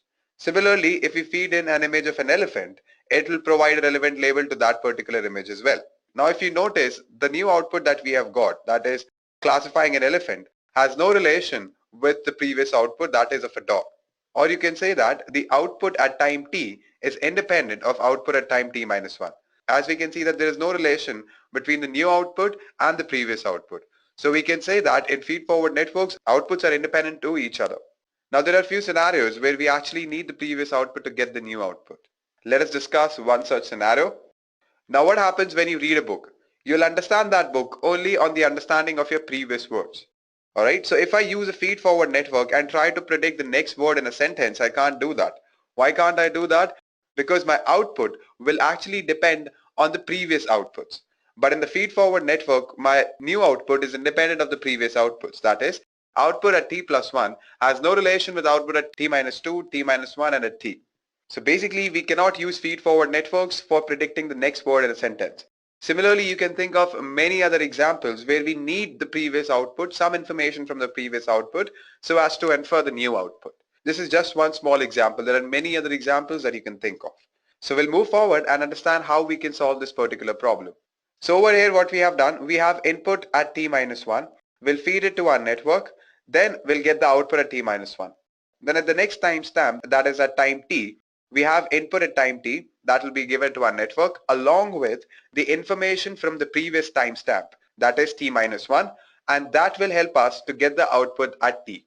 Similarly, at output for t plus 1, we have two inputs. One is a new input that we give. Another is the information coming from the previous timestamp, that is t, in order to get the output at time t plus 1.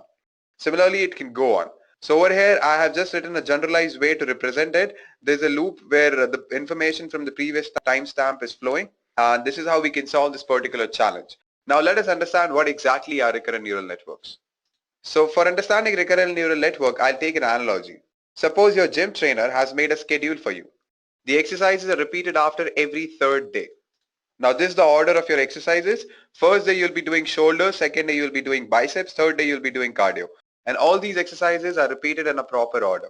Now what happens when we use a feed-forward network for predicting the exercise today?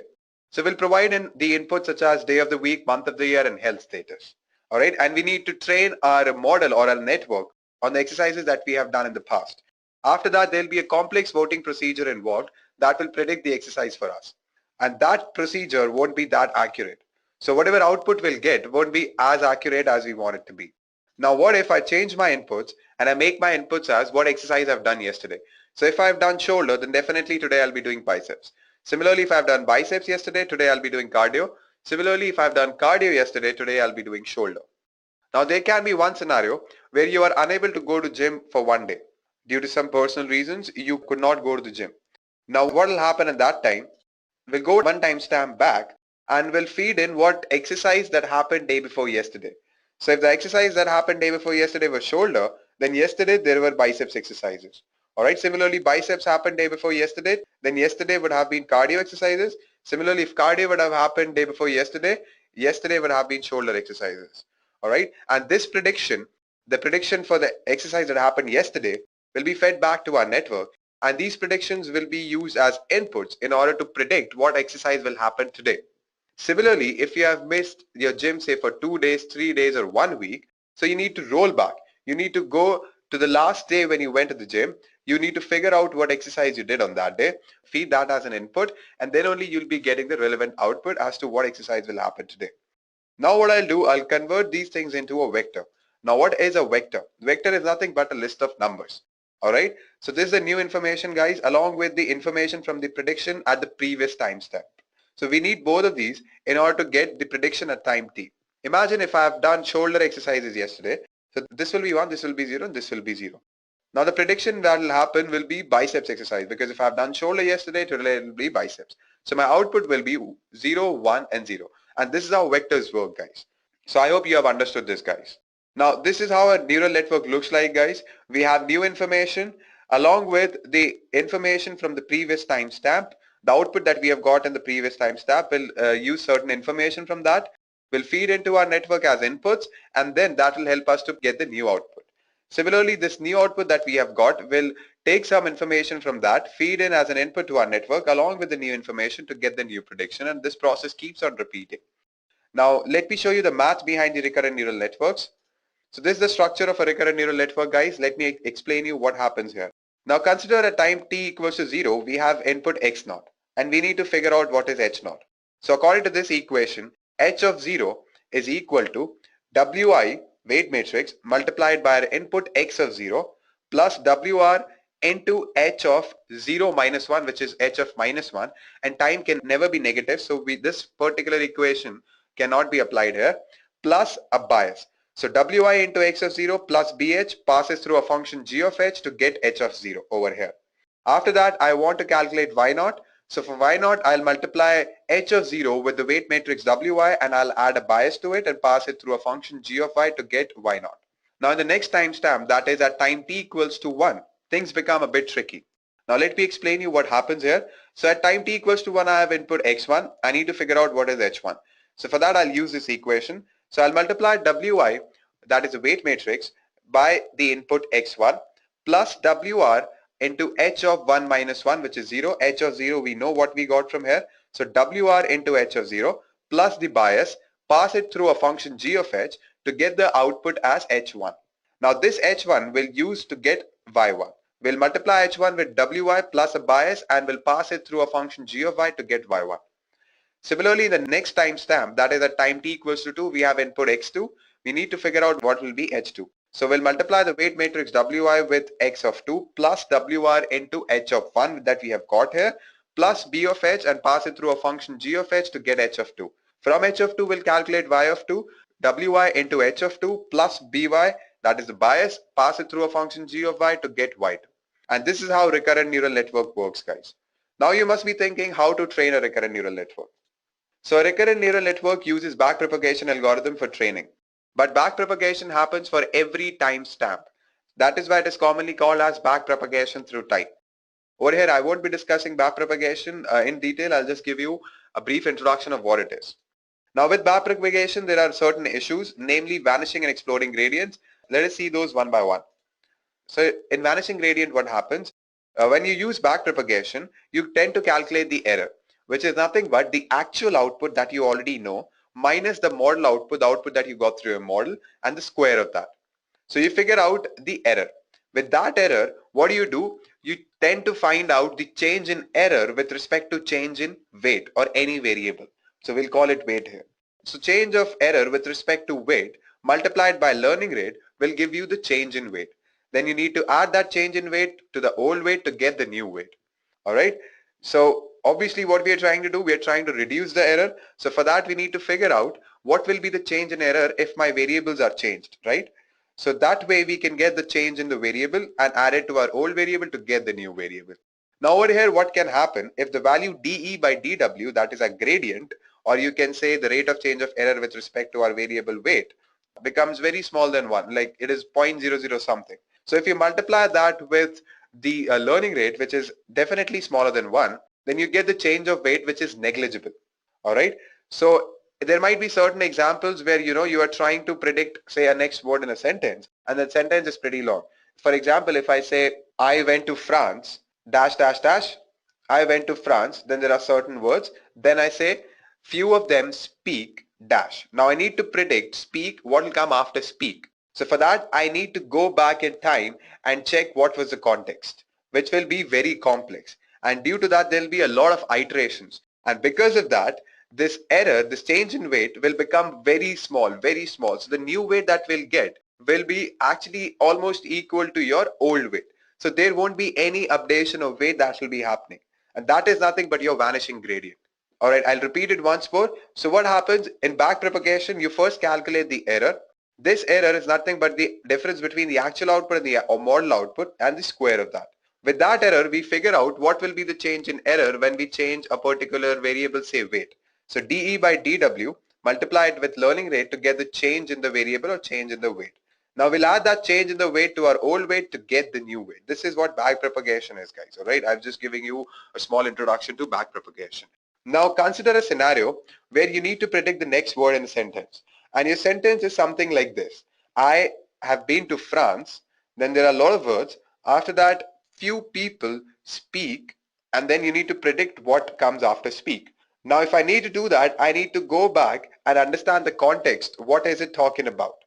And that is nothing but your long-term dependencies. So what happens during long-term dependencies, if this dE by dW becomes very small, then when you multiply it with n, which is again smaller than 1, you get delta W, which will be very, very small. That will be negligible.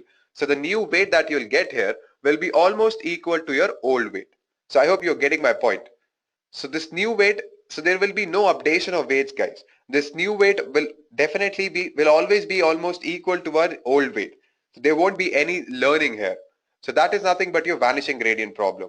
Similarly, when I talk about exploding gradient, it is just the opposite of vanishing gradient. So what happens when your gradient or dE by dW becomes very large, becomes greater than 1, all right? And you have some long-term dependencies. So at that time, your dE by dW will keep on increasing, delta W will become large, and because of that, your weights, the new weight that will come will be very different from your old weight. So these two are the problems with backpropagation. Now let us see how to solve these problems. Now exploding gradients can be solved with the help of truncated BTD, backpropagation through time. So instead of starting backpropagation at the last timestamp, we can choose a smaller timestamp like 10. Or we can clip the gradients at a threshold. So there can be a threshold value where we can, clip the gradients. And we can adjust the learning rate as well. Now for vanishing gradient, we can use a ReLU activation function. We have discussed ReLU activation function in artificial neural network tutorial, guys. Similarly, we can also use LSTM and GRUs. In this tutorial, we'll be discussing LSTMs, that are long short-term memory units. Now let us understand what exactly are LSTMs. So guys, we saw what are the two limitations with the recurrent neural networks. Now we'll understand how we can solve that with the help of LSTMs. Now what are LSTMs? Long short-term memory networks, usually called as LSTMs, are nothing but a special kind of recurrent neural network. And these recurrent neural networks are capable of learning long-term dependencies. Now what are long-term dependencies? I've discussed that in the previous slide, but I'll just explain it to you here as well. Now, what happens sometimes we only need to look at the recent information to perform the present task. Now, let me give you an example. Consider a language model trying to predict the next word based on the previous ones. If we are trying to predict the last word in the sentence, say, the clouds are in the sky. So we don't need any further context. It's pretty obvious that the next word is going to be sky. Now, in such cases where the gap between the relevant information and the place that it's needed is small, RNNs can learn to use the past information. And at that time, there won't be such problems like vanishing and exploding gradient. But there are few cases where we need more context. Consider trying to predict the last word in the text, I grew up in France. Then there are some words. After that comes, I speak fluent French. Now, recent information suggests that the next word is probably the name of a language. But if we want to narrow down which language, we need the context of France from further back. And it's entirely possible for the gap between the relevant information and the point where it is needed to become very large.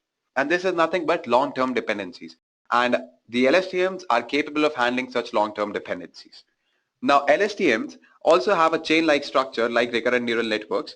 Now, all the recurrent neural networks have the form of a chain of repeating modules of neural networks. Now, in standard RNNs, the repeating module will have a very simple structure such as a single TANH layer that you can see. Now, this TANH layer is nothing but a squashing function. Now, what I mean by squashing function is to convert my values between -1 and 1. All right, that's why we use TANH. And this is an example of an RNN. Now we'll understand what exactly are LSTMs. Now, this is a structure of an LSTM. Or if you notice, LSTM also have a chain-like structure, but the repeating module has different structures. Instead of having a single neural network layer, there are 4 interacting in a very special way. Now, the key to LSTM is the cell state. Now, this particular line that I'm highlighting, this is what is called the cell state. The horizontal line running through the top of the diagram. So this is nothing but your cell state. Now, you can consider the cell state as a kind of a conveyor belt. It runs straight down the entire chain with only some minor linear interactions. Now what I'll do, I'll give you a walkthrough of LSTM step by step, all right? So we'll start with the first step. All right, guys. So the first step in our LSTM is to decide what information we are going to throw away from the cell state. And you know what is the cell state, right? I've discussed in the previous slide. Now this decision is made by the sigmoid layer. So the layer that I'm highlighting with my cursor, it is the sigmoid layer called the forget gate layer. It looks at ht-1, that is the information from the previous timestamp, and xt, which is the new input, and outputs a number between 0 and 1 for each number in the cell state ct-1, which is coming from the previous timestamp.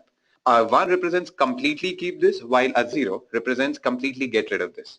Now if we go back to our example of a language model trying to predict the next word based on all the previous ones, in such a problem, the cell state might include the gender of the present subject so that the correct pronouns can be used. When we see a new subject, we want to forget the gender of the old subject, right? We want to use the gender of the new subject. So we'll forget the gender of the previous subject here. This is just an example to explain you what is happening here. Now let me explain you the equations which I've written here. So ft will be combining with the cell state later on, that I'll tell you. So currently ft will be nothing but the weight matrix multiplied by ht minus 1 and xt and plus the bias, and this equation is passed through a sigmoid layer. All right, and we get an output that is 0 and 1. 0 means completely get rid of this, and 1 means completely keep this. All right, so this is what basically is happening in the first step. Now let us see what happens in the next step. So the next step is to decide what information we are going to store. In the previous step, we decided what information we are going to keep, but here we are going to decide what information we are going to store here. All right, what new information we are going to store in the cell state. Now this has two parts. First, a sigmoid layer. This is called a sigmoid layer, and which is also known as an input gate layer. Decide which values we'll update. All right, so what values we need to update.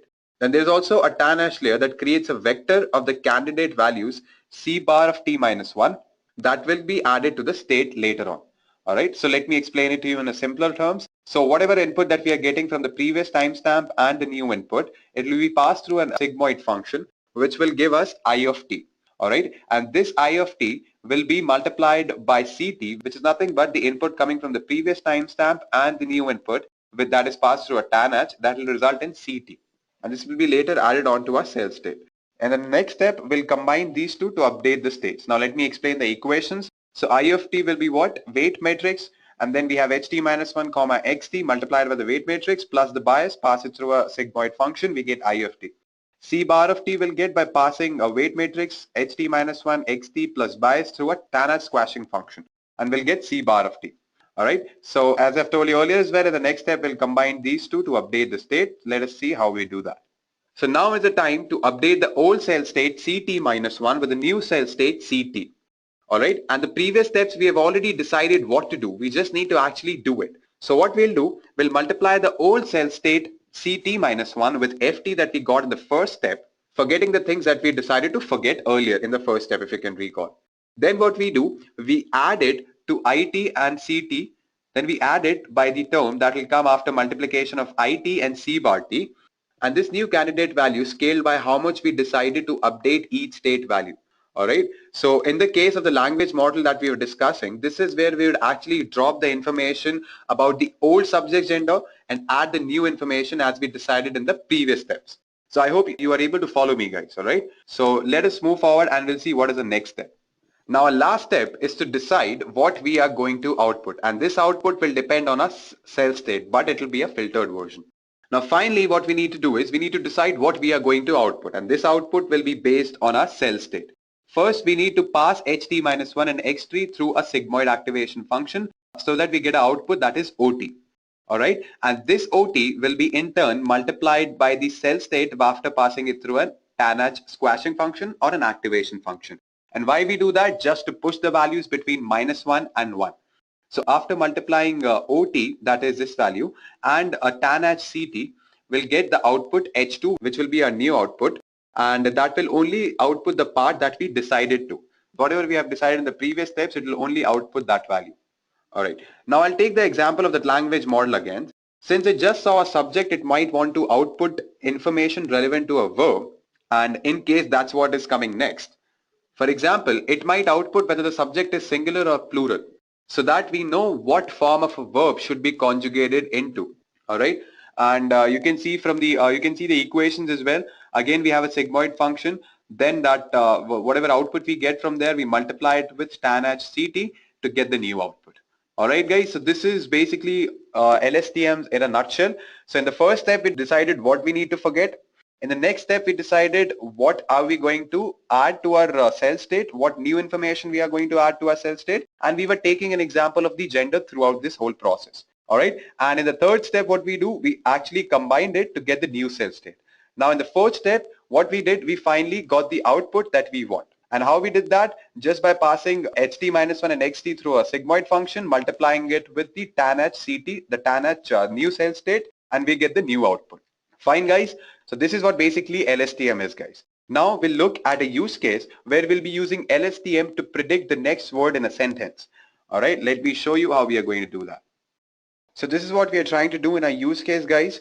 We'll feed our LSTM with correct sequences from the text of 3 symbols. For example, had a general and a label that is council in this particular example. eventually our network will learn to predict the next symbol correctly. So obviously we need to train it on something. Let us see what we are going to train it on. So we'll be training our LSTM to predict the next word using a sample short story that you can see over here. All right, so it has basically 112 unique symbols. So even comma and full stop are considered as symbols. All right, so this is what we are going to train it on. So technically we know that LSTMs can only understand real numbers. All right, so what we need to do is we need to convert these unique symbols into a unique integer value based on the frequency of occurrence, and like that we'll create a dictionary. For example, we have had here that will have value 20, A will have value 6, general will have value 33. All right, and then what happens, our LSTM will create a 112 element vector that will contain the probability of each of these words or each of these unique integer values. All right, so since 0.6 has the highest probability in this particular vector, it will pick the index value of 0.6, then it will see what symbol is attached to that particular integer value. So 37 is attached to council. So this will be our prediction, which is absolutely correct, as a label is also council according to our training data. All right, so this is what we are going to do in our use case. So guys, this is what we'll be doing in our today's use case. Now I'll quickly open my PyCharm and I'll show you how you can implement it using Python. We'll be using TensorFlow, which is a popular Python library for implementing deep neural networks or neural networks in general. All right, so I'll quickly open my PyCharm now. So guys, this is my PyCharm, and over here I've already written the code in order to execute the use case that we have. So first we need to do is import the libraries. NumPy for arrays, TensorFlow, we know TensorFlow.contrib. From that we need to import RNN, then random collections and time. All right, so this particular block of code is used to evaluate the time taken for the training. After that we have log underscore path, and this log underscore path is basically telling us the path where the graph will be stored. All right, so there will be a graph that will be created, and then that graph will be launched. Then only our RNN model will be executed. Then that's how TensorFlow works, guys. So that graph will be created in this particular path. All right, and we are using summary writer. So that will actually create the log file that will be used in order to display the graph using TensorBoard. All right, so then we have defined a training underscore file, which will have our story on which we'll train our model on. Then what we need to do is read this file. So how are we going to do that? First is read line by line whatever content that we have in our file. Then we are going to strip it. That means we are going to remove the first and the last white space. Then again we are splitting it just to remove all the white spaces that are there. After that we're creating an array, and then we are reshaping it. Now during the reshape, if you notice, this -1 value tells us the compatibility. All right, so when you're reshaping it, you need to make sure that we are providing in the correct parameters to reshape it. So you can convert a 3x2 matrix to a 2x3 matrix, right? So just to make sure that it is compatible enough, we add this -1 and it will be done automatically. All right, then return content. After that, what we are doing, we are feeding in the training data that we have, training underscore file. We are feeding in our story and calling the function read underscore data. Then what we are doing, we are creating a dictionary. What is a dictionary? We all know key value pairs based on the frequency of occurrences of each symbol. All right, so from here collections.counter words.most common. So most common words with their frequency of occurrence, there will be a dictionary created. And after that, we'll call this dict function, and this dict function will feed in word, and which is equal to length of dictionary. That means whatever the length of that particular dictionary is, how many times it is repeated. So we'll have the frequency as well as a symbol. That will be our key value pair, and we are reversing it as well. Then what we are doing, we are calling it build underscore data set, and we're feeding in our training data there. This is our vocabulary size, which is nothing but the length of your dictionary. And then we have defined various parameters such as learning rate, iterations or epochs. Then we have display step and underscore input. Now learning rate, we all know what it is. The steps in which our variables are updated. Training underscore iterations is nothing but your epochs, the total number of iterations. So we have given 50,000 iterations here. Then we have display underscore step, that is 1000, which is basically your batch size. So batch size is what? After every 1000 epochs, you'll see the output. All right, so it'll be processing it in batches of 1000 iterations. Then we have n underscore input as 3. Now the number of units in the RNN cell will keep it as 512. Then we need to define X and Y. So X will be our placeholder that will have the input values, and Y will have all the labels, all right, vocab size. So X is a placeholder where we'll be feeding in our input dictionary. Similarly, Y is also one more placeholder, and it'll have a shape of none, comma, vocab size. Vocab size we have defined earlier, as you can see, which is nothing but the length of your dictionary. Then we are defining weights as well as biases. After that, we have defined our model. All right, so this is how we are going to define it. We'll create a function RNN when we'll have X weights and biases. And after that, we are calling in RNN.multi-RNN cell function. And this is basically to create a two-layer LSTM, and each layer has n underscore hidden units. After that, what we are doing, we are generating the predictions. But once we have generated the prediction, there are n underscore input outputs, but we only want the last output. All right, so for that, we have written this particular line. And then finally, we are making a prediction. We are calling this RNN function, feeding in X weights and biases. After that, we are calculating the loss and then we are optimizing it. For calculating the loss, we are using reduce underscore mean, softmax cross entropy, and this will give us basically the probability of each symbol, and then we are optimizing it using RMS prop optimizer. All right, and this gives actually a better accuracy than Adam optimizer, and that's the reason why we are using it. Then we are going to calculate the accuracy, and after that we are going to initialize the variables that we have used. As we have seen in TensorFlow that we need to initialize all the variables, unlike constants and placeholders in TensorFlow. All right, and once we are done with that, we are feeding in our values, then calculating the accuracy, how accurate it is, and then when optimization is done, we are calculating the elapsed time as well. So that will give us how much time it took in order to train our model. Then this is just to run the tensor board on local host 6006. And this particular block of code is used in order to handle the exceptions. So exceptions can be like whatever word that we are putting in might not be there in our dictionary or might not be there in our training data. So those exceptions will be handled here, and if it is not there in our dictionary, then it will print word not in a dictionary.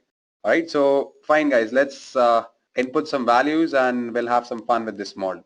All right, so the first thing that I'm gonna feed in is had a general. So whenever I feed in these three values, had a general, there'll be a story that will be generated by feeding back the predicted output as the next symbol in the inputs. All right. So when I feed in had a general, so it will predict the correct output as council. And this council will be fed back as a part of the new input, and our new input will be a general council. So it will be a general council. All right. So these three words will become our new input to predict the new output, which is 2. All right. And so on. So surprisingly, LSTM actually creates a story that, somehow makes sense. So let's just read it. Had a general council to consider what measures they could take to outwit their common enemy, the cat. By this means, we should always know when she was about and could easily. All right, so somehow it actually makes sense when you feed in that. So what will happen when you feed in these three inputs? It will predict the next word, that is council. After that, it will take council and it will feed back as an input along with a general. So a general council will be your next input to predict 2. Similarly, in the next iteration, it will take general council 2 and predict consider for us. And this will keep on repeating.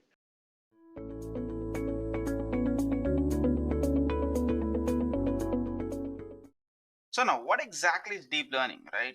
Well, before we go and understand what is deep learning, let me quickly walk you through the chronology over here. Starting off with AI, right? AI or artificial intelligence is basically an entire thing, okay? So what I'm trying to say here is AI is an area of computer science that emphasizes the creation of intelligence within the machine to work and react like human beings.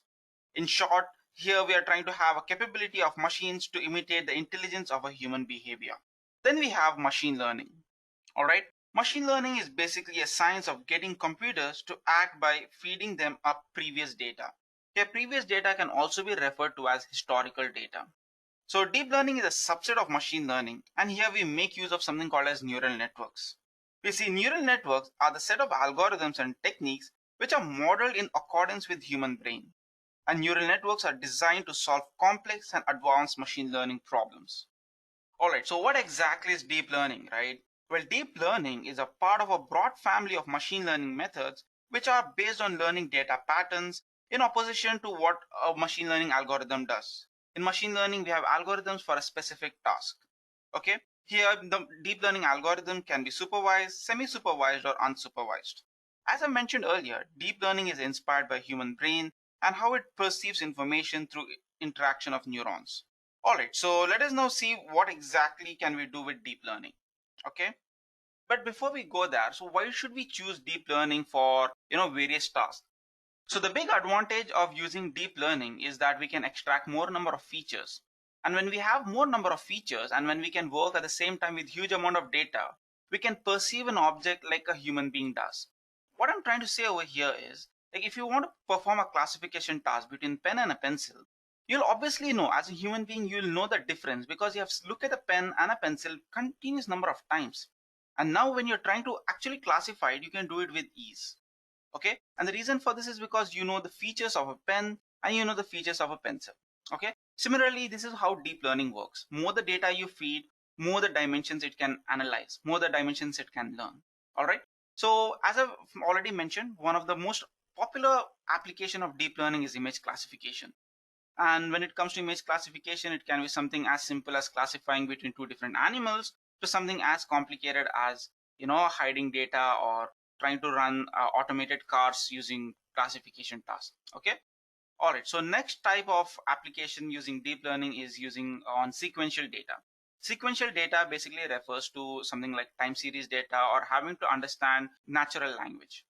So the reason why we call it sequential data is because here the previous word or the previous feature is dependent upon the next feature. Okay. So as you can see over here, we have what time is it, right? So if I just say it is, like over here, what time is and it are basically features, right?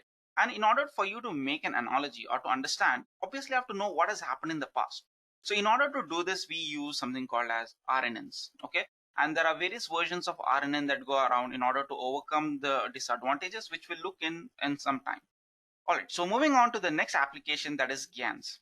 GANs, which stands for Generative Adversarial Network, is an unsupervised part of a deep learning application. Some of the common applications which you can see in recent days is nothing but deep fakes and many more.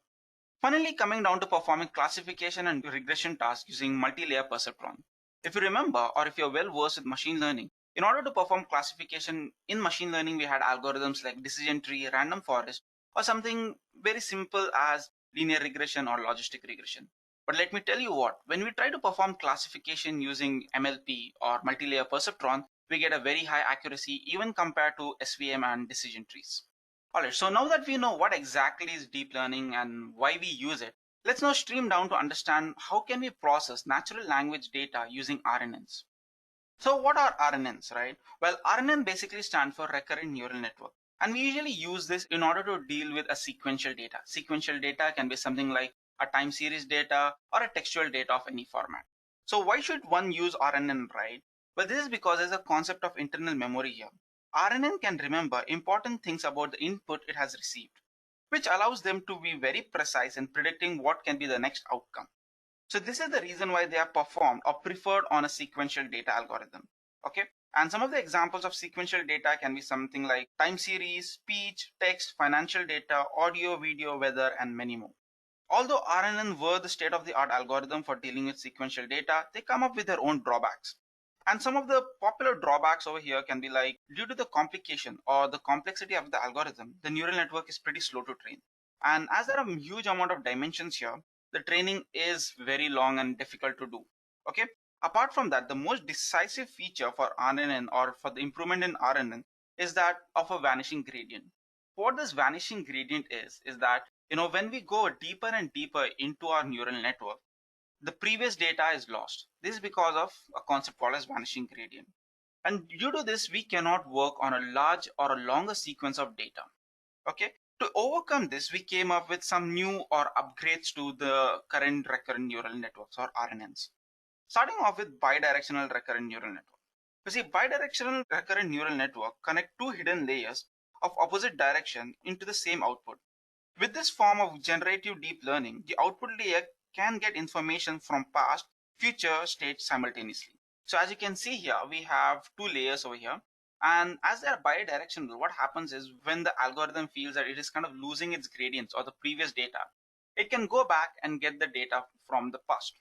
So why do we need bidirectional recurrent neural network? Well, bidirectional recurrent neural network duplicates RNN processing chain so that the input process both forward and reverse time order, thus allowing bidirectional recurrent neural network to look into future context as well. The next one is long short-term memory. Long short-term memory, or also sometimes referred to as LSTM, is an artificial recurrent neural network architecture used in the field of deep learning. Unlike standard feed-forward neural network, LSTM has a feedback connections. It can not only process single data point, but also the entire sequence of data. So as you can see here, from what I'm trying to say is, with LSTM or long short-term memory, It has something like, we can feed a longer sequence compared to what it was with bidirectional RNN or RNNs. So why is LSTM better than RNN? We can say that when we move from RNN to LSTM, we are introducing more and more control over the sequence of the data that we can provide. Thus, LSTM gives us more control ability and thus better results. Alright, so the next type of recurrent neural network is the gated recurrent neural network, or also referred to as GRUs. You see, GRU is a type of recurrent neural network that is, in certain cases, is advantageous over long short-term memory. GRU makes use of less memory and also is faster than LSTM. But thing is, LSTMs are more accurate while using longer data sets. I'm sure by now you might have got a hint about the trend that has led to the improvement, right? So the trend over here is, the model should be capable of remembering and taking in on a longer input sequence. The game changer part for the sequential data was developed when we came up with something called as transformers. And this paper was something which is based on a concept called as attention is everything. All right, so let's take a look at this. The paper, Attention is All You Need, introduces a novel architecture called as transformers. Like LSTM, transformers is an architecture for transforming one sequence into another while helping other two parts, that is encoders and decoders. But it differs from previously described sequence to sequence model because it does not work like GRUs. Okay, so it does not implement recurrent neural networks. Recurrent neural network until now were one of the best ways to capture the timely dependence on a sequence. However, the team presenting this paper, that is Attention is All You Need, proved that an architecture with only attention mechanism does not use RNN can improve its result in translation tasks and other NLP tasks. One of the best examples for transformers is Google's BERT. So what exactly is this transformer, right? You see here we have encoder on the top and decoder on the bottom. Both encoder and decoder are comprised of modules that can stick onto the top of each other multiple times. So what happens here is the inputs and outputs are first embedded into n-dimension space since we cannot use this directly. So we obviously have to encode our inputs whatever we are providing here. One slight but important part of this model is the positional encoding of different words. Since we have no recurrent neural network that can remember how sequences are fed into the model, we need to somehow give every word or part of our sequence a relative position since the sequence depends on the order of the elements. Okay, these positions are added to the embedded representation of each words. Alright, so this was the brief about transformers. So let us now move ahead and see some of the popular language models that are available in the market. Alright, so let us now start off by understanding OpenAI's GPT-3. The successor to GPT and GPT-2 is the GPT-3 and is one of the most controversial pre-trained models by OpenAI. The large-scale transformer-based language model has been trained on 175 billion parameters, which is 10 times more than any previous non-sparse language model. The model has been trained to achieve strong performance on many NLP datasets, including tasks like translation, answering questions, as well as several other tasks. Then we have Google's BERT. BERT stands for Bidirectional Encoder Representations from Transformers. It is a pre-trained NLP model which is developed by Google in 2018. With this, anyone in the world can train either their own question answering module with up to 30 minutes on a single cloud TPU, or few hours using single GPU. The company then released this showcasing the performance of 11 NLP tasks, including very competitive Stanford dataset questions. Unlike other language models, BERT has only been pre-trained on 250 million words of Wikipedia and 800 million words of book corpus, and has been successfully used as a pre-trained model in deep neural network. According to researchers, BERT has achieved 93% accuracy, which has surpassed any previous language models. Next, we have ELMO. ELMO, also known as Embedding for Language Model, is a deep contextualized word representation that models syntax and semantic words as well as their logistic context. The model developed by Allen NLP has been pre-trained on a huge text corpus and learned functions from bidirectional models, that is BiLM. ELMO can easily be added to their existing models, which drastically improves the features of functions across vast NLP problems, including answering questions, textual intent, and sentiment analysis.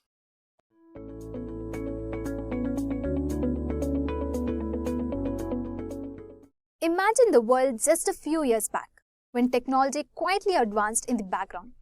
Then suddenly, generative AI hit the headlines Media channels everywhere were abuzz with articles exploring the capabilities and potential of this new wave of technology. The real tipping point came in March 2023 when OpenAI launched GPT-4, a model so advanced it could outperform 90% of human test takers on the SAT, which determines college admission in the US. However, GPT-4's capabilities extended far beyond academics.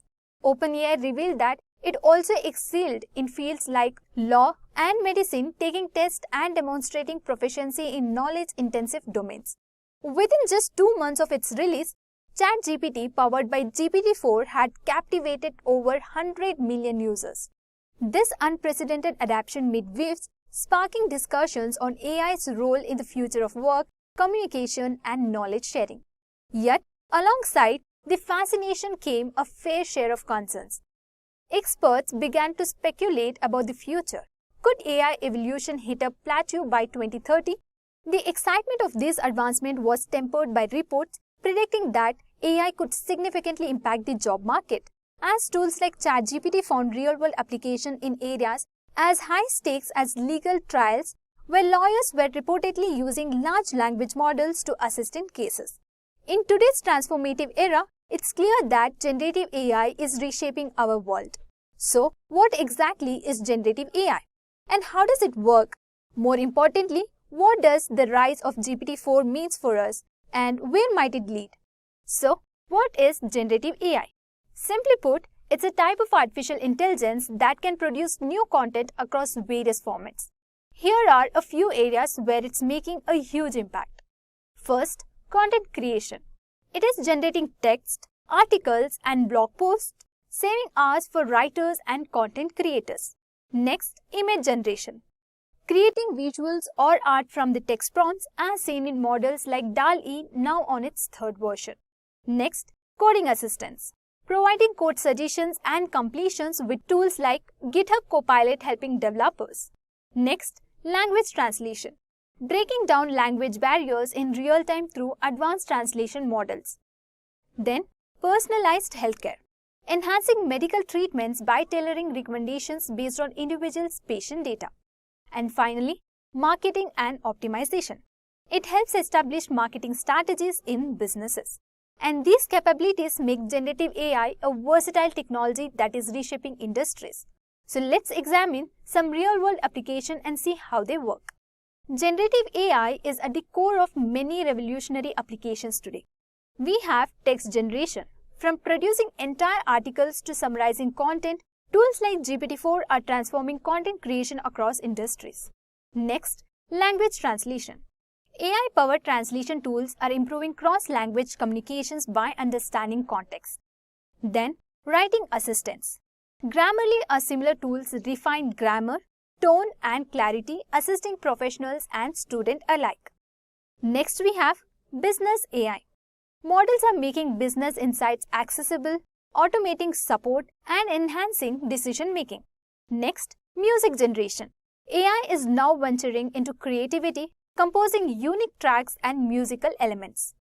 Finally, machine learning models. Platforms like H2O.ai are giving access to machine learning models, allowing users without deep expertise to create powerful models. Now that we understood the potential of generative AI, and now let's go deeper into how it actually works. So to understand how generative AI operates, let's break down the process. First, define objective. So start with a clear goal, whether it's generating text, creating an image, or assisting with code. Next, gather and pre-process data. So collect and prepare data, ensuring it's clean and structured with the model. Then, choose appropriate model. So select or design a model tailored to your needs, sometimes building on pre-existing models. Next, train the model. Feed data into the model so it can learn patterns and build into knowledge base. Next, evaluate and refine. So fine-tune the model as needed to optimize its efficiency and accuracy. Then, test and validate. Run tests to measure performance and accuracy, ensuring it aligns with the objectives. And finally, deploy and iterate. So once ready, deploy the model and continue refining it with user feedback and data. And this cycle ensures generative AI models stay relevant and improve over time. Now, Moving on to the examples of generative AI tools. So many generative AI tools are available today, each with its own speciality. Tools like GitHub Copilot for coding, DALL-E 3 for image generation, and advanced language models like GPT are among the top players. And if you're curious to explore these tools further, check out the video link in the description covering popular generative AI examples. Now, let's look at the growing presence of generative AI across different sectors. First, in healthcare. Generative AI is projected to reach a $17.2 billion market by 2032, transforming clinical applications and healthcare systems. Next, education. The AI-driven education market is expanding, especially for students, teachers, and administrators, making personalized learning more accessible. And then, workspace. Generative AI adoption is rising with the highest impact in marketing and tech industries, followed by sectors like consulting and healthcare. Each graph shows a significant trend as generative AI is becoming integral in diverse fields and reshaping workplace roles. As we look ahead, generative AI is set to transform even more areas. And here are some key impacts we can expect. In AI-driven creativity, from art to music, AI will open new creative horizons. Next, AI personalizations. Tailored user experience will become the norm. Then, real-time generation. Real-time content generation will improve virtual assistants and automated responses. Next, AI in architecture. AI will assist architects in design and material optimization. Then, human-AI collaboration. As AI matures, humans and AI will work in tandems to maximize productivity and innovation. Then, advanced AI models. We will see even more sophisticated models pushing the boundaries of what AI can achieve. Generative AI's future is promising, so with potential benefits that will enhance lives and drive economic growth. Now, are you guys ready to get hands-on? Stick around for a mini LLM project where we will build a YouTube video summarizer. We will show you how to extract video transcript, and then we will use an LLM to generate summaries and build a user-friendly interface using Streamlit. Are you excited? So now, let's jump in. So first things first, we need a solid environment for our project.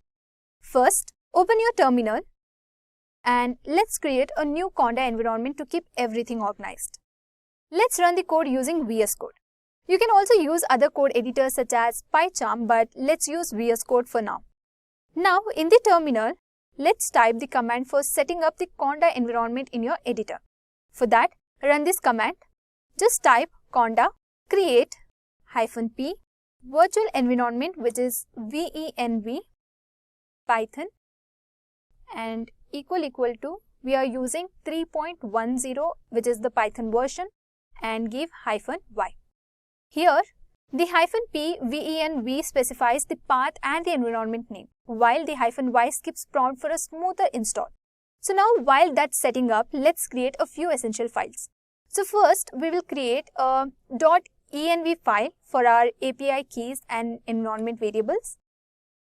Next, we will create a requirements.txt file for the libraries we will need, such as YouTube transcript API to extract transcript from YouTube, and Streamlit for our front end, then Google Generative for accessing the Google Gemini API, also the python.env for handling environment variables, and pathlib for the better path management. Now, with our files in place, let's set up the Google Gemini API access. Now, head over to the makersuite.google.com, and as you can see on the screen in the top left corner, you will get the API key interface. And once you click that, it will redirect us to the API key interface. Here, you can see a button which is Create API Key. So simply click on that and select your model and press Create API Key in the existing project, and then your API key will be generated. Now, copy your API key, and once you have got the API key, open your environment file and add it there. So for that, let's create a variable Google_API_key. Over here, we will paste the API key. So once that is done, back in the terminal, activate your new environment with the command conda activate virtual environment / which is VENV. Since I've already installed Conda in my system, it's not taking much time. So while you're installing, it might take little time. Now let us install requirements.txt in our terminal. And for that, the command is pip install -r requirements.txt. So once you enter, the files present in the requirements.txt will get installed. Awesome. So now let's move to the main code setup. So for that, open app.py and start with imports. First, let us import some important libraries. So for that, import streamlit as st. From .env, import load.env, and next load_.env, which will load environment variables. And next, let's import google.generative as GenAI, and also import OS, and from YouTube transcript API, import YouTube transcript API. So let's go to the YouTube transcript API and check if you're doing it correctly, because in some system it doesn't work. So you can simply go here and copy this command and paste it into your terminal. Now let's move on to configure the API key. So for that, just type genai.configure and inside the bracket, just type API_key equal to OS dot get env, and inside the bracket, let's add the Google API key here. Now to prompt our model, we will use a template like this. So simply type, please summarize this YouTube video transcript in 250 words or less, highlighting key points. Now moving on to extracting YouTube transcript. So for that, to fetch the transcript, we will create a function. So here in this code, as you can see on the screen, the function extract transcript details takes the YouTube URL as an input and retrieves the transcript of the video if available. First, it extracts the video ID from the URL by splitting the URL at the equal sign and taking the second part. And using YouTube transcript API.getTranscript video ID, it fetches the transcript data for the video ID. And it then combines the text from each part of the transcript into a single string. And if there is an error, like example, no transcript available, it prints the error and returns none. So this function effectively converts a YouTube video URL into its textual transcript. Next, let's write a function to generate the summary. Here, the generate Gemini content function generates the content based on the combination of transcript text and a prompt. So it first initializes a generative AI model called Gemini, and then the model creates a content processing the combined input of prompt and transcript text. And finally, it returns the generated text from the model's response. So this function effectively uses the Gemini model to produce AI-generated content based on the specific text inputs. Now, let's move on to building the front end. Now to connect it all with Streamlit, first add a button labeled Get Detailed Notes. So when clicked, it prompts the user to enter a YouTube link in a text input field. And it uses the Extract Transcript Details YouTube link to get video transcript. So if the transcript is successfully retrieved, it generates a detailed summary with Generate Gemini Content, Transcript Text or Prompt. So finally, it displays the summary under the headings Detailed Summary. Now let's give a finishing touch to our app. So for that, let's make it look great. You can add headers and also you can give a footer, and maybe you can also add a YouTube icon to it, and even customized colors, and incorporating thumbnails if the link is valid will create an even richer experience. Now let us test the app. So finally, let's run a command streamlit run app.py. As you can see on the screen, our app is successfully running, and now let's check if it's running fine. So for that, let's open our YouTube, and here select a video that you want a summary of. So copy the link, paste a YouTube link into the app and hit generate. As you can see on the screen, it is running, and in just a second you will get the summary of the video. It has given us the summary of the video. Also, there is no limit to the app and it will consider even the longer videos. And that's it. With just a few lines of code, we created a powerful YouTube summarizer using Streamlit and Google Gemini.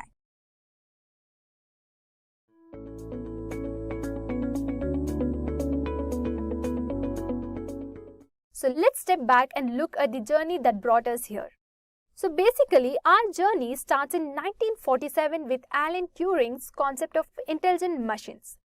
By 1961, Joseph Weissenbaum introduced ELIZA, the first chatbot. The 1980s saw the birth of recurrent neural networks, while 1997 brought long short-term memory networks to tackle sequential data. And then GANs emerged in 2014, transforming creative tasks. Fast forward to 2017 when transformers like GPT entered the scene. By 2023, GPT 3.5 and Google's Palm marked significant milestones. And by 2025, we are on the brink of AI breakthroughs in chemistry and genome editing. So, what exactly are these LLMs and why are they so powerful? An LLM or large language models analyzes and understands natural language using machine learning. Examples include OpenAI's GPT, Google's Palm, and Meta's Llama. These models drive applications such as chatbots, language translation, and more by learning from extensive data to predict and generate text sequences. But before this, there was a very famous term called language model. A language model is a machine learning model that uses probability statistics and mathematics to predict the next sequence of words. Suppose you have a sentence like, I have a boy who is my dash. Here, if we ask a language model to predict the next word, it considers the context provided by the words before the blank. Based on common usage patterns from its training data, it may predict words like boyfriend, brother, or friend, which fit naturally. However, it's less likely to predict colleague or sibling, as those words may not commonly follow this type of phrases. So this process shows how language models predict text by calculating probabilities for each possible word based on their likelihood in context. So, when a language model is trained on massive amounts of diverse text, it gains a wider vocabulary and more understanding of language, enabling it to make more accurate predictions. For example, if we give it a phrase like, you are a dash to me, a model trained on extensive data might suggest various fitting words, for example, friend, inspiration, or anything else. So based on this sentiment or context, it has learned from the data. Now here, reinforcement learning is used to improve the model's responses over time. By giving feedbacks, be it positive or negative on the responses, we help the model learn which type of responses are preferred in specific context. For example, if the model frequently misinterprets the tone or intent, the reinforcement learning helps adjust its predictions to be more contextually appropriate and aligned with the intended meaning. But what do these models look like under the hood? Well, LLMs are built on neural networks composed of input, hidden, and output layers. The hidden layer processes information to learn complex patterns, and more layers means the model can capture deeper insights. This structure allows LLMs to perform tasks from generating text to complex code completions. Now, how do these layers interact and function in real time? Now, LLM is based on the transformer, and a transformer uses deep learning to process any information coming to it. Now, let me tell you a story of three friends. Imagine we have three characters. First is our friend, the next character is Minion Bob, and the third character is Gru. So our friend asks Bob, what's the price of the jet? It must be $50,000. Minion Bob isn't sure, so he goes to Gru and asks, is the jet $50,000? Gru replies, no, it's $70,000. In this back and forth, Minion Bob is like the neural network layer trying to make an accurate guess. So each time he goes back to Gru, like receiving more data or feedback, he gets corrected if his guess is wrong, leading him to refine his response. Now, after the first check, Minion Bob returns to our friend saying, I guess it's more than $60,000. Our friend assumes it might be around $65,000 and sends Bob back to Gru to verify. Again, Gru corrects him, no, it's actually $70,000. So this process repeats with Bob adjusting his guess each time. Eventually, he learns that the correct answer is $70,000 and updates his knowledge. So Just like Minion Bob, neural networks make initial guesses based on available information. With each feedback loop, like Bob going back to Gru, the model's hidden layers adjust the parameters to refine its guesses, ultimately arriving at the most accurate prediction possible. So, after getting corrected multiple times, Minion Bob's guesses improve until he knows the price is $70,000. Similarly, in a neural network, gradually learning the correct answer through training. So, once the network learns, it can give accurate answers in future cases without checking every time. Now, let us move on to understand how LLMs work. LLMs begin the collection of datasets, then tokenize text and break it into manageable pieces. Using a transformer architecture, they process the data sequence all at once, leveraging vast training data. LLMs contain millions of learned parameters that predict the text tokens and generate coherent outputs. Models often undergo pre-training for general knowledge and fine-tuning for specific tasks. So now, let's see some practical uses of LLMs. LLMs power content generation, creating anything from articles to code.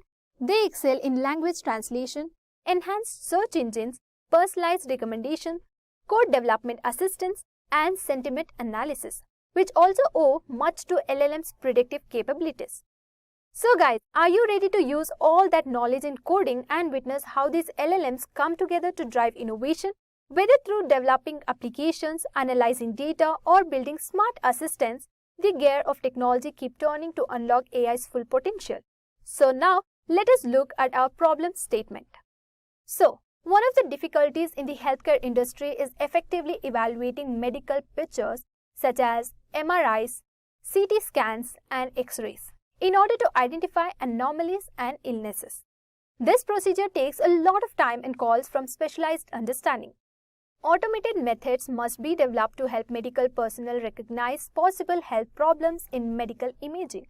In order to provide better patient care, a system that integrates cutting-edge machine learning models with image analysis can greatly help in the early detection of diseases, including cancer, infections, and other illnesses.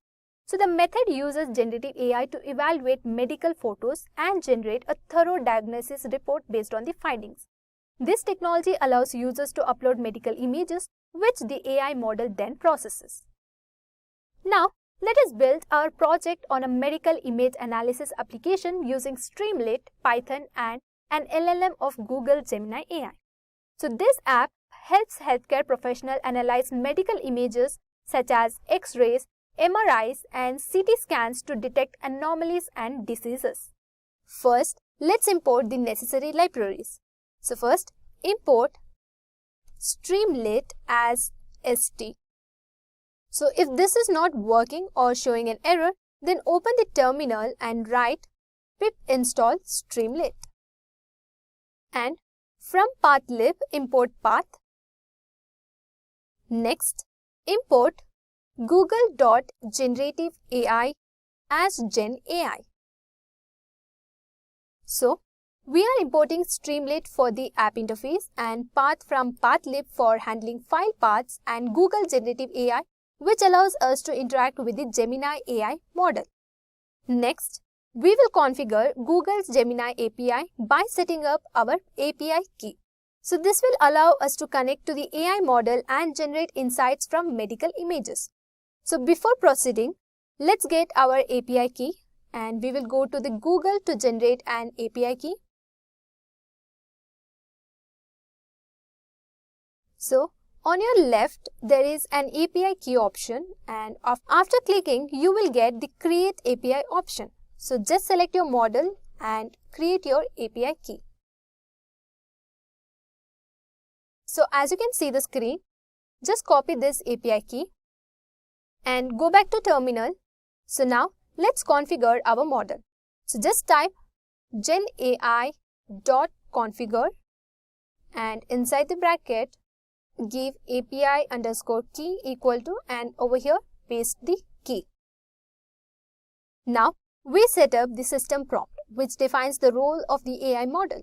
So the prompt specifies that our AI is a medical image analysis system capable of detecting diseases like cancer, cardiovascular issues, neurological conditions and more. So guys, I have already researched the prompts and written here. So basically, the system prompt should be inside the triple quotes. So this prompt guides the model to analyze medical images for conditions such as cancer, fractures, infections and more, making it a valuable tool for healthcare professionals. Now, let's configure the model settings for generating responses. We define parameters like temperature and top K to control the creativity of the model's output. So first type generation_config equal to, and inside the double quote we will give temperature, which is 1, then top_P, which is 0.95, next top_K, 40, then max_output_tokens, which is 8192. Next, response_mine_type, which is of text or plain. So over here, the temperature 1 that controls randomness, a value of 1 given balanced output diversity. Next, top P 0.95 uses nucleus sampling, selecting tokens from the top 25% cumulative probability distribution for diverse responses. Next, the top K 40, which limits token selection to the top 40 tokens based on the probability, narrowing possible outputs to high probability tokens. Next, max output token. This setting allows for longer responses by limiting the maximum length of the generated text to 8192 tokens. And then we have response mine type, which specifies the format of the output as plain text. So for more information, read the Google Gemini documentation. Next, we will also configure safety settings to ensure that the model doesn't generate harmful content. So for example, we block categories like harassment, hate speech, and sexual explicit content. Here, we are using two things. First, categories, and then the threshold. Then, copy this 4 times like harassment, hate speech, and sexual explicit content. Now, let's set up the layout for our Streamlit application. So for that, we will configure the title and the layout of the page and even add a logo to make the interface more user-friendly. So first, type st.set_page_config, and inside the bracket, let's give page_title equal to, and inside the double quotes, we will give diagnostic analytics, comma, page_icon equal to robot. Now let us type column 1, comma, column 2, comma, column 3 is equal to st.columns, and inside the bracket give 1, 2, 1. 1, 2, 1. Next, with column 2, so I'll be using Edureka and medical images. So this will show you how to set up images using Streamlit. Now type st.image and give a bracket, and inside the double quotes, let's type edureka.png and give a comma and give width is equal to 200. Now let us copy and paste it for medical. So let's type medical.png. Here we are using Streamlit's column to center the logo and title, and this makes the app look professional and visually appealing. Next, let's allow the user to upload medical images for analysis. So we use Streamlit's file uploader widget to accept image file in PNG, JPG or JPEG formats. So for that, let's type upload_file equal to st.file_uploader, and inside the bracket, inside the double quotes, let's type please upload the medical images for analysis, comma, type is equal to, so basically the image type is equal to, and inside the bracket, inside the double quotes, let's give PNG, comma, JPG and JPEG. Next, let us type submit_button equal to st.button, and inside the bracket, let's give generate image analysis. So here, when the user uploads a file and click the generate image analysis button, the model processes the image and prepare it for analysis. So once the user submit the image, we send it to the AI model for analysis, and then the model generates a response based on the prompt and image, which we then display in the app. So here, as you can see the screen, we have another function. So the if submit button, which runs the code when the submit button is pressed. Next, the image underscore data is equal to upload file.getValue. This actually gets the raw image data from the uploaded file. And next we have the image parts, where it creates a list with the image data in a structured format. Then we have the prompt parts. So this combines the image data and a text prompt for the model. So this part of the code actually sends the image and text prompt to the model to generate a response. And then we have the st.write, which displays the model's responses in the app. So here we use the image data and system prompts to generate content with the Gemini AI model. The result is displayed as a detailed report with insights about the medical image.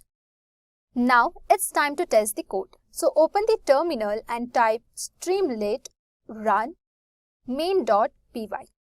So once you enter, it will redirect you to our model interface. And there you go. So the model is ready.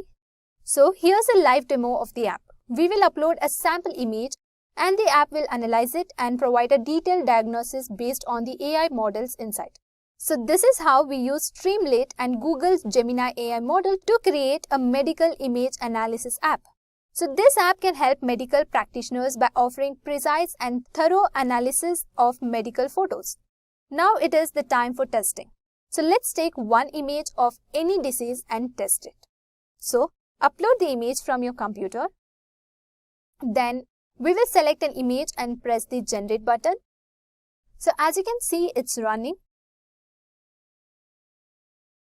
So it generates fabulous response and can help doctors in assisting their patients, saving time and money. So this is how we built a real-time medical diagnostic helper using Streamlit, Python and Google Gemini AI.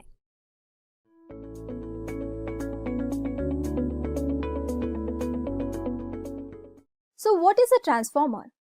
Transformers operate on a concept called sequence-to-sequence learning. Essentially, they take a sequence of tokens as an input and predict the next token in the output. A great example of this is language translation. Imagine inputting "good morning" in English, and the transformer processes this and outputs the translation in languages like Japanese, Korean, or German. The key is how it efficiently processes the relationship between words. Since we know what a transformer is, let's dig a bit deep about them. A transformer has two primary components, encoder and decoder. Encoder identifies relationship between parts of the input sequence, whereas the decoder uses these relationships to generate the output sequence. This division is what allows transformers to handle tasks like text translation or summarizations with remarkable accuracy. Now that we have the idea of transformers, let's discuss how they evolved. Before transformers, there were other neural networks like RNN, recurrent neural networks, invented by David Rumelhart in 1986. However, RNNs faced significant challenges.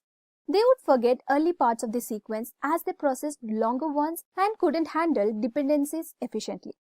Additionally, RNN relied on recurrence, which made them inefficient and incapable of parallelization. Then came long short-term memory, introduced by Howiter and Smith-Huber in 1997.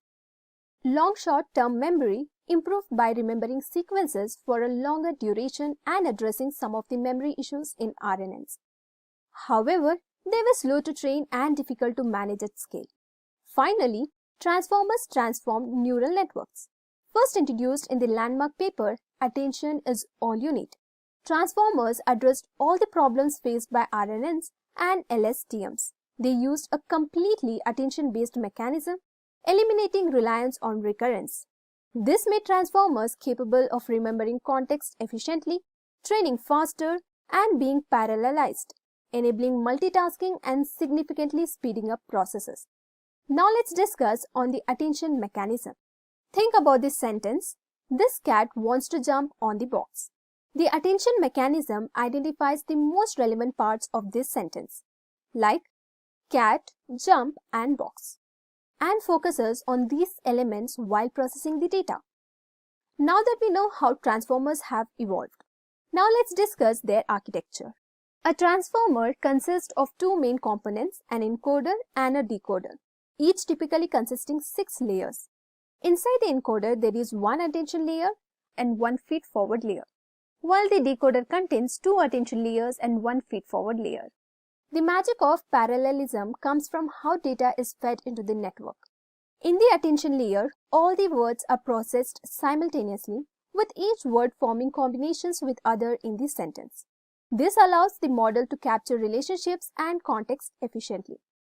After processing in the attention layer, the data is sent to the feed-forward layer, where it is learned layer by layer. The input to the encoder and decoder are the raw input embeddings, which are numerical representation of words. On top of these embeddings, positional encodings are added to help the model understand the position and the order of each word in the sequence. If we simplify embeddings, there are essentially vector representation of words in an n-dimensional space. At the top of the architecture, there are 2 layers of the output probabilities, converting the final output into the form of human can understand. These inputs are represented as vectors with their length corresponding to the size of vocabulary. Now, what truly makes transformer unique is the inclusion of normalization layers, which normalize the output from sub-layers. Additionally, skip connections, the dark arrows in the architecture, forward critical information that bypasses self-attention or fed forward layers directly to the normalization layers. This ensures the model does not forget important details and effectively passes vital information further into the network. Now, moving forward, let's discuss why transformers are important. Transformers are vital because they utilize semi-supervised learning. They are trained on massive unlabeled datasets, enabling them to generalize across a wide range of tasks. Unlike older models, transformers don't need to process data sequentially. Their attention mechanism allows them to focus on the most relevant context, which significantly speeds up training. Transformers revolutionize data processing by eliminating the need to handle data sequentially, allowing for parallel processing and significantly enhancing efficiency. The attention mechanism lies at the core of transformers, enabling the model to focus on the most relevant parts of the input sequence and improving accuracy and understanding of context. Furthermore, transformers excel at providing context, ensuring that the meaning of each word or token is accurately interpreted within its surroundings. Lastly, these models dramatically speeds up the training process, making them faster and more efficient compared to traditional neural networks, thus redefining AI's capabilities across diverse applications. Now that we know why transformers are important, let's discuss some applications. We have OpenAI's GPT, a groundbreaking model that leverages the power of transformers for natural language processing tasks. Additionally, Google has developed several transformer-based models including Vision Transformer for image recognition, BERT, bidirectional encoder representations from transformers for understanding the context of words in a sentence, and T5, which stands for Text-to-Text Transfer Transformer, for a wide range of text generation tasks.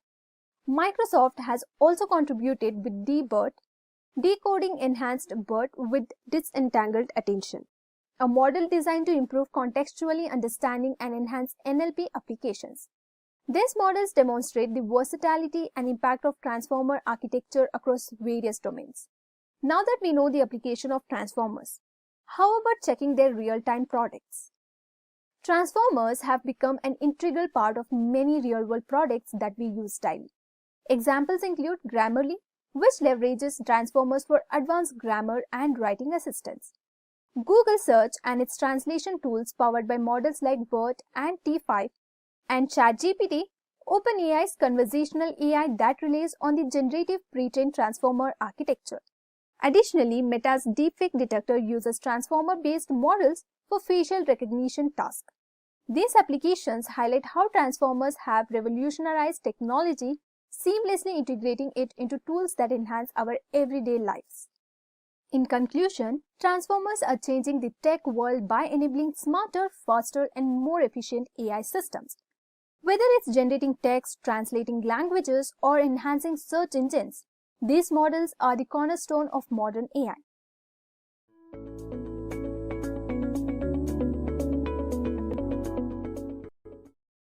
ChatGPT, ChatGPT, ChatGPT.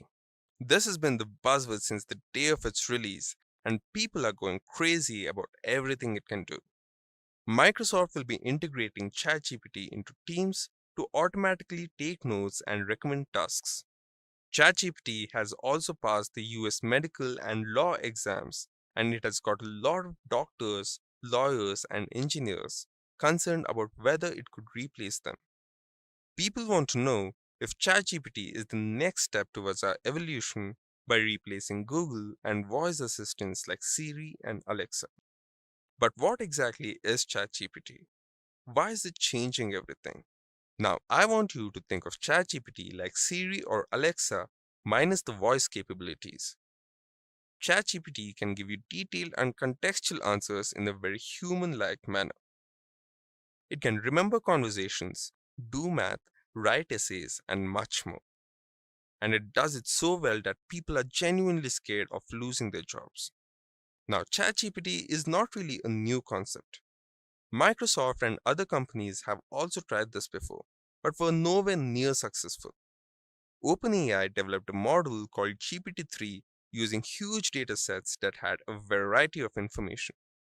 They released it to the public, calling it Playground, where a lot of developers used it for their daily tasks. ChatGPT has been another implementation of this. OpenAI took a year to make this model faster and more accessible to the general public, and when they released it in November 2022, the crowd went nuts. The site gained more than 1 million users in just 5 days. And to give you some perspective, this number is bigger than Netflix, Twitter, Facebook, and even Instagram. All that said, I want to let you know how everyone is using ChatGPT to simplify business operations. For developers, ChatGPT has been a blessing. Since ChatGPT can write code, provide code templates, and fix errors, most of the problems that developers usually run into has been fixed. As a result of this, productivity has greatly increased and companies are getting more results. It's the same thing with content development. Videos like this one traditionally take a lot of time and effort to be made. We have to think about how best to explain things so that you, the viewer, can easily understand it while making sure that the content is SEO friendly and extremely engaging. ChatGPT has also helped us give you better, more optimized content while reducing our workload. By the way, did you know that ChatGPT can explain stuff better than most university professors? I guess it's time we contemplated our learning methods. Marketing and sales has also been much easier than before. Think about it like this. If you want to make a customized sales pitch, all you need to do is enter the details. ChatGPT can provide a customized sales pitch for each individual lead. How convenient is that? And it doesn't just end there. ChatGPT can also be integrated with accounting and data analytics platforms, so you don't need to know the formulas directly. All you need to have is data, and you just need to type what you want to do. If all this doesn't blow your mind just yet, then know that psychologists and psychiatrists are using ChatGPT to help and counsel their patients. Now, if you are questioning whether it would really be helpful, then let me tell you, it can. I just had a 30-minute conversation with ChatGPT about my dog, and it seemed way more interested in him than most of the people I usually talk to about this. All that said, if you want to start using ChatGPT, then all you need to do is open chat.openai.com. This is the URL of ChatGPT, and the moment you open this, it will ask you to create an account. Once you do that, you will land in a web page similar to this. Let's start with a simple question about programming. This is just a random question on Stack Overflow, which I will be using for this demonstration. How to check if an array includes a value in JavaScript. The user has also provided some code and he has said that he only knows how to do it like this. Is there a better way? And once we ask ChatGPT the same thing, boom, ChatGPT is on it. It finds a solution and provides the best answer it could think of. If you look at the question, while the solution might be simple, the complexity of conditions and following my instructions properly is quite hard. ChatGPT eased through it and also provided a sample snippet which I can directly copy and paste into my editor. But this is not the only thing. It can also give you complete guides on how to do something. Like for example, let me type, using Python, help me fetch data for Nifty Bank for the past 3 years. ChatGPT is already providing explanation and code of how this can be done and is pretty damn cool. Now, remember that ChatGPT remembers conversations and can have future answers based on it. So now, if I type, great, how can I create an AI model that can predict values using this data? It immediately understands what I want and provides an accurate answer. The answer might not be everything that you hope for, but at least now you know where to start from. Another use case for ChatGPT that we talked about was content creation. To do this, let's create a new chat thread. This makes sure that the previous conversations don't affect the current conversation. If we start without a new chat thread, ChatGPT might think that we are trying to write content about stocks and machine learning. We don't want to do that now, do we? So let me ask ChatGPT to give me blog ideas for ChatGPT itself. And we already have multiple blog ideas for ChatGPT. We can then ask it to write a story based on some option. We can then say, I like the third option. Could you create a storyline for it? And we can see that ChatGPT immediately starts generating a storyline based on my option. It includes an introduction and sections of what my blog will contain. Similarly, we can also create a sales pitch. Let's just say, create a motorbike sales pitch for a person with the following details. And then I have listed down a few details like name, product, age, country, and source. And once we submit this prompt, we can see that ChatGPT immediately starts writing a beautiful sales pitch. You can even use the sales pitch directly if you want. Now, if we dive too deep into this subject, then this video will take forever to finish.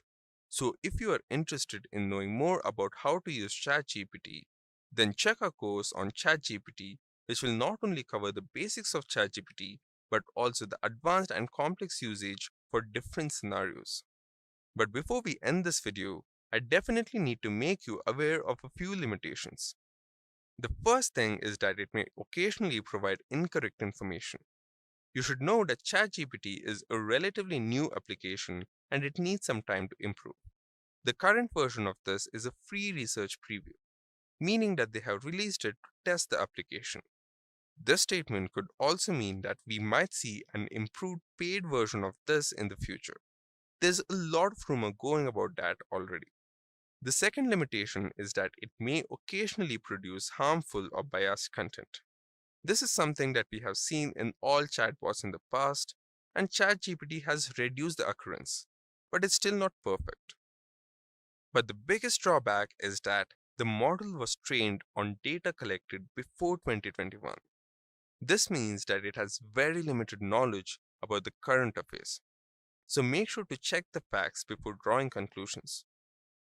And with all this, I want to know what you think of ChatGPT. How do you think it will look in the future? And what do you think about the future of automation and AI? I personally think that we can expect radical changes in all segments. Imagine voice assistants being as intelligent as ChatGPT. And if it is updated with real-time information, things would be much more convenient than now. You could shop online with ChatGPT's recommendations, find good restaurants, meet new people, plan trips, and much more. Let us know what you expect during this change in the comments down below.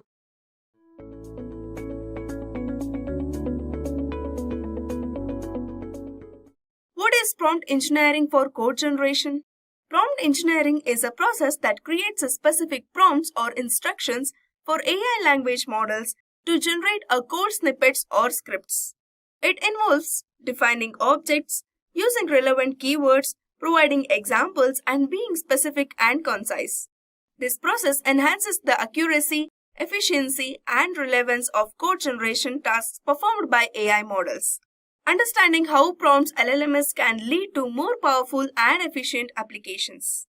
Now, let's understand the principles of prompt engineering. These principles provide a basic guidelines that can create a consistently used to increase prompt engineering effectiveness when it comes to code generation tasks. First one is clarify objective and understand task or goal. And second one is utilize keywords and specificity. And the third one is provide examples for context.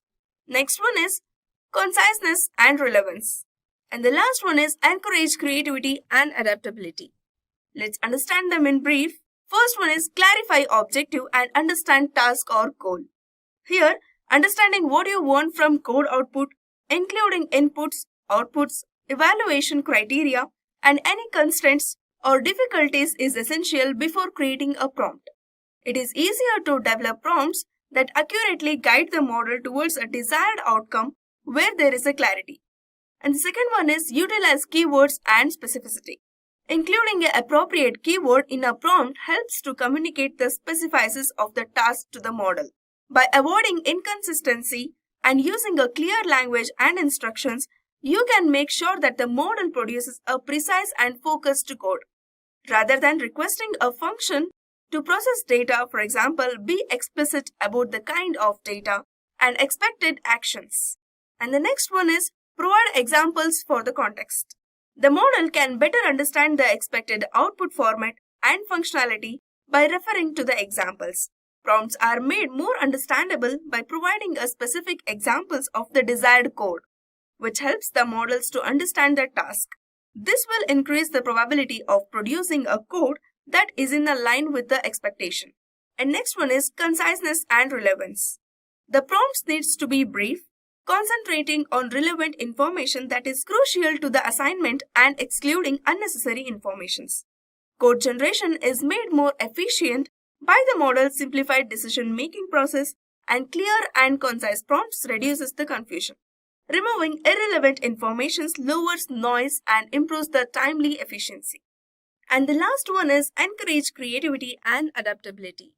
Flexible prompt formulation allows for experimentation with the various strategies, such as linguistic structures, constraints, or templates. Continuous improvements in prompt by tracking a model outputs and iteratively improving prompts. This design creativity maximizes the code generation results by adapting to a various scenarios. Now, how prompt engineering is employed in various tools for code generations. First one is GitHub Copilot.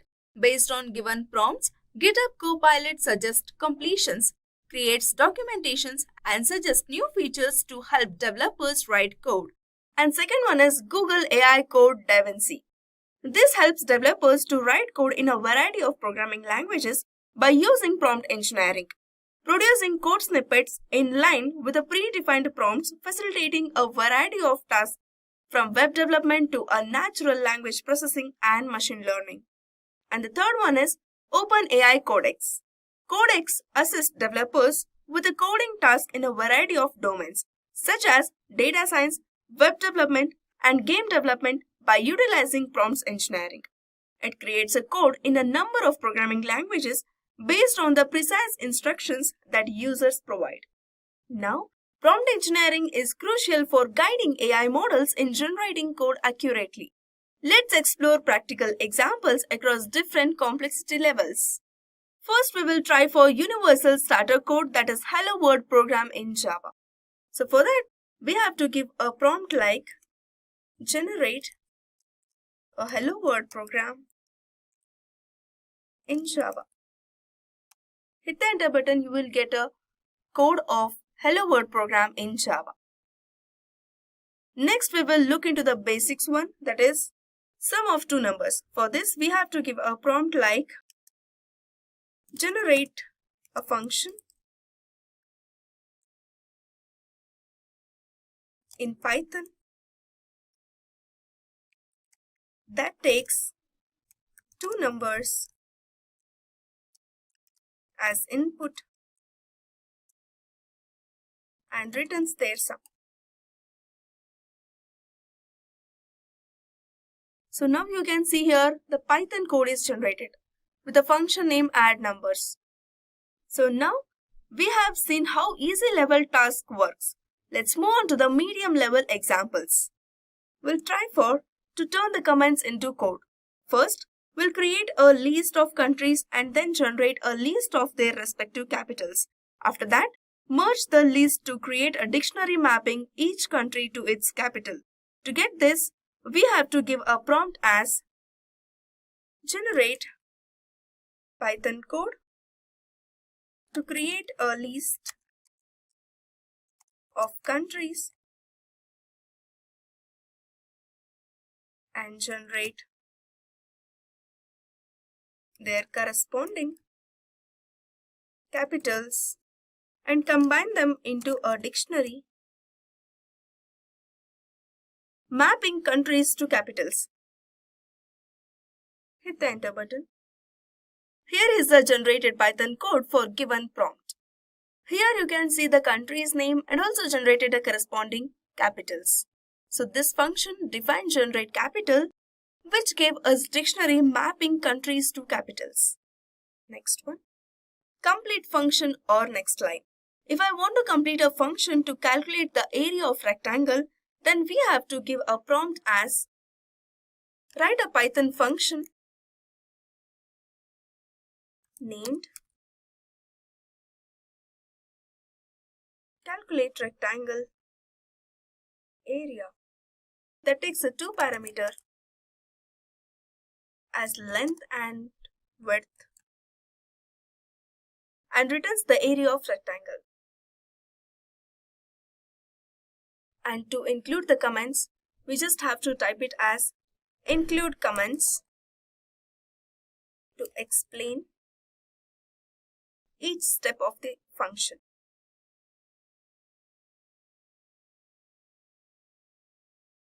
So in this code, you can see the function name which we have given in the prompt, that is calculate rectangle area with the parameters length and width. You can also see the comments here. If you use this code, you can get an area of rectangle value. Next, we will try for MySQL code generation. To get the names of employees, we have to give a prompt like generate a MySQL query to retrieve the names of all employees from the employee table. This also generated a MySQL query with a select statement. You can see here. The last example is about how to get an explanation of generated code. To get the explanation of a code, you have to give a prompt as provide a line-by-line explanation of the Python function named calculate factorial, which takes a parameter n and returns the factorial of n.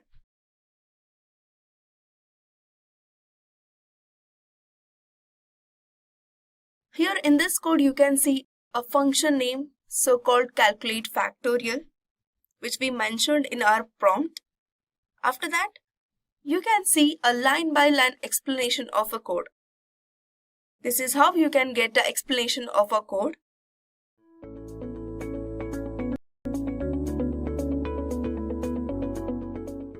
Now, let us understand what LangChain is and why it is a valuable tool for building AI applications.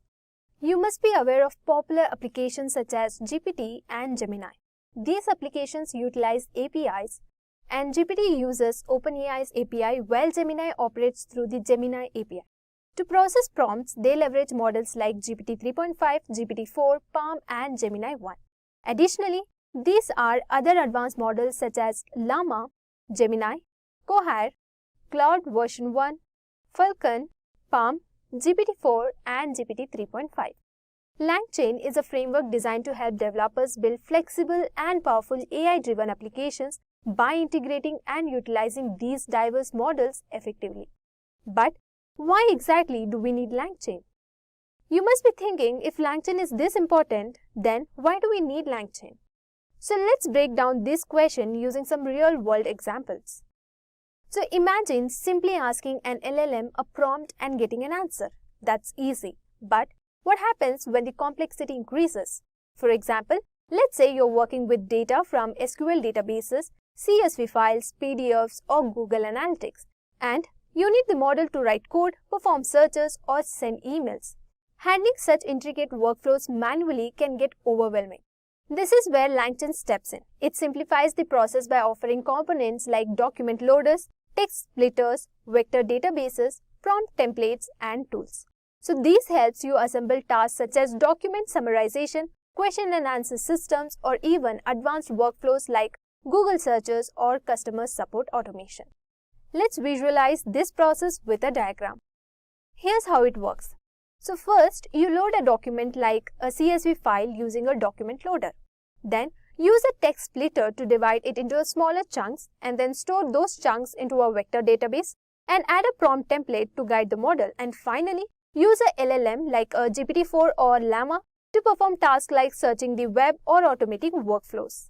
And LangChain also offers chains that will help you assemble components to achieve single tasks such as summarization and an agenda to figure out what each component must do, like password, customer services, etc. Now that we understand LangChain's core components, now let's explore how it streamlines the LLM application lifecycle. So it typically involves three key stages. First is the development, where you build and test your application. Then productionization, where the system is fine-tuned for a real-world use. And finally, deployment, where the final product is launched for users. So LangChain simplifies this lifecycle, allowing you to focus on building without worrying about the underlying complexity. Now let's take a step back and understand the role of APIs in powering these LLM applications and how LangChain effectively integrates them. In all these applications and models, one thing is common, that is they use API. So now let's discuss APIs. APIs act as an intermediaries that enable different systems to communicate with each other. For example, they allow apps like Swiggy or Blinkit to display your delivery driver's location in real time. So now let's look at the steps to explain APIs and API keys. So apps like Zipto, Swiggy and Blinkit use APIs to show the location of your delivery driver. So these apps don't communicate directly with Google Maps but follow a layered process involving servers and security mechanism. First, the app sends a request to Google Maps API. Then, the API forwards the request to Google servers. Then, the servers validate the request with the system. So once approved, the response follows back through the servers, APIs, and finally to the app. So previously, apps like Swiggy allowed login using phone numbers. Now, they use API for login via platforms like Google or Facebook. So this demonstrates the versatility of APIs in enabling seamless user interactions. To prevent misuse, APIs require API keys, which are unique identifiers for secure access. So these keys authenticate requests and ensure that only authorized users can interact with the APIs. Next, security systems closely monitor API usage to detect and prevent misuse. This ensures that APIs remain safe and functional for their intended purpose. And these steps simplify the explanation of how APIs and API keys work in real-world applications. So this is how LangChain leverages APIs to connect your LLM applications with external tools, making them versatile and secure. Now that we understand the role of APIs, so let's explore some real-world applications of LangChain. So, what can you build with LangChain? Here are a few applications. First application we have is customer support. So customer support for your shopping websites to interact with customers. Next, conversational chatbots for helping you study. Content generation tools for blogs or social media. We also have question answering systems for knowledge bases and then document summarizers for legal or academic content. LangChain simplifies AI development by integrating LLMs with various data sources and tools. Its applications are vast, from chatbots to document summarization. So let's examine a practical example to see LangChain in action. Alright, in today's data-driven world, understanding and effectively using SQL queries is crucial for managing and analyzing large datasets. However, beginners and even experienced users often need help with complex SQL queries, their syntax and how they work. This creates a barrier to efficiently interacting with databases and limits their potential to solve real-world problems. To address this challenge, we propose a SQL query fetcher application that leverages the Gemini AI, Python and Streamlit to simplify SQL learning and usage. The application allows users to input or select a query, generates the SQL syntax and provides a detailed explanation of its components and functionality. This tool bridges the gap between technical understanding and real-world database operations, empowering users with an initiative and interactive SQL learning experience. Let's jump right into the code. So the first step is setting up your dependencies. Here, we import Streamlit for the user interface and then Google Generative AI for using Gemini. So first, import Streamlit as ST and next import Google.Generative AI as GenAI. So to get this API, you have to go to the Google Gemini API key and here click on Get a Gemini API key in Google AI Studio, and then once you scroll, there is a button on the left called Create API. Now click on it and select your model here and let's copy it. And now let's go back to our VS Code editor and paste it here. So to paste, let's type Google_API_key and inside the double quote, let's paste it. And now let's type genai.configure and inside the bracket, let's keep it as API_key equal to and give it as Google_API_key. Now let's type model equal to GenAI.generative model and inside the bracket let's keep it as Gemini Pro.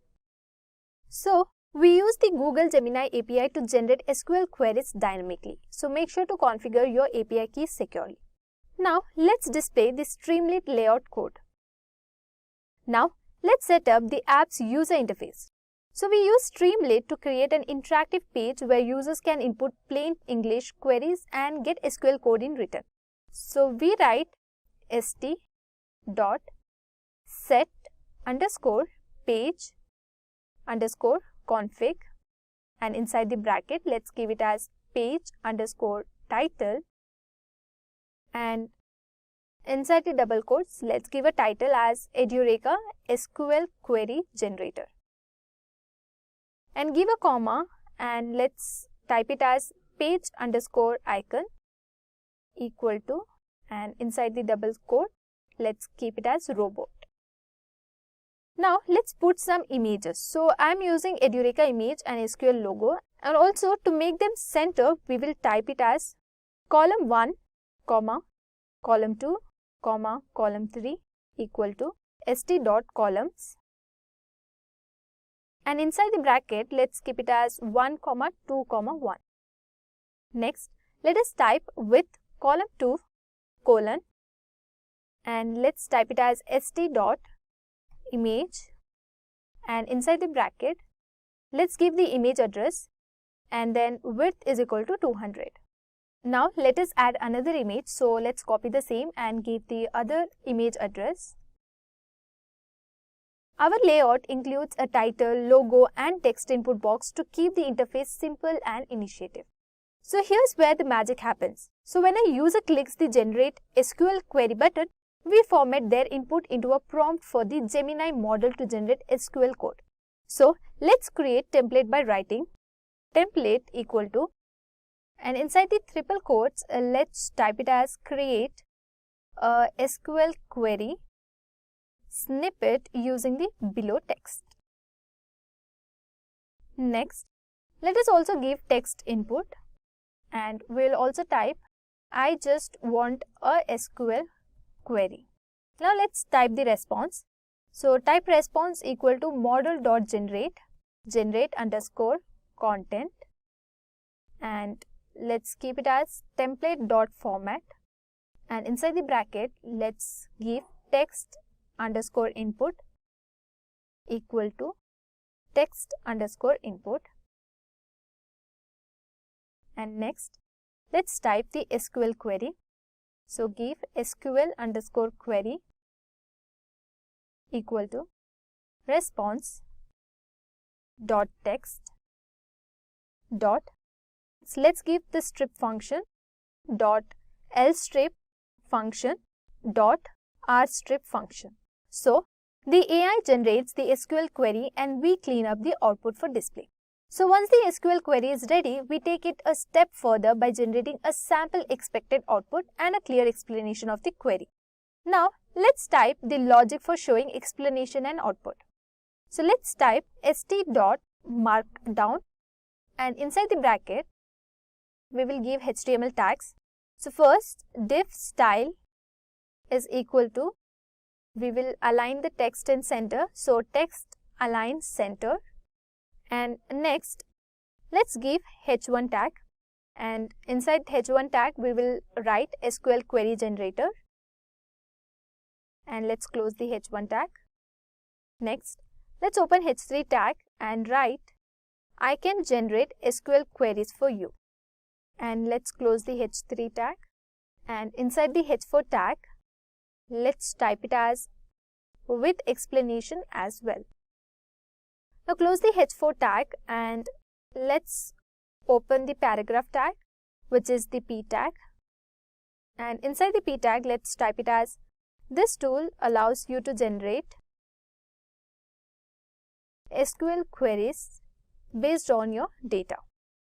Now let us close the p tag, also close the div tag.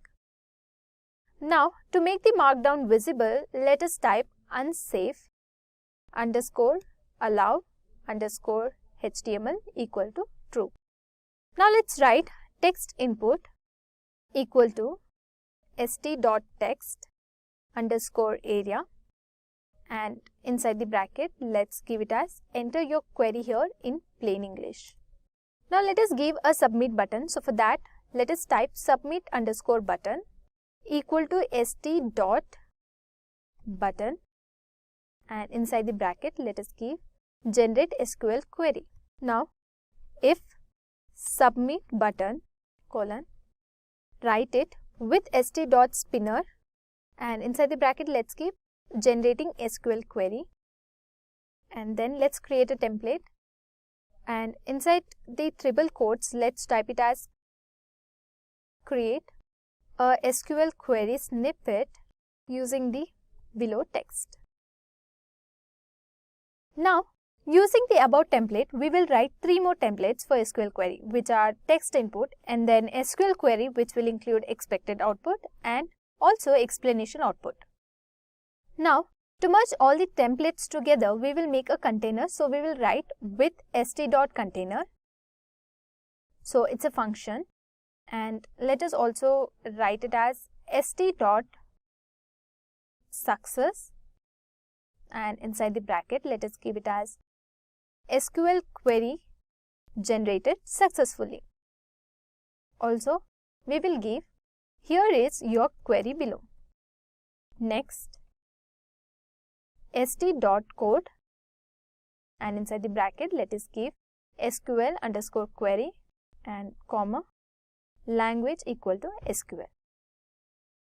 Now let us give once again st.success, and inside this let us keep it as expected output of this query will be, and now let us keep it as st.markdown and inside the bracket e output. Once again st.success, and inside this let us keep it as explanation of this SQL query. Next let us give st.markdown, and inside this function let us keep it as explanation. So over here this shows a green success message indicating the SQL query was generated successfully, and next the show SQL query this displays the SQL query as a formatted code block, highlighting it as a SQL. Next is the display expected output.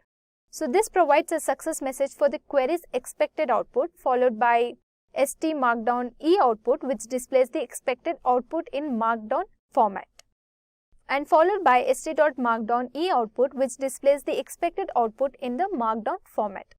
So now this line of code introduces an explanation, and st.markdown explanation displays that it is in markdown format for clarity. So this makes the tool valuable for both learning and debugging SQL. So now let's see it in action. So open the terminal and let us type streamlit run and give your file name. Now, as you can see the screen, your SQL query generator is ready to go. Now let's test it. So for that, here I will input a prompt asking for a query, which is give me the query for create table. Now let's click on generate SQL query, and as you can see it's running. So let's wait for it to generate. So as you can see on the screen, the app generates a SQL query, expected output, and even a plain English explanation in seconds. So how cool is that, right?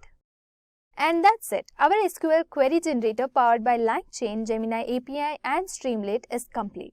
So this project is perfect for simplifying SQL learning and enhancing productivity.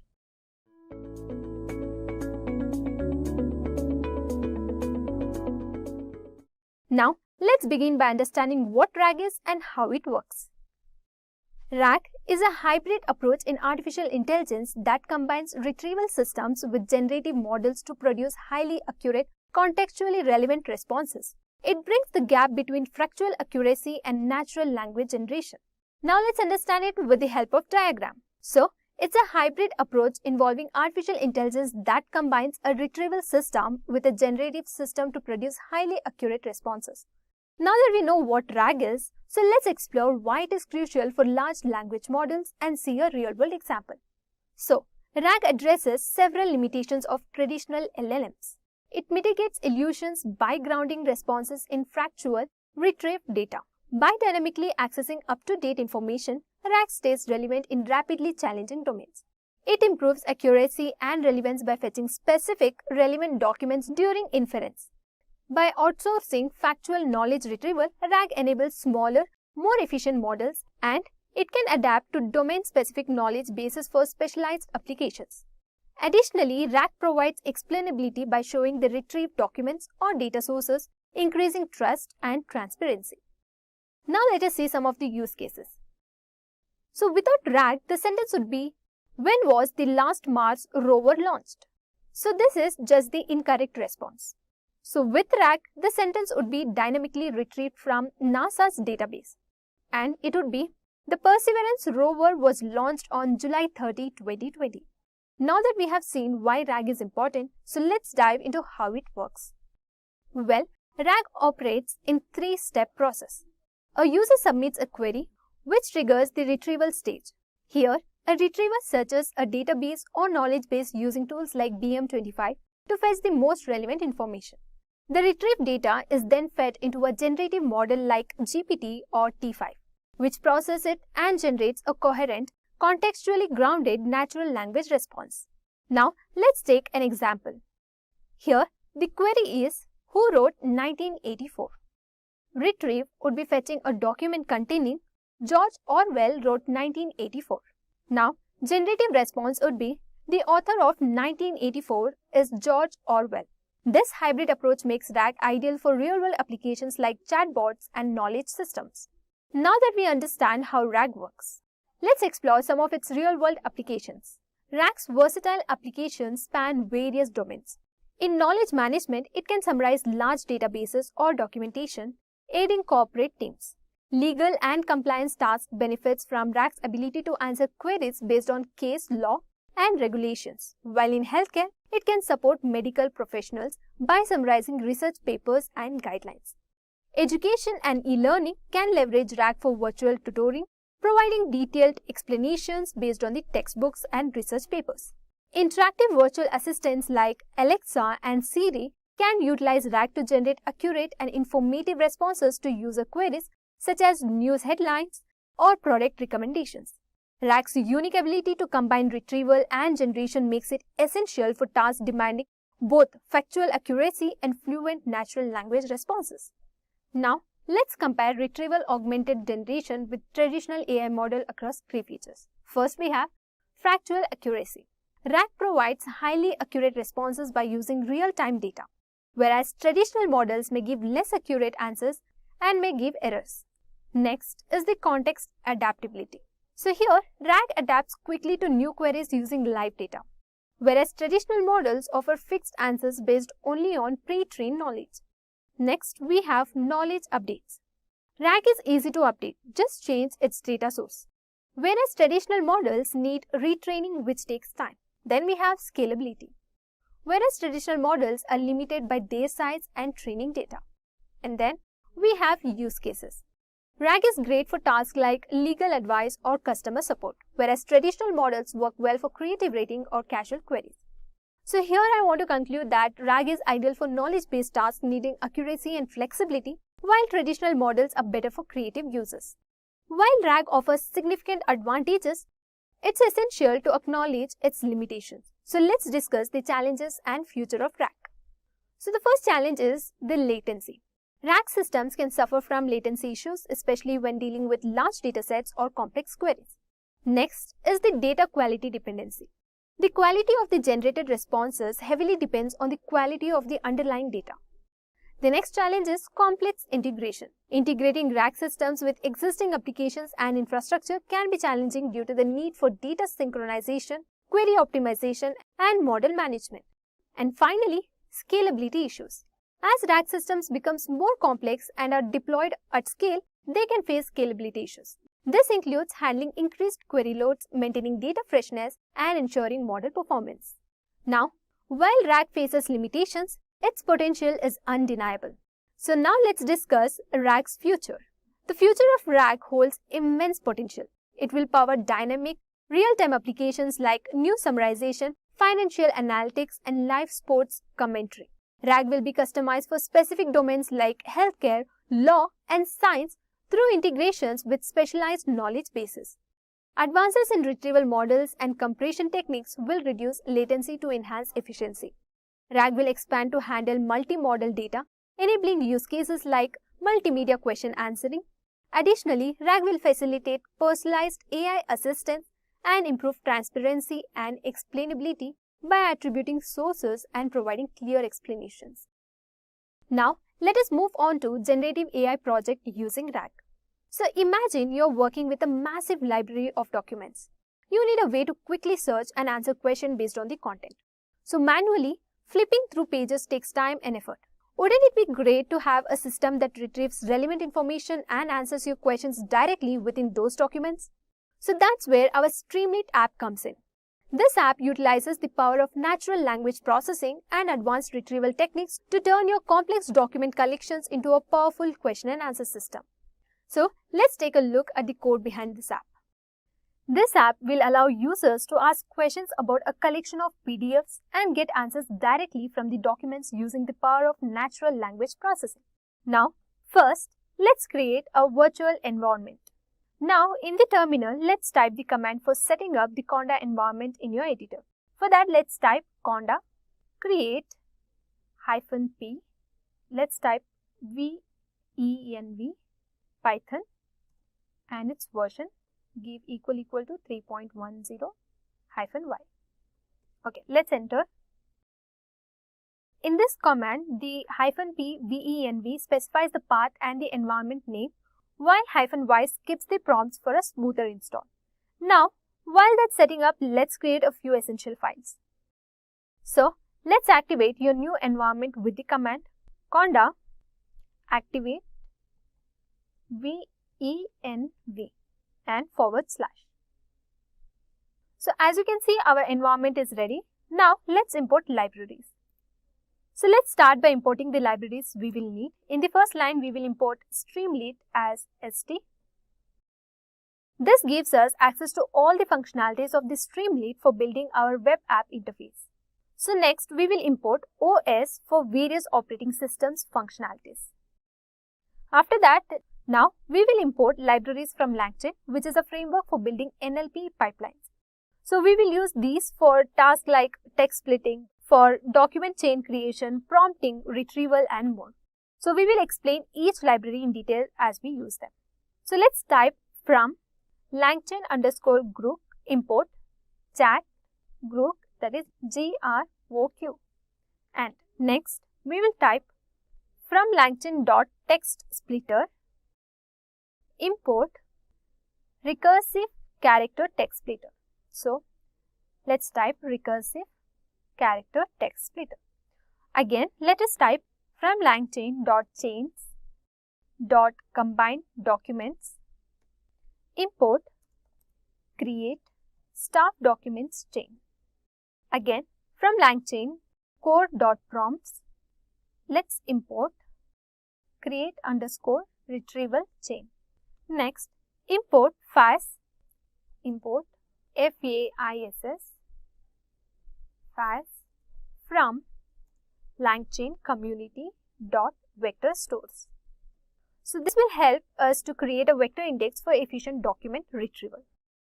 So let us type from LangChain_community.vector stores import FAISS.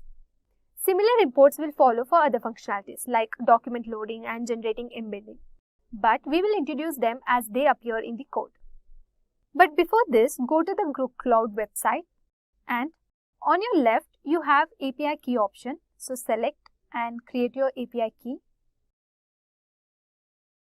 and copy this, and if you want to check your model, then go to the playground and at the top right corner click on the Llama model and check. There are so many of them, latest also.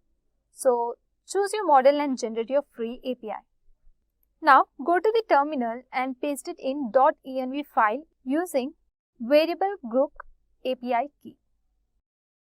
Now again go to the Gemini AI Studio. On your right you have the create API option. So select your model and create your API key now.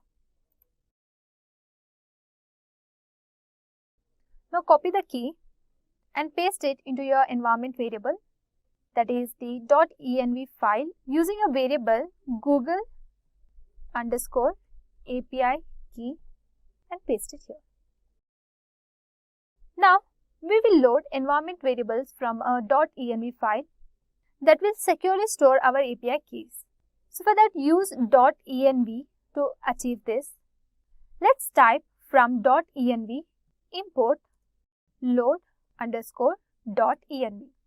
Also, let's type load_.env function.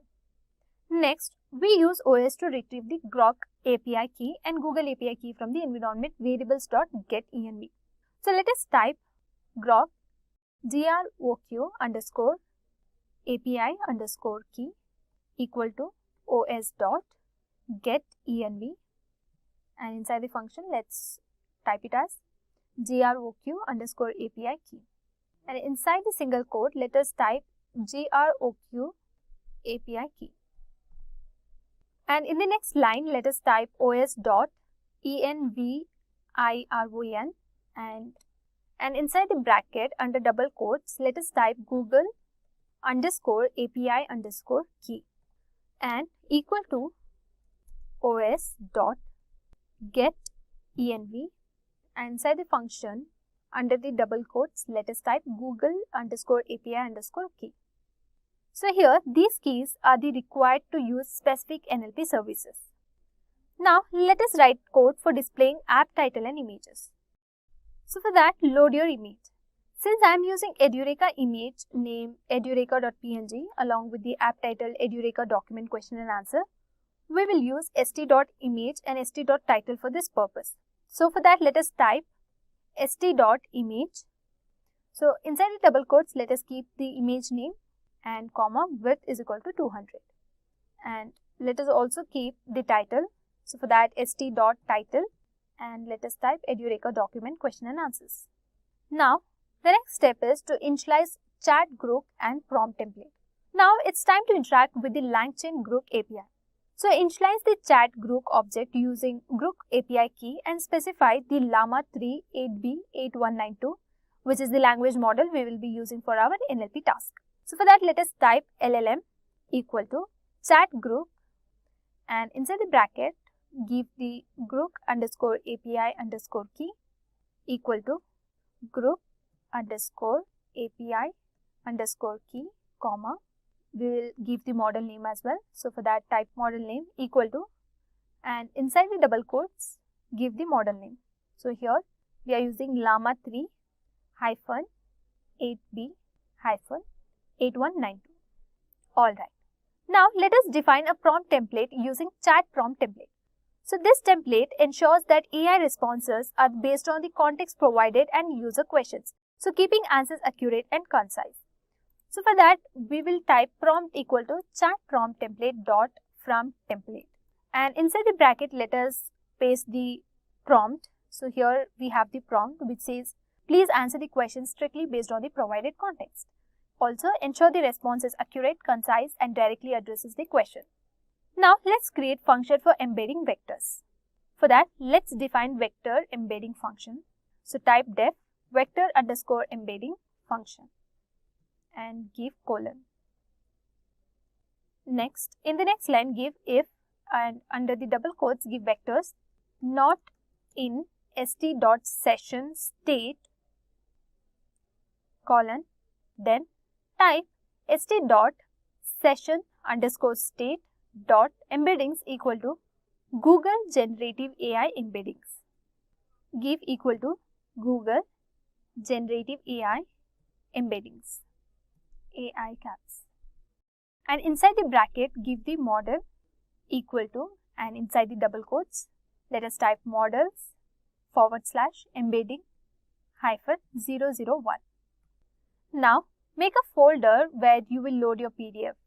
So I am creating ed underscore PDF and paste your PDF here. Now set the sessions, so that is, let us type st.session underscore state dot loader equal to py PDF directory loader. Here inside the double quotes let us paste the path of the PDF. Next is the data ingestion. For that, let us type st.session underscore state dot docs equal to st.session underscore state dot loader dot load function. So this particular line of code is for data ingestion, and here this particular line is for document loading. Next, let us type st.session underscore state dot text splitter and give equal to recursive character text splitter, and inside the bracket let us give chunk underscore size and mention the size here. I'll give equal to 1000 and comma chunk underscore overlap is equal to 200. Now here these are for the chunk creation. Now let us type st.session underscore state dot final underscore documents equal to st.session underscore state dot text splitter dot split underscore documents. Now inside the bracket let us give st.session underscore state dot docs. Let us give bracket colon 20. So this line of code is for splitting. Now let us type st.session underscore state dot vectors equal to FAISS dot from documents, and inside the bracket let us again type st.session underscore state dot final documents, comma type st.session underscore state dot embeddings. Okay, so this line of code is for vector OpenAI embeddings. Now to input field for question, let us type prompt 1. So give prompt 1 equal to st.text underscore input, and let us type here enter your questions from any document. Now to create a button to load embeddings, let us type if st.button, and inside the function let us give under the double quotes load Edureka db, give colon, and in the next line let us type vector underscore embedding function. Next type st.success and the message would be Edureka DB is ready for queries. If the question is asked, then if prompt 1 is true, then type document underscore chain equal to create underscore staff underscore document chain, and inside the bracket let us give LLM comma prompt. And in the next line to retrieve, let us type a retriever equal to st dot session underscore state dot vectors dot as underscore retriever function. And in the next line, let us type retrieval underscore chain equal to create underscore retrieval underscore chain, and inside the bracket, let us give retriever comma document chain. Now, to measure response time, let us type start equal to time dot process underscore time function.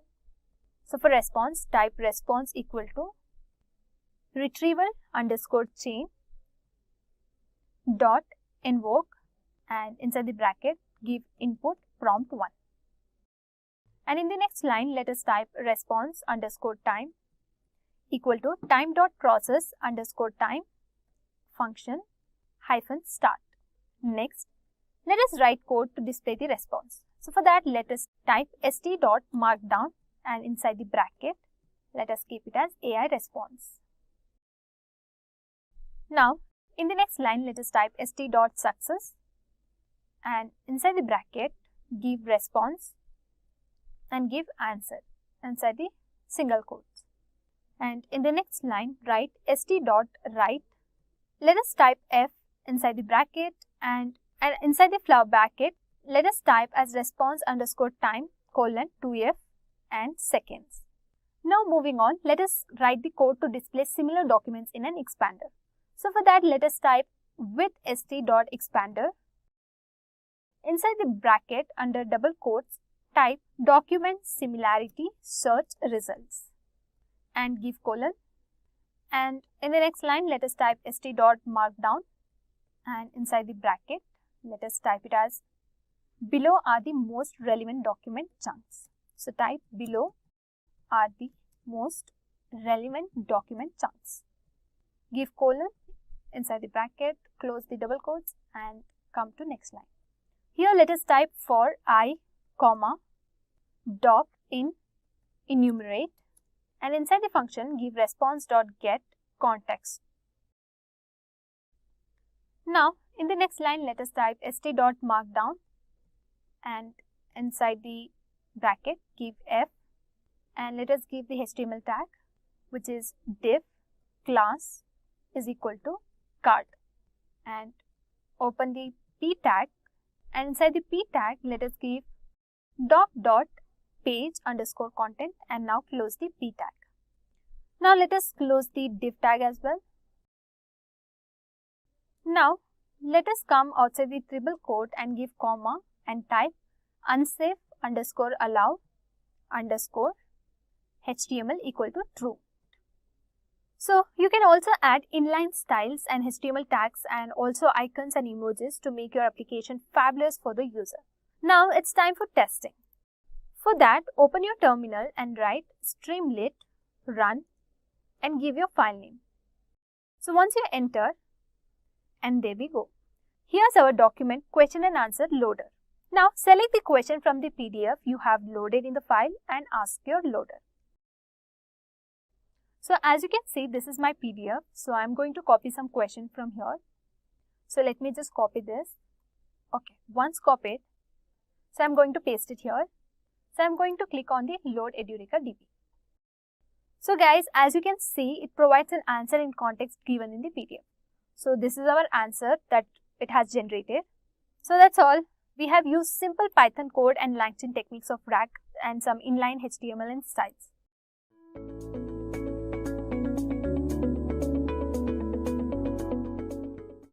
Now, deep learning is a hot buzzword nowadays and has firmly put down its root in a vast multitude of industries that are investing in fields like artificial intelligence, big data, and analytics. So, for example, Google is using deep learning in its voice and image recognition algorithms. whereas Netflix and Amazon are using it to understand the behavior of their customers. Even Tesla is using deep learning in their self-driving cars.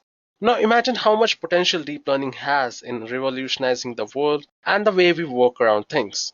Now this growth of deep learning and its application has led to the growth of deep learning jobs even. For example, we have the data scientists, we have machine learning engineer, we have artificial intelligence engineer, and much more roles. So let's begin our deep learning interview question and answer session and understand what are the typical questions which are being asked in a deep learning interview.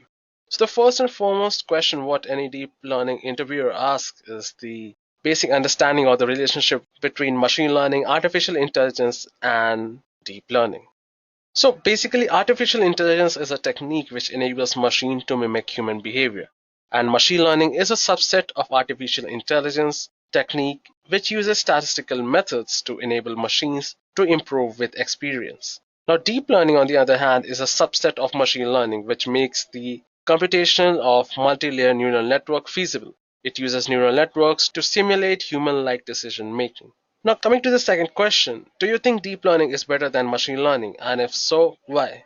Now, though machine learning algorithms, the traditional machine learning algorithms, solve a lot of our cases, but they are not very useful while working with high dimensional data. Now, that is where we have a large number of inputs and outputs. For example, in case of handwriting recognition, we have large amount of inputs where we have different types of input associated with different types of handwriting. Now, another major challenge is to tell the computer what all features it should look for that will play an important role in predicting the outcome as well as to achieve better accuracy while doing so. So these are some of the few shortcomings what machine learning have, and deep learning overcomes all of these shortcomings. Now coming to our third question, which is what is a perceptron and how does it work? Now actually our brain has subconsciously trained itself to do a lot of things over the years. Now the question comes of the brain. Well, deep learning uses the concept of artificial neuron that functions in a similar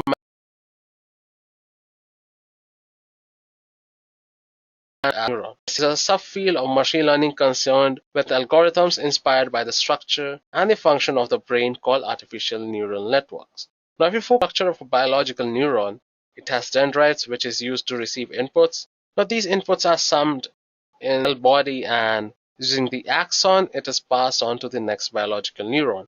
Now, similarly, a perceptron receives multiple inputs, applies various transformations and functions, and provides an output. Now, a perceptron is a linear model used for binary classification. It models a neuron which has a set of inputs, each of which gives specific weight. Now, the neuron computes some function on these weighted inputs and then finally it provides the output. As we know that our brain consists of multiple connected neurons called the neural network, we can also have a network of artificial neurons called the perceptron to form a deep neural network. Now coming to the next question, what is the role of weights and biases? Now for a perceptron, they can input, while the weights determine the slope of the classifier line, the bias allows us to shift the line towards left or right. And normally bias is treated as another weighted input with the input value x in our case. If you have a look at a typical perceptron, what it receives is a set of input, not input which it gathers. So weights are an additional input which it takes, and according to that it computes and provides. So the next question, which is what exactly are activation functions? So activation function translates the inputs into outputs and it uses a threshold to produce an output. So the activation function decides whether a neuron should be activated or not by calculating the weighted sum and for bias with it. And the purpose of the activation function is to introduce a non-linearity into the output of a neuron. There can be many activation functions like linear or identity. We have Moid, we have the tanh, we have relu and softmax. These are a lot of active functions which are being heavily used in the deep learning industry. So one should actually know about all of these things. Now talking about perceptron, our next question what an interviewer might ask is explain the learning of a perceptron. So basically a perceptron has four steps of learning. So the first steps is initializing the weights and threshold. So just now, as I mentioned, initializing the weights and threshold neuron so that it can activate a neuron by calculating the weight, its sum, and further adding the bias in and all. This is the first step. And the second step is providing the input and calculating the output using the activation functions. And according to that, what we do is the third step involves updating the weights. Now, once a particular perceptron learns something, it has to update the weights so that it can learn much more things in a new manner. And the next step, what comes is just repeat the step number 2 and 3, which is provide the input and calculate the output and then update the weights accordingly. Now, if we have a look at the equation here, we have wj plus 1 that equals wj of t plus n of t minus yx. The wj of t plus 1 is the updated weight, whereas wj of t is the old weight, d is the desired output, y is the actual output, and x is the input. So this is the equation of the learning of a perceptron. Now the next question is, what is the significance of a cost or a loss function? So a cost function is a measure of accuracy of the neural network with respect to a given training sample and expected output. It provides the performance of a neural network as a whole, and in deep learning, the goal is to minimize the cost function. So for that, we use the concept of gradient descent. Now, which brings us to the next question, which is what exactly is gradient descent and what are its various types? So gradient descent is an optimization algorithm which is used to minimize some function by iteratively moving in the direction of the steepest descent as defined by the negative of the gradient. Now think of it as a bowl in which you start from any particular point and the goal is to reach the bottom of the bowl, which is the gradient descent. So there are three types of gradient descent, which are the stochastic, batch, and the mini batch. So stochastic gradient descent, it uses only single training example to calculate the gradient and update the parameters accordingly. Whereas the batch gradient descent calculates the gradients for the whole dataset and performs just one update at each iteration. Now, mini batch gradient descent is a variation of the stochastic gradient descent where instead of single training example, mini batch of samples are used, and it is one of the most popular optimization algorithm. Now, if we talk about mini batch gradient descent, one might ask is what are the benefits of the mini batch gradient descent, or how is it useful than the others? Now, the mini batch gradient descent is more efficient when compared to the stochastic gradient descent, and the generalization is done by finding the flat minima, which allows to help approximate the gradient of the entire training set, which help us to avoid the local minima. Now, this is why mini batch gradient descent is considered or is preferred over the regular gradient descent algorithm, which is the stochastic gradient descent. Now, one might ask, what are the steps for using a gradient descent algorithms? So, first of all, what you need to do is initialize some random weight and bias. And after that, you need to do is pass an input through the network and get values from the output layer.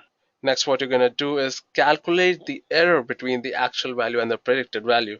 Now, this can be done in a number of ways. Now, the next step involves is to go to each neurons which contributes to the error and change its respective values to reduce the error, which is basically our goal is to reduce the cost of any particular function or any particular model. So after that, what you do is reiterate until you find the best weights of the network and you find the lowest cost of the particular network. So one might ask you to write any gradient descent program or write the pseudocode of any gradient descent program. So what you need to do, first of all, what we do is define the parameters, which are the weights, the hidden weights, the weight output, the bias hidden, and the bias output. We define a function std with arguments as cost, the parameters what we have discussed, and the learning rate. Now, what we do is we then define the gradients of our parameters with respect to the cost function. So here we use the Theano library to find the gradients and we import Theano as T, and finally iterated through all the parameters to find out the updates for all the possible parameters. So you can see that we use vanilla gradient descent here, and as you can see it returns the updates, and what we do is update the parameters and the cost in this particular equation, The ultimate goal of any gradient descent algorithm is to minimize the cost. Now, talking about perceptron, what are the shortcomings of a single layer perceptron? So, well, there are two major problems. Now, first of all, is that the single layer perceptron cannot classify non-linear separable data points. And the second point is that the complex problems that involve a lot of parameters cannot be solved by a single layer perceptron. Now, consider an example here and the complexity which arises when the parameters are involved to take a decision by a marketing team. So, first of all, we have the categories, which are the email, direct, paid, referral program, or the organic. And inside these categories, we have subcategories, which are the Google, Facebook, LinkedIn, Twitter, we have Instagram now. And inside that, we have the type of subcategory, which are the search ads, remarketing ads, interested ads, lookalike ads. And again, if we do a subdivision, we have the parameters to consider, which are the customer acquisition cost, we have the money spent, the click rate, or the lead generated, the customer generated, and the time taken to become a customer. So one neuron cannot take in so many inputs, and that is why more than one neuron would be used to solve this problem. Now, which brings us to the question, what is a multi-layer perceptron? So a multi-layer perceptron, or MLP, is a class of feed-forward artificial neural network, and it is composed of more than one perceptron. They are composed of an input layer to receive the signal, an output layer that makes a decision or the prediction about the input, and in between these two, an arbitrary number of hidden layers that are the true computational engine of any multi-layer perceptron. Now one might ask, what are the different parts of any multi-layer perceptron or a neural network? So first of all, what we have are input nodes. So the input nodes provide information from the outside world to the network and are together referred as the input layer. No computation is performed in any of the input nodes. They just pass the information to the hidden layers. Now, hidden nodes have no direct connection with the outside world, hence the name hidden. And what they do is they perform computation and transfer the information from the input nodes to the output nodes. Now, a collection of hidden nodes forms the hidden layer. And while a network will only have a single input layer and a single output layer, it can have 0 to n number of hidden layers, and a multi-layer perceptron has more than one hidden layer. Now, if we talk about output nodes, the output nodes are collectively referred to as the output layer and are responsible for the computation and transferring information from the network to the outside world, and hence they are also responsible for the prediction. Now, coming to our next question, what exactly is data normalization and why do we need it? Now, data normalization is a very important pre-processing step, which is to normalize the data. The data should not be either left skewed or right skewed, and to rescale the values to fit in a specific range to assure the better convergence during backpropagation. And in general, it boils down to subtracting the mean of each data point and dividing by its standard deviation so that we get a normally distributed data. And it makes computation easy in terms of the backpropagation in case of neural networks. So this is a very important part of any deep neural network. Now, talking about deep neural networks, or neural networks in general, coming to our next question, which is, now what is better, the deep networks or the shallow ones, and why? Now, both the networks, be it shallow or deep, are capable of approximating any function. What matters is how precise that network is in terms of getting the result. Now, a shallow network works with only a few features, as it cannot extract more, but a deep network goes deep by computing efficiently and working on more features or the parameters. Now, deeper networks are able to create deep representation. At every layer, the network learns a new, more abstract representation of the input, and hence deep neural networks are better than the shallow ones. So, what exactly is weight initialization in a neural network? Now, as we saw, we had weight initialization in perceptrons. So, weight initialization is one of the very important steps. A bad weight initialization can prevent a network from learning, but good weight initialization can help it in giving quicker convergence and a better overall error. Now, biases can be generally initialized to 0, The rule for setting the weights is to be close to zero without being too small, because every time the weight is being multiplied to the inputs, the result gets smaller and smaller. Now, talking about neural networks, what is the difference between a feed-forward and a back-propagation neural network? Now, a feed-forward neural network is a type of neural network architecture where the connections are fed forward, that is, they do not form cycles. The term feed-forward is also used when you input something at the input layer and it travels from the input to the hidden and from the hidden to the output layer. The values are fed forward. Now, backpropagation is a training algorithm which consists of two steps majorly. The first one is feed forwarding the values, and the second one is to calculate the error and propagate it back to the earlier layers. So, to be precise, forward propagation is a part of backpropagation algorithm, but it comes before the backpropagation. So one might ask the question, which is one of the most important questions, is that what are the hyperparameters in a neural networks, and name a few of these hyperparameters. So hyperparameters are the variables which determine the network structure. That is, for example, the number of hidden units and or the hidden layers, and the variables which determine how the network is trained. For example, the learning rate. So there are two types of hyperparameters usually. One are the network parameters which are associated to the network. In that case, we have the number of hidden layers, we have the network weight initialization, we have the activation function. And in the training parameters, we have the learning rate, we have momentum, number of epochs, we have the batch size, and much more. Now, a lot of hyperparameters also differ when we work along with different types of neural networks. So as in CNN, we get extra parameters to work on when considering CNN, which are the convolutional neural networks. And sometimes we have to deal with less number of hyperparameters. It all depends upon the type of neural network which you are using. So, which brings us to the next question is that explain the different hyperparameters related to networking and training. So in training, we have, first of all, we have the number of hidden layers. So hidden layers are the layers between the input and the output layers, as we just discussed.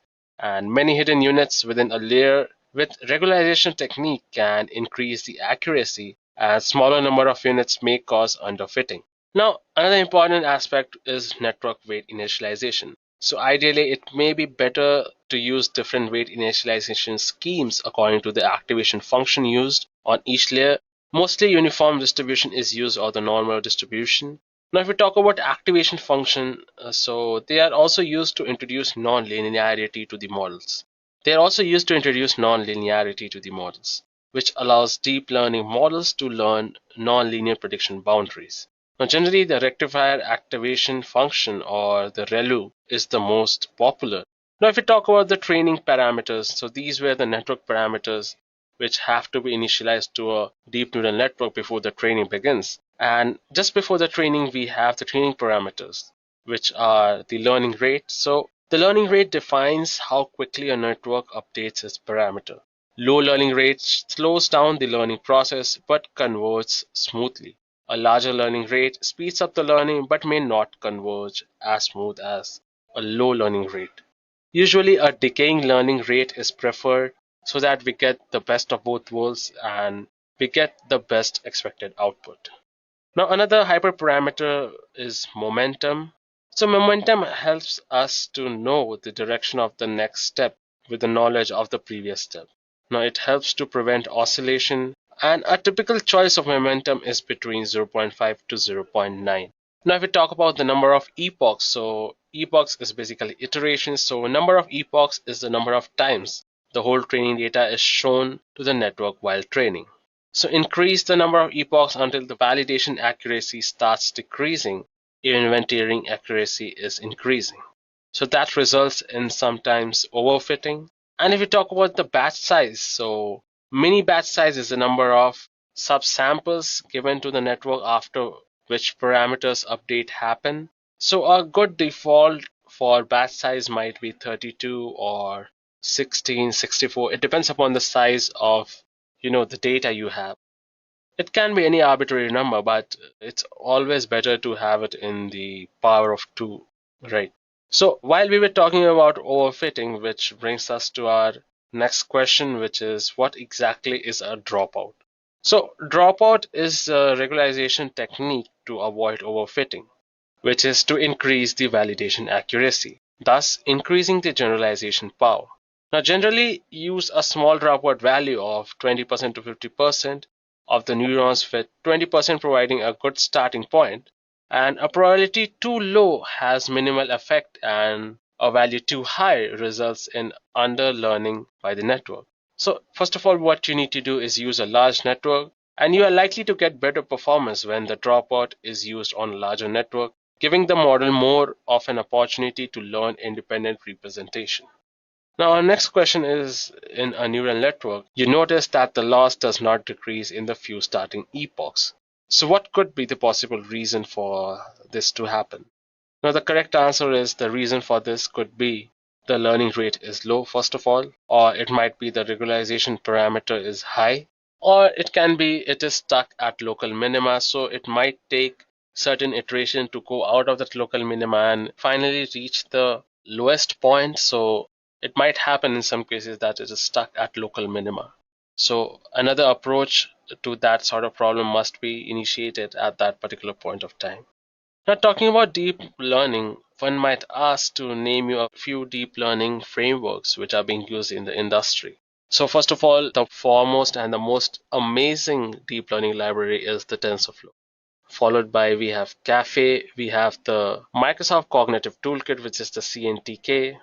We have Torch or PyTorch, which is giving a good battle, or it's standing out from the crowd, and people are sometimes preferring PyTorch over TensorFlow.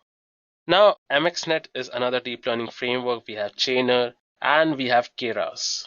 Now, Keras, as you know, can be integrated with Theano as well as TensorFlow, and Keras has been considered one of the best or the simplest deep learning framework when it comes to deep learning. Now, one might ask, what exactly are tensors? So, tensors are nothing but a de facto for representing the data in deep learning. What I meant to say that tensors are just multi-dimensional arrays that allows you to represent the data having higher dimensions. In general, deep learning, you deal with high dimensional data sets where dimensional refer to the different features present in the data set. So what you need is a multi-dimensional sort of array or a data structure, what you could say. So that's what exactly tensor is. And in fact, the name TensorFlow has been derived from the operations which the neural network perform on tensors. So it's literally a flow of tensor. Now, talking about TensorFlow, one might ask, since it's the most popular deep learning framework and companies prefer people having the knowledge of TensorFlow and been working on it. So what are the few advantages of TensorFlow? So first of all, it has the platform flexibility. It is easily trainable on CPU as well as GPU for distributed computing. Now, TensorFlow has auto differentiation capabilities, and it has advanced support for threads, asynchronous computation, and it is a customizable and open source framework. And most importantly, if we talk about the latest TensorFlow 2.0, which has just been released, so those come up with a lot of interesting features, and it has adopted Keras as its high-level API fully, so that the coding aspect of it is much simplified, and eager execution is now by default, so that you do not have to write loads and loads of line of code. And if you want to know more about TensorFlow 2.0 and why it's the best deep learning framework in the industry right now, just go ahead and check our TensorFlow 2.0 video. I'll leave the link in the description box below. Go check it out, guys, and understand how exactly is it better from the previous version and why it is the best deep learning framework right now. Now, talking about computational graphs, one might ask what exactly they are. So, well, a computational graph is a series of TensorFlow operations arranged as nodes in the graph. Now, each node takes 0 or more tensors as input and produces a tensor as output. Now, basically, one can think of a computational graph as an alternative way of conceptualizing mathematical calculation that take place in a TensorFlow program. Now, the operations assigned to the different nodes of a computational graph can be performed in parallel, thus providing better performance in terms of computation. So one might ask, what exactly is a convolutional neural network? Now, a convolutional neural network, or CNN or ConNet, is a class of deep learning neural networks which is most commonly applied to analyzing the visual imagery. So CNN use a variation of the multi-layer perceptron designed to require minimal processing. Now, one might ask the next question: if you are going for an interview which requires you to work with a lot of images or videos, so in that case, CNNs are very much used. So, having a good knowledge of CNN is always better in that case. So, the next question which we have here is, what are the various layers of CNN? Now, there are four layered concepts everyone should understand in convolutional neural networks. Are first the convolutional layer, the second is the ReLU layer, and finally we have the pooling layer, and finally we end up with the full connectedness or the full connected layer. Now, if we talk about CNN, we have to talk about RNN also. So one might ask, what exactly is RNN? So RNN, or the recurrent networks, are a type of artificial neural networks which are designed to recognize the patterns in the sequence of data, such as text, genomes, handwriting, the spoken word, numerical time series data from sensors, the stock markets, and the government agencies. So recurrent neural networks use backpropagation algorithm for training, but it is applied for every timestamp. It is commonly known as backpropagation through time, which is BTT. Now, our next question is, what are some issues faced while training an RNN? So, recurrent neural networks use backpropagation algorithm, as I just mentioned, for training, but it is applied for every timestamp. And there are some issues with backpropagation, such as vanishing gradient or the exploding gradient, where the gradient vanishes or it is too much to handle. Which brings us to the next set of questions, the first of which is, what exactly is a vanishing gradient and how is it harmful? Now, when we do backpropagation, that is move backward in the network and calculating gradients of loss, which is the error, with respect to the weights, the gradients tend to get smaller and smaller as we keep on moving backward in the network. Now, this means that the neurons in the earlier layers learn very slowly as compared to the neurons in the later layers in the hierarchy. Now, the earlier layers in the networks are the slowest to train. Now, how is this harmful? So, earlier layers in the neural networks are important because they are responsible to learn and detect the simple patterns and are actually the building blocks of our neural network. Obviously, if they give improper and inaccurate result, then how can we expect the next layer and the complete network to perform nicely and produce the accurate result? So the training process takes too long and the prediction accuracy of the model will decrease. Now, another question here arises is, what exactly is then exploding gradient descent? Now, this is just the opposite of vanishing gradient descent. So exploding gradients are a problem when large error gradients accumulate and result in very large updates to the neural network model weights during training. So the gradients are used during the training to update the network weights, but typically when this process works best is when these weights are small and controlled, when the magnitudes of the gradients accumulate and the unstable network is likely to occur, now which causes a poor prediction and results, or even a model that reports nothing useful whatsoever. So vanishing gradient and the exploding gradient are two problems which occur while the backpropagation happens in a recurrent neural network. So our next question is, what are LSTM? So long short-term memory, which are the LSTM, is an artificial recurrent neural network architecture used in the field of deep learning. And unlike standard feed-forward neural networks, the LSTM has feedback connection that make it a general-purpose computer. Now it can not only process single data points, but also the entire sequence of data. They are a special kind of RNNs, or the recurrent neural network, which are capable of learning long-term dependencies. Now one might ask, what are capsules in a capsule neural network? So capsules are vector, or what we can say an element with a size and a direction, specifying the features of the object and its likelihood.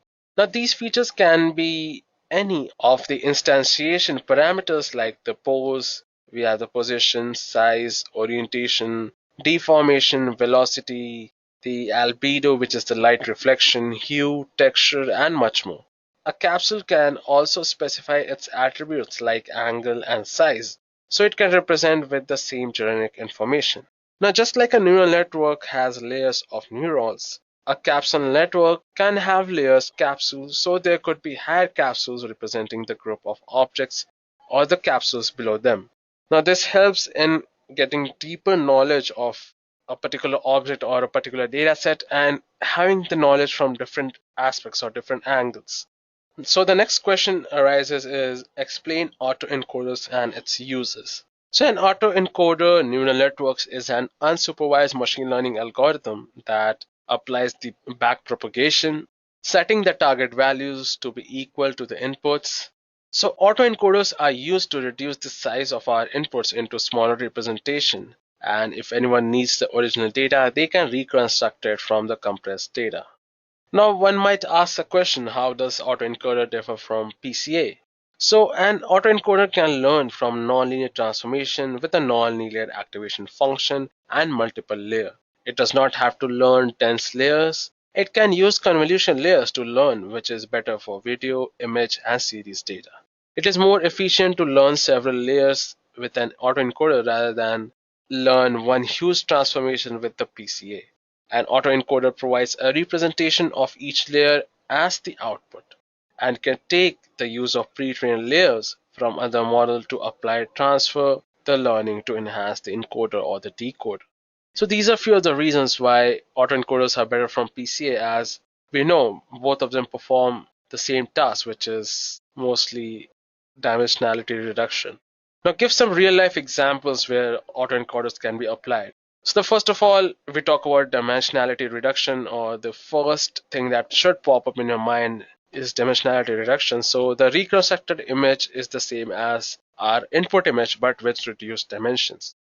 Now it helps in providing similar image with reduced pixel value, and it can be used in various areas where we have limited storage or we have limited processing power. So when there is a high input or an image or a data with high dimension or which has higher values, pixel values, it can compress and provide the same image with a lower pixel value.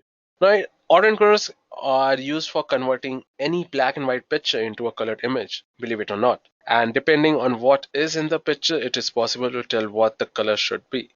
Now, feature variation, if we talk about feature variation, it attracts only the required features of an image and generates the output by removing any unnecessary noise or unnecessary interruption. And if we talk about denoising image, the input seen by an autoencoder is not the raw input, but a stochastically corrupted version. A denoising autoencoder is thus trained to reconstruct the original input from the noisy version. Now, talking about autoencoders, one might ask about the different layers of the autoencoders. So basically an autoencoder consists of three layers, which is the encoder, we have the code, and the decoder. Which brings us to the next question, explain the architecture of an autoencoder. If we talk about the three layers, which are encoder, code, and decoder, so if we talk about encoder, this part of the network compresses the input into a latent space representation. Now the encoder layer encodes the input images as a compressed representation in a reduced dimension, and the compressed image is the distorted version of the original image. Now coming to the middle part, which is the code. So this part of the network represents the compressed input which is fed to the decoder. It is basically the channel. And if we talk about decoder, this layer decodes the encoded image back into the original dimension, and the decoded image is a lossy reconstruction of the original image, and it's reconstructed from the latent space representation. Now one might ask, what exactly is bottleneck in an autoencoder and why is it used? Now the layer between the encoder and the decoder, that is the code, is also known as bottleneck. So this is a well-designed approach to decide which aspect of the observed data are relevant information and what aspects can be discarded. It does this by balancing two criteria. The first, the compactness of the representation measured as the compressibility, and second, it retains some behaviorally relevant variables from the input. Now, one might ask, are there any variation of autoencoders? Surely there are. So there are convolutional autoencoders, we have sparse autoencoders, we have deep autoencoders, we have contractive autoencoders. All of these autoencoders have a different structure or the different code layer if we talk about the convolutional autoencoder, we have the convolutional CNN algorithm sort of structure in that particular autoencoder with encoder in one side. We have the convolution layers, the ReLU layer, the pooling layer inside it, and then finally we have the decoding layer. So another question what might pop into the interviewer's mind is, what are deep autoencoders? So the extension of simple autoencoders is a deep autoencoders. The first layer of the deep autoencoders is used for first order features in the raw input. Now the second layer is used for second order features corresponding to the patterns in the appearance of the first order features. So the deeper layers of the deep autoencoders tend to learn even higher order features. So a deep autoencoders is composed of two symmetrical deep belief networks. First 4 or 5 shallow layers representing the encoding half of the net, and the second set of 4 or 5 layers that make up the decoding half. Interesting, right? So another important topic in deep learning are the restricted Boltzmann machines. So one might ask, what exactly is an RBM or restricted Boltzmann machine? So RBM is an undirected graphical model that plays a major role in deep learning framework in recent times. And it is an algorithm which is used for dimensionality reduction. Not only that, it is used for classification, regression, collaborating filtering, feature learning, and topic model. So when we talk about RBM being useful for dimensionality reduction, another question might arise is, how does RBM differ from the autoencoders? So autoencoders is a simple 3-layer neural network where output units are directly connected back to the input units. Typically, the number of hidden units is much less than the number of visible ones. And the task of training is to minimize an error or the reconstruction, that is, find the most efficient compact representation for the input data. So RBM share a similar idea, but it uses stochastic units with particular distribution instead of deterministic distribution. And the task of our training is to find out how these two set of variables are actually connected to each other. One aspect that distinguishes RBM from the autoencoders is that it has two biases. The hidden bias helps the RBM produce the activations on the forward pass, while the visible layer biases help the RBM learn the reconstruction on the backward pass. Now, this brings us to the final question of our deep learning interview, is that what are some limitations of deep learning? I bet you weren't thinking of this one, but there are some limitations. So, deep learning usually requires large amounts of training data, and deep neural networks are easily fooled. Now, the success of deep learning are purely imperial. Deep learning algorithms have been criticized as uninterpretable black boxes. Because one important thing about deep learning is that you do not specify what you are looking for, right? The algorithm learns on its own. So that is one of the shortcomings of deep learning, and deep learning thus far has not been well integrated with prior knowledge. So a lot of people still don't feel it as a way to solve their problem, as a way to approach to their problems, because a lot of people don't understand what exactly is deep learning, how it works, how to initialize all of the variables, which are the hyperparameters per se.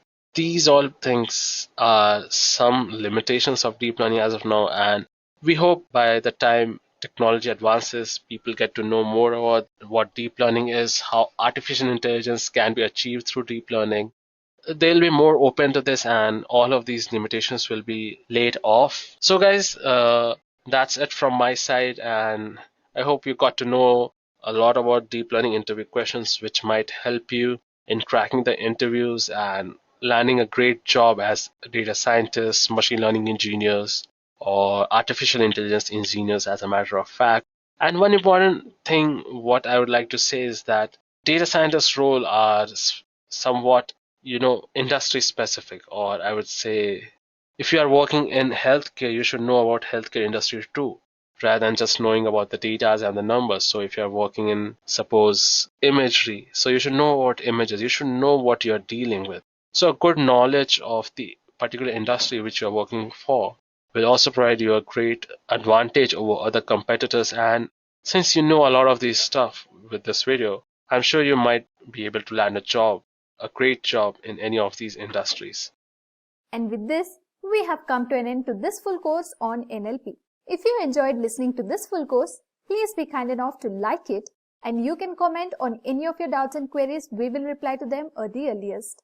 And do look up for more videos and playlists and subscribe to Edureka's YouTube channel to learn more. Thank you for watching and happy learning.